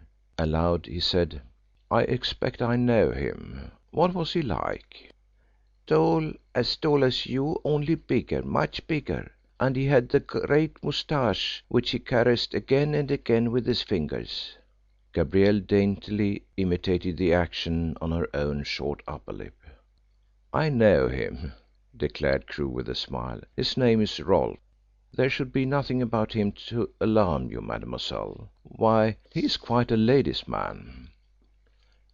Gabrielle shrugged her shoulders disdainfully. "That may be," she replied, "but I like him not, and I do not wish him to worry Madame Holymead." "But why not let him see Mrs. Holymead?" suggested Crewe, after a short pause. "As he only wants to ask her a few short questions, it seems to me that would be the quickest way out of the difficulty, and would save you all the trouble and worry you speak of." "I tell you I will not," declared Gabrielle vehemently. "I will not have Madame Holymead worried and made ill with a terrible ordeal. Bah! What do you men, so clumsy, know of the delicate feelings of a lady like Madame Holymead? The least soupçon of excitement and she is disturbed, distraught for days. After last night, after the visit of the police agent, she was quite hysterical." "Why should she be when she had nothing to be afraid of?" rejoined Crewe. He spoke in a tone of simple wonder, but Gabrielle shot a quick glance at him from under her veiled lashes as she replied, "Bah! What has that to do with it? I repeat, Monsieur Crewe, you men cannot understand the feelings of a lady like Madame Holymead in a matter like this. She and her husband were, as I have said before, intimate with the great judge. They visited his house, they dined with him, they met him in society. Behold, he is brutally, horribly killed. Madame, when she hears the terrible news, is ill for days. She cannot eat, she cannot sleep, she can interest herself in nothing. She is forgetting a little when the police agents they catch a man and say he is the murderer. Then comes the trial of this man at the court with so queer a name, Old Bailey. The papers are full of the terrible story again of the dead man, how he looked killed, how he lay in a pool of blood, how they cut him open. Madame Holymead cannot pick up a paper without seeing these things, and she falls ill again. Then the jury say the man the police agents caught is not the murderer. He goes free, and once more the talk dies away. Madame Holymead once more begins to forget when this police agent comes to her house to remind her once more all about it. It's too cruel, monsieur, it's too cruel." Gabrielle's voice vibrated with indignation as she concluded, and Crewe regarded her closely. He decided that her affection for Mrs. Holymead was not simulated, and that it would be best to handle her from that point of view. "I'm sorry," he said coldly, "but I do not see how I can help you." "Monsieur," said the Frenchwoman, clasping her hands, "I entreat you not to say so. It would be so easy for you to help. Not me, but Madame." "How?" "You know this police agent. You also are a police agent, though so much greater. Therefore you whisper just one little word in the ear of your friend the police agent, and he will not bother Madame Holymead again. I think you could do this, and if you need money to give to the police agent, why, I have brought some." She fumbled nervously at her handbag. "Stay," said Crewe. "What you ask is impossible. I have nothing whatever to do with Scotland Yard. I could not interfere in their inquiries, even if I wished to. They would only laugh at me." Gabrielle's dark eyes showed her disappointment, but she made one more effort to gain her end. She leant nearer to Crewe and laid a persuasive hand on his arm. "If you would only make the effort," she said coaxingly, "my beautiful Madame Holymead would be for ever grateful." Mademoiselle, once more I repeat that what you ask is impossible, returned Crewe decisively. I repeat, I cannot see why Mrs. Holymead should object to answering a few questions the police wish to ask her. She is too sensitive about such a trifle. Gabrielle shrugged her shoulders slightly in tacit recognition of the fact that the man in front of her was too shrewd to be deceived by subterfuge. "There is another reason, monsieur," she whispered. "You had better tell it to me." "If you had been a woman you would have guessed. The great judge who was killed was in his spare moments what you call a gallant. He did love my sex. In France this would not matter, but in England they think much of it. So very much. Madame Holymead is frightened for fear the least breath of scandal should attach to her name. If the world knew that the police agent had visited her house on such an errand. Madame is innocent, it is not necessary to assure you of that, but the prudish dames of England are censorious." "The Scotland Yard people are not likely to disclose anything about it," said Crewe. "That may be so, but these things come out," retorted Gabrielle. "Monsieur," she added after a pause and speaking in a low tone, "I know that you can do much, very much, if you will, and can stop Madame Holymead from being worried. Would you do so if you were told who the murderer was? I mean he who did really kill the great judge." Crewe was genuinely surprised, but his control over his features was so complete that he did not betray it. "Do you know who Sir Horace Fewbanks' murderer is?" he asked in quiet, even tones. "Monsieur, I do. I will tell you the whole story in secret. How do you say? In confidence. If you promise me you will help Madame Holymead as I have asked you." "I cannot enter into a bargain like that," rejoined Crewe. "I do not know whether Mrs. Holymead may not be implicated, concerned in what you say."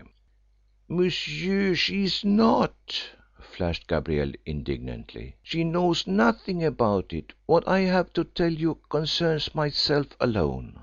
"In that case," rejoined Crewe, "I think you had better speak to me frankly and freely, and if I can I will help you." "You are perhaps right," she replied.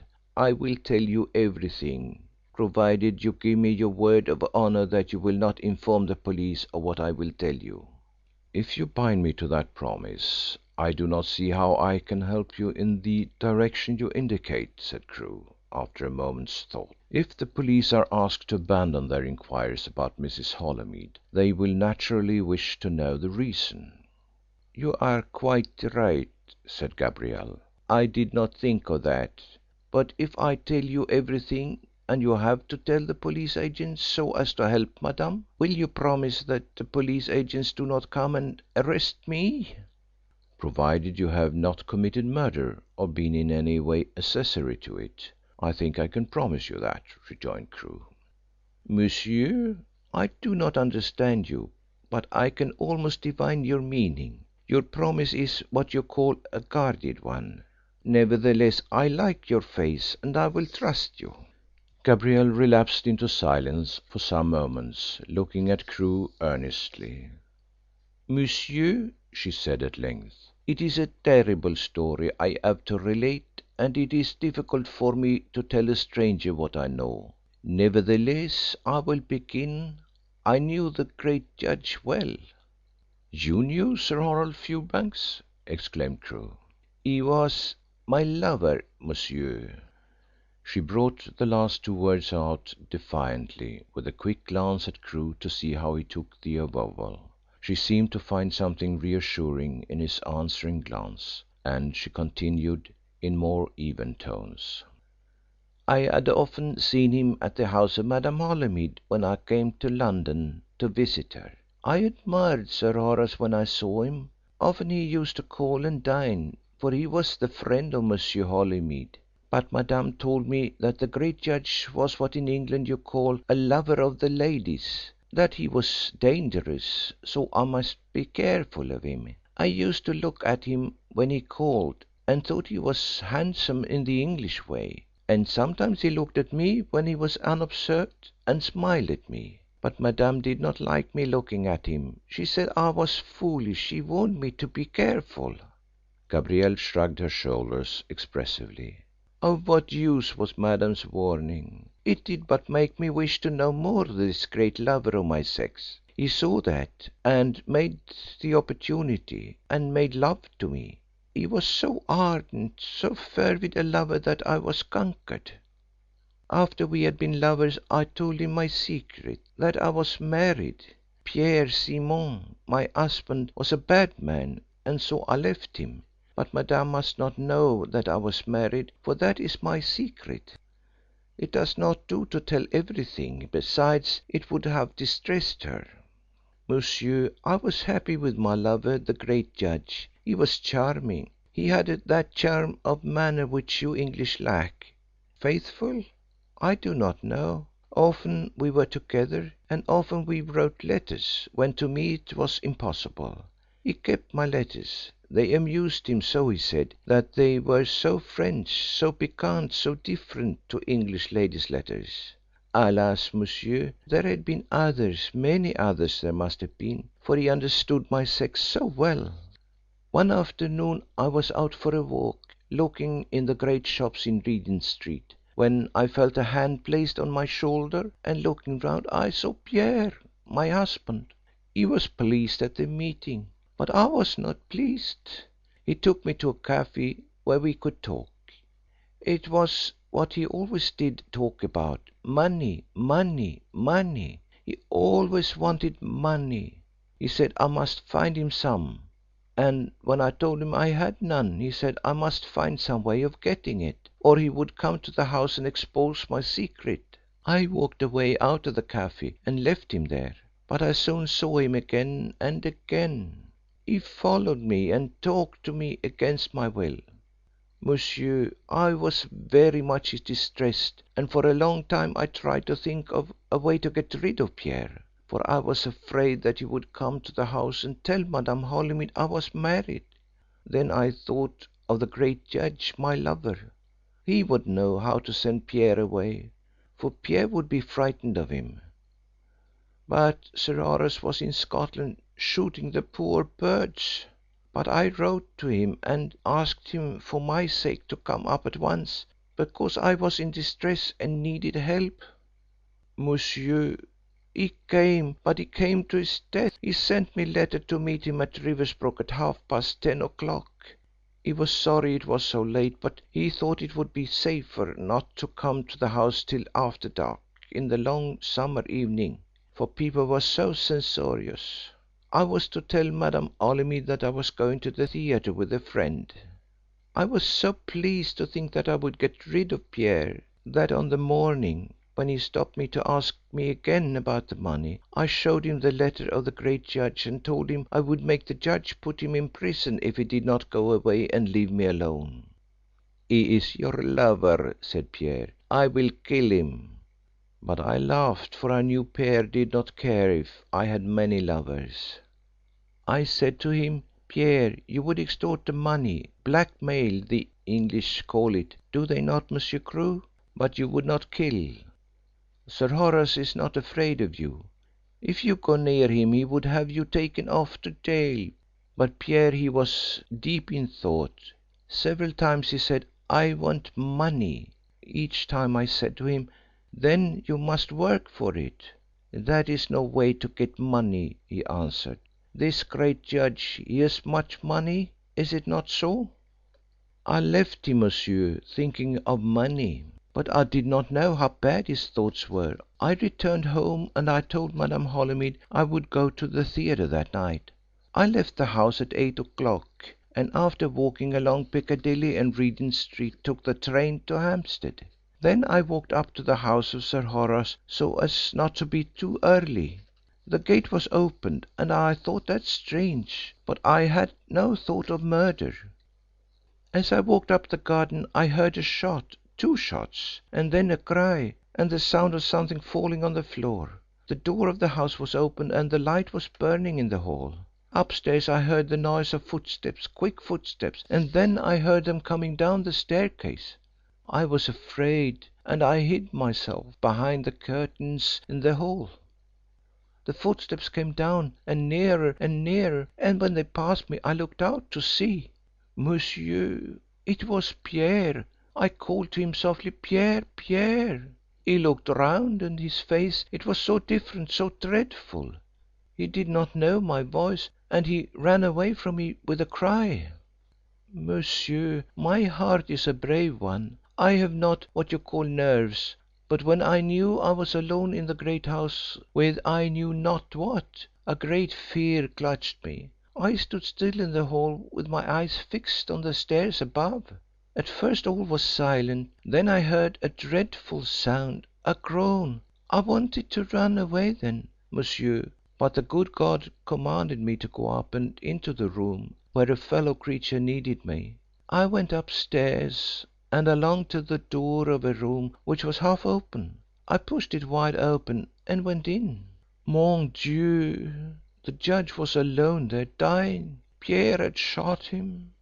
He lay along the floor gasping, groaning, and the blood dripping from his breast. When I saw this, I ran forward and took his poor head on my knee and tried to stop the blood with my handkerchief.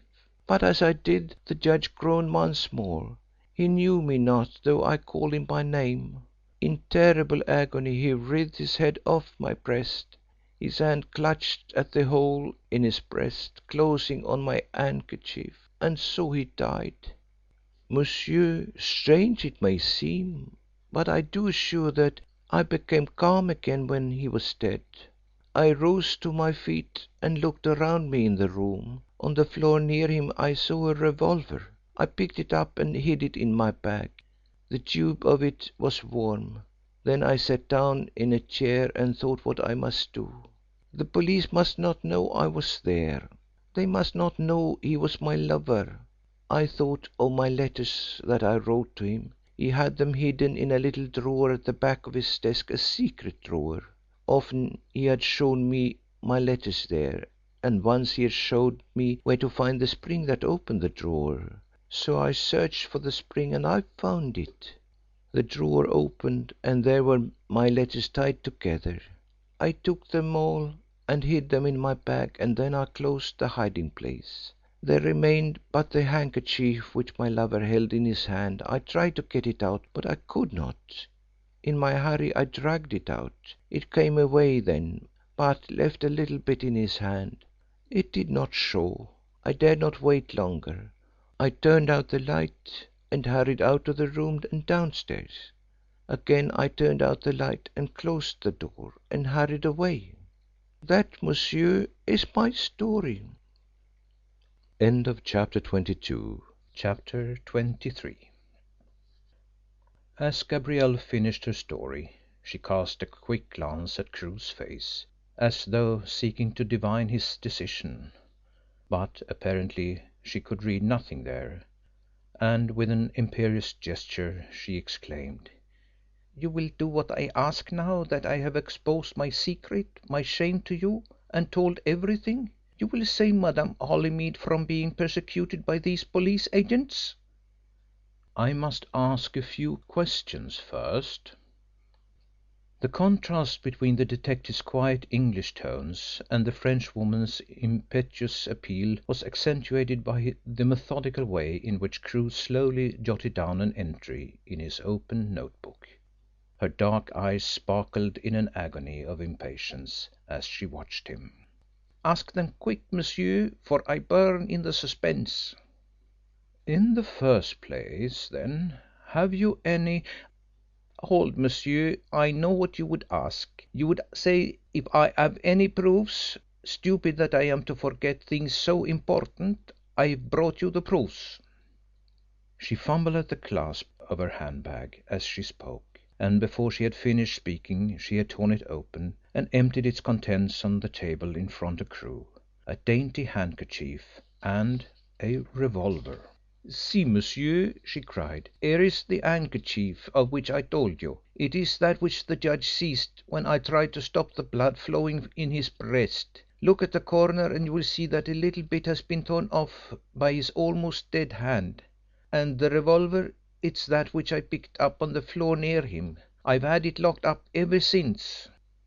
Crewe examined both articles closely. The revolver was a small nickel-plated weapon with a silver chasing, with the murdered man's initials engraved in the handle. It had 5 chambers and one of the cartridges had been discharged. The other 4 chambers were still loaded. Crewe carefully extracted the cartridges and examined them closely. One of them he held up to the light in order to inspect it more minutely. "Did you do this?" he asked. "Have you been trying to fire off the revolver?" "No, no, monsieur," she exclaimed quickly. "I would not fire. I do not understand it. I have been careful not to touch the little thing that sets it going." "The trigger," said Crewe. He again studied the cartridge that had attracted his attention. It had missed fire, for on the cap was a dint where the hammer had struck it. He placed the 4 cartridges on the table, and turning his attention to the handkerchief, examined it minutely. It was one of those filmy scraps of muslin and lace which ladies call a handkerchief, an article whose cost is out of all proportion to its usefulness. Gabrielle, who was watching him keenly as he examined it, exclaimed: "The handkerchief, a box of them, were given me by Sir Horace because he knew I love pretty things." She laid a finger on the missing corner, which might indeed have been torn off in the manner described. A scrap of the lace was missing, and it was evident that it had been removed with violence, for the lace around the gap was loosened and the muslin slightly frayed. "You say that the corner was torn off when you wrenched the handkerchief from the dead man's hold," said Crewe. "But it was not found in his hand by the police or anyone else, and he was not buried with it, for I examined the body carefully. What became of it?" Gabrielle looked at him quickly, as though she suspected some trap. "You would play with me," she said at length. "What became of it? Why, you must surely know that the police of Scotland Yard have it. The police agent who called on Madame had it. What is his name? Rudolph?" "Rolfe?" exclaimed Crewe. "Has he got it?" "Yes," she replied. "He did not show it to me, but I saw it nevertheless. I dropped my handkerchief when I spoke at the telephone and Monsieur Rolfe picked it up. Quickly he studied my handkerchief, not this one, monsieur, but one of the same kind, and from his pocket book he took out the missing piece that was in the dead man's hand, and he studied them side by side. He thought I did not see, that my back was turned, but I saw in the mirror which hung on the wall. Then when I finished my telephone he bowed and said, 'Your handkerchief, mademoiselle?' It was not so badly done for a clumsy police agent." She was not able to recognise how keen was Crewe's interest in her statement, but she saw that she had pleased him. "It is because of this man that he will come again," she continued. "It is because of this that he would question Madame Holymead. And then what will happen I do not know. The police make so many mistakes, blunders you English call them. Would they arrest her with their blunders? That is why I come to ask you to save her." "May I have the revolver and the handkerchief?" asked Crewe. "I will take great care of them." "They are at your disposal, for you will use them to confront the police agent." Crewe again examined the articles in silence before taking them to his secretary and locking them up in one of the pigeon holes. Then he turned to Gabrielle, whose large luminous eyes met his unhesitatingly. She even smiled slightly, a frank, engaging smile, as he remarked: "And now, monsieur, any more questions?" Crewe smiled back at her. "You have told a remarkable story, mademoiselle, and corroborated it with 2 important pieces of evidence which are in themselves almost sufficient to carry conviction," he said. "But the Scotland Yard police are a suspicious lot, and it is necessary for me to have further information in order to convince them, if I am able to help you as you wish." Gabrielle flashed a look of gratitude at Crewe. She understood from his words that he believed her story and was disposed to help her, although the police of Scotland Yard might prove harder to convince than him. "Bah, those police agents, they are the same everywhere," she exclaimed. "They deal so much with crime that their minds get the taint, and between the false and true they cannot tell the difference. Que voulez-vous? They are but small in brains. With you the case is different. You have it here and there." She touched her temples lightly with a finger of each hand. "Proceed, monsieur. Ask me what questions you will. I shall endeavour to answer them." "You said that as you were hiding behind the curtains of the stairway landing, Pierre, your husband, rushed down past you. You are quite sure it was he?" "Of that, monsieur, unfortunately there is no doubt. I saw his face quite distinctly when he passed me and when he turned round." "The light would be shining from behind and would not reveal his face very closely," suggested Crewe. "Nevertheless, monsieur, it was quite sufficient for me to see Pierre clearly. His head was half turned as he ran, as though he was looking back, expecting to see the judge rise up and punish him for his dreadful deed. And I saw him en silhouette, oh, most distinctly. Impossible him to mistake. I called softly 'Pierre,' just like that, and he turned his face right round, and then with a cry he disappeared along the path." "About what time was this?" "The time? It was 10:30, for that was the time I was to be there according to the letter the judge sent me." "But are you sure it was 10:30?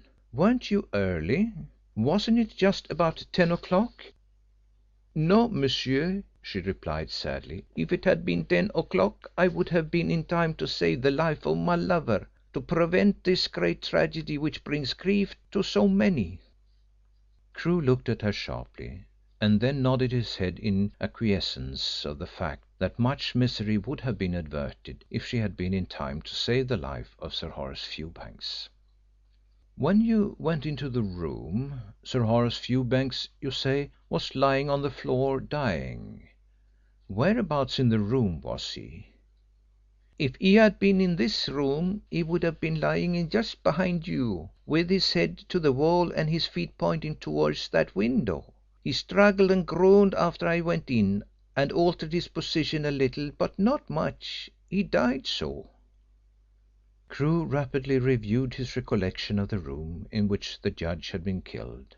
Once again Gabrielle's statement tallied with his own reconstruction of the crime and the manner of its perpetration. If the murder had been committed in his office, the second bullet would have gone through the window instead of embedding itself in the wall, and the judge would have fallen in the spot where she indicated. "And where was the writing desk from where you got your letters?" was Crewe's next question. "It was over there, almost by that your little bookcase there." She pointed to a small oaken bookstand which stood slightly in advance of the more imposing shelves in which reposed the portentous volumes of newspaper clippings and photographs which constituted Crewe's Rouge library. "Now we come to the letters. You took them from the secret drawer in the desk. Why did you remove them?" "Because I would not have the police agents find them, for then they would want to know so much." "And what did you do with them?" "Monsieur Crewe, I destroyed them. When I got home I burnt them all. I was so frightened." "You mean you were frightened to keep them in your possession after the judge was killed?" "Yes. What place had I to keep them save from prying eyes? So, monsieur, I burnt them all, one by one, and the charred fragments I kept and took into the park next day, where I scattered them unobserved." "And what became of the letter you wrote to Sir Horace Fewbanks at Craigleith Hall, asking him to come to London and save you from your husband's persecutions?" She looked at him earnestly in the endeavour to ascertain if he had laid a trap for her. "Sir Horace destroyed it in Scotland, I suppose, if the police did not find it." "Strange that he should have kept all your other letters so carefully and destroyed that one. Perhaps it was in his pocket book that was stolen." I do not know. What does it matter? It has gone." She shrugged her shoulders lightly and indifferently. "Do you know who stole the pocket book?" "No, monsieur. I thought it was stolen in the train." "That is the police theory," replied Crewe. "But let that go. Have you since the night of the murder seen anything of Pierre?" "Monsieur, I have not. It is as though the earth has him swallowed. He keeps silent with the silence of the grave." "He is wise to do so," responded Crewe. "Now, mademoiselle, I have no more questions to ask you. Your confidence is safe. You need be under no apprehensions on that score." "I care not for myself, Monsieur Crewe, so long as Madame Holymead is freed from the persecutions of the police agents," replied Gabrielle, rising from her seat as she spoke. "If, after hearing my story, you could but give me the assurance—" "I think I can safely promise you that Mrs. Holymead will not be troubled with any further police attentions," said Crewe after a moment's pause. Gabrielle broke into profuse expressions of gratitude as she turned to go.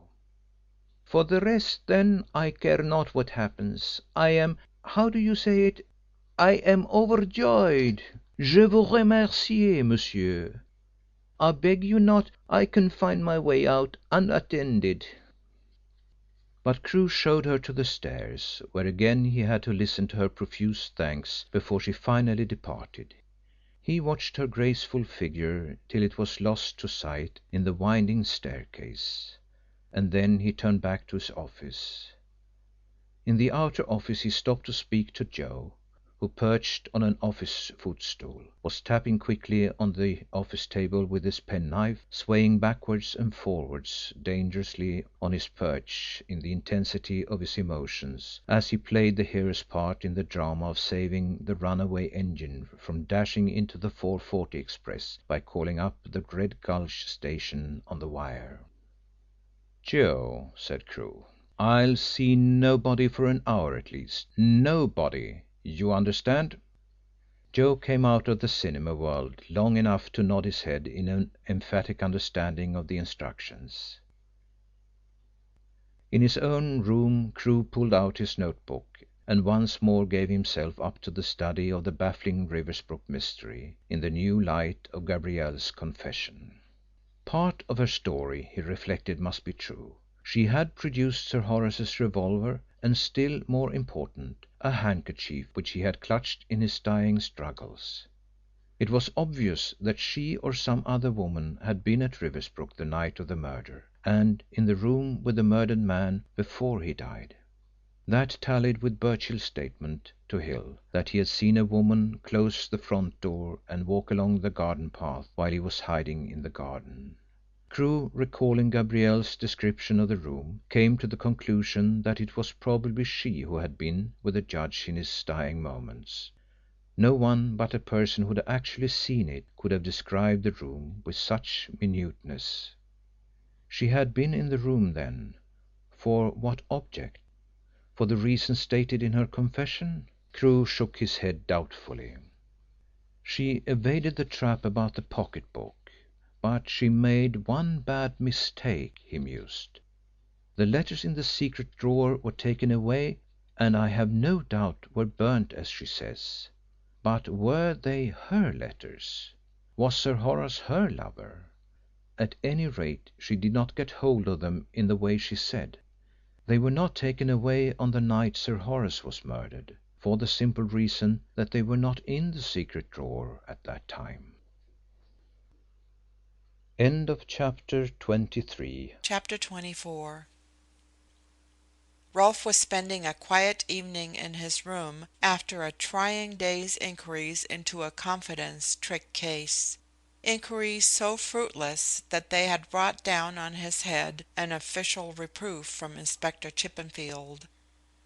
Rolfe had left Scotland Yard that evening in a somewhat despondent frame of mind in consequence, but a brisk walk home and a good supper had done him so much good that with a tranquil mind and his pipe in his mouth he was able to devote himself to the hobby of his leisure hours with keen enjoyment.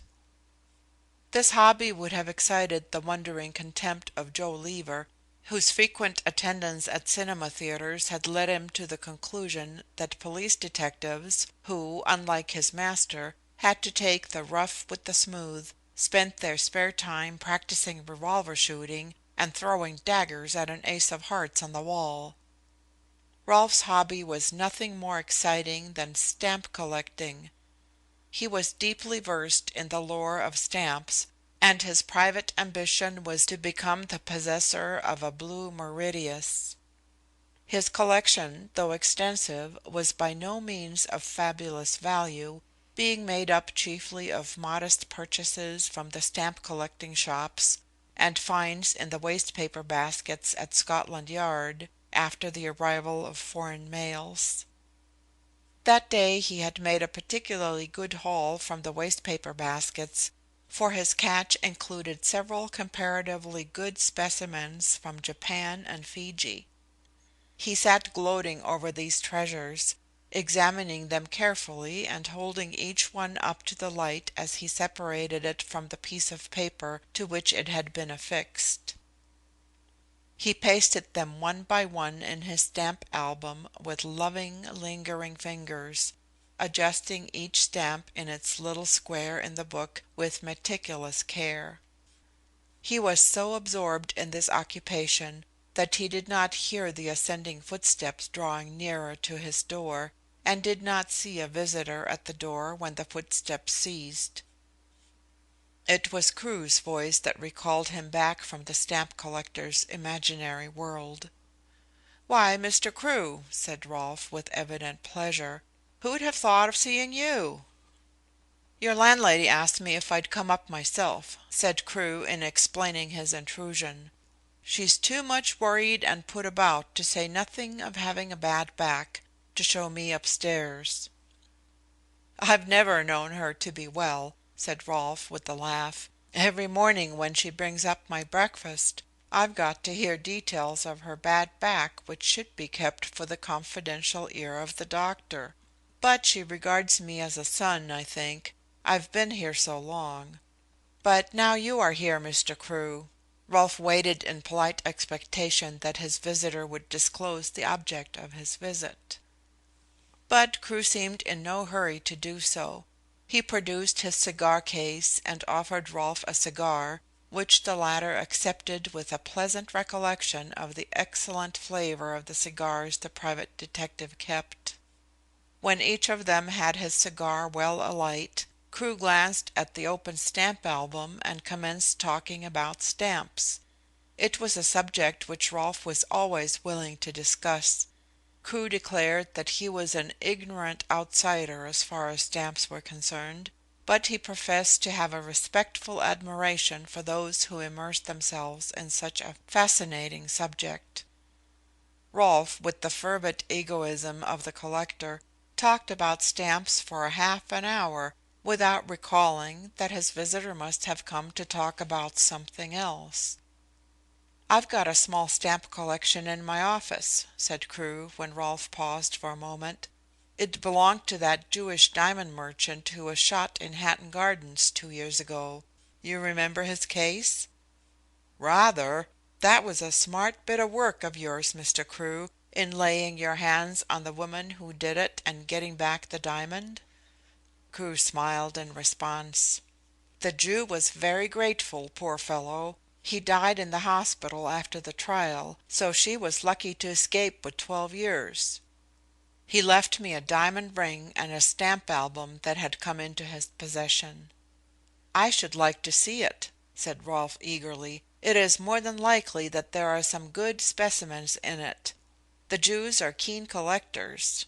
If you let me have a look at it, I'll tell you what the collection is worth." "You can have it altogether," said Crewe. "I'll send my boy Joe around with it in the morning." "Oh, Mr. Crewe, it is very good of you," said Rolfe, with the covetousness of the collector shining in his eyes. "Nonsense. Why shouldn't you have it? But I didn't come around here solely to talk about stamps, Rolfe.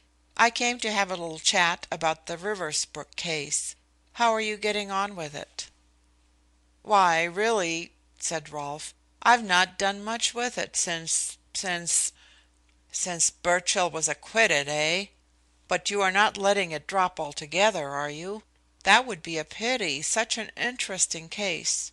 Whom have you your eye on now as the right man?" Rolfe, who thought he detected a suspicion of banter in Crewe's remarks, evaded the latter question by answering the first part of Crewe's inquiry. "Why, hardly that, Mr. Crewe. But the Chief is not very keen on the case. Birchill's acquittal was too much of a blow to him. He reckons that nowadays juries are too soft-hearted to convict a capital charge." "It's just as well that they are too soft-hearted to convict the wrong man," said Crewe. "Yes, you told me from the first that we were on the wrong track," said the reply. "I haven't forgotten that, and the Chief is not allowed to forget it either. All the men at the Yard know that you held the opinion that we had got hold of the wrong man when we arrested Birchill, and he has had to stand so much chaff in the office that he's pretty raw about it." Rolfe spoke in the detached tone of a junior who had no share in his chief's mistakes or their attendant humiliation, and he added, "That's once more that you've scored over Scotland Yard, Mr. Crewe, and you ought to be proud of it." He glanced covertly at Crewe to see how he took the flattery. "So you've done very little about the case since Birchill was acquitted?" was his only remark.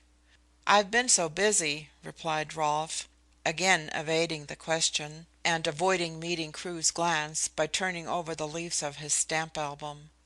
"You see, there has been a rush of work at Scotland Yard lately. There is that big burglary at Lord Emden's, and the case of the woman whose body was found in the river loch at Peyton, and half a dozen other cases, all important in their way. There has been quite an epidemic of crime lately, as you know, Mr. Crewe. I don't seem to get a minute to myself these times." "Rolfe," said Crewe dryly, "you protest too much. You don't suppose that after coming over here to see you that I can be deceived by such talk?" Rolfe flushed at these uncompromising words, but before he could speak Crewe proceeded in a milder tone. "I don't blame you a bit for trying to put me off. It's all part of the game. We're rivals, in a sense, and you are quite right not to lose sight of that fact. But as a detective, Rolfe, your methods lack polish. Really, I blush for them. You might have known that I came over here to see you tonight because I had an important object in view, and you should have tried to find out what it was before playing your own cards. And such cards, too. You're sadly lacking in finesse, Rolfe. You'd never make a chess player. Your concealed intentions are too easily discovered. You must try not to be so transparent if you want to succeed in your profession." Crewe delivered his reproof with such good humour that Rolfe stared at him as if unable to make out what his visitor was driving at. "I don't know what you are talking about, Mr. Crewe," he said at length. "Oh, yes, you do. You know I'm speaking about your latest move in the Riversbrook case, which you've been so busy with of late. And I've come to tell you in a friendly way that once more you're on the wrong track." "What do you mean?" asked Rolfe quickly. "Why, Prince's Gate, of course," replied Crewe cheerily. "You don't suppose that a fine-looking young man like yourself could be seen in the neighbourhood of Prince's Gate without causing a flutter among feminine hearts there, do you?" "So the servants have been talking, have they?" muttered Rolfe. "They have and they haven't. But that's beside the point. What I want to say is that you're on the wrong track in suspecting Mrs. Holymead, and I strongly advise you to drop your inquiries if you don't want to get yourself into hot water. She's as innocent of the murder of Sir Horace Fewbanks as Birchill is, but you cannot afford to make a false shot in the case of a lady of her social standing, as you did with a criminal like Birchill." At this rebuke Rolfe gave way to irritation. "Look here, Mr. Crewe, "I'll thank you to mind your own business," he said. "It's got nothing to do with you where I make inquiries. I'll have you remember that. I don't interfere with you, and I won't have you interfering with me." "But I'm interfering only for your own good, man. What do you suppose I'm doing it for? I tell you, you're riding for a very bad fall in suspecting Mrs. Holymead and shadowing her." Crewe's plain words were an echo of a secret fear which Rolfe had entertained from the time his suspicions were directed towards Mrs. Holymead. But he was not going to allow Crewe to think he was alarmed. "If I'm making inquiries about Mrs. Holymead, it's because I have ample justification for doing so," he said stiffly. "And I tell you that you have not." "Prove it!" exclaimed Rolfe defiantly. Crewe produced from his pocket a revolver and a lady's handkerchief, and handed them to Rolfe without speaking. Rolfe's embarrassment was almost equal to his astonishment as he examined the articles. In the handkerchief with its missing corner he speedily recognized something for which he had searched in vain. He had never confided to Crewe the discovery of the missing corner in the dead man's hand, and therefore the production of the handkerchief by Crewe considerably embarrassed him. He longed to ask Crewe how he had obtained possession of the handkerchief, but he could not trust his voice to frame the question without betraying his feelings, so he picked up the revolver and examined it closely. Then he put it down and again gave his attention to the handkerchief, bending his head over it so that Crewe should not see his face. "You do not seem very astonished at my finds, Rolfe," said Crewe quizzically. "Perhaps you've seen these articles before?" "No, I haven't," said Rolfe, still avoiding his visitor's eye. "Well, the torn handkerchief is not exactly new to you," said Crewe. "You've got the missing part. You found it in Sir Horace's hand after he was murdered." "You're too clever for me, and that's the simple truth, Mr. Crewe," said Rolfe in a mortified tone. "I did find a small piece of a lady's handkerchief in his hand, and here it is." He produced his pocket book and took out the piece. "How you found out I had it is more than I know." "Mere guesswork," said Crewe. Rolfe shook his head slowly. "I know better than that," he said. "You're deep. You don't miss much. I wish now that I had told you about that bit of handkerchief at the first. But Chippenfield and I wanted to have all the credit for elucidating the Riversbrook mystery. I hunted high and low to get trace of this handkerchief, but I couldn't. And now you've beaten me, although you couldn't have known at first that there was such a thing as a missing handkerchief in the case. I hope you bear me no malice, Mr. Crewe." "What for, Rolfe?" "For not telling you about the handkerchief after I found this piece in Sir Horace's hand." "Not in the least," said Crewe. "Why should you have told me? I don't tell you everything I find out. It's all part of the game. That piece of the handkerchief was a good find, Rolfe, and I congratulate you on getting it. How did you come to discover it?" "I was trying to force open the murdered man's hand, and I found it clenched between the little finger and the next. Of course it was not visible with his hand closed. Chippenfield, who missed it, didn't half like my discovery, and all along he underestimated the value of it as a clue." "Well, he has had to pay for his folly." "He has, and serves him right," replied Rolfe viciously. "He's the most pig-headed, obstinate, vain, narrow-minded man you could come across." It occurred to Rolfe that it was not exactly good form on his part to condemn his superior officer so vigorously in the presence of a rival, so he broke off abruptly and asked Crewe how he came into possession of the revolver and the handkerchief. Crewe's reply was that he had obtained these articles under a promise of secrecy from someone who had assured him that Mrs. Holymead had no connection with the crime. When he was at liberty to tell the story as it had been told to him, Rolfe would be the first to hear it. "Mrs. Holymead had no connection with the crime?" exclaimed Rolfe impatiently. "Perhaps you don't know that the morning after the murder was discovered, she went out to Riversbrook and removed some secret papers from the murdered man's desk, papers that he had been in the habit of hiding in a secret drawer?" "Yes, I know that," said Crewe. "Well, doesn't that look as if she knew something about the crime?" "Not necessarily." "Well, to me it does. What were these secret papers? They were letters, I am told."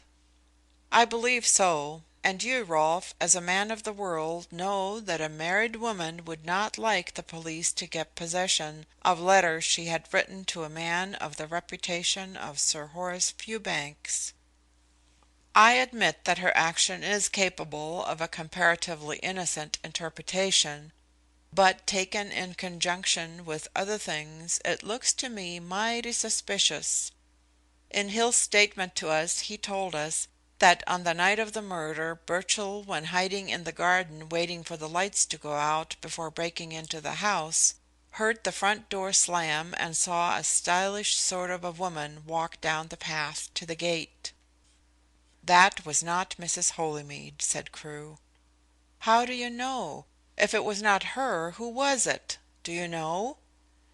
"I think I know, and when I am at liberty to speak I will tell you." "Then there is a third point," continued Rolfe. "Look at this handkerchief you brought. I saw a handkerchief of exactly similar pattern at Mrs. Holymead's house when I called there." "Wasn't that the property of her French cousin, Mademoiselle Chiron?" "Yes, she dropped it on the floor while I was there. But it is probable the handkerchief was one of a set given her by Mrs. Holymead." "Quite probably, Rolfe. But scores of ladies who are fond of expensive things have handkerchiefs of a similar pattern.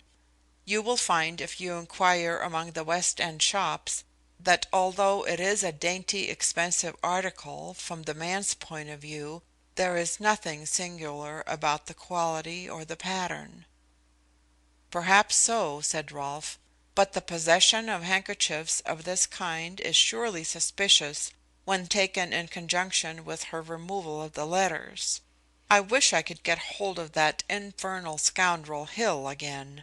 I am convinced that he knows a great deal more about this murder than he has yet told us, and a great deal more about Mrs. Holymead and her letters. I've had his shop watched day and night since he disappeared, but he keeps close to his burrow and I've not been able to get on his track."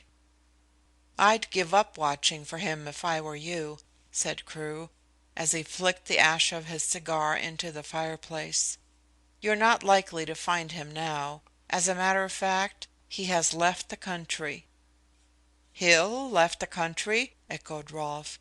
"I think you are mistaken there, Mr. Crewe. He had no money. How could he get away?" Crewe selected another cigar from his case and lighted it before answering. "The fact is, I advanced him the money," he said. "Technically it's a loan, but I do not think any of it will be paid back." Rolfe stared hard at Crewe to see if he was joking. "What on earth made you do that?" he demanded at length. "Hill may be the actual murderer for all we know." "Not at all," was the reply. "Before I helped him to leave England I satisfied myself that he had absolutely nothing to do with the murder. He does not know who shot Sir Horace Fewbanks, though of course he still half believes that it was Birchill. When I got in touch with him after his disappearance, he was in a pitiable state of fright. Waking or sleeping, he couldn't get his mind off the gallows. There were 2 or 3 points on which I wanted his assistance in clearing up the Riversbrook case, and I promised to get him out of the country if he would make a clean breast of things and tell me the truth as far as he knew it. He made a confession, a true one this time. I took it down, and I'll let you have a copy. There are a few interesting points on which it differs materially from the statement he made to the police when you and Chippenfield cornered him." "What are they?" asked Rolfe. "In the first place, the burglary was his idea and not Birchill's," replied Crewe.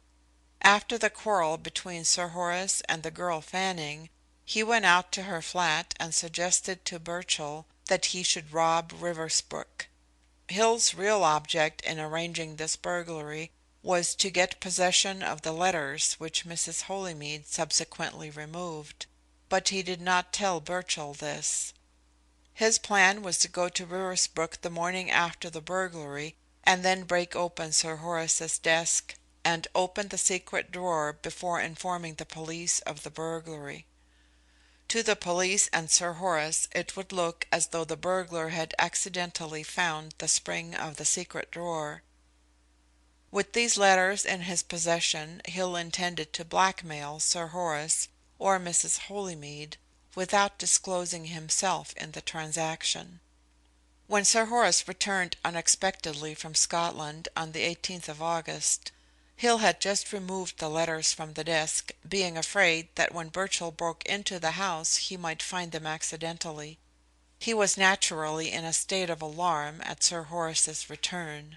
He tried to get an opportunity to put the letters back, as Sir Horace might discover they had been removed, but Sir Horace dismissed him for the night before he could get such an opportunity. Then he went to Fanning's flat and told Birchill that Sir Horace had returned. Birchill was in favour of postponing the burglary, but Hill, who had possession of the letters, and did not know when he would get an opportunity to put them back, urged Birchill to carry out the burglary. He assured Birchill that Sir Horace was a very sound sleeper, and that there would be no risk. In order to arouse Birchill's cupidity, and to protect himself from the suspicions of Sir Horace regarding the letters, he told Birchill that he had seen a large sum of money in his possession when he returned, and that this money would probably be hidden in the secret drawer of the desk until Sir Horace had an opportunity of banking it. He told Birchill to break open the desk and explain to him how to find the spring of the secret drawer. "What a damned cunning scoundrel he is!" exclaimed Rolfe, in unwilling admiration of the completeness of Hill's scheme. "Don't you think, Mr. Crewe, that after all he may be the actual murderer? That he told you a lot of lies just as he did to us? Holymead, in his address to the jury, made out a pretty strong case against him." "No one knows better than Holymead that Hill did not commit the murder," said Crewe. "Hill is an incorrigible liar, but he has no nerve for murder." "Did he put the letters back?" asked Rolfe. "He told me that Mrs. Holymead stole them the day after the murder was discovered. But he is such a liar." "I believe he spoke the truth in that case," said Crewe. "He told me he put the letters back in the secret drawer the night after the murder, when he went to Riversbrook to report himself to Chippenfield. He put them back because he was afraid that if the police found them in his possession they would think he had a hand in the murder. His idea was to remove them from the secret drawer after the excitement about the murder died down, and then blackmail Mrs. Holymead, but she acted with a skill and decision that robbed him of his chance to blackmail her." "How did you get hold of the cunning scoundrel?" asked Rolfe.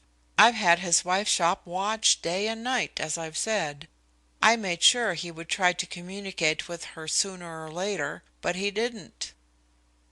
"It was Joe who found him," said Crewe. "I knew you were watching Mrs. Hill's shop, so it was superfluous for me to set anybody to watch it. Besides, I didn't think Hill would visit his wife or attempt to communicate with her, for he would think that the police, if they wanted him, would be sure to watch the shop. I tried to consider what a man like Hill would do in the circumstances. He had no money, I knew that, and, so far as I was able to ascertain, he had no friends who were likely to hide him. Without friends or money he could not go very far. Finally it occurred to me that he might be hiding somewhere in Riversbrook, either in that unfinished portion of the third floor or in one of the outbuildings. He knew the run of the rambling old place so well. Have you ever been over it carefully? No? Well, there are several good places in the upper stories where a man might conceal himself. I put Joe on the job, and after watching for several nights, Joe got him. Hill had made a hiding place in the loft above the garage. It appears that he subsisted on the stores that had been left in the house. He was able to make his way into the main building through one of the kitchen windows. He was on one of these foraging expeditions when Joe discovered him, emaciated, dirty, and half demented through terror of the gallows. "So that is how you got him," said Rolfe. "I never thought of looking for him at Riversbrook. Sometimes I am inclined to agree with you that he had no nerve for murder. But an unpremeditated murder doesn't want much nerve. He might have done it in a moment of passion." Rolfe was endeavoring to take advantage of Crewe's communicative mood, and to arrive by a process of elimination at the person against whom Crewe had accumulated his evidence. "It was not Hill," said Crewe. "The murder was committed in a moment of passion, and yet it was far from being unpremeditated." "You are trying to mystify me," said Rolfe despairingly. "No, it is the case itself which has mystified you," replied Crewe. "It has," was Rolfe's candid confession. "The more thought I give it, the more impossible it seems to see through it. Was Sir Horace killed before dusk, before the lights were turned on? If he was killed after dark, who turned out the lights?" "He was killed between 10 and 10:30 at night," said Crewe. "The lights were turned out by the woman Birchill saw leaving the house about 10:30. But she was not the murderer, and she was not present in the room, or even in the house, when Sir Horace was shot. She arrived a few minutes too late to prevent the tragedy. Turning out the lights was an instinctive act due to her desire to hide the crime, or rather to hide the murderer." "How do you know all this?" asked Rolfe, who had been staring at Crewe with open-mouthed astonishment. "That woman was not Mrs. Holymead," continued Crewe. "I had a visit to day from the woman who did these things, and as evidence of the truth of her story she brought me the revolver and the handkerchief." "What did she come to you for?" asked Rolfe, with breathless interest. "What did she want?" "She came to me to make a full confession," said Crewe in even tones. "A confession!" exclaimed Rolfe. "She ought to have come to the police. Why didn't she come to us?" Crewe smiled at the puzzled, indignant detective. "I think she came to me because she wanted to mislead me," he said. Chapter 25. Joe Lever, worn out after nearly a week's work of watching the movements of Mr. Holymead, had fallen asleep in an empty loft above a garage which overlooked Verney's Hotel in Mayfair. He had seen Mr. Holymead disappear into the hotel, and he knew from the experience gained in his watch that the K.C. would spend the next couple of hours in dressing for dinner, sitting down to that meal, and smoking a cigar in the lounge. So Joe had relaxed, for the time being, the new task which his master had set him, and had flung himself on some straw in the loft to rest. He did not intend to go to sleep, but he was very tired, and in a few minutes he was in a profound slumber. In his sleep Joe dreamed that he had attained the summit of his ambition, and was being paid a huge salary by an American film company to display himself in emotional dramas for the educational improvement of the British working classes. In his dream he had to rescue the heroine from the clutches of the villains who had carried her off. They had imprisoned her at the top of a skyscraper building and locked the lift, but Joe climbed the fire escape and caught the beautiful girl in his arms. The villains, who were on the watch, set fire to the building, and when Joe attempted to climb out of the window with the heroine clinging round his neck, the flames drove him back. As he stood there, the wind swept a sheet of flame towards Joe until it scorched his face. The pain was so real that Joe opened his eyes and sprang up with a cry. A man was standing over him, a man past middle age, short and broad in figure, whose clean-shaven face directed attention to his protruding jaw. He was wearing a blue serge suit which had seen much use. "You are a sleeper, sonny," said the man, grinning at Joe's alarm. "But when you wake, why, you wake up properly. I'll say that for you.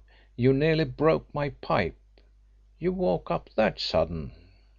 He made this remark with such a malicious grin that Joe, whose face was still smarting, had no hesitation in connecting his sudden awakening with the hot bowl of the man's pipe. It was a joke Joe had often seen played on drunken men in Islington public houses in his young days. "You just leave me alone, will you?" he said, rubbing his cheek ruefully. "It's nothing to do with you whether I'm a sound sleeper or not." "That's just where you're wrong, young fellow," was the reply. "It's a lot to do with me. Ain't your name Joe Lever?" Joe nodded his head. "How did you find out?" he asked.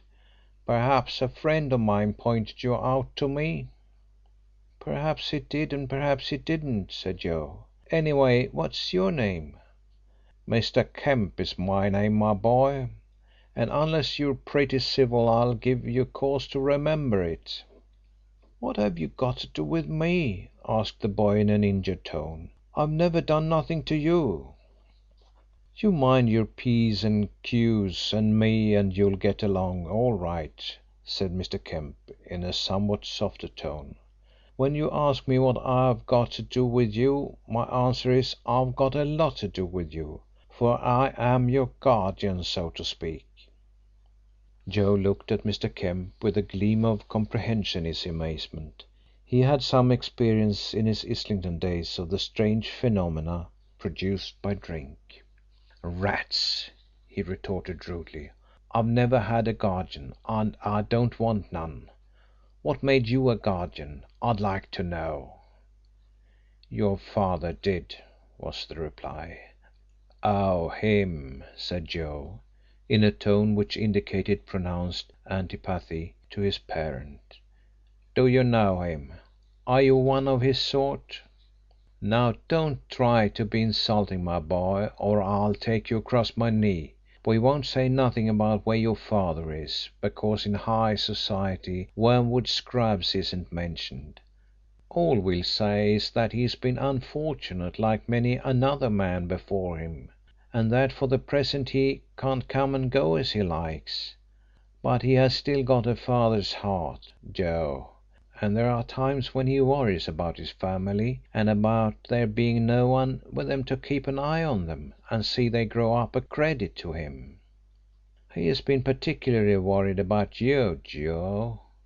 So when I was coming away he asked me to look you up if I had time, and let him know how you was getting on, seeing that no one of his family has gone near him for a matter of 3 years or so, though there is one regular visiting day each week." "I don't want to see him no more," said Joe. "He's no good."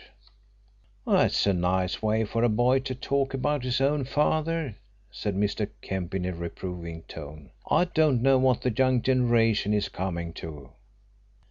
"If you want to send him word about me, you can tell him that I'm not going to be a thief," said Joe defiantly.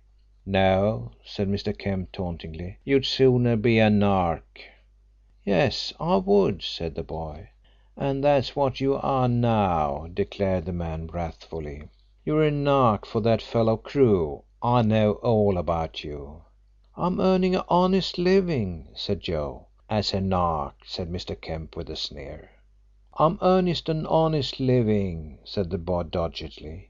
So much of his youth had been spent among the criminal classes that he still retained the feeling that there was an indelible stigma attached to those individuals described as narcs. "How can anyone earn a respectable, honest living by being a narc?" asked Mr. Kemp contemptuously. "And more than that, it's one of the best men that ever breathed that you are a spying on. I'll have you know that he's a friend of mine. That is to say, he's done things for me that I ain't likely to forget. There's nothing I won't do for him, if the chance comes my way. I'll see that no harm happens to him through you and your Mr. Crewe. You've got to stop this here spying. Stop it at once, do you understand? For if you don't, by God, I'll deal with you so that you'll do no more spying in this world. And I'll have you and your master know that I'm a man what means what he says." Mr. Kemp shook his fist angrily at Joe as he moved away to the door of the loft after having delivered his menacing warning. "My last words to you is, stop it," he said, as he turned to go down the stairs. Half an hour later Mr. Kemp entered the lounge of Verney's Hotel as though in quest for someone. Most of the hotel guests had finished their after dinner coffee and liquors, and the hall was comparatively empty, but a few who remained raised their eyes in well-bred protest at the intrusion of a member of the lower orders into the corridor of an exclusive hotel. Mr. Kemp felt somewhat out of place, and he stared about the luxuriously furnished lounge with a look in which awe mingled with admiration. Before he could advance further, a liveried porter of massive proportions came up to him and barred the way. "Now, my man," said the porter haughtily, "what do you think you are doing here? This ain't your place, you know. You've made a mistake. Out you go." "I want to see Mr. Holymead," said Mr. Kemp in a gruff voice. Verney's was such a high-class hotel that seedy-looking persons seldom dared to put a foot within the palatial entrance.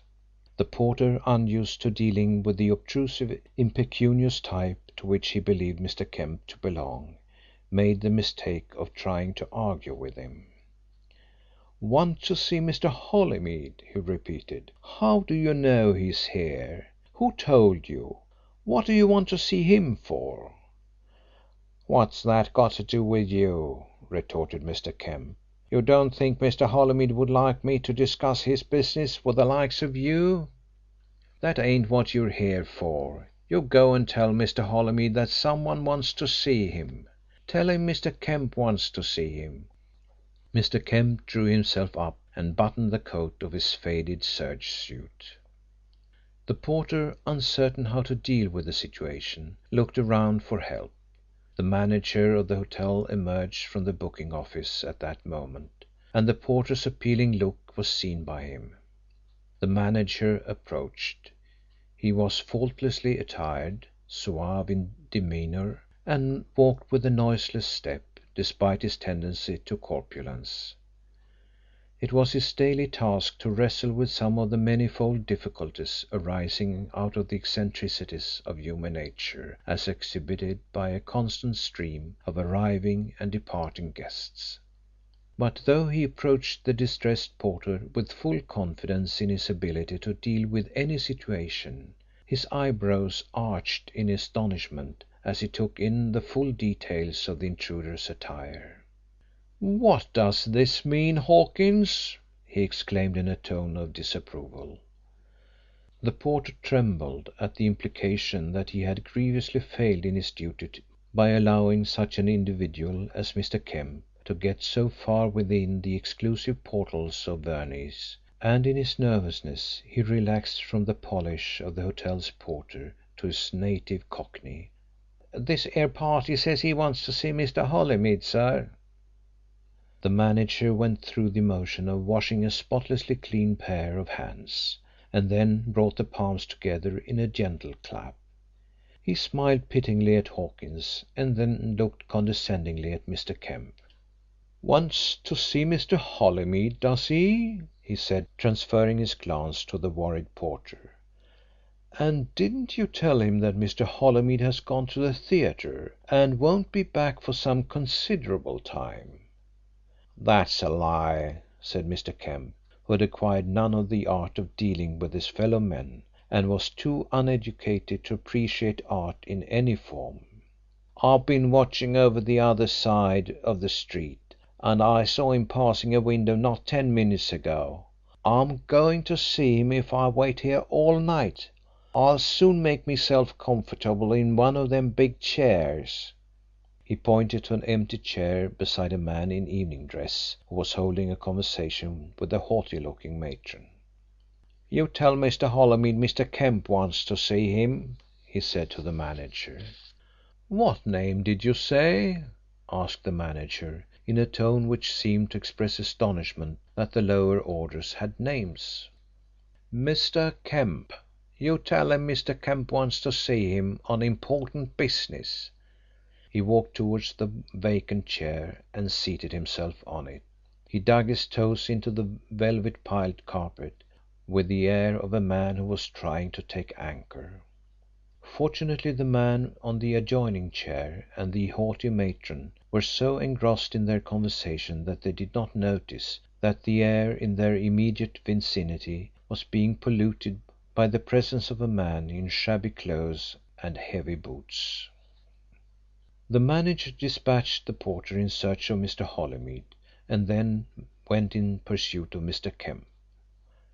"Will you come this way, if you please, Mr. Kemp?" he said with a low bow. He saw that Mr. Kemp was following him and led the way into an unfrequented corner of the smoking room, where, with the information that Mr. Holymead would come to him in a few moments, he asked Mr. Kemp to be seated. The manager withdrew a few yards and then took up a position which enabled him to guard the hotel guests from having their digestions interfered with by the contaminating spectacle of a seedy man. To the manager's great relief, Mr. Holymead appeared, having been informed by the hall porter that a party who said his name was Kemp had asked to see him. The manager hurried towards Mr. Holymead and endeavoured to explain and apologise, but the K.C. assured him that there was nothing to apologise for. He went over to the corner of the smoking room where the visitor who had caused so much perturbation was waiting for him. "Well, Kemp, what do you want?" There was nothing in his manner to indicate that he was put out by Mr. Kemp's appearance. He spoke in quiet, even tones, such as would seem to suggest that he was well acquainted with his visitor. "Can I speak to you on the quiet for a moment, sir?" whispered Kemp hoarsely. Holymead looked round the room. The manager had gone back to the booking office and Hawkins had vanished. The few people who were in the room seemed occupied with their own affairs. "No one will overhear us if we speak quietly," he said as he took a seat close to Kemp. "What is it?" "You're watched and followed, sir," said Kemp in a whisper. "Somebody has been watching this place for days past, and whenever you go out you're followed." "By whom?" asked Holymead. "By a varmint of a boy, a slippery young imp, whose father's in gaol for a long stretch. I got hold of him this afternoon and told him what I'd do to him if he kept on with this game. He's living in an old loft at the back of the hotel garage, and he keeps a watch on you day and night.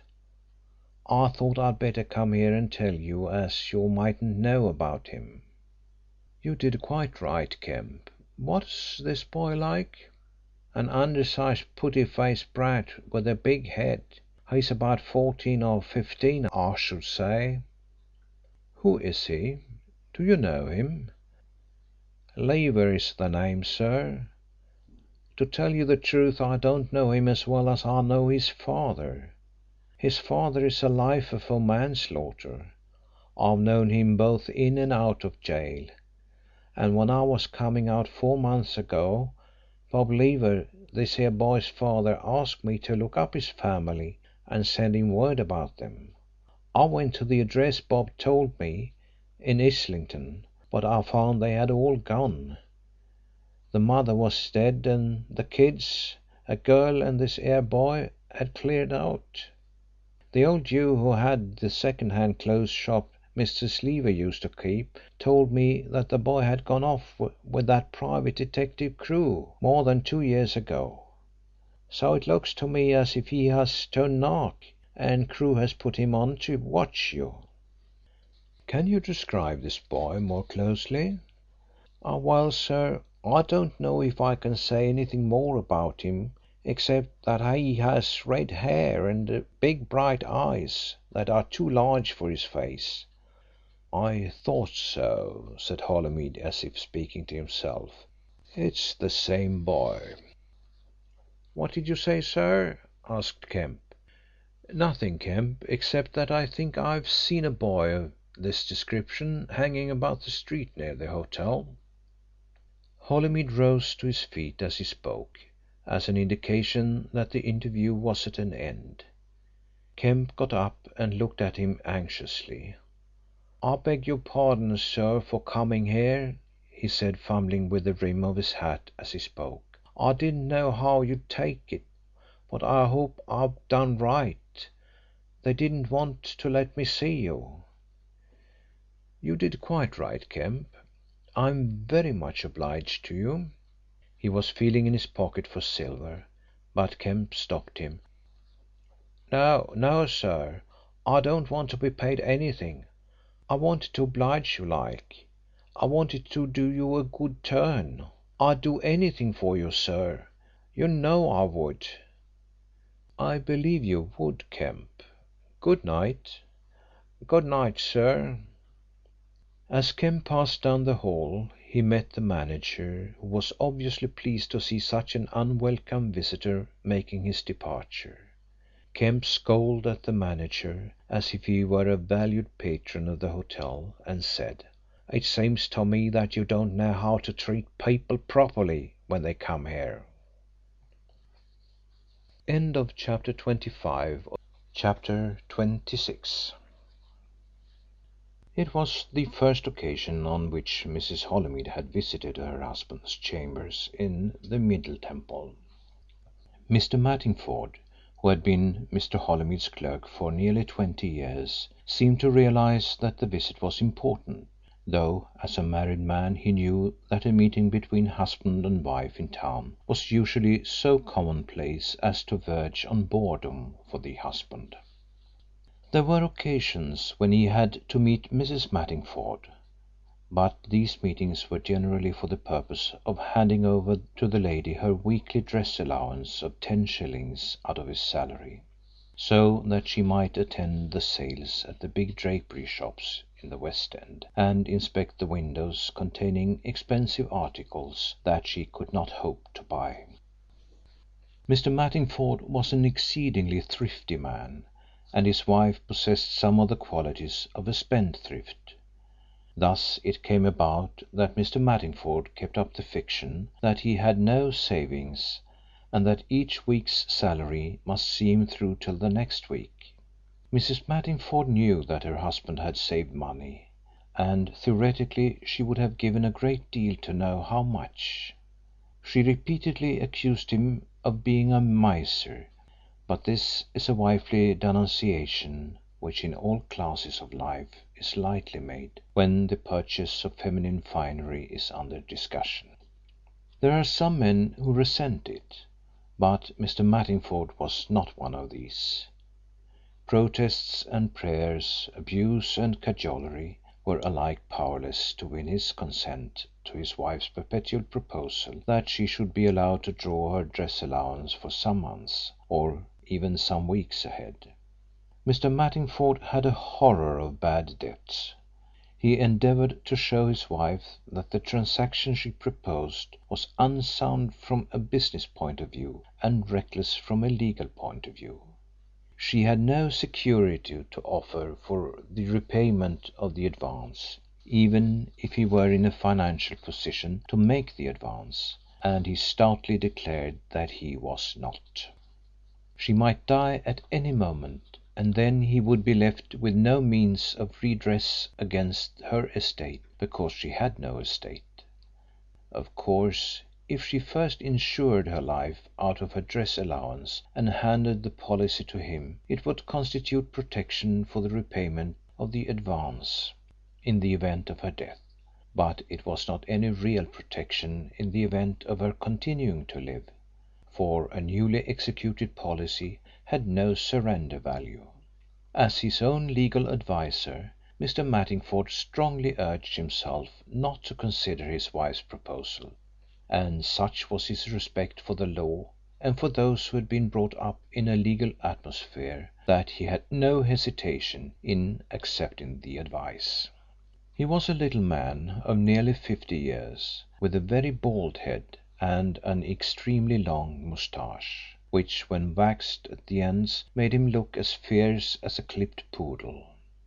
He knew Mrs. Holymead from his having called frequently at his chief's house in Princes Gate on business matters, and he admired her for her good looks, but still more for her good taste in staying away from her husband's chambers. There were some ladies, the wives of barristers, who almost haunted their husbands' chambers, a practice of which Mr. Mattingford strongly disapproved. It seemed to him an insidious attempt on the part of an insidious sex to force the legal profession to throw open its doors to women. As a man who had lived in the mouldy atmosphere of precedent, Mr. Mattingford hated the idea of change, and to him the thought of a lady in wig and gown pleading in the law courts indicated not merely change but a revolution which might well usher in the end of the world. So strict was he in keeping the precincts of the law sacred from the violating tread of women that he never allowed his wife to set foot in the Middle Temple. Their meetings on those urgent occasions when Mrs. Mattingford came to town for her dress allowance in order to go bargain hunting took place at one of the cheap tea rooms in Fleet Street. Although Mr. Mattingford was somewhat flustered by the unexpected appearance of Mrs. Holymead, he did not depart from the precedent to the extent of regarding her as entitled to any other treatment than that accorded to clients who called on business. He asked her if she wanted to see Mr. Holymead, placed a chair for her, then knocked deferentially at his chief's door, went inside to announce Mrs. Holymead to her husband, and came out with the information that Mr. Holymead would see her.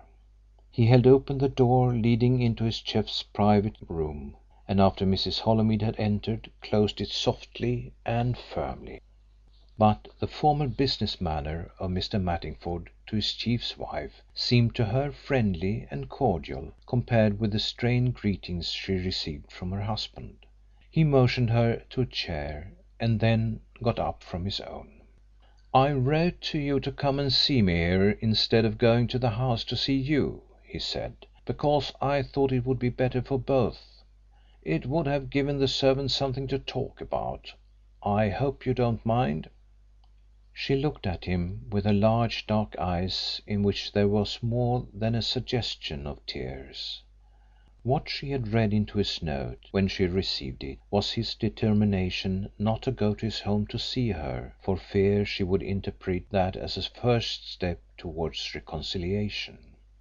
"What I wanted to speak to you about is this Detective Crewe, whom Miss Fewbanks has employed in connection with her father's death," he continued. Her breath came quickly at this unwelcome information. She noted that he had spoken of Sir Horace's death and not his murder. He began pacing backwards and forwards across the room, as if with the purpose of avoiding looking at her.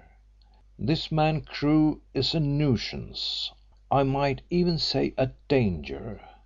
I don't know what he has found out, but I object to his ferreting into my affairs. He must be stopped." She nodded her assent, for she could not trust herself to speak. Each time he turned his back on her as he crossed the room her eyes followed him, but as he faced her she turned her gaze on the floor.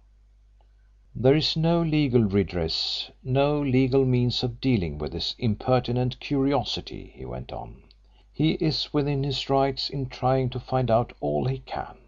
But if he is allowed to go on unchecked the thing may reach a disastrous stage. I have no doubt that he knows that I was at Riversbrook the night that man was killed. He was not long in getting on the track of that, and the more mysterious my visit seems to him, and the fact that I have not disclosed to the police that I went up to Riversbrook and saw Sir Horace on the night of the tragedy, is to his way of thinking very significant, the more reason is there for suspecting me of complicity in the crime." When he turned to cross the room her eyes lingered on him and she glanced quickly at his face. "I don't want to dwell on matters that must pain you, that must pain us both," he said slowly. "But it is necessary that you should be made acquainted with the danger that threatens me from this man. I am anxious to avoid anything in the nature of a public scandal.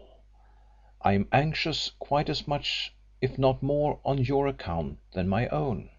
But if this wretched man is allowed to go on trying to build up a case against me, and I must admit that he would probably obtain circumstantial evidence of a kind which would make some sort of a case for the prosecution, there is grave danger of everything coming out. If he went to the length of having me arrested and charged with the crime, there are bound to be some disclosures and the newspapers would make the most of them. It is impossible to foresee the exact nature of them, but I do not see how I could adopt any line of defence which would not hint at things that are best unrevealed. You yourself might be so ill-advised as to tell the whole story in the end. Of course I would try to prevent you, and as far as the trial is concerned I think I could use means to prevent you. But if the result was unfavourable, and knowing what eccentric things juries do, we must recognise the possibility of an unfavourable verdict, you might consider it advisable to disclose everything in the hope of having the conviction quashed by an appeal." For the first time since she had sat down he looked at her, and as he caught her upward gaze he flushed. "I would tell everything if you were arrested," she said in a low voice. "Ah, so I thought," he said in a tone of disapproval. "The question now is, what means can be adopted to prevent a catastrophe? I have thought earnestly about it, and as you are almost as much concerned in preventing public disclosures as I am, I desire to consult you before taking any definite course. It is this man Crewe who is the danger, and the question is, how are we to stop him proceeding to extremes? One way is for me to see him and take him into my confidence, to explain fully to him what happened. He would not be satisfied with less than the full story. If I kept anything back his suspicions would remain. In fact, they would be strengthened. I would have to explain to him why and how I induced Sir Horace to return unexpectedly from Scotland on that fatal night, and what took place at Riversbrook. You will understand why I have hesitated to adopt that course. I would not suggest it to you now except that I see it would save you from the danger of something a great deal worse.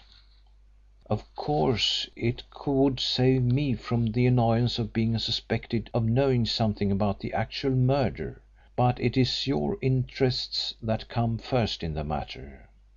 It would be effective in putting an end to all our fears, all my fears. I would bind him to secrecy, of course. I do not ask you to come to a decision immediately, but I do ask you to think it over and let me know.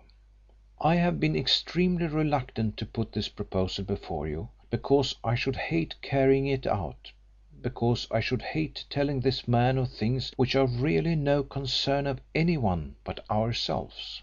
But I cannot disguise from myself that it would remove a great danger. I believe the secret would be safe with him. I understand that in private life he is a gentleman, and that I would be safe in taking his word of honour. It would not be necessary for him to tell the police, still less to tell Miss Fewbanks." "Is there no other way?" she asked. "Have you thought of any other way?" "Yes. The only other way out that I have been able to find is for me to see Miss Fewbanks and ask her to withdraw the case from Crewe. I would not tell her everything. I would not bring you into it at all. But I could tell her that I had had an urgent matter to discuss with her father, that he came from Scotland to discuss it with me, and that after I left him he was murdered. I would tell her that it was quite impossible for me to disclose what the business was about, but that Crewe, having learned that I had seen her father that night, was extremely suspicious. I would ask her to accept my word of honour that I had no knowledge of who killed her father, and to relieve me of the annoyance of the attentions of this man Crewe. I think she would agree to that proposal. That is the other way out, and from something which has happened this morning I am inclined to think that it is the better and quicker course to pursue." She was thinking so deeply that she did not reply. At length she became conscious of a long silence. "It is very good of you to ask my opinion, to consult with me at all.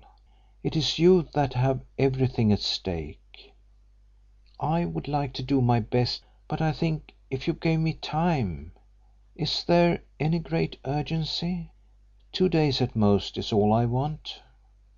"I cannot give you 2 days," he replied with a sombre smile. "You must decide today, at once, otherwise it will be too late." She looked at him with parted lips and alarm in her eyes. "What do you mean?" she breathed. "What have you hidden? Is the danger immediate?" "I think so. For some days past my movements have been dogged by a boy in Crewe's employ. Nearly a week ago I decided, after the worry and anxiety of this unhappy affair, to go away for a short trip. I thought a sea voyage to America and back might do me good and fit me for my work again." He sighed unconsciously and went on. "Crewe has become acquainted with my intended departure and has placed his own interpretation on it.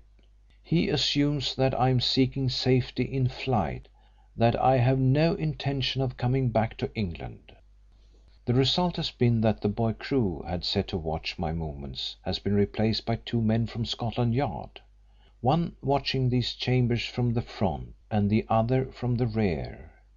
He walked across to the window and glanced quickly through the curtain. "Yes, they are still here." She sprang from her seat and followed him to the window. "Where are they?" she gasped. "Show them to me." "There. Do not move the curtain or they will suspect we are watching them. Look a little to the left by the lamp post. The other you can catch a glimpse of, if you look between those 2 trees." "What does it mean? Why are they waiting?" she burst out. Her face had gone very pale and her big dark eyes glared affrightedly from the window to her husband. "Hush! I beg you not to lose your self-control. It is essential neither of us should lose our heads," he said warningly. She regained command of herself with an effort, and whispered rather than spoke, with twitching lips. "What does the presence of these men mean?" "It means that Crewe has already communicated with Scotland Yard." "And that you will be arrested for his murder?" Her trembling lips could hardly frame the words. "I think so. It's almost certain. But apparently the warrant is not yet issued, or those men would come here and arrest me. But they are watching to prevent my escape, if I thought of escaping. We may yet have a few hours to arrange something, but you must come to a prompt decision." "Tell me what to do and I will do it. Oh, let me help you if I can. What is the best thing to do? To see Crewe?" "No, I forbid you to see Crewe," he said harshly. "If we decide on that course I will see him myself." "And you may be arrested the moment you go out of these chambers," she returned. "Oh, no, no, that is not a good plan. We have not the time. I will go to Mabel Fewbanks at once, and beg her, for all our sakes, not to allow this to go any further." He shook his head. "You must not sacrifice yourself," he said. "That would be foolish." "I will not sacrifice myself. I will tell her just what you have told me, that her father came from Scotland to discuss an urgent matter with you, and that he was murdered after you left. I feel certain this man Crewe is going to extremes without her knowledge or consent, and that she will be the first to bury this awful thing when she learns that you have been implicated. Is not this the best thing to do?" "It is," he reluctantly admitted, "but I do not wish you to be mixed up in it at all." "I'm not mixing myself up in it. I'm too selfish for that. But I swear to you, if you do not let me do this, I will confess everything. I know Mabel Fewbanks, and I repeat, she is not aware of what this man Crewe has done. She would not, will not, permit it. I shall go down to Dellmere at once."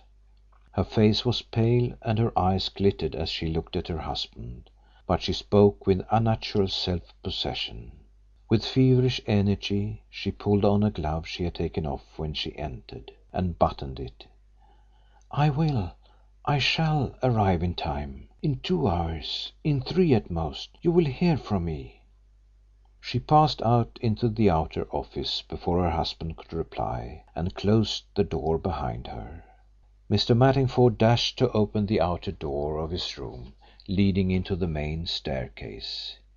He thought Mrs. Holymead looked strange as she passed him and descended the stairs, and he rubbed his hands gleefully.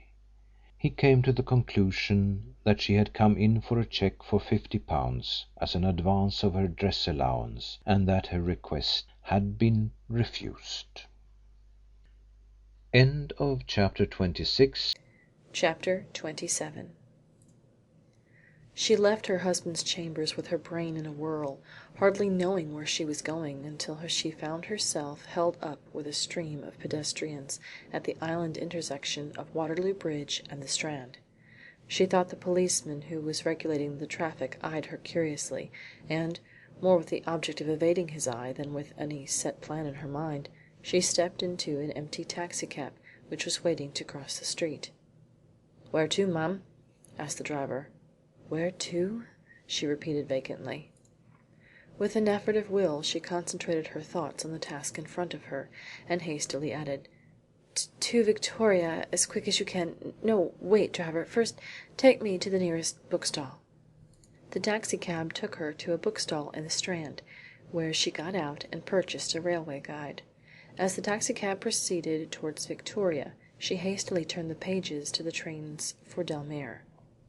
She had never been to Dellmere, but she had heard from Miss Fewbanks that her father's place was reached from a station called Horleydene, on the main line to Wennesden, and though there were many through trains, comparatively few stopped at Horleydene. But she was unused to timetables, and found it difficult to grasp the information she required. There was such a bewildering diversity of letters at the head of the lists of trains for that line, and so many reference notes on different pages to be looked up before it was possible to ascertain with any degree of certainty that trains stopped at Horleydene on weekdays, that, in her shaken frame of mind, with the necessity for hurry haunting her, she became confused and failed to comprehend the perplexing figures. She signalled to the driver to stop, and handed him the book. "I cannot understand this timetable," she said in an agitated way. Would you find out for me, please, when the next train leaves Victoria for Horleydene?" The driver consulted the timetable with a businesslike air. "The next train leaves at 12:40," he informed her. "After that there isn't another one stopping till 4:05." Mrs. Holymead consulted her watch anxiously. "It's almost 12:30 now. Can you catch the 12:40?" she asked. The driver looked dubious. "I'll try, ma'am, but it'll take some doing. It depends on whether I get a clear run at Trafalgar Square." "Try, try!" she cried. "Catch it, and I will double your fare." She caught the train with a few seconds to spare. She had a first-class compartment to herself, and as the train rushed out of London, and the grimy environs of the metropolis gradually gave place to green fields, she endeavoured to compose her mind and collect her thoughts for her coming interview with the daughter of the murdered man. But her mind was in such a distraught condition that she could think of no plan but to sacrifice herself in order to save her husband. With cold hands pressed against her hot forehead, she muttered again and again, as if offering up an invocation that gained force by repetition, "I must save him. I will tell her everything." The train ran into Horleydene shortly after 2, and Mrs. Holymead was the only passenger who alighted at the lonely little wayside station, which stood in a small wood, in a solitude as profound as though it had been in the American prairie, instead of in the heart of an English country. The only sign of life was a dilapidated vehicle, with an elderly man in charge, which stood outside the station yard all day, waiting for chance visitors. "Cab, ma'am?" exclaimed the driver of this vehicle with an ingratiating voice, touching his hat. "No, thank you," replied Mrs. Holymead. "I'll walk." Miss Fewbanks was astonished when the parlour maid announced the arrival of Mrs. Holymead. She hurried into the drawing room to meet her visitor, but the warm greeting she offered her was checked by her astonishment at the ill and worn appearance of her beautiful friend. "Please don't," said the visitor, as she held up a warning hand to keep away a sisterly kiss. She looked at Miss Fewbanks with an air of a woman nerving herself for a desperate task, and said quickly, "I have dreadful things to tell you. You can never think of me again except with loathing, with horror." The impression Miss Fewbanks received was that her visitor had taken leave of her senses. This impression was deepened by Mrs. Holymead's next remark. "I want you to save my husband." There was an awkward pause while Mrs. Holymead waited for a reply, and Miss Fewbanks wondered what was the best thing to do. "Say you will save him!" exclaimed Mrs. Holymead. "Do what you like with me, but save him. Don't you think, dear, you would be better if you had a rest and a little sleep?" said Miss Fewbanks. "I am sure you could sleep if you tried. Come upstairs and I'll make you so comfortable." "You think I'm mad," said the elder woman. "Would to God that I was." "Come, dear," said Miss Fewbanks coaxingly. She turned to the door and prepared to lead the way upstairs. "Sleep!" exclaimed Mrs. Holymead bitterly. "I have not had a peaceful sleep since your father was killed. I have been haunted day and night. I cannot sleep." "I know it was a dreadful shock to you, but you must not take it so much to heart. You must see a doctor and do what he tells you. Mr. Holymead should send you away." At the mention of her husband's name Mrs. Holymead came back to the thought that had been foremost in her mind. "Will you save him?" she exclaimed. "You know I will do anything I can for him," answered the girl gently. Her intention was to humour her visitor, for she was quite sure that Mr. Holymead was in no danger. "Will you stop Mr. Crewe?" "Stop Mr. Crewe?" Miss Fewbanks repeated the word in a tone that showed her interest had been awakened. "Stop him from what?" "Stop him from arresting my husband." "Do you mean to say that Mr. Crewe thinks Mr. Holymead had anything to do with the murder of my father?" "If I tell you everything, will you stop him? Oh, Mabel, darling, for the sake of the past, before I came on to the scene to mar the lives of both of them, will you save him? It is I, not he, who should pay the penalty of this awful tragedy. Will you save him?" "Tell me everything," said the girl firmly. To the stricken wife there was a promise in the demand for light, and in broken phrases she poured out her story of shame and sorrow. With a feeling that everything was falling away from her the girl learnt, from her visitor's disconnected story, that there had been a liaison between her murdered father and her friend, Mr. Holymead had discovered it after Sir Horace had gone to Scotland, and husband and wife were away in the country. He was at first distracted at finding that his lifelong friend had seduced his wife, then had made her promise not to see or communicate with Sir Horace until he had made up his mind what course of action to take. 3 days later he caught an evening train to London and told her he was not returning, but would write to her. It crossed her mind that he had gone to London to meet Sir Horace, and in her distress at the thought of what might happen when they met, she consulted her cousin Gabrielle, who had always been in her confidence. Gabrielle had offered to go to Riversbrook to see if Sir Horace had returned from Scotland, or was expected back. Her train was delayed by an accident, and when she arrived at Riversbrook it was after 10:30. She arrived a few minutes too late to prevent the tragedy. She found the front door open and the electric light burning in the hall. She went up the staircase, and in the library she found Sir Horace, who was lying on the floor at the point of death. She tried to lift him into a sitting position, but with a convulsive gasp he died in her arms. She laid him down and then looked hurriedly around the room with the object of removing any evidence of how or why the crime had been committed, her main thought being to save her friend from the shame of a public scandal. She picked up a revolver which was lying on the floor near Sir Horace, turned out the lights in the library and in the hall so that the house was in darkness, and then closed the hall door after her as she went out. But Mr. Crewe had discovered in some way that Mr. Holymead had visited Sir Horace that night. Only a week ago Gabrielle had gone to him and tried to put him off the track, but it was no use. The wretched woman made a pathetic appeal for her husband's life. She deplored the sinfulness which had resulted in the tragedy. She took on herself the blame for it all. She had sent one man to his death, and her husband stood in peril of a shameful death on the gallows. But it was in the power of Mabel to save him. On her knees she pleaded for his life. She pleaded to be saved from the horror of sending her husband to the gallows. If Mabel's father could have made his wishes known, he too would plead for the life of the friend he had betrayed. The door opened and the parlour maid entered. Miss Fewbanks stepped quickly across the room, so that she should not witness the distress of Mrs. Holymead. The servant handed her a card and waited for instructions. Miss Fewbanks looked at the card in an agony of indecision. Then she made up her mind firmly. "Show him into my study," she whispered to the girl. She returned to her visitor, who was sitting with her face buried in her hands. "Mr. Crewe has just motored down," she said. "I will save your husband if I can." End of chapter 27. Chapter 28. She was conscious that the revelation that her father had been killed by Mr. Holymead was a less shock than the revelation that her father had dishonoured the great friendship of his life by seducing his friend's wife. Her father had been dead 3 months, and her grief had run its course.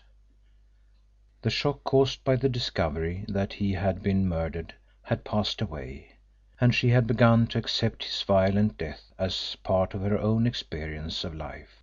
But the discovery that he had betrayed his best friend in a way that a pure-minded woman regards as the most dishonourable way possible was a fresh revelation to her human infamy. The knowledge that her father had been a man of immoral habits was not new to her. His predilection for fast women had long ago made it impossible for her to live in the same house with him for more than a week at a time. But that he had trampled in the mire the lifelong friendship of an honourable man for the sake of an ignoble passion revealed an unexpected depth of shame. That Mr. Holymead had killed him seemed almost a natural result of the situation. It was not that she felt that a just retribution had overtaken her father, but rather that she was glad his shameful conduct had come to an end. As she thought of her dead father, dead these 3 months, she gave a sigh of relief. The wretched, guilty woman, who had shared with him the shame of his ignoble intrigue, had said that if her father could make his wishes known he would plead for the life of the friend he had dishonoured. but it was not her father's plea for the life of his friend that would have impressed her so much as a plea to bury the whole unsavoury scandal from the light. She had promised to save Mr. Holymead if she could, but that promise had sprung less from the spirit of mercy than from the desire to save her father's name from a scandal which would hold him up to the public obloquy. She greeted Crewe with friendly warmth in spite of the feeling of oppression caused by the consciousness of the situation in front of her. He did not sit down again after greeting her, but stood with one hand resting on an inlaid chess table, with wonderful carved red and white Japanese chessmen ranged on each side, which he had been examining when she entered the room. "I came down to make my report to you, because I think my work is finished," he said. "You have found out who killed my father?" she asked quietly. Crewe had sufficient personal pride to feel a little hurt when he saw the calm way in which she accepted the result of his investigations, instead of congratulating him on his success in a difficult task. "I think so," he said. "Before I tell you who it is, you must prepare yourself for a great shock." "I know who it is," she said. "Mr. Holymead." There was no pretence about his astonishment. "How on earth did you find out?" She smiled a little at such a revelation of his appreciation of his own cleverness in having probed the mystery. "I did not find it out," she said. "I had to be told." "And who told you, Miss Fewbanks?" he asked. "Has he confessed to you? How long have you known it?" "I have known it only a few minutes," she said. "Will you tell me how you got on the track and all you have done? I am greatly interested. You have been wonderfully clever to find out. I should never have guessed Mr. Holymead had anything to do with it. I should never have thought it possible. When you have finished I will tell you how I came to know. The story is extremely simple and sordid." The fact that the key of the mystery had been in her hands only a few minutes was a solace to Crewe, as it detracted but little from the story he had to tell of patient investigations extending over weeks. He pieced together the story of the tragedy as he had unravelled it. Hill, he said, had conceived the idea of blackmailing her father after he had discovered the existence of some letters in a secret drawer of Sir Horace's desk. The fact that Sir Horace had kept these letters instead of destroying them as he had destroyed other letters of a somewhat similar kind showed that he was very much infatuated with the lady who wrote them. The lady, as doubtless Miss Fewbanks had guessed, was Mrs. Holymead, a lady with whom Sir Horace had been on very friendly terms before she married Mr. Holymead. "What became of the letters?" asked Miss Fewbanks.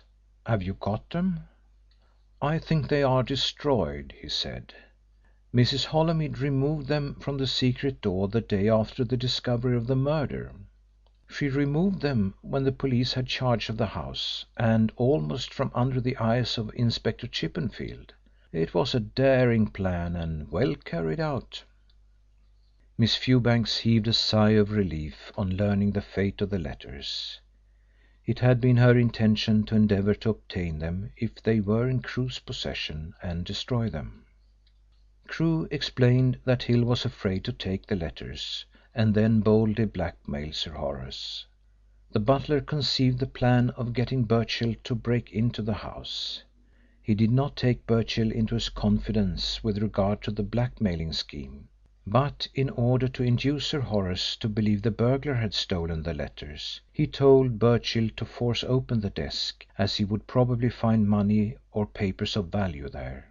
But in order to prevent Birchill getting the letters if he should happen to stumble across the secret drawer, Hill removed them the day before. His plan was to go to Riversbrook in the morning after the burglary, and after leaving open the secret drawer which had contained the letters, to report the burglary to the police. When Sir Horace came home unexpectedly, Hill had just removed the letters and had them in his possession. Hill was greatly perturbed at his master's unexpected return, and had to get an opportunity to replace the letters in the secret drawer, but Sir Horace told him to go home, as he was not wanted till the morning. Hill went to the girl's flat in Westminster and there saw Birchill. He told Birchill that Sir Horace had returned unexpectedly, but he urged Birchill to carry out the burglary as arranged, and assured him that as Sir Horace was a heavy sleeper there would be no risk if he waited until Sir Horace went to bed. Hill's position was that if the burglary was postponed Sir Horace might make the discovery that the letters had been stolen from the secret drawer. In that case Sir Horace would immediately suspect Hill, who he knew was an ex-convict. It was just possible that Sir Horace, before going to bed, would discover that the letters had been stolen, that is, if he went to bed before Birchill got into the place. But Hill had to take that risk. It was the fact that the burglary Hill had arranged with Birchill took place on the night Sir Horace was killed that had given rise to the false clues, which had misled the police. Crewe, as he himself modestly put it, was so fortunate as to get on the right track from the start. His suspicions were directed to Holymead when he saw the latter carrying away a walking stick from Riversbrook after his visit of condolence to Miss Fewbanks. Crewe explained what tactics he had adopted to obtain a brief inspection of the stick in order to ascertain for his own satisfaction if it had belonged to Holymead. His suspicions against Holymead were strengthened when he discovered that the latter, when driving to his hotel on the night of the tragedy, had thrown away a glove which was the fellow of the one found by the police in Sir Horace's library. The next point to settle was whether Holymead had anything to do with your father's sudden return from Scotland, said Crewe, continuing his story. If that proved to be the case, and if evidence could be obtained on which to justify the conclusion that these two old friends had had a deadly quarrel, the circumstantial evidence against Holymead as the man who killed your father was very strong. I may say that before I went to Scotland I came across evidence of the estrangement of Holymead and his wife. Do you remember when you and Mrs. Holymead were leaving the court after the inquest that Mr. Holymead came up and spoke to you? He shook hands with you and was on the point of shaking hands with his wife, as if she were a lady he had met casually. Then on the night of the murder the taxicab driver at Hyde Park Corner drove him to his house at Prince's Gate, but was ordered to drive back and take him to Verney's Hotel. All this was interesting to me, doubly interesting in the light of the fact that Sir Horace had known Mrs. Holymead before her second marriage, and had paid her every attention. I went to Scotland and made inquiries at Craigleith Hall, where Sir Horace had been shooting. My object was to endeavour to obtain a clue to the reason for his sudden journey to London. The local police had made inquiries on this point on behalf of Scotland Yard and had been unable to obtain any clue. No telegram had been received by Sir Horace, and he had sent none. Of course he had received some letters. He had told none of the other members of the shooting party the object of his departure for London, but he had declared his intention of being back with them in less than a week. It had occurred to me, when the crime was discovered, that his missing pocketbook might not have been stolen by his murderer, but might have been lost in Scotland. I made inquiries in that direction and eventually found that the man who had attended to Sir Horace on the moors had the pocketbook. His story was that Sir Horace had lost it the day before his departure for London. He had taken off his coat owing to the heat on the moor, and the pocketbook had dropped out. He ascertained his loss before he left for London and told this man Saunders where he thought the pocketbook had dropped out. Saunders was to look for it, and if he found it was to keep it until Sir Horace came back. He did find it, and after learning of your father's death was tempted to keep it, as it contained 4 £5 notes. Saunders is an ignorant man and can scarcely read. He professed to know nothing of the pocket book when I questioned him, but I became suspicious of him and laid a trap, which he fell into. Then he handed me the pocket book, which he had hidden on the moor under a stone. In the pocket book I found a letter from Holymead asking your father to come to London at once, as there was to be 2 new appointments to the Court of Appeal, and that Sir Horace had an excellent chance of obtaining one if he came to London and used his influence with the Chancellor and the Chief Justice, who were still in town. The writer indicated that he was doing all that was possible in Sir Horace's interests, and that he would meet Sir Horace at Riversbrook at 9:30 on Wednesday night, and let him know the exact position. There is nothing suspicious in such a letter, but my inquiries concerning new appointments to the Court of Appeal suggest that the statements in the letter are false. Now let us consider the conduct of Holymead and his wife since the night of the murder. His course of action has not been that of a man anxious to assist the police in the discovery of the murder of his old friend. We have first of all his secrecy regarding his visit to Riversbrook that night, the fact of the visit being established by the stick and the glove he left behind.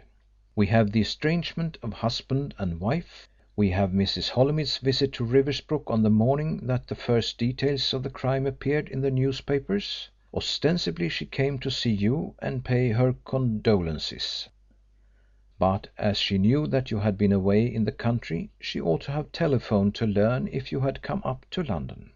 Instead of telephoning, she went to Riversbrook direct, and when she found you were not there, she was admitted to the presence of my old friend Inspector Chippenfield. He is an excellent police officer, but I do not think he is a match for a clever woman. And Mrs. Holymead is such a fine-looking woman that I feel sure Chippenfield was so impressed by her appearance that he forgot he was a police officer and remembered only that he was a man. She managed to get him out of the room long enough to enable her to open the secret drawer in Sir Horace's desk and remove the letters. No doubt Sir Horace had shown her where he kept them, as their neat little hiding place was an indication of the value he placed upon them. She was under the impression that no one knew about the letters, and her object in removing them was to prevent the police stumbling across them and so getting on the track of her husband. But, as I have already told you, Hill knew about the letters, and on the night of the murder had them in his possession. On the night after the murder, while Inspector Chippenfield was making investigations at Riversbrook, Hill had managed to obtain the opportunity to put the letters back. He naturally thought that if the police discovered some of Sir Horace's private papers in his possession, they would conclude that he had had something to do with the murder. The next point of any consequence is Holymead's defence of Birchill, and the deliberate way in which he blackened your father's name while cross-examining Hill.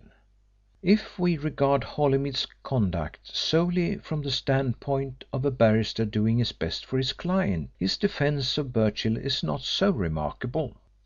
But we have to remember that your father and Holymead had been lifelong friends. His acceptance of the brief for the defence was in itself remarkable. The fee, as I took the trouble to find out, was not large. Indeed, for a man of Holymead's commanding eminence at the bar, it might be called a small one, and he should have returned the brief because the fee was inadequate. We have, therefore, 2 things to consider: his defence of the man charged with the murder of your father, and his readiness to do the work without regard to the monetary side of it. Much was said at the time in some of the papers about a barrister being a servant of the court and compelled by the etiquette of the bar to place his services at the disposal of anyone who needs them and is prepared to pay for them. A great deal of nonsense has been said and written on that subject. A barrister can return a brief because for private reasons he does not wish to have anything to do with the case. It was Holymead's duty to do his best to get Birchill off, whether he believed his client was guilty or innocent. Could Holymead have done his best for Birchill if he had believed that Birchill was the murderer of his lifelong friend? Would he have trusted himself to do his best? No, Holymead knew that Birchill was innocent. He knew who the guilty man was, and knowing that his action in defending the man charged with the murder of an old friend would weigh with the jury, he took up the case because he felt there was a moral obligation on him to get Birchill off. His conduct of the defence, during which he attacked the moral character of your father, was remarkable, coming from him, the friend of the dead man. As the action of defending counsel, it was perfectly legitimate. It gave rise to some discussion in purely legal circles whether Holymead did right or wrong in violating a long friendship in order to get his man off. The academic point is whether he ought to have violated his personal feelings for an old friend, or violated his duty to his client by doing something less than his best for him. Apart from the circumstantial and inferential evidence against Holymead, there is the fact that his wife knows that he committed the crime. Her acts point to that. Her conduct throughout springs from the desire to shield him. Even the removal of the letters from the secret drawer was prompted more by the desire to save him than to save herself. Their discovery would not have been very serious for her, but it would have put the police on her husband's track. If I remember rightly, she asked you to keep her in touch with all the developments of the investigations of the police and myself. You told me that she was greatly interested in the fact that I did not believe Birchill was guilty, and particularly anxious to know if I suspected anyone. At Birchill's trial she did me the honour of watching me very closely. I was watching both her and her husband. When she discovered through her womanly intuition that I suspected her husband, that I was accumulating evidence against him, she sent round her friend Mademoiselle Chiron with some interesting information for me. An extremely clever young woman that.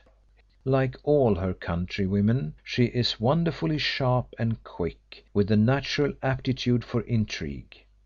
Of course, the information she gave me was intended to mislead me, intended to show me that Mr. Holymead had nothing to do with the crime, but some of it was extremely interesting when it dealt with actual facts, and some of the facts were quite new to me. For instance, I had not previously known that a piece of a lady's handkerchief was found clenched in your father's right hand after he was dead. The police very kindly kept that information from me. Had they told me about it, I might have been inclined to suspect Mrs. Holymead and to believe that her husband was trying to shield her. His conduct would bear that interpretation if she had happened to be guilty. The police unconsciously saved me from taking up that false scent. I have detained you a long time in dealing with these points, Miss Fewbanks, but I wanted to make everything clear. I have all but reached the end. Let us take in chronological order what happened on the night of the tragedy.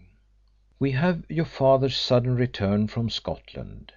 Hill was at Riversbrook when he arrived, and having the secret letters in his possession, was greatly perturbed by the unexpected return of Sir Horace. He went to Doris Fanning's flat in Westminster to see Birchill. In his absence Holymead arrived. It is probable that he took the tube from Hyde Park Corner to Hampstead and walked to Riversbrook. He rang the bell, was admitted by your father, and, leaving his hat and stick in the hall stand, as he had often done before, the two men went upstairs to the library. There was an angry interview, Holymead accusing your father of having wronged him and demanding satisfaction. My own opinion is that there was an irregular sort of duel. Each of them fired one shot. It is quite conceivable that Holymead, in spite of his mission being that of revenge, gave your father a fair chance for his life. A man in Holymead's position would probably feel indifferent whether he killed the man who had ruined his home or was killed by him. But whereas your father's shot missed by a few inches, Holymead's inflicted a fatal wound. When he saw your father fall and realized what he had done, the instinct of self-preservation asserted itself. He grabbed at the gloves he had taken off, but in his hurry dropped one on the floor. He ran downstairs, took his hat from the hall stand, but left his stick. Then he rushed out of the house, leaving the front door open. He made his way back to Hampstead Tube Station, got out at Hyde Park and took a cab to his hotel. Within a few minutes of Holymead's departure from Riversbrook, the Frenchwoman arrived. She may have passed Holymead in Tanton Gardens, or Holymead, when he saw her approaching, may have hidden inside the gateway of a neighbouring house. She had come up from the country on learning that Holymead had come to London. She caught the next train, but unfortunately it was late on arriving at Victoria, owing to a slight accident to the engine. I take it that she was sent by Mrs. Holymead to follow her husband if possible and see if he had any designs on Sir Horace. She took a cab as far as the Spaniards Inn and then got out and walked to Riversbrook. When she arrived at the house she found the front door open and the lights burning. There was no answer to her ring and she entered the house and crept upstairs. Opening the library door, she saw your father lying on the floor. She endeavoured to raise him to a sitting posture, but it was too late to do anything for him. With a convulsive movement, he grasped at the handkerchief she was holding in one hand, and a corner of it was torn off and remained in his hand. When she saw he had breathed his last, she laid him down on the floor. Since she had been too late to prevent the crime, the next best thing in the interest of Mrs. Holymead was to remove traces of Holymead's guilt. She picked up the revolver, which she thought belonged to Holymead, turned off the light in the room, went downstairs, turned off the light in the hall, and closed the hall door as she went out. She behaved with remarkable courage and coolness, but she overlooked the glove in the room of the tragedy and Holymead's stick in the hall stand. Later in the night we have Birchill's entry into the house, his alarm at finding your father had been killed, and his return to the flat where Hill was waiting for him. When Crewe had finished he looked at the girl. She had followed his statement with breathless interest. "You have been wonderfully clever," she said. "It is perfectly marvellous." Crewe's eyes had wandered to the inlaid chess table and the Japanese chessmen set in prim rows on either side. Mechanically he began to arrange a problem on the board. His interest in the famous murder mystery seemed to have evaporated. "I was very fortunate," he said absently in reply to Miss Fewbanks. "Everything seemed to come right for me." "You made everything come right," she replied. "I do not know how to thank you for giving so much of your time to unravelling the mystery." "It was fascinating while it lasted," he replied, his fingers still busy with the chessmen. "Of course I'm pleased with my success, but in a way I'm sorry the work has come to an end. I thought that the knowledge that Holymead was the guilty man would come as a great shock to you. But I'm glad you are able to take it so well." "A few minutes before you arrived I learned that it was Mr. Holymead. But what has been more of a shock to me, Mr. Crewe, is the discovery that my father had ruined his home. Oh, Mr. Crewe, it is terrible for me to have to hold my dead father up to judgment. But it is more terrible still to know that he was not faithful even to his lifelong friendship with Mr. Holymead." "Your nerves are unstrung," he said. "You want rest and quiet. You want a long sea voyage." "Yes, I want to forget," she said. But there are others who want to forget too. Cannot we bury the whole thing in forgetfulness?" Crewe's growing interest in the chessboard and his problem suddenly vanished. His eyes became instantly riveted on her face in a keen, questioning look. "What is it to me or you that Mr. Holymead should be publicly proved guilty of this terrible thing?" she went on passionately. "Why drag into the light my father's conduct in order to make a day's sensation for the newspapers? For his sake, what better thing could I do than let his memory rest?" "Do you mean that Holymead should be allowed to go free?" he asked in astonishment. "Yes." "I'm extremely sorry," he said slowly. "Won't you let it all drop?" she pleaded. "I could not take upon myself the responsibility of condoning such a crime, the responsibility of judging between your father and his murderer," he said solemnly. "But even if I could, it is too late to think of doing so. There is already a warrant out for Holymead's arrest." Chapter 29. The newspapers made a sensation out of the announcement of Holymead's arrest on a charge of having murdered Sir Horace Fewbanks. They declared that the arrest of the eminent K.C. on a capital charge would come as a surprising development of the Riversbrook case.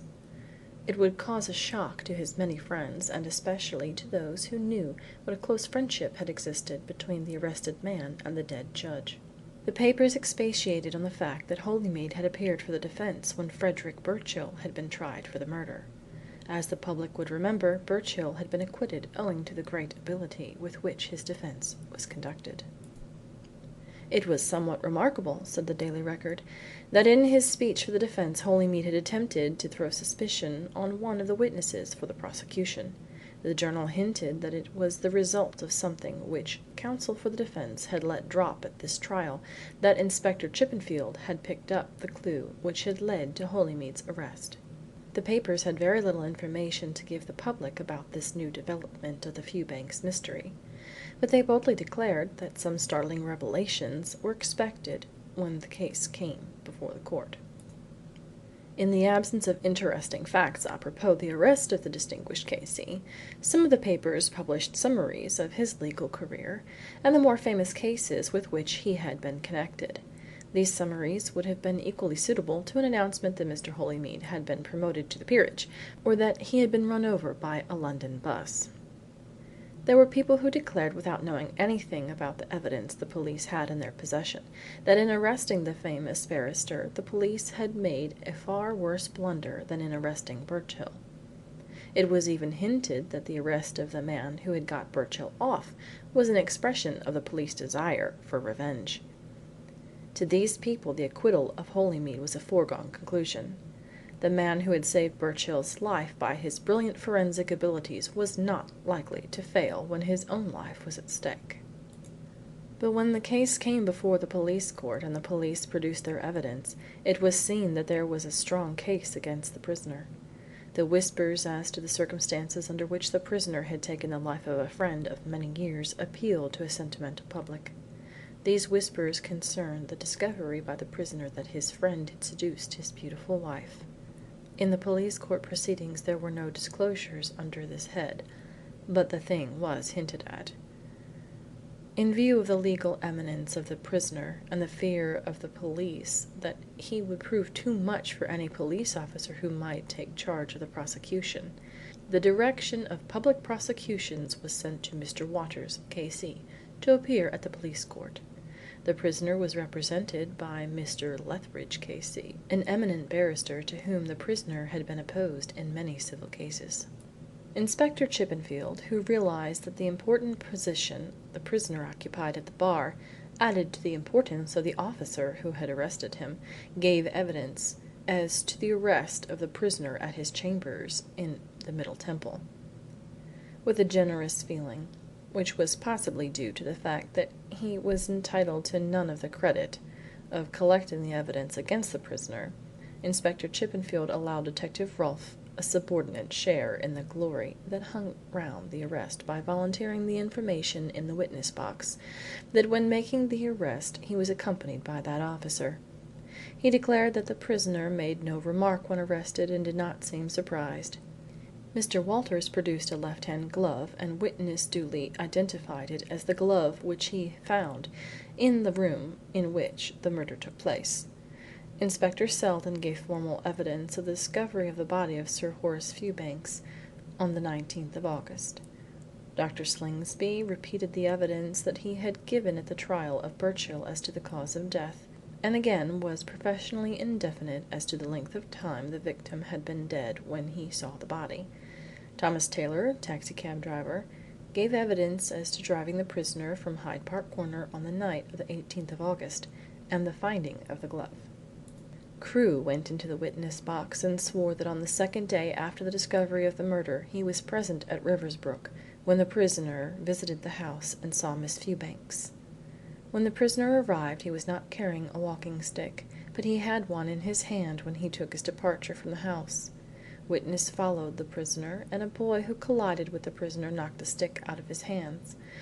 Witness picked up the stick and inspected it. He identified the stick produced in court as the one which the prisoner had been carrying on that day. The most difficult and most important witness as far as new evidence was concerned was Alexander Saunders, a big, broad, red-faced Scotchman, whose firm grasp on the tam-o'-shanter he held in his hands seemed to indicate a fear that all the pickpockets in London had designs on it. With great difficulty he was made to understand his part in the witness box, and some of the questions had to be repeated several times before he could grasp their meaning.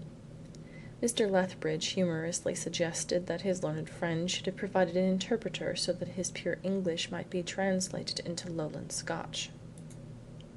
By slow degrees Saunders was able to explain how he had found the pocket-book which Sir Horace Fewbanks had lost while shooting at Craigleith Hall. Witness identified a letter produced as having been in the pocket-book when he found it. The letter, which had been written by the prisoner to Sir Horace Fewbanks, urged Sir Horace to return to London at once, as if he did so there was a good possibility of his obtaining promotion to the Court of Appeal. The writer promised to do all he could in the matter, and to call on Sir Horace at Riversbrook as soon as he returned from Scotland. Percival Chambers, an elderly, well-dressed man with a grey beard and wearing glasses, who was secretary of the Master of Rolls, swore that he knew of no prospective vacancies on the Court of Appeal bench. Were any vacancies of the kind in view, he believed he would be aware of them. This closed the case for the police, and Mr. Lethbridge immediately asked for the discharge of the prisoner on the ground that there was no case to go before a jury. The magistrate shook his head and merely asked Mr. Lethbridge if he intended to reserve his defence.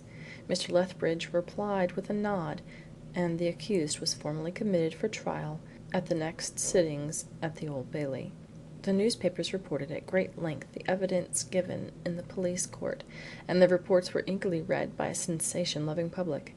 Even those people who, when Holymead's arrest was announced, had ridiculed the idea of a man like Holymead murdering a lifelong friend, had to admit that the police had collected some damaging evidence. Those people who at the same time of the arrest had prided themselves on possessing an open mind as to the guilt of the famous barrister, confessed after reading the police court evidence that there could be little doubt of his guilt. The only thing that was missing from the police court proceedings was the production of a motive for the crime, but it was whispered that there would be some interesting revelations on this point when the prisoner was tried at the Old Bailey. Fortunately, he had not long to wait for his trial, as the next sittings of the Central Criminal Court had previously been fixed a week ahead of the date of his commitment. That week was full of anxiety for Mr. Lethbridge, for he realized that he had a poor case. What increased his anxiety was the fact that Holymead insisted on the defence being conducted on the lines he laid down. It was a new thing in Lethbridge's experience to accept such instructions from a prisoner, but Holymead had threatened to dispense with all assistance unless his instructions were carried out. He was particularly anxious that his wife's name should be kept out of court as much as possible. Lethbridge had pointed out to him that the prosecution would be sure to drag it in at the trial in suggesting a motive for the murder, and that for the purposes of the defence it was best to have a full and frank disclosure of everything, so that an appeal could be made to the jury's feelings. Holymead's beautiful wife, who was almost distraught by her husband's position, implored his counsel to allow her to go into the box and make a confession. But that course did not commend itself to Lethbridge, who realized that she would make an extremely bad witness, and would but help to put the rope round her husband's neck. He put her off by declaring that there was a good prospect of her husband being acquitted, but that if the verdict unfortunately went against him, her confession would have more weight in saving him when the appeal against the verdict was heard. It amazed Lethbridge to find that the prisoner expressed the view that Birchill had committed the murder. This view was based on his contention that Sir Horace Fewbanks was alive when he, Holymead, left him about 10 o'clock. The interview between them had been an angry one, but Holymead persisted in asserting that he had not shot his former friend. He declared that he had not taken a revolver with him when he went to Riversbrook. Lethbridge was one of those barristers who believed that a knowledge of the guilt of the client handicapped counsel in defending him. He had his private opinion as to the result of the angry interview between Holymead and Sir Horace Fewbanks, but he preferred that Holymead should protest his innocence even to him. That made it easier for him to make a stirring appeal to the jury than it would have been if his client had fully confessed to him. His private opinion as to the author of the crime was strengthened by Holymead's admission that Birchill had not confessed to him or to his solicitor at the time of his trial that he had shot Sir Horace Fewbanks. He was astonished that Holymead had taken up Birchill's defence, but Holymead's explanation was the somewhat extraordinary one that the man who had killed the seducer of his wife had done him a service by solving a problem that had seemed insoluble without a public scandal. There was no doubt that although Sir Horace Fewbanks was in his grave, Holymead's hatred of him for his betrayal of his wife burned as strongly as when he had made the discovery that wrecked his home life. Neither death nor time could dim the impression, nor lessen his hatred for the dead man who had once been his closest friend. Lethbridge, feeling that it was his duty as counsel for the prisoner to try every avenue which might help to an acquittal, asked Mr. Tomlinson, the solicitor who was instructing him in the case, to find Birchill and bring him to his chambers.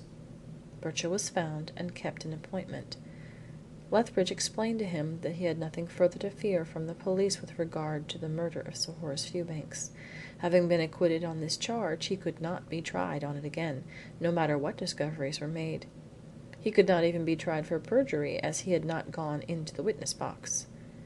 Having allowed these facts to sink home, he delicately suggested to Birchill that he ought to come forward as a witness for the defence of Holymead. He ought to do his best and try to save the life of the man who had saved his life. "What do you want me to swear?" asked Birchill in a tone which indicated that although he did not object to committing perjury, he wanted to know how far he was to go. "Well, that Sir Horace Fewbanks was alive when you went to Riversbrook," suggested Lethbridge. "But I tell you he was dead," protested Birchill.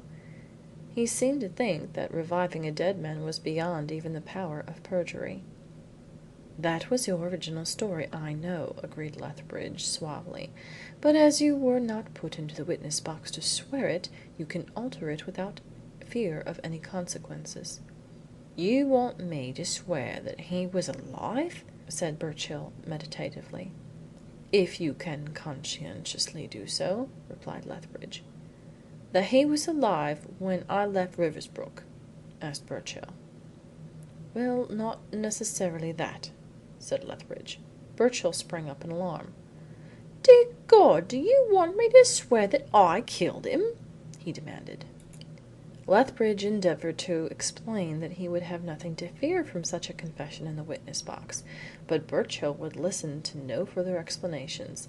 He felt that he was in dangerous company, and that his safety depended on getting out of the room. "You've made a mistake," he said as he reached the door.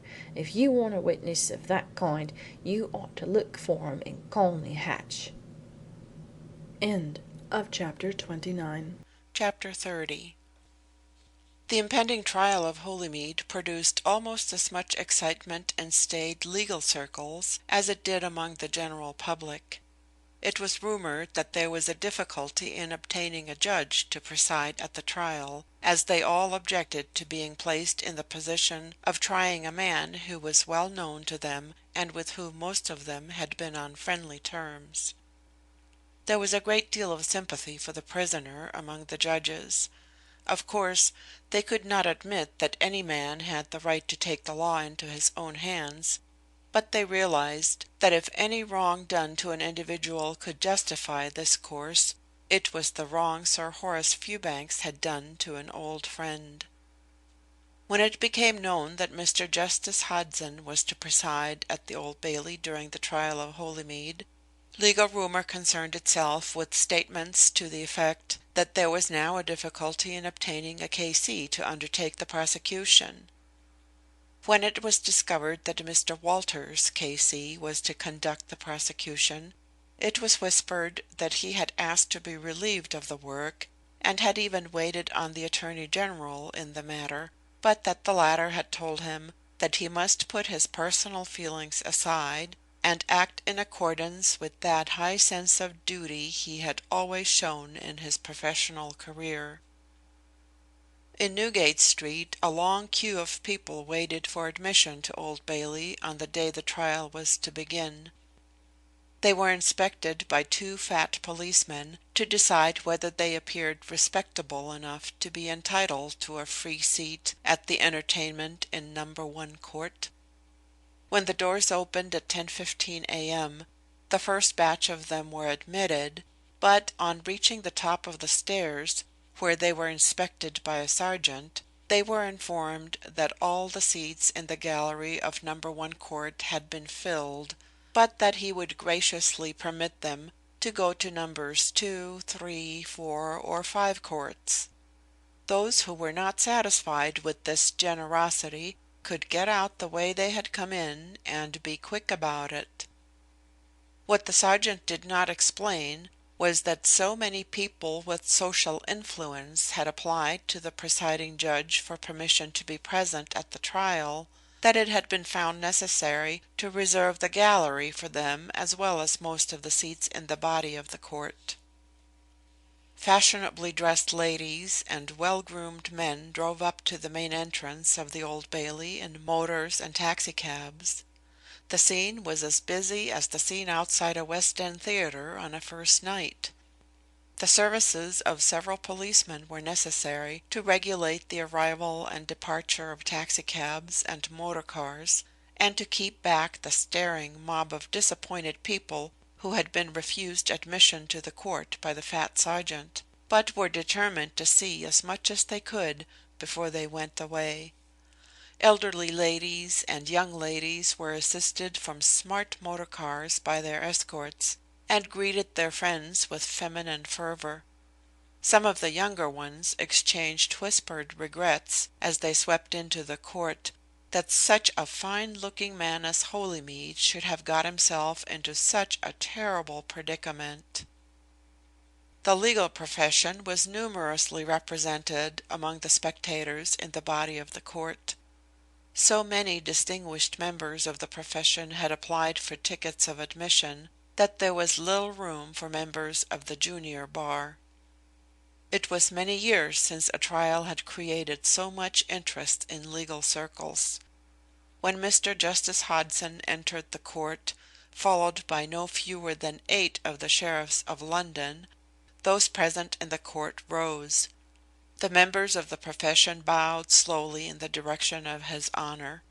The prisoner was brought into the dock from below, and took the seat that was given to him beside one of the 2 warders who remained in the dock with him.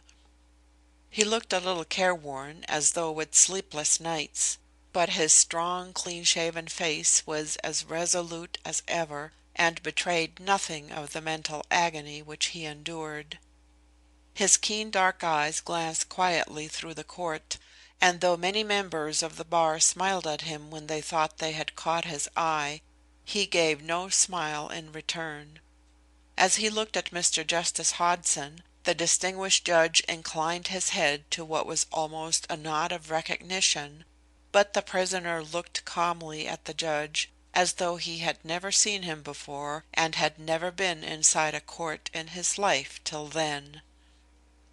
Among the persons standing in the body of the court were Crewe and Inspector Chippenfield and Detective Rolfe. Inspector Chippenfield displayed so much friendliness to Crewe as he drew his attention to the number of celebrities in court that it was evident he had buried for the time being his professional enmity. This was because Crewe had allowed him to appropriate some of the credit of unravelling Holymead's connection with the crime.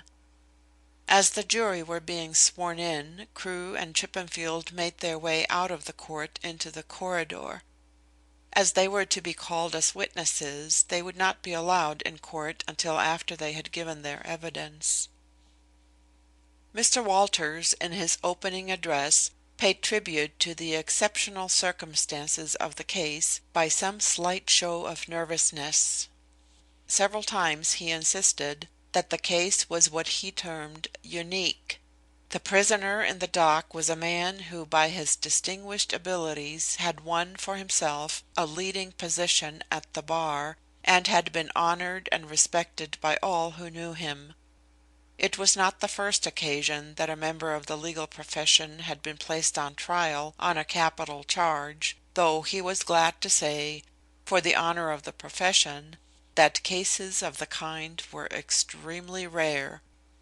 But what made the case unique was that it was not the first trial in connection with the murder of Sir Horace Fewbanks, and that at the first trial, when a man named Frederick Birchall had been placed in the dock, the prisoner now before the court had appeared as defending counsel, and by his brilliant conduct of the defense had materially contributed to the verdict of acquittal which had been brought in by the jury.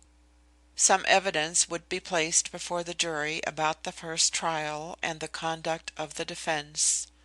He ventured to assert that the jury would find in this evidence some damaging facts against the prisoner, that they would find a clear indication that the prisoner had defended Birchall because he knew himself to be guilty of this murder, and felt an obligation on him to place his legal knowledge and forensic powers at the disposal of a man whom he knew to be innocent. At the former trial, the prisoner, as counsel for the defense, had attempted to throw suspicion on a man named Hill, who had been butler to the late Sir Horace Fewbanks, but evidence would be placed before the jury to show that in doing so the prisoner had been smitten by some pangs of conscience at casting suspicion on a man who he knew was not guilty. It was not incumbent on the prosecution to prove a motive for the murder, continued Mr. Walters, though where the motive was plainly proved, the case against the prisoner was naturally strengthened. In this case there was no doubt about the motive, but the extent of the evidence to be placed before the jury under that head would depend upon the defense. The prosecution would submit some evidence on the point, but the full story could only be told if the defense placed the wife of the prisoner in the witness box. It was impossible for the prosecution to call her as a witness, as English law prevented a wife giving evidence against her husband. She could, however, give evidence in favor of her husband, and doubtless the defense would take full advantage of the privilege of calling her. The evidence which he intended to call would show that for years past very friendly relations had existed between the prisoner and the murdered man. They had been at Cambridge together, and had studied law together in chambers. Their friendship continued after their marriages. The prisoner had married a second time, and at that time Sir Horace Fewbanks was a widower. Sir Horace Fewbanks was what was known as a ladies' man, and at the previous trial, prisoner, as defending counsel, had tried to bring out that Sir Horace was a man of immoral reputation among women. There was no doubt that the prisoner, during Sir Horace's absence in Scotland, became convinced that Sir Horace had been paying attention to his wife. There was no doubt that, being a man of a jealous disposition, his suspicions went beyond that. At any rate, he wrote a letter to Sir Horace at Craigleith Hall, where the latter was shooting, asking him to come to London at once. In order to induce Sir Horace to return, and in order not to arouse suspicion as to his real object, he concocted a story about a vacancy in the Court of Appeal bench, to which it appeared Sir Horace Fewbanks desired to be appointed. In this letter, which would be produced in evidence, the prisoner pretended to be working in Sir Horace's interests, and offered to meet him on the night of his return at Riversbrook, and let him know fully how matters stood. Sir Horace apparently wrote to the prisoner making an appointment with him for the night of the 18th of August.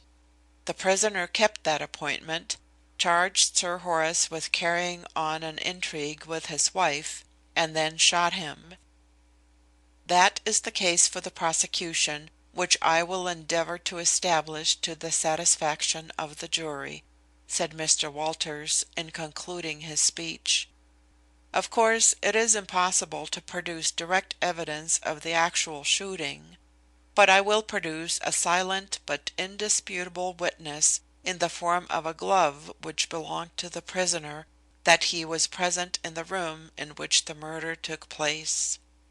I will produce evidence to show that the prisoner left his stick behind in the hat stand in the hall on the night of the murder.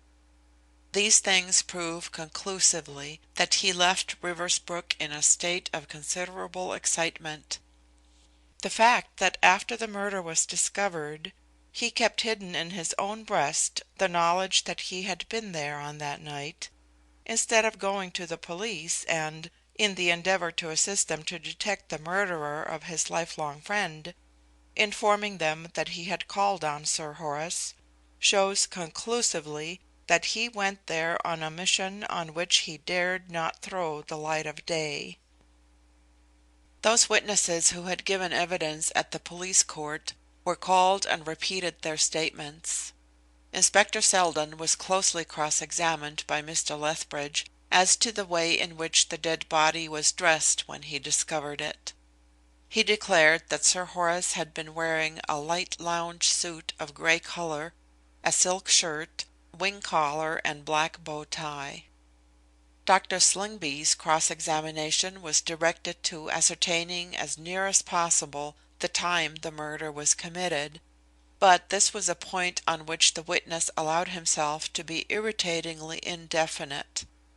The murder might have taken place 3 or 4 hours before midnight on the 18th of August, and on the other hand it might have taken place any time up to 3 or 4 hours after midnight. Hill, who had not been available as a witness at the police court, being then on the way back from America in response to a cablegram from Crewe, reappeared as a witness.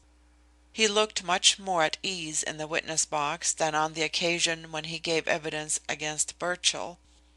He had fully recovered from his terror of being arrested for the murder, and obviously had much satisfaction in giving evidence against the man who, according to his impression, had tried to bring the crime home to him. He gave evidence as to the unexpected return of his master from Scotland on the 18th of August, and also in regard to the relations between his master and Mrs. Holymead. On several occasions he had seen his master kiss Mrs. Holymead, and once he had heard the door of the room in which they were together being locked. The new witnesses were called to testify to the suggestion of the prosecution that illicit relations had existed between Sir Horace Fewbanks and Mrs. Holymead. These were Philip Williams, who had been the dead man's chauffeur, and Dorothy Mason, who had been housemaid at Riversbrook. The chauffeur gave evidence as to meeting Mrs. Holymead's car at various places in the country.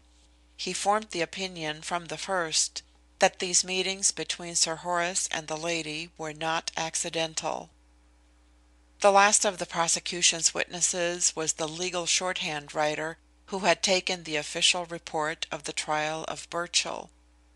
In response to the request of Mr. Walters, he read from his notebook the final passage in the opening address delivered by the prisoner at that trial as defending counsel. "It is my duty to convince you that my client is not guilty, or, in other words, to convince you that the murder was committed before he reached the house. It is only with the greatest reluctance that I take upon myself the responsibility of pointing an accusing finger at another man. In crimes of this kind you cannot expect to get anything but circumstantial evidence. But there are degrees of circumstantial evidence, and my duty to my client lays upon me the obligation of pointing out to you that there is one person against whom the existing circumstantial evidence is stronger than it is against my client." Mr. Lethbridge was unexpectedly brief in his opening address. He ridiculed the idea that a man like the prisoner, trained in the atmosphere of the law, would take the law into his own hands in seeking revenge for a wrong that had been done to him. According to the prosecution, the prisoner had calmly and deliberately carried out this murder. He had sent a letter to Sir Horace Fewbanks with the object of inducing him to return to London, and had subsequently gone to Riversbrook and shot the man who had been his lifelong friend. Could anything be more improbable than to suppose that a man of the accused's training, intellect, and force of character would be swayed by a gust of passion into committing such a dreadful crime, like an immature, ignorant youth of unbalanced temperament? The discovery that his wife and his friend were carrying on an intrigue would be more likely to fill him with disgust than inspire him with murderous rage. He would not deny that accused had gone up to Riversbrook a few hours after Sir Horace Fewbanks returned from Scotland. He would admit that when the accused sought this interview, he knew that his quondam friend had done him the greatest wrong one man could do another. But he emphatically denied that the prisoner killed Sir Horace Fewbanks or threatened to take his life. His learned friend had asked why had not the prisoner gone to the police after the murder was discovered, and told them that he had seen Sir Horace at Riversbrook that night. The answer to that was clear and emphatic. He did not want to take the police into his confidence with regard to the relations that had existed between his wife and the dead man. He wanted to save his wife's name from scandal. Was not that a natural impulse for a high-minded man? The prisoner had believed that in due course the police would discover the actual murderer, and that in the meantime the scandal which threatened his wife's name would be buried with the man who had wronged her. If the prisoner could have prevented it, his wife's name would not have been dragged into this case even for the purpose of saving himself from injustice. But the prosecution, in order to establish a motive for the crime, had dragged the scandal into light. He did not blame the prosecution in the least for that. In fact, he was grateful to his learned friend for doing so, for it had released him from a promise extracted from him by the prisoner not to make any use of the matter in his conduct of the case. The defence was that although the accused man had gone to Riversbrook on the night of the 18th of August to accuse Sir Horace Fewbanks of base treachery, he went there unarmed and with no intention of committing violence. No threats were used, and no shots were fired during the interview, and in proof of the latter contention, he intended to call witnesses to prove that Sir Horace Fewbanks was alive after the prisoner had left the house. The name of Daniel Kemp was loudly called by the ushers, and when Kemp crossed the court on the way to the witness box, Chippenfield and Crewe, who had returned to the court after giving their evidence, looked at one another. "He's a dead man," whispered Chippenfield, nodding his head towards the prisoner, "if this is a sample of their witnesses." Kemp had brushed himself up for his appearance in the witness box. He wore a new ready-made tweed suit. His thick neck was encased in a white linen collar, which he kept fingering with one hand, as though trying to loosen it for his greater comfort, and his hair had been plastered flat on his head with plenty of cold water. His red and scratched chin further indicated that he had taken considerable pains with the razor to improve his personal appearance, in keeping with his unwonted part of a respectable witness in a place which knew a more sinister side of him. As he stood in the witness box, awkwardly avoiding the significant glances that the Scotland Yard men and the police cast at him, he appeared to be more nervous and anxious than he usually was when in the dock. But Crewe, who was watching him closely, was struck by the look of dog-like devotion he hurriedly cast at the weary face of the man in the dock before he commenced to give his evidence. He told the court a remarkable story. He declared that Birchill had told him on the 16th of August that he had a job on at Riversbrook, and had asked him to join him in it. When Birchill explained the details, witness declined to have a hand in it. He did not like these put-up jobs. Mr. Lethbridge interposed to explain to any particularly unsophisticated jurymen that a put-up job meant a burglary that had been arranged with the connivance of a servant in the house to be broken into. Kemp declared that the reason he had declined to have anything to do with the project to burgle Riversbrook was that he felt sure Hill would squeak if the police threatened him when they came to investigate the burglary. He happened to be at Hampstead on the evening of the 18th of August, and he took a walk along Tanton Gardens to have another look at the place which Birchill was to break into. It had occurred to him that things might not be square, and that Hill might have laid a trap for Birchill. That was about 9:30 p.m. He was just able to catch a glimpse of the house through the plantation in front of it. The mansion appeared all in darkness, but while he looked, he was surprised to see a light appear in the upper portion of the house, which was visible from the road. He went through the carriage gates with the intention of getting a closer view of the house. As he walked along he heard a quick footstep on the gravel walk behind him, and he slipped into the plantation. Looking out from behind a tree, he could discern the figure of a man walking quickly towards the house.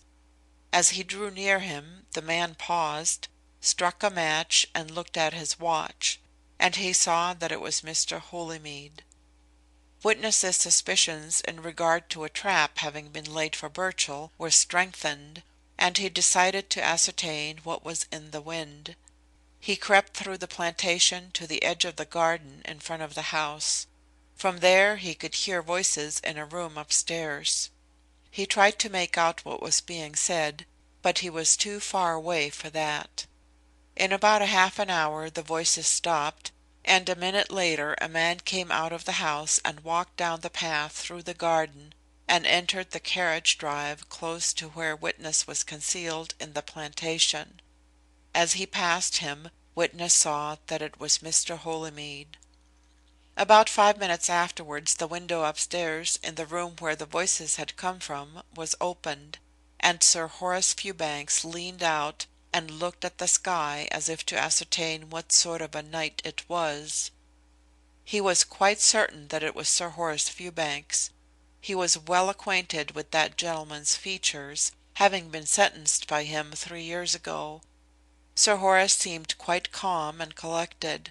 Witness was so surprised to see him, after having been told by Birchill that he was in Scotland, that he did not take his eyes off him during the 2 or 3 minutes that he remained at the window, breathing the night air.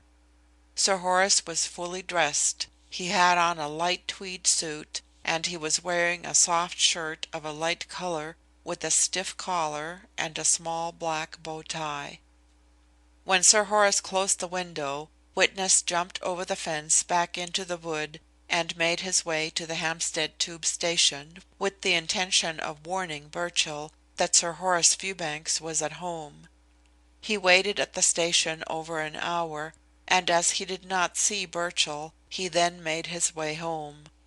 During the time he was in the garden at Riversbrook listening to the voices, he heard no sound of a shot. He was certain that no shot had been fired inside the house from the time the prisoner entered the house until he left. Had a shot been fired, witness could not have failed to hear it. There could be no doubt that the effect produced in court by the evidence of the witness was extremely favorable to the prisoner. Kemp had told a plain, straightforward story. The fact that he had shown no reluctance in disclosing in his evidence that he was a criminal and the associate of criminals seemed to add to the credibility of his evidence. It was felt that he would not have come to court to swear falsely on behalf of a man who was so far removed from the class to which he belonged. While Kemp was giving his evidence, Crewe had dispatched a messenger to his chambers in Holborn for Joe. When the boy returned with the messenger, Kemp was still in the witness box undergoing an examination at the hands of the judge. Sir Henry Hodson seemed to have been impressed by the witness's story, for he asked Kemp a number of questions and entered his answers in his notebook. "Joe," whispered Crewe, as the boy stole noiselessly behind him, "look at that man in the witness box. Have you ever seen him before?" "Rather, governor," whispered the boy in reply. "Why, it's him who tried to frighten me in the loft if I didn't promise to give up watching Mr. Holymead." "You are quite certain, Joe?" "Certain sure, governor. There ain't no chance of me mistaking a man like that." Crewe listened intently to Kemp's evidence, and he watched the man's face as he swore that he had seen Sir Horace Fewbanks leaning out of the window after Holymead had left the house. He hastily took out a notebook, scribbled a few lines on one of the leaves, tore it out, and beckoned to a court usher. "Take that to Mr. Walters," he whispered. The man did so. Mr. Walters opened the note, adjusted his glasses, and read it. He started with surprise, read the note through again, then turned around as though in search of the writer. When he saw Crewe he raised his eyebrows interrogatively, and the detective nodded emphatically. Mr. Lethbridge sat down, having finished his examination of Kemp. Mr. Walters, with another glance at Crewe's note, rose slowly in his place. "I ask your Honor that I may be allowed to defer until the morning my cross-examination of this witness. I am, of course, in your Honor's hands in this matter, but I can assure your Honor that it is desirable, highly desirable, in the interest of justice, that the cross-examination of the witness should be postponed." "I protest, your Honor, against the cross-examination of the witness being deferred," said Mr. Lethbridge. "There is no justification of it." "I would urge your Honor to accede to my request," said Mr. Walters. "It is a matter of the utmost importance." "Is your next witness available, Mr. Lethbridge?" asked the judge. "Surely, your Honor, you're not going to allow the cross-examination of this witness to be postponed," protested Mr. Lethbridge. "My learned friend has given no reason for such a course." Sir Henry Hudson looked at the court clock. "It is now within a quarter of an hour of the ordinary time for adjournment," he began. "I think the fairest way out of the difficulty will be to adjourn the court now until tomorrow morning." There was a loud buzz of conversation when the court adjourned. After asking Chippenfield and Rolfe to wait for him, Crewe made his way to Mr. Walters, and after a few whispered words with that gentleman, Mr. Mathers, his junior, and Mr. Salter, the instructing solicitor, he returned to Chippenfield and Rolfe, and asked them to accompany him in a taxicab to Riversbrook. "What do you want to go out there for?" asked Inspector Chippenfield. "You don't expect to discover anything there this late in the day, do you?" "I want to find out whether this man Kemp is lying or telling the truth." "Of course he is lying," replied the positive police official. "When you've had as much experience with criminals as I have had, Mr. Crewe, you won't expect a word of truth from any of them." "Well, let us go to Riversbrook and prove that he is lying," said Crewe. "We'll go with you," said Inspector Chippenfield, speaking for Rolfe and himself. He did not understand how Crewe expected to obtain any evidence at Riversbrook about the truth or falsity of Kemp's story, but he did not intend to admit that. "But you can set your mind at rest. No jury will believe Kemp after we've given them his record in cross-examination." Rolfe, whose association with Crewe in the case had awakened in him a keen admiration for the private detective's methods and abilities, permitted himself to defy his superior officer to the extent of saying that the best way to prove Kemp a liar is to prove that his story is false.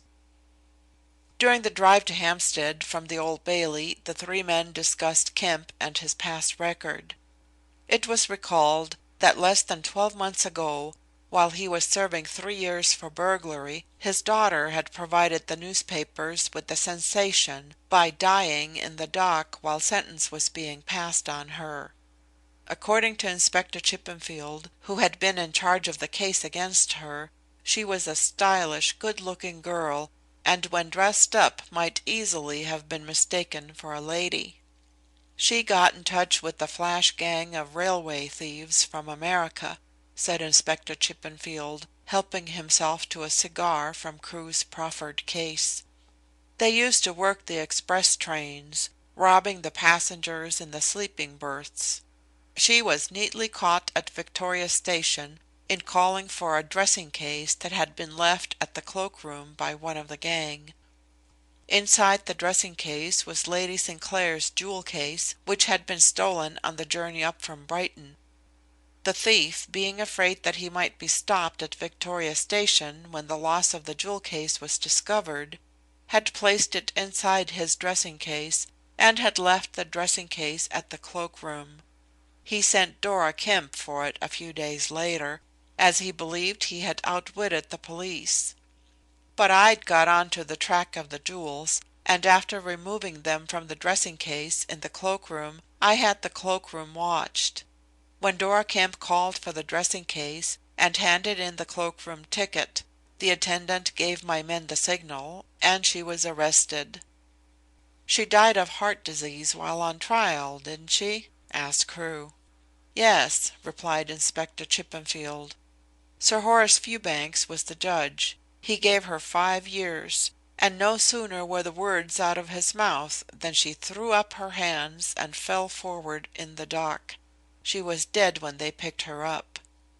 "She was as game as they make them," put in Rolfe. "We tried to get her to give the others away, but she wouldn't, though she would have got off with a few months if she had. The gang got frightened and cleared out. They left her in the lurch, but she wouldn't give one of them away." "It was Holymead who defended her," said Chippenfield. "It was a strange thing for him to do. Leading barristers don't like touching criminal cases, because, as a rule, there is little money and less credit to be got out of them. But Holymead did some queer things at times, as you know. He must have taken up the case out of interest in the girl herself, for I'm certain she hadn't the money to brief him. And I did hear afterwards that Holymead undertook to see that she was decently buried." "Why, that explains it!" exclaims Crewe, in the voice of a man who had solved a difficulty. "Explains what?" asked Inspector Chippenfield. "Explains why her father has taken the risk of coming forward in this case to give evidence for Holymead. Gratitude for what Holymead had done for his girl while he was in prison. My experience of criminals is that they frequently show more real gratitude to those who do them a good turn than people in a respectable walk of life." Besides, you know what a sentimental value people of his class attach to seeing their kin buried decently. If Holymead hadn't come forward, the girl would have been buried as a pauper in all probability." "But I don't see that old Kemp is taking much risk," said Inspector Chippenfield. "He is only perjuring himself, and he is too used to that to regard it as a risk."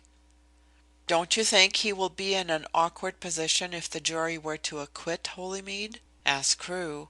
"One jury has already said that Sir Horace Fewbanks was dead when Birchill broke into the house, and if this jury believes Kemp's story and says Sir Horace was alive when Holymead left it, don't you think Kemp will conclude that it will be best for him to disappear?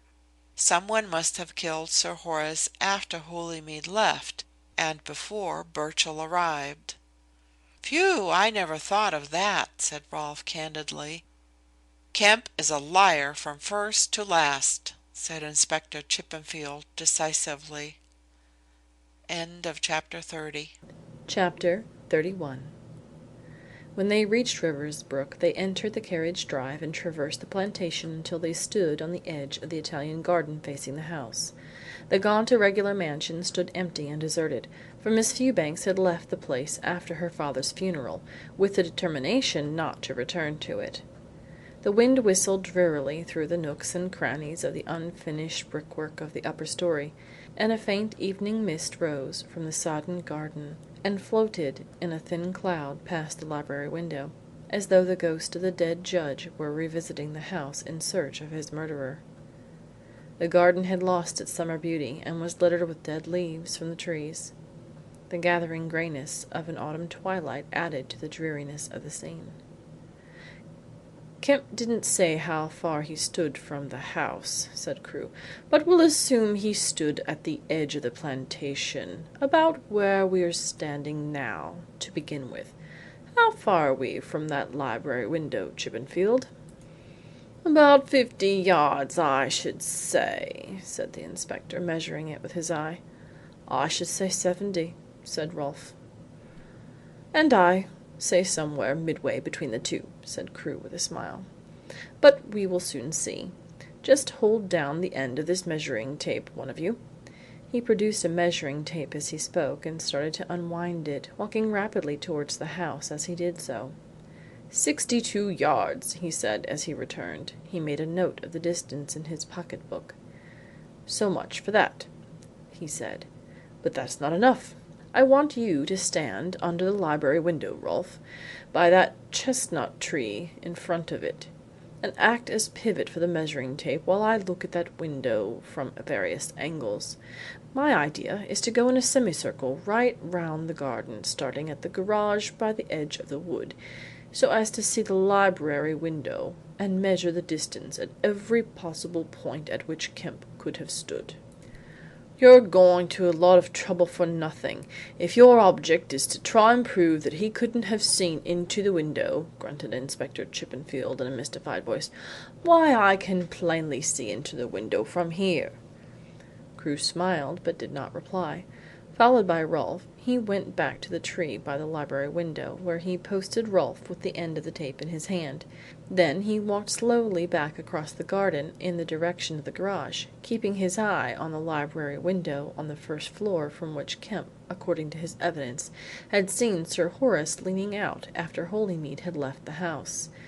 He returned to the tree, noting the measurement in his book as he did so, and then repeated the process, walking backwards with his eye fixed on the window, but this time taking a line more to the left.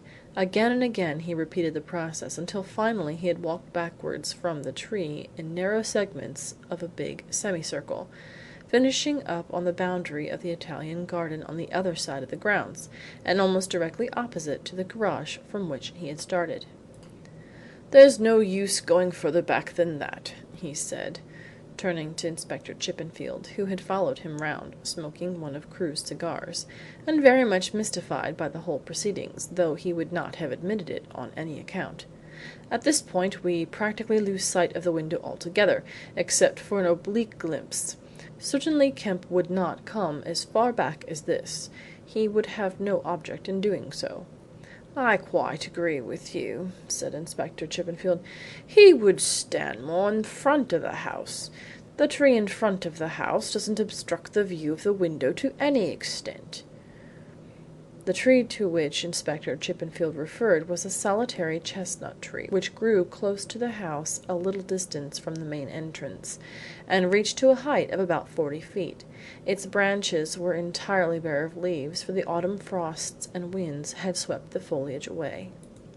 Rolfe, who had been watching Crewe's manoeuvres curiously, walked up to them with the tape in his hand. He glanced at the library window on the first floor as he reached them. "Kemp should have seen the library window if he had stood here," he said. "I should say that if the blind were up it would be possible to see right into the room." "What do you say, Chippenfield?" asked Crewe, turning to that officer. Inspector Chippenfield had taken his stand stolidly on the centre path of the Italian garden, directly in front of the window of the library. "I say Kemp is a liar," he replied, knocking the ash off his cigar. "A liar," he added emphatically. "I don't believe he was here at all that night." "But if he was here, do you think he saw Sir Horace leaning out of the window?" "I don't see what was to prevent him," was the reply. "But my point is that he was a liar and he wasn't here at all." "And you, Rolfe, do you think Kemp could have seen Sir Horace leaning out of the window if he had been here?" "I should say so," remarked Rolfe in a somewhat puzzled tone.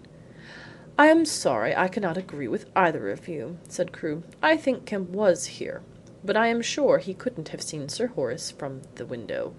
Kemp has been up here during the past few days in order to prepare his evidence, and he's been led astray by a very simple mistake. If a man were to lean outside the library window now, there would not be much difficulty in identifying him. But when the murder took place it would have been impossible to see him from any part of the garden or grounds." "Why?" demanded Inspector Chippenfield. "Because it was the middle of summer when Sir Horace Fewbanks was murdered. At that time the chestnut tree would be in full leaf, and the foliage would hide the window completely. Look at the number of branches the tree has. They stretch all over the window and even round the corners of that unfinished brickwork on the first floor by the side of the library window. A man could no more see through that tree in summer time than he could see through a stone wall." "What did I tell you?" exclaimed Inspector Chippenfield in a voice of a man whose case has been fully proved. "Didn't I say Kemp was a liar? We'll call evidence in rebuttal to prove that he is a liar, and he couldn't have seen the window. And after Holymead is convicted, I'll see if I cannot get a warrant out for Kemp for perjury." "And yet Kemp did see Sir Horace that night," said Crewe quietly. "How do you know? What makes you say that?" The inspector was unpleasantly startled by Crewe's contention. "He was able to describe accurately how Sir Horace was dressed, for one thing," responded Crewe. "He might have got that from Selden's evidence," said Inspector Chippenfield thoughtfully. "He may have had someone in court to tell him what Selden said." "You do not think Lethbridge would be a party to such tactics?" said Crewe. "Oh, no. One could tell from the way he examined Selden and Kemp on the point that it was in his brief." "But the fact that Kemp knew how Sir Horace was dressed doesn't prove that he saw Sir Horace after Holymead left the house," said Rolfe. "Kemp may have seen Sir Horace before Holymead arrived." "Quite true, Rolfe," said Crewe.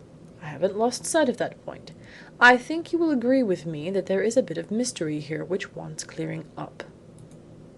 They drove back into town, and, in accordance with the arrangement Crewe had made with Mr. Walters before leaving the court, they waited on that gentleman at his chambers in Lincoln's Inn. There Crewe told him of the result of their investigations at Riversbrook. Mr. Walters was professionally pleased at the prospect of destroying the evidence of Kemp. He was not a hard-hearted man, and personally he would have preferred to see Holymead acquitted, if that were possible, but as the prosecuting counsel he felt a professional satisfaction in being placed in a position to expose perjured evidence. "Excellent, excellent!" he exclaimed, rubbing his hands with gratification as he spoke. "Knowing what we know now, it will be a comparatively easy task to expose the witness Kemp under cross-examination, and show his evidence to be false." Mr. Walters looked as though he relished the prospect. It was arranged that Inspector Chippenfield should be called to give evidence in rebuttal as to the impossibility of seeing the library window through the tree, and that an arboriculturist should also be called. Mr. Walters agreed to have the expert in attendance at the court in the morning. But Crewe had something more on his mind, and he waited until Chippenfield and Rolfe had taken their departure in order to put his views before the prosecuting counsel. Then he pointed out to him that to prove that Kemp's evidence was false was merely to obtain a negative result. What he wanted was a positive result. In other words, he wanted Kemp's true story. "Do you not think, then, that Kemp is merely committing perjury in order to get Holymead off?" asked Walters meditatively. "You think he is hiding something?"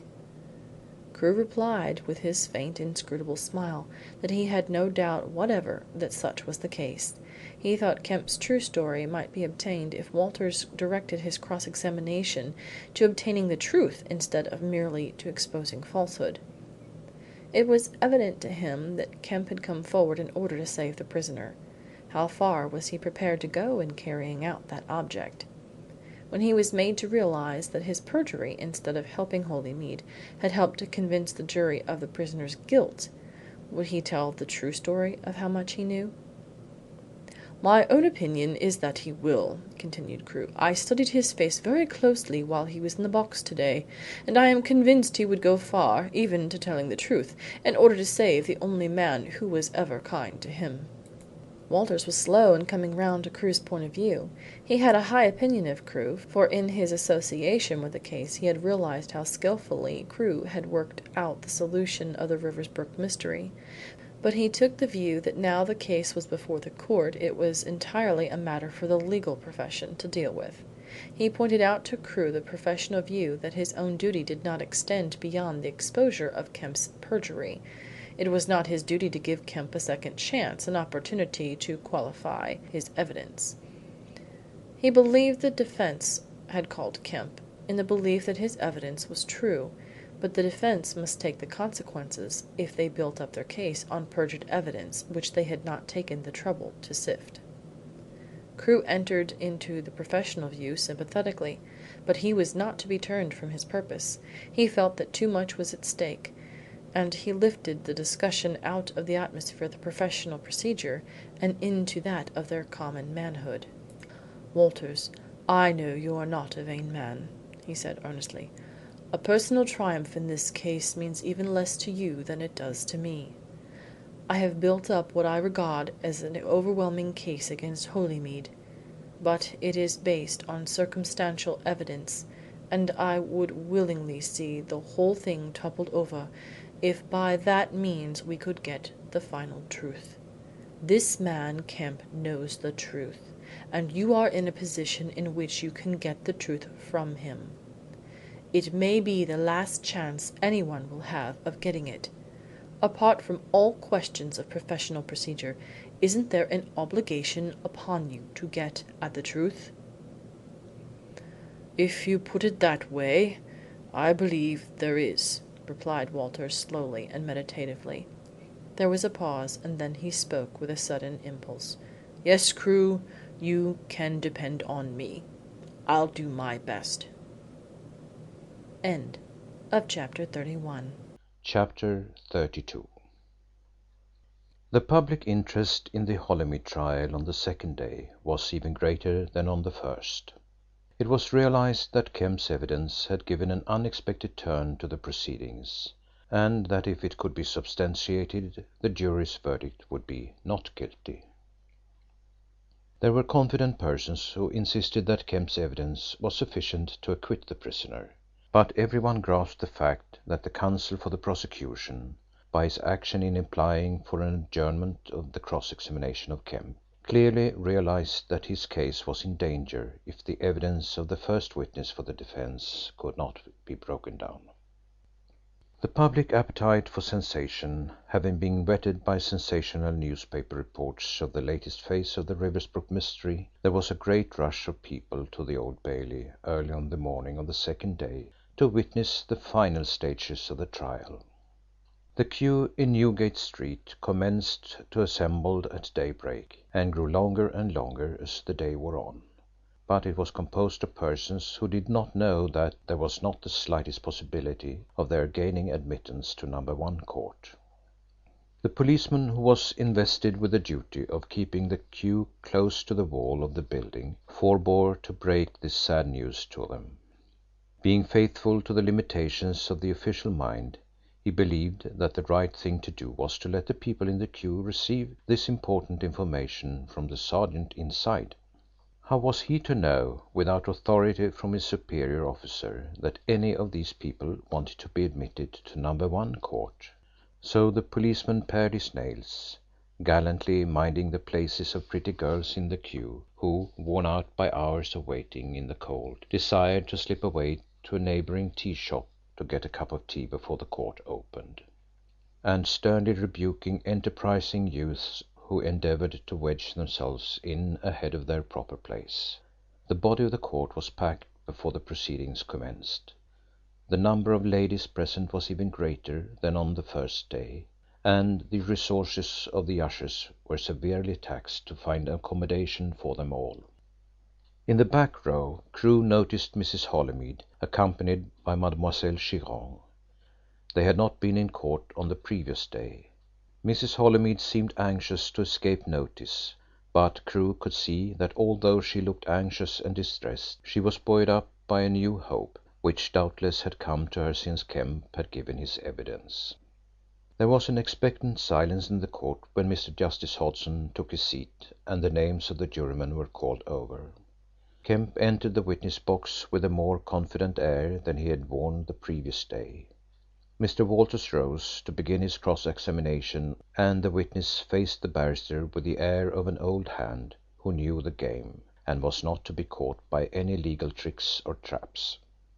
"You said yesterday, witness," commenced Mr. Walters, adjusting his glasses and glancing from his brief to the witness, and from the witness back to the brief again, "that you saw the prisoner enter the gate at Riversbrook about 9:30 on the night of the 18th of August."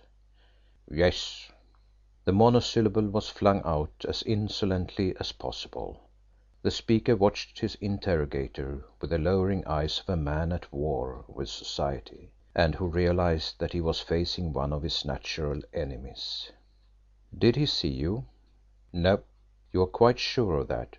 "Haven't I just said so?" "Do not be insolent, witness." It was the judge's warning voice that broke into the cross-examination. "Answer the questions." "How long was it after the prisoner entered the carriage drive that you went to the edge of the plantation and heard voices upstairs?"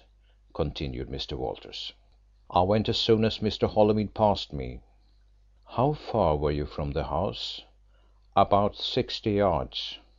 "And from that distance you could hear the voices?" "Yes." "Plainly?" "Not very.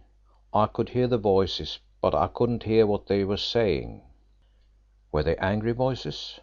"They seemed to me to be talking loudly." "Yet you couldn't hear what they were saying?"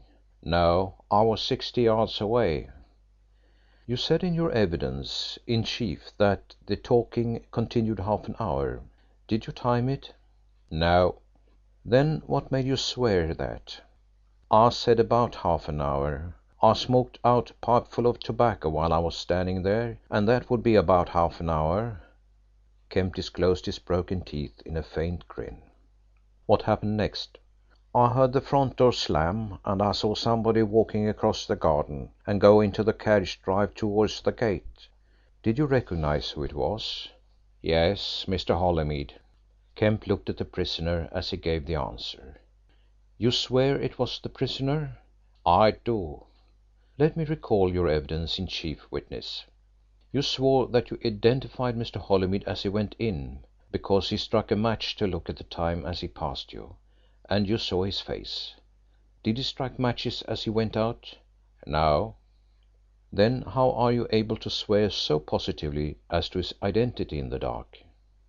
Kemp considered a moment before replying. "Because I know him well, and I was close to him," he said at length.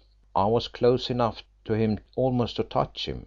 I knew him by his walk and by the look of him. It was him right enough, I'll swear to that."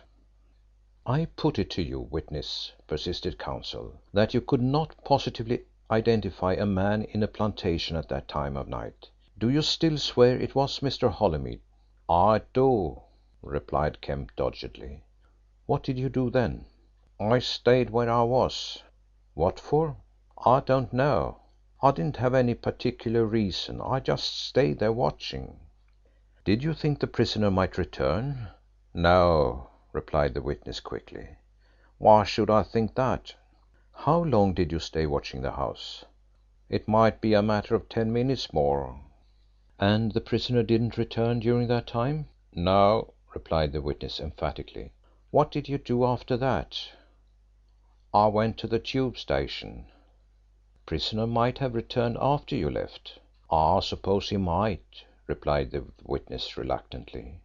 "Well, now, witness, you say you stayed 10 minutes after Holymead left, and during that time Sir Horace opened the window and leaned out of it." "Yes." "You saw him distinctly?" "Yes." "You are sure it was Sir Horace Fewbanks?" "Yes." "Now, witness," said Mr. Walters, suddenly changing his tone to one of more severity than he had previously used, "you have told us that you heard Sir Horace Fewbanks and the prisoner in the library while you stood in the wood by the garage, and that subsequently you saw Sir Horace leaning out of the window after the prisoner had gone. You are quite sure you were able to see and hear all this from where you stood?" "Yes." "Are you aware, witness, that there is a large chestnut tree at the side of the library, in front of the window?" Kemp considered for a moment. "Yes," he said. "And did not that tree obstruct your view of the library window?" "No." "Witness," said Mr. Walters solemnly, "listen to me. This tree did not obstruct your view when you went to Riversbrook a week or so ago to decide on the nature of the evidence you would give in this court. It is bare of leaves now, and you could see the library window and even see into the library from where you stood. But I put it to you that on the 18th of August, when this tree was covered with its summer foliage, you could no more have seen the library window behind its branches than you could have seen the inhabitants of Mars. What answer have you got to that, witness?" There was a slight stir in court, an expression of the feeling of tension among the spectators. Kemp drew the back of his hand across his lips, then moistened his lips with his tongue. "Come, witness, give me an answer," thundered prosecuting counsel. "I tell you I saw him after Mr. Holymead had left," declared Kemp defiantly. His voice had suddenly become hoarse. To the surprise of the members of the legal profession who were in court, Mr. Walters, instead of pressing home his advantage, switched off to something else.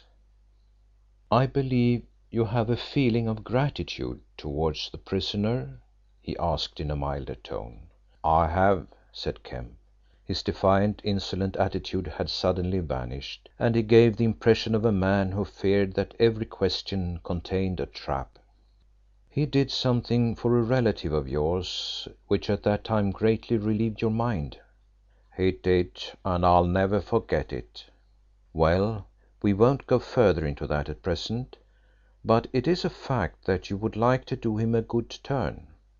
"Yes." "You came here with the intention of doing him a good turn?" Kemp considered for a moment before answering. "Yes." "You came here with the intention of giving evidence that would get him off?" "Yes." "You came here with the intention of committing perjury in order to get him off?" Mr. Walters waited, but there was no reply to the question, and he added, "You see what your perjured evidence has done for him?" "What has it done?" asked Kemp sullenly. "It has established the prisoner's guilt beyond all reasonable doubt in the minds of men of common sense. You did not see Sir Horace Fewbanks that night after the prisoner left him. You could not have seen him even if he had leaned out of the window. But your whole story is a lie, because Sir Horace was dead when the prisoner left him." "He was not," shouted Kemp. "I saw him alive. I saw him as plain as I see you now." The man in court who was most fascinated by the witness was Crewe. He had watched every movement of Kemp's face, every change in the tone of his voice. "I wonder what the fool will say next," whispered Inspector Chippenfield to Crewe. "He will tell us how Sir Horace Fewbanks was shot," was Crewe's reply. Mr. Walters approached a step nearer to the witness box. "You saw him as plainly as you see me now?" he repeated. "Yes," declared Kemp, who it was evident was labouring under great excitement. "You say I came here to commit perjury if it would get him off." He pointed with a dramatic finger to the man in the dock. "I did, and I came here to get him off by telling the truth, if perjury didn't do it. You say I've helped to put the rope round his neck, but I'm man enough to tell the truth. I'll get him off, even if I have to swing for it myself." This outburst from the witness box created a sensation in court. Many of the spectators stood up in order to get a better view of the witness, and some of the ladies even jumped on their seats. Mr. Justice Hodson was momentarily taken aback. His first instinct was to check the witness and to ask him to be calm, but the witness took no notice of him. He displayed his judicial authority by an impressive descent of an uplifted hand which compelled the unruly spectators to resume their seats. It was on Mr. Walters that Kemp concentrated his attention. It was Mr. Walters whom he set himself to convince, as if he were the man who could set the prisoner free. Of the rest of the people in court, Kemp in his excitement had become oblivious. "Listen to me," said Kemp, "and I'll tell you who shot this scoundrel. He was a scoundrel, I say, and he ought to have been in jail himself instead of sending other people there. I went up to the house that night to see if everything was clear, or whether that cur Hill had laid a trap. That part of my evidence is true. And from behind a tree in the plantation I saw Mr. Holymead pass me. He struck a match to look at the time, and I saw his face distinctly. A few minutes afterwards I heard loud angry voices coming from somewhere upstairs in the house. I thought the best thing I could do was to find out what it was about. I said to myself that Mr. Holymead might want help. I walked across the garden and found that the hall door was wide open. I went inside and crept upstairs to the library. The light in the hall was turned on, as well as a little lamp on the turn of the staircase behind a marble figure holding some curtains, which led the way to the library. The library door was open an inch or two, and I listened. I could hear them quite plainly. Mr. Holymead was telling him what he thought of him, and no wonder. It made my blood boil to think of such a scoundrel sitting on the bench and sentencing better men than himself. I thought of the way in which he had killed my girl by giving her 5 years. It was the shock that killed her. 5 years for stealing nothing, for she didn't handle the jewels. And here he had been stealing a man's wife and nothing said except what Mr. Holymead called him. I stood there listening in case they started to fight, and I might be wanted.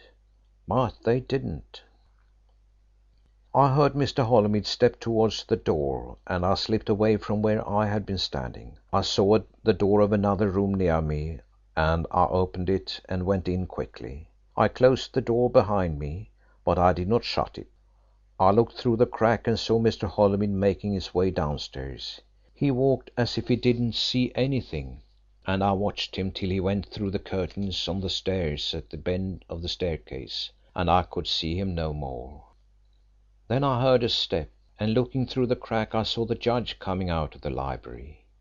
He walked to the head of the stairs and began to walk slowly down them, but when he reached the bend where the curtains and the marble figure were, he turned round and walked up the stairs again. He walked along as though he was thinking, with his hands behind his back and nodding his head a little, and a little cruel, crafty smile on his face. He passed so close to me that I could have touched him by putting out my hand, and he went into the library again, leaving the door open behind him. Then suddenly, as I stood there, the thought came over me to go in to him and tell him what I thought about him. I opened the door softly so as not to frighten him, and walked out into the passage and into the library. And as I did so I took my revolver out of my pocket and carried it in my hand. I wasn't going to shoot him, but I meant to hold him up while I told him the truth. He was standing at the opposite side of the room with his back towards me and a book in his hand, but a board creaked as I stepped on it, and he swung round quickly. He was surprised to see me, and no mistake. "What do you want here?" he said in a sharp voice, and I could see by the way he eyed the revolver that he was frightened. Then I opened out on him and told him off for the damned scoundrel he was, and he didn't like that either. He edged away to a corner, but I kept following him round the room, telling him what I thought of him, and seeing him so frightened I put the revolver back in my pocket and walked close to him while I told him all the things I could think of. As I thought of my poor girl that he'd killed, I grew savage, and I told him that I had a good mind to break every bone in his body. He threatened to have me arrested for breaking into the place, but I only laughed and hit him across the face. He backed away from me with a wicked look in his eyes, and I followed him. He backed quickly towards the door, and before I knew what game he was up to, made a dart out of the room. But I was too quick for him. I got him at the head of the stairs and dragged him back into the room, and shut the door and stood with my back against it.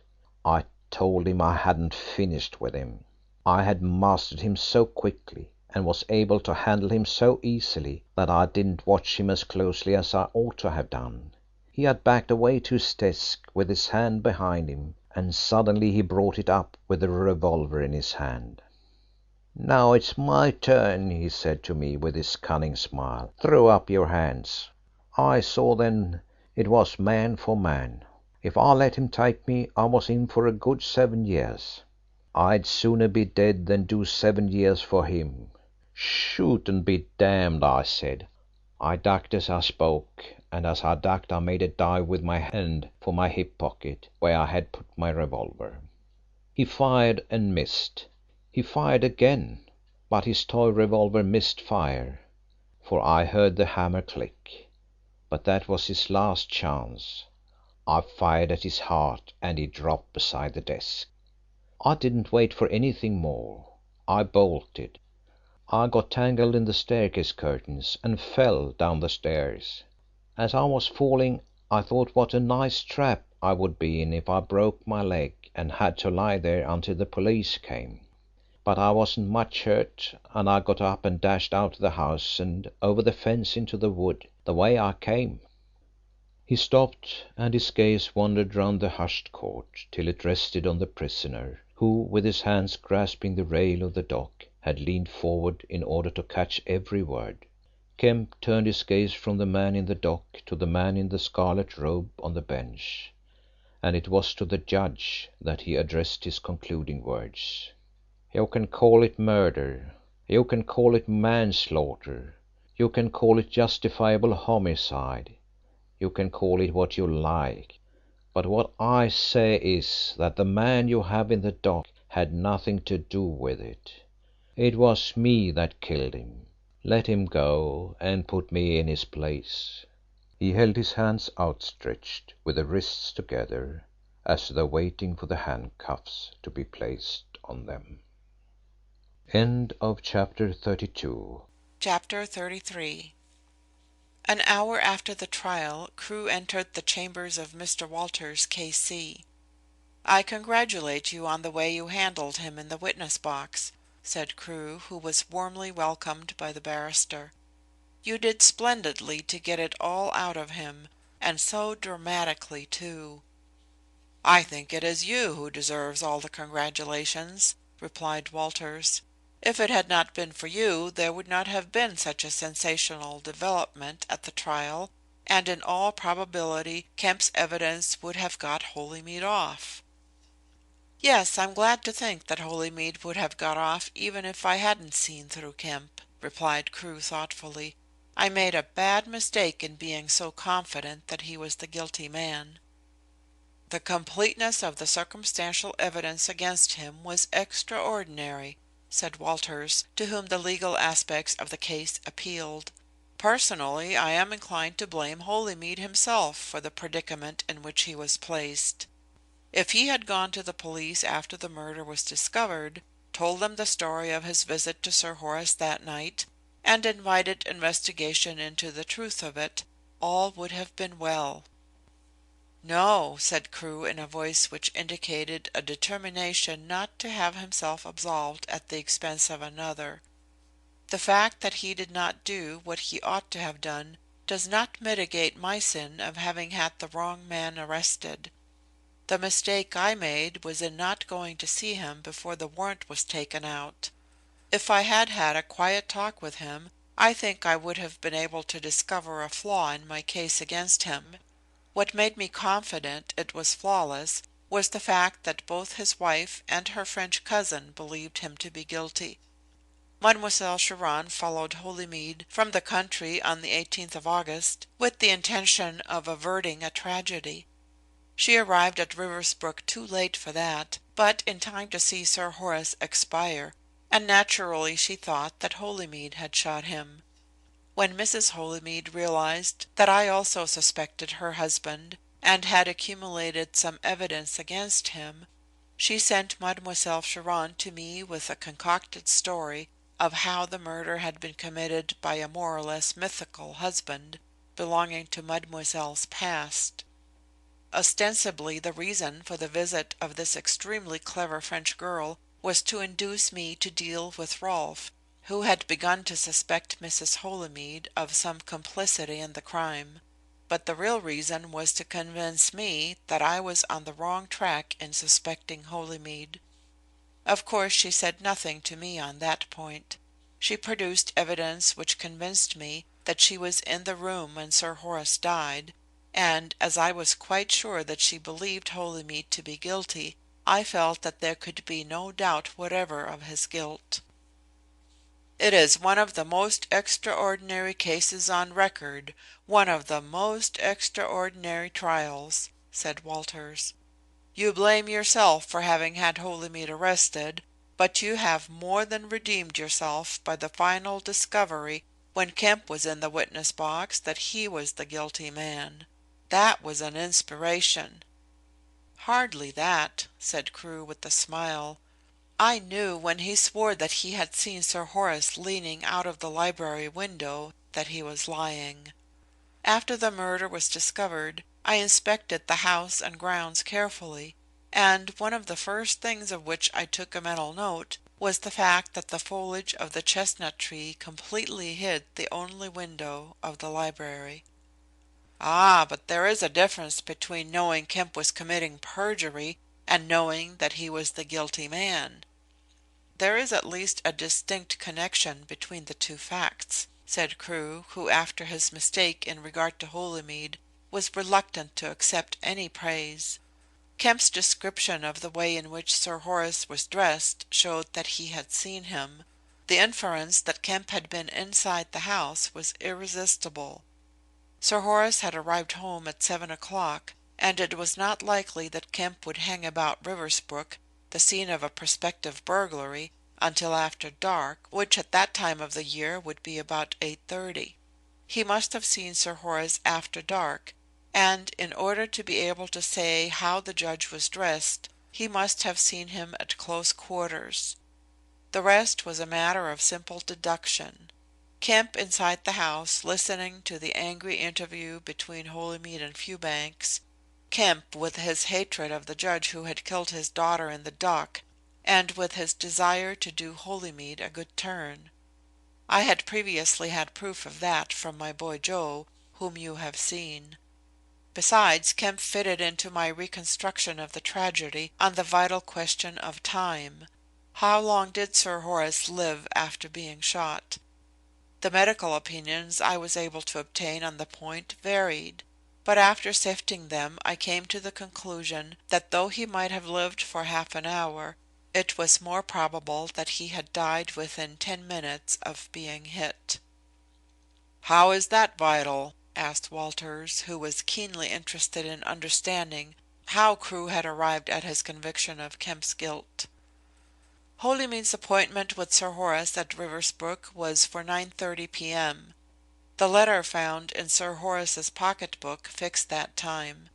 It was exactly 11 p.m. when he got into a taxi at Hyde Park Corner after his visit to Riversbrook. On that point the driver of the taxi was absolutely certain. I was so anxious for him to make it 11:30 that I went to see him twice about it. Assuming that Holymead arrived at Riversbrook at 9:30, I allowed half an hour for his angry interview with Sir Horace, half an hour for the walk from Riversbrook to Hampstead Tube Station, and half an hour for the journey from Hampstead to Hyde Park Corner, which would have involved a change at Leicester Square. As I could not induce the driver of the taxi to make Holymead's appearance at Hyde Park Corner 11:30 instead of 11, I had to admit that Holymead must have left Riversbrook at 10. But it was 10:30, according to Mademoiselle Chiron, when she found Sir Horace dying on the floor of the library. Therefore, if Holymead did the shooting, the victim's death agonies must have lasted half an hour or more. Medically, that was not impossible, but somewhat improbable. But a meeting between Kemp and Sir Horace after Holymead had gone filled in the blank in time. That came home to me yesterday when Kemp was in the witness box committing perjury in his determination to get Holymead off. I take it that the interview between Kemp and his victim lasted about 20 minutes. Therefore Sir Horace was shot about 10:20, certainly before 10:30, for Mademoiselle heard no shots while nearing the house. "You have worked it out very ingeniously," said Walters. "You must find the work of crime detection very fascinating. I am afraid that if I had been in your place, that is, if I had known as much about the tragedy as you do, when Kemp was in the witness box yesterday, I would not have seen anything more in his evidence than the fact that he was committing perjury in order to help Holymead." "I think you would," said Crewe. "These discoveries come to one naturally as the result of training one's mind in a particular direction." "They come to you, but they wouldn't come to me," said Walters with a smile. "But do you think Kemp's story of how Sir Horace was shot is literally true? Do you think Sir Horace got in the first shot and then tried to fire again? If that is so, I don't see how they can hope to convict Kemp of murder. A jury would not go beyond a verdict of manslaughter in such a case." "You handled Kemp so well that he was too excited to tell anything but the truth," said Crewe. "Sir Horace fired first and missed. The bullet which Chippenfield removed from the wall of the library shows that. And he pulled the trigger again, but the cartridge, which had been in the revolver for a considerable time, probably for years, missed fire. Here is a silent witness to the truth of that part of Kemp's story." Crewe produced from a waistcoat pocket one of the 4 cartridges he had removed from the revolver Mademoiselle Chiron had handed to him, and he placed it on the table. On the cap of the cartridge was a mark where the hammer had struck without exploding the powder. End of chapter 33, and end of the Hampstead mystery.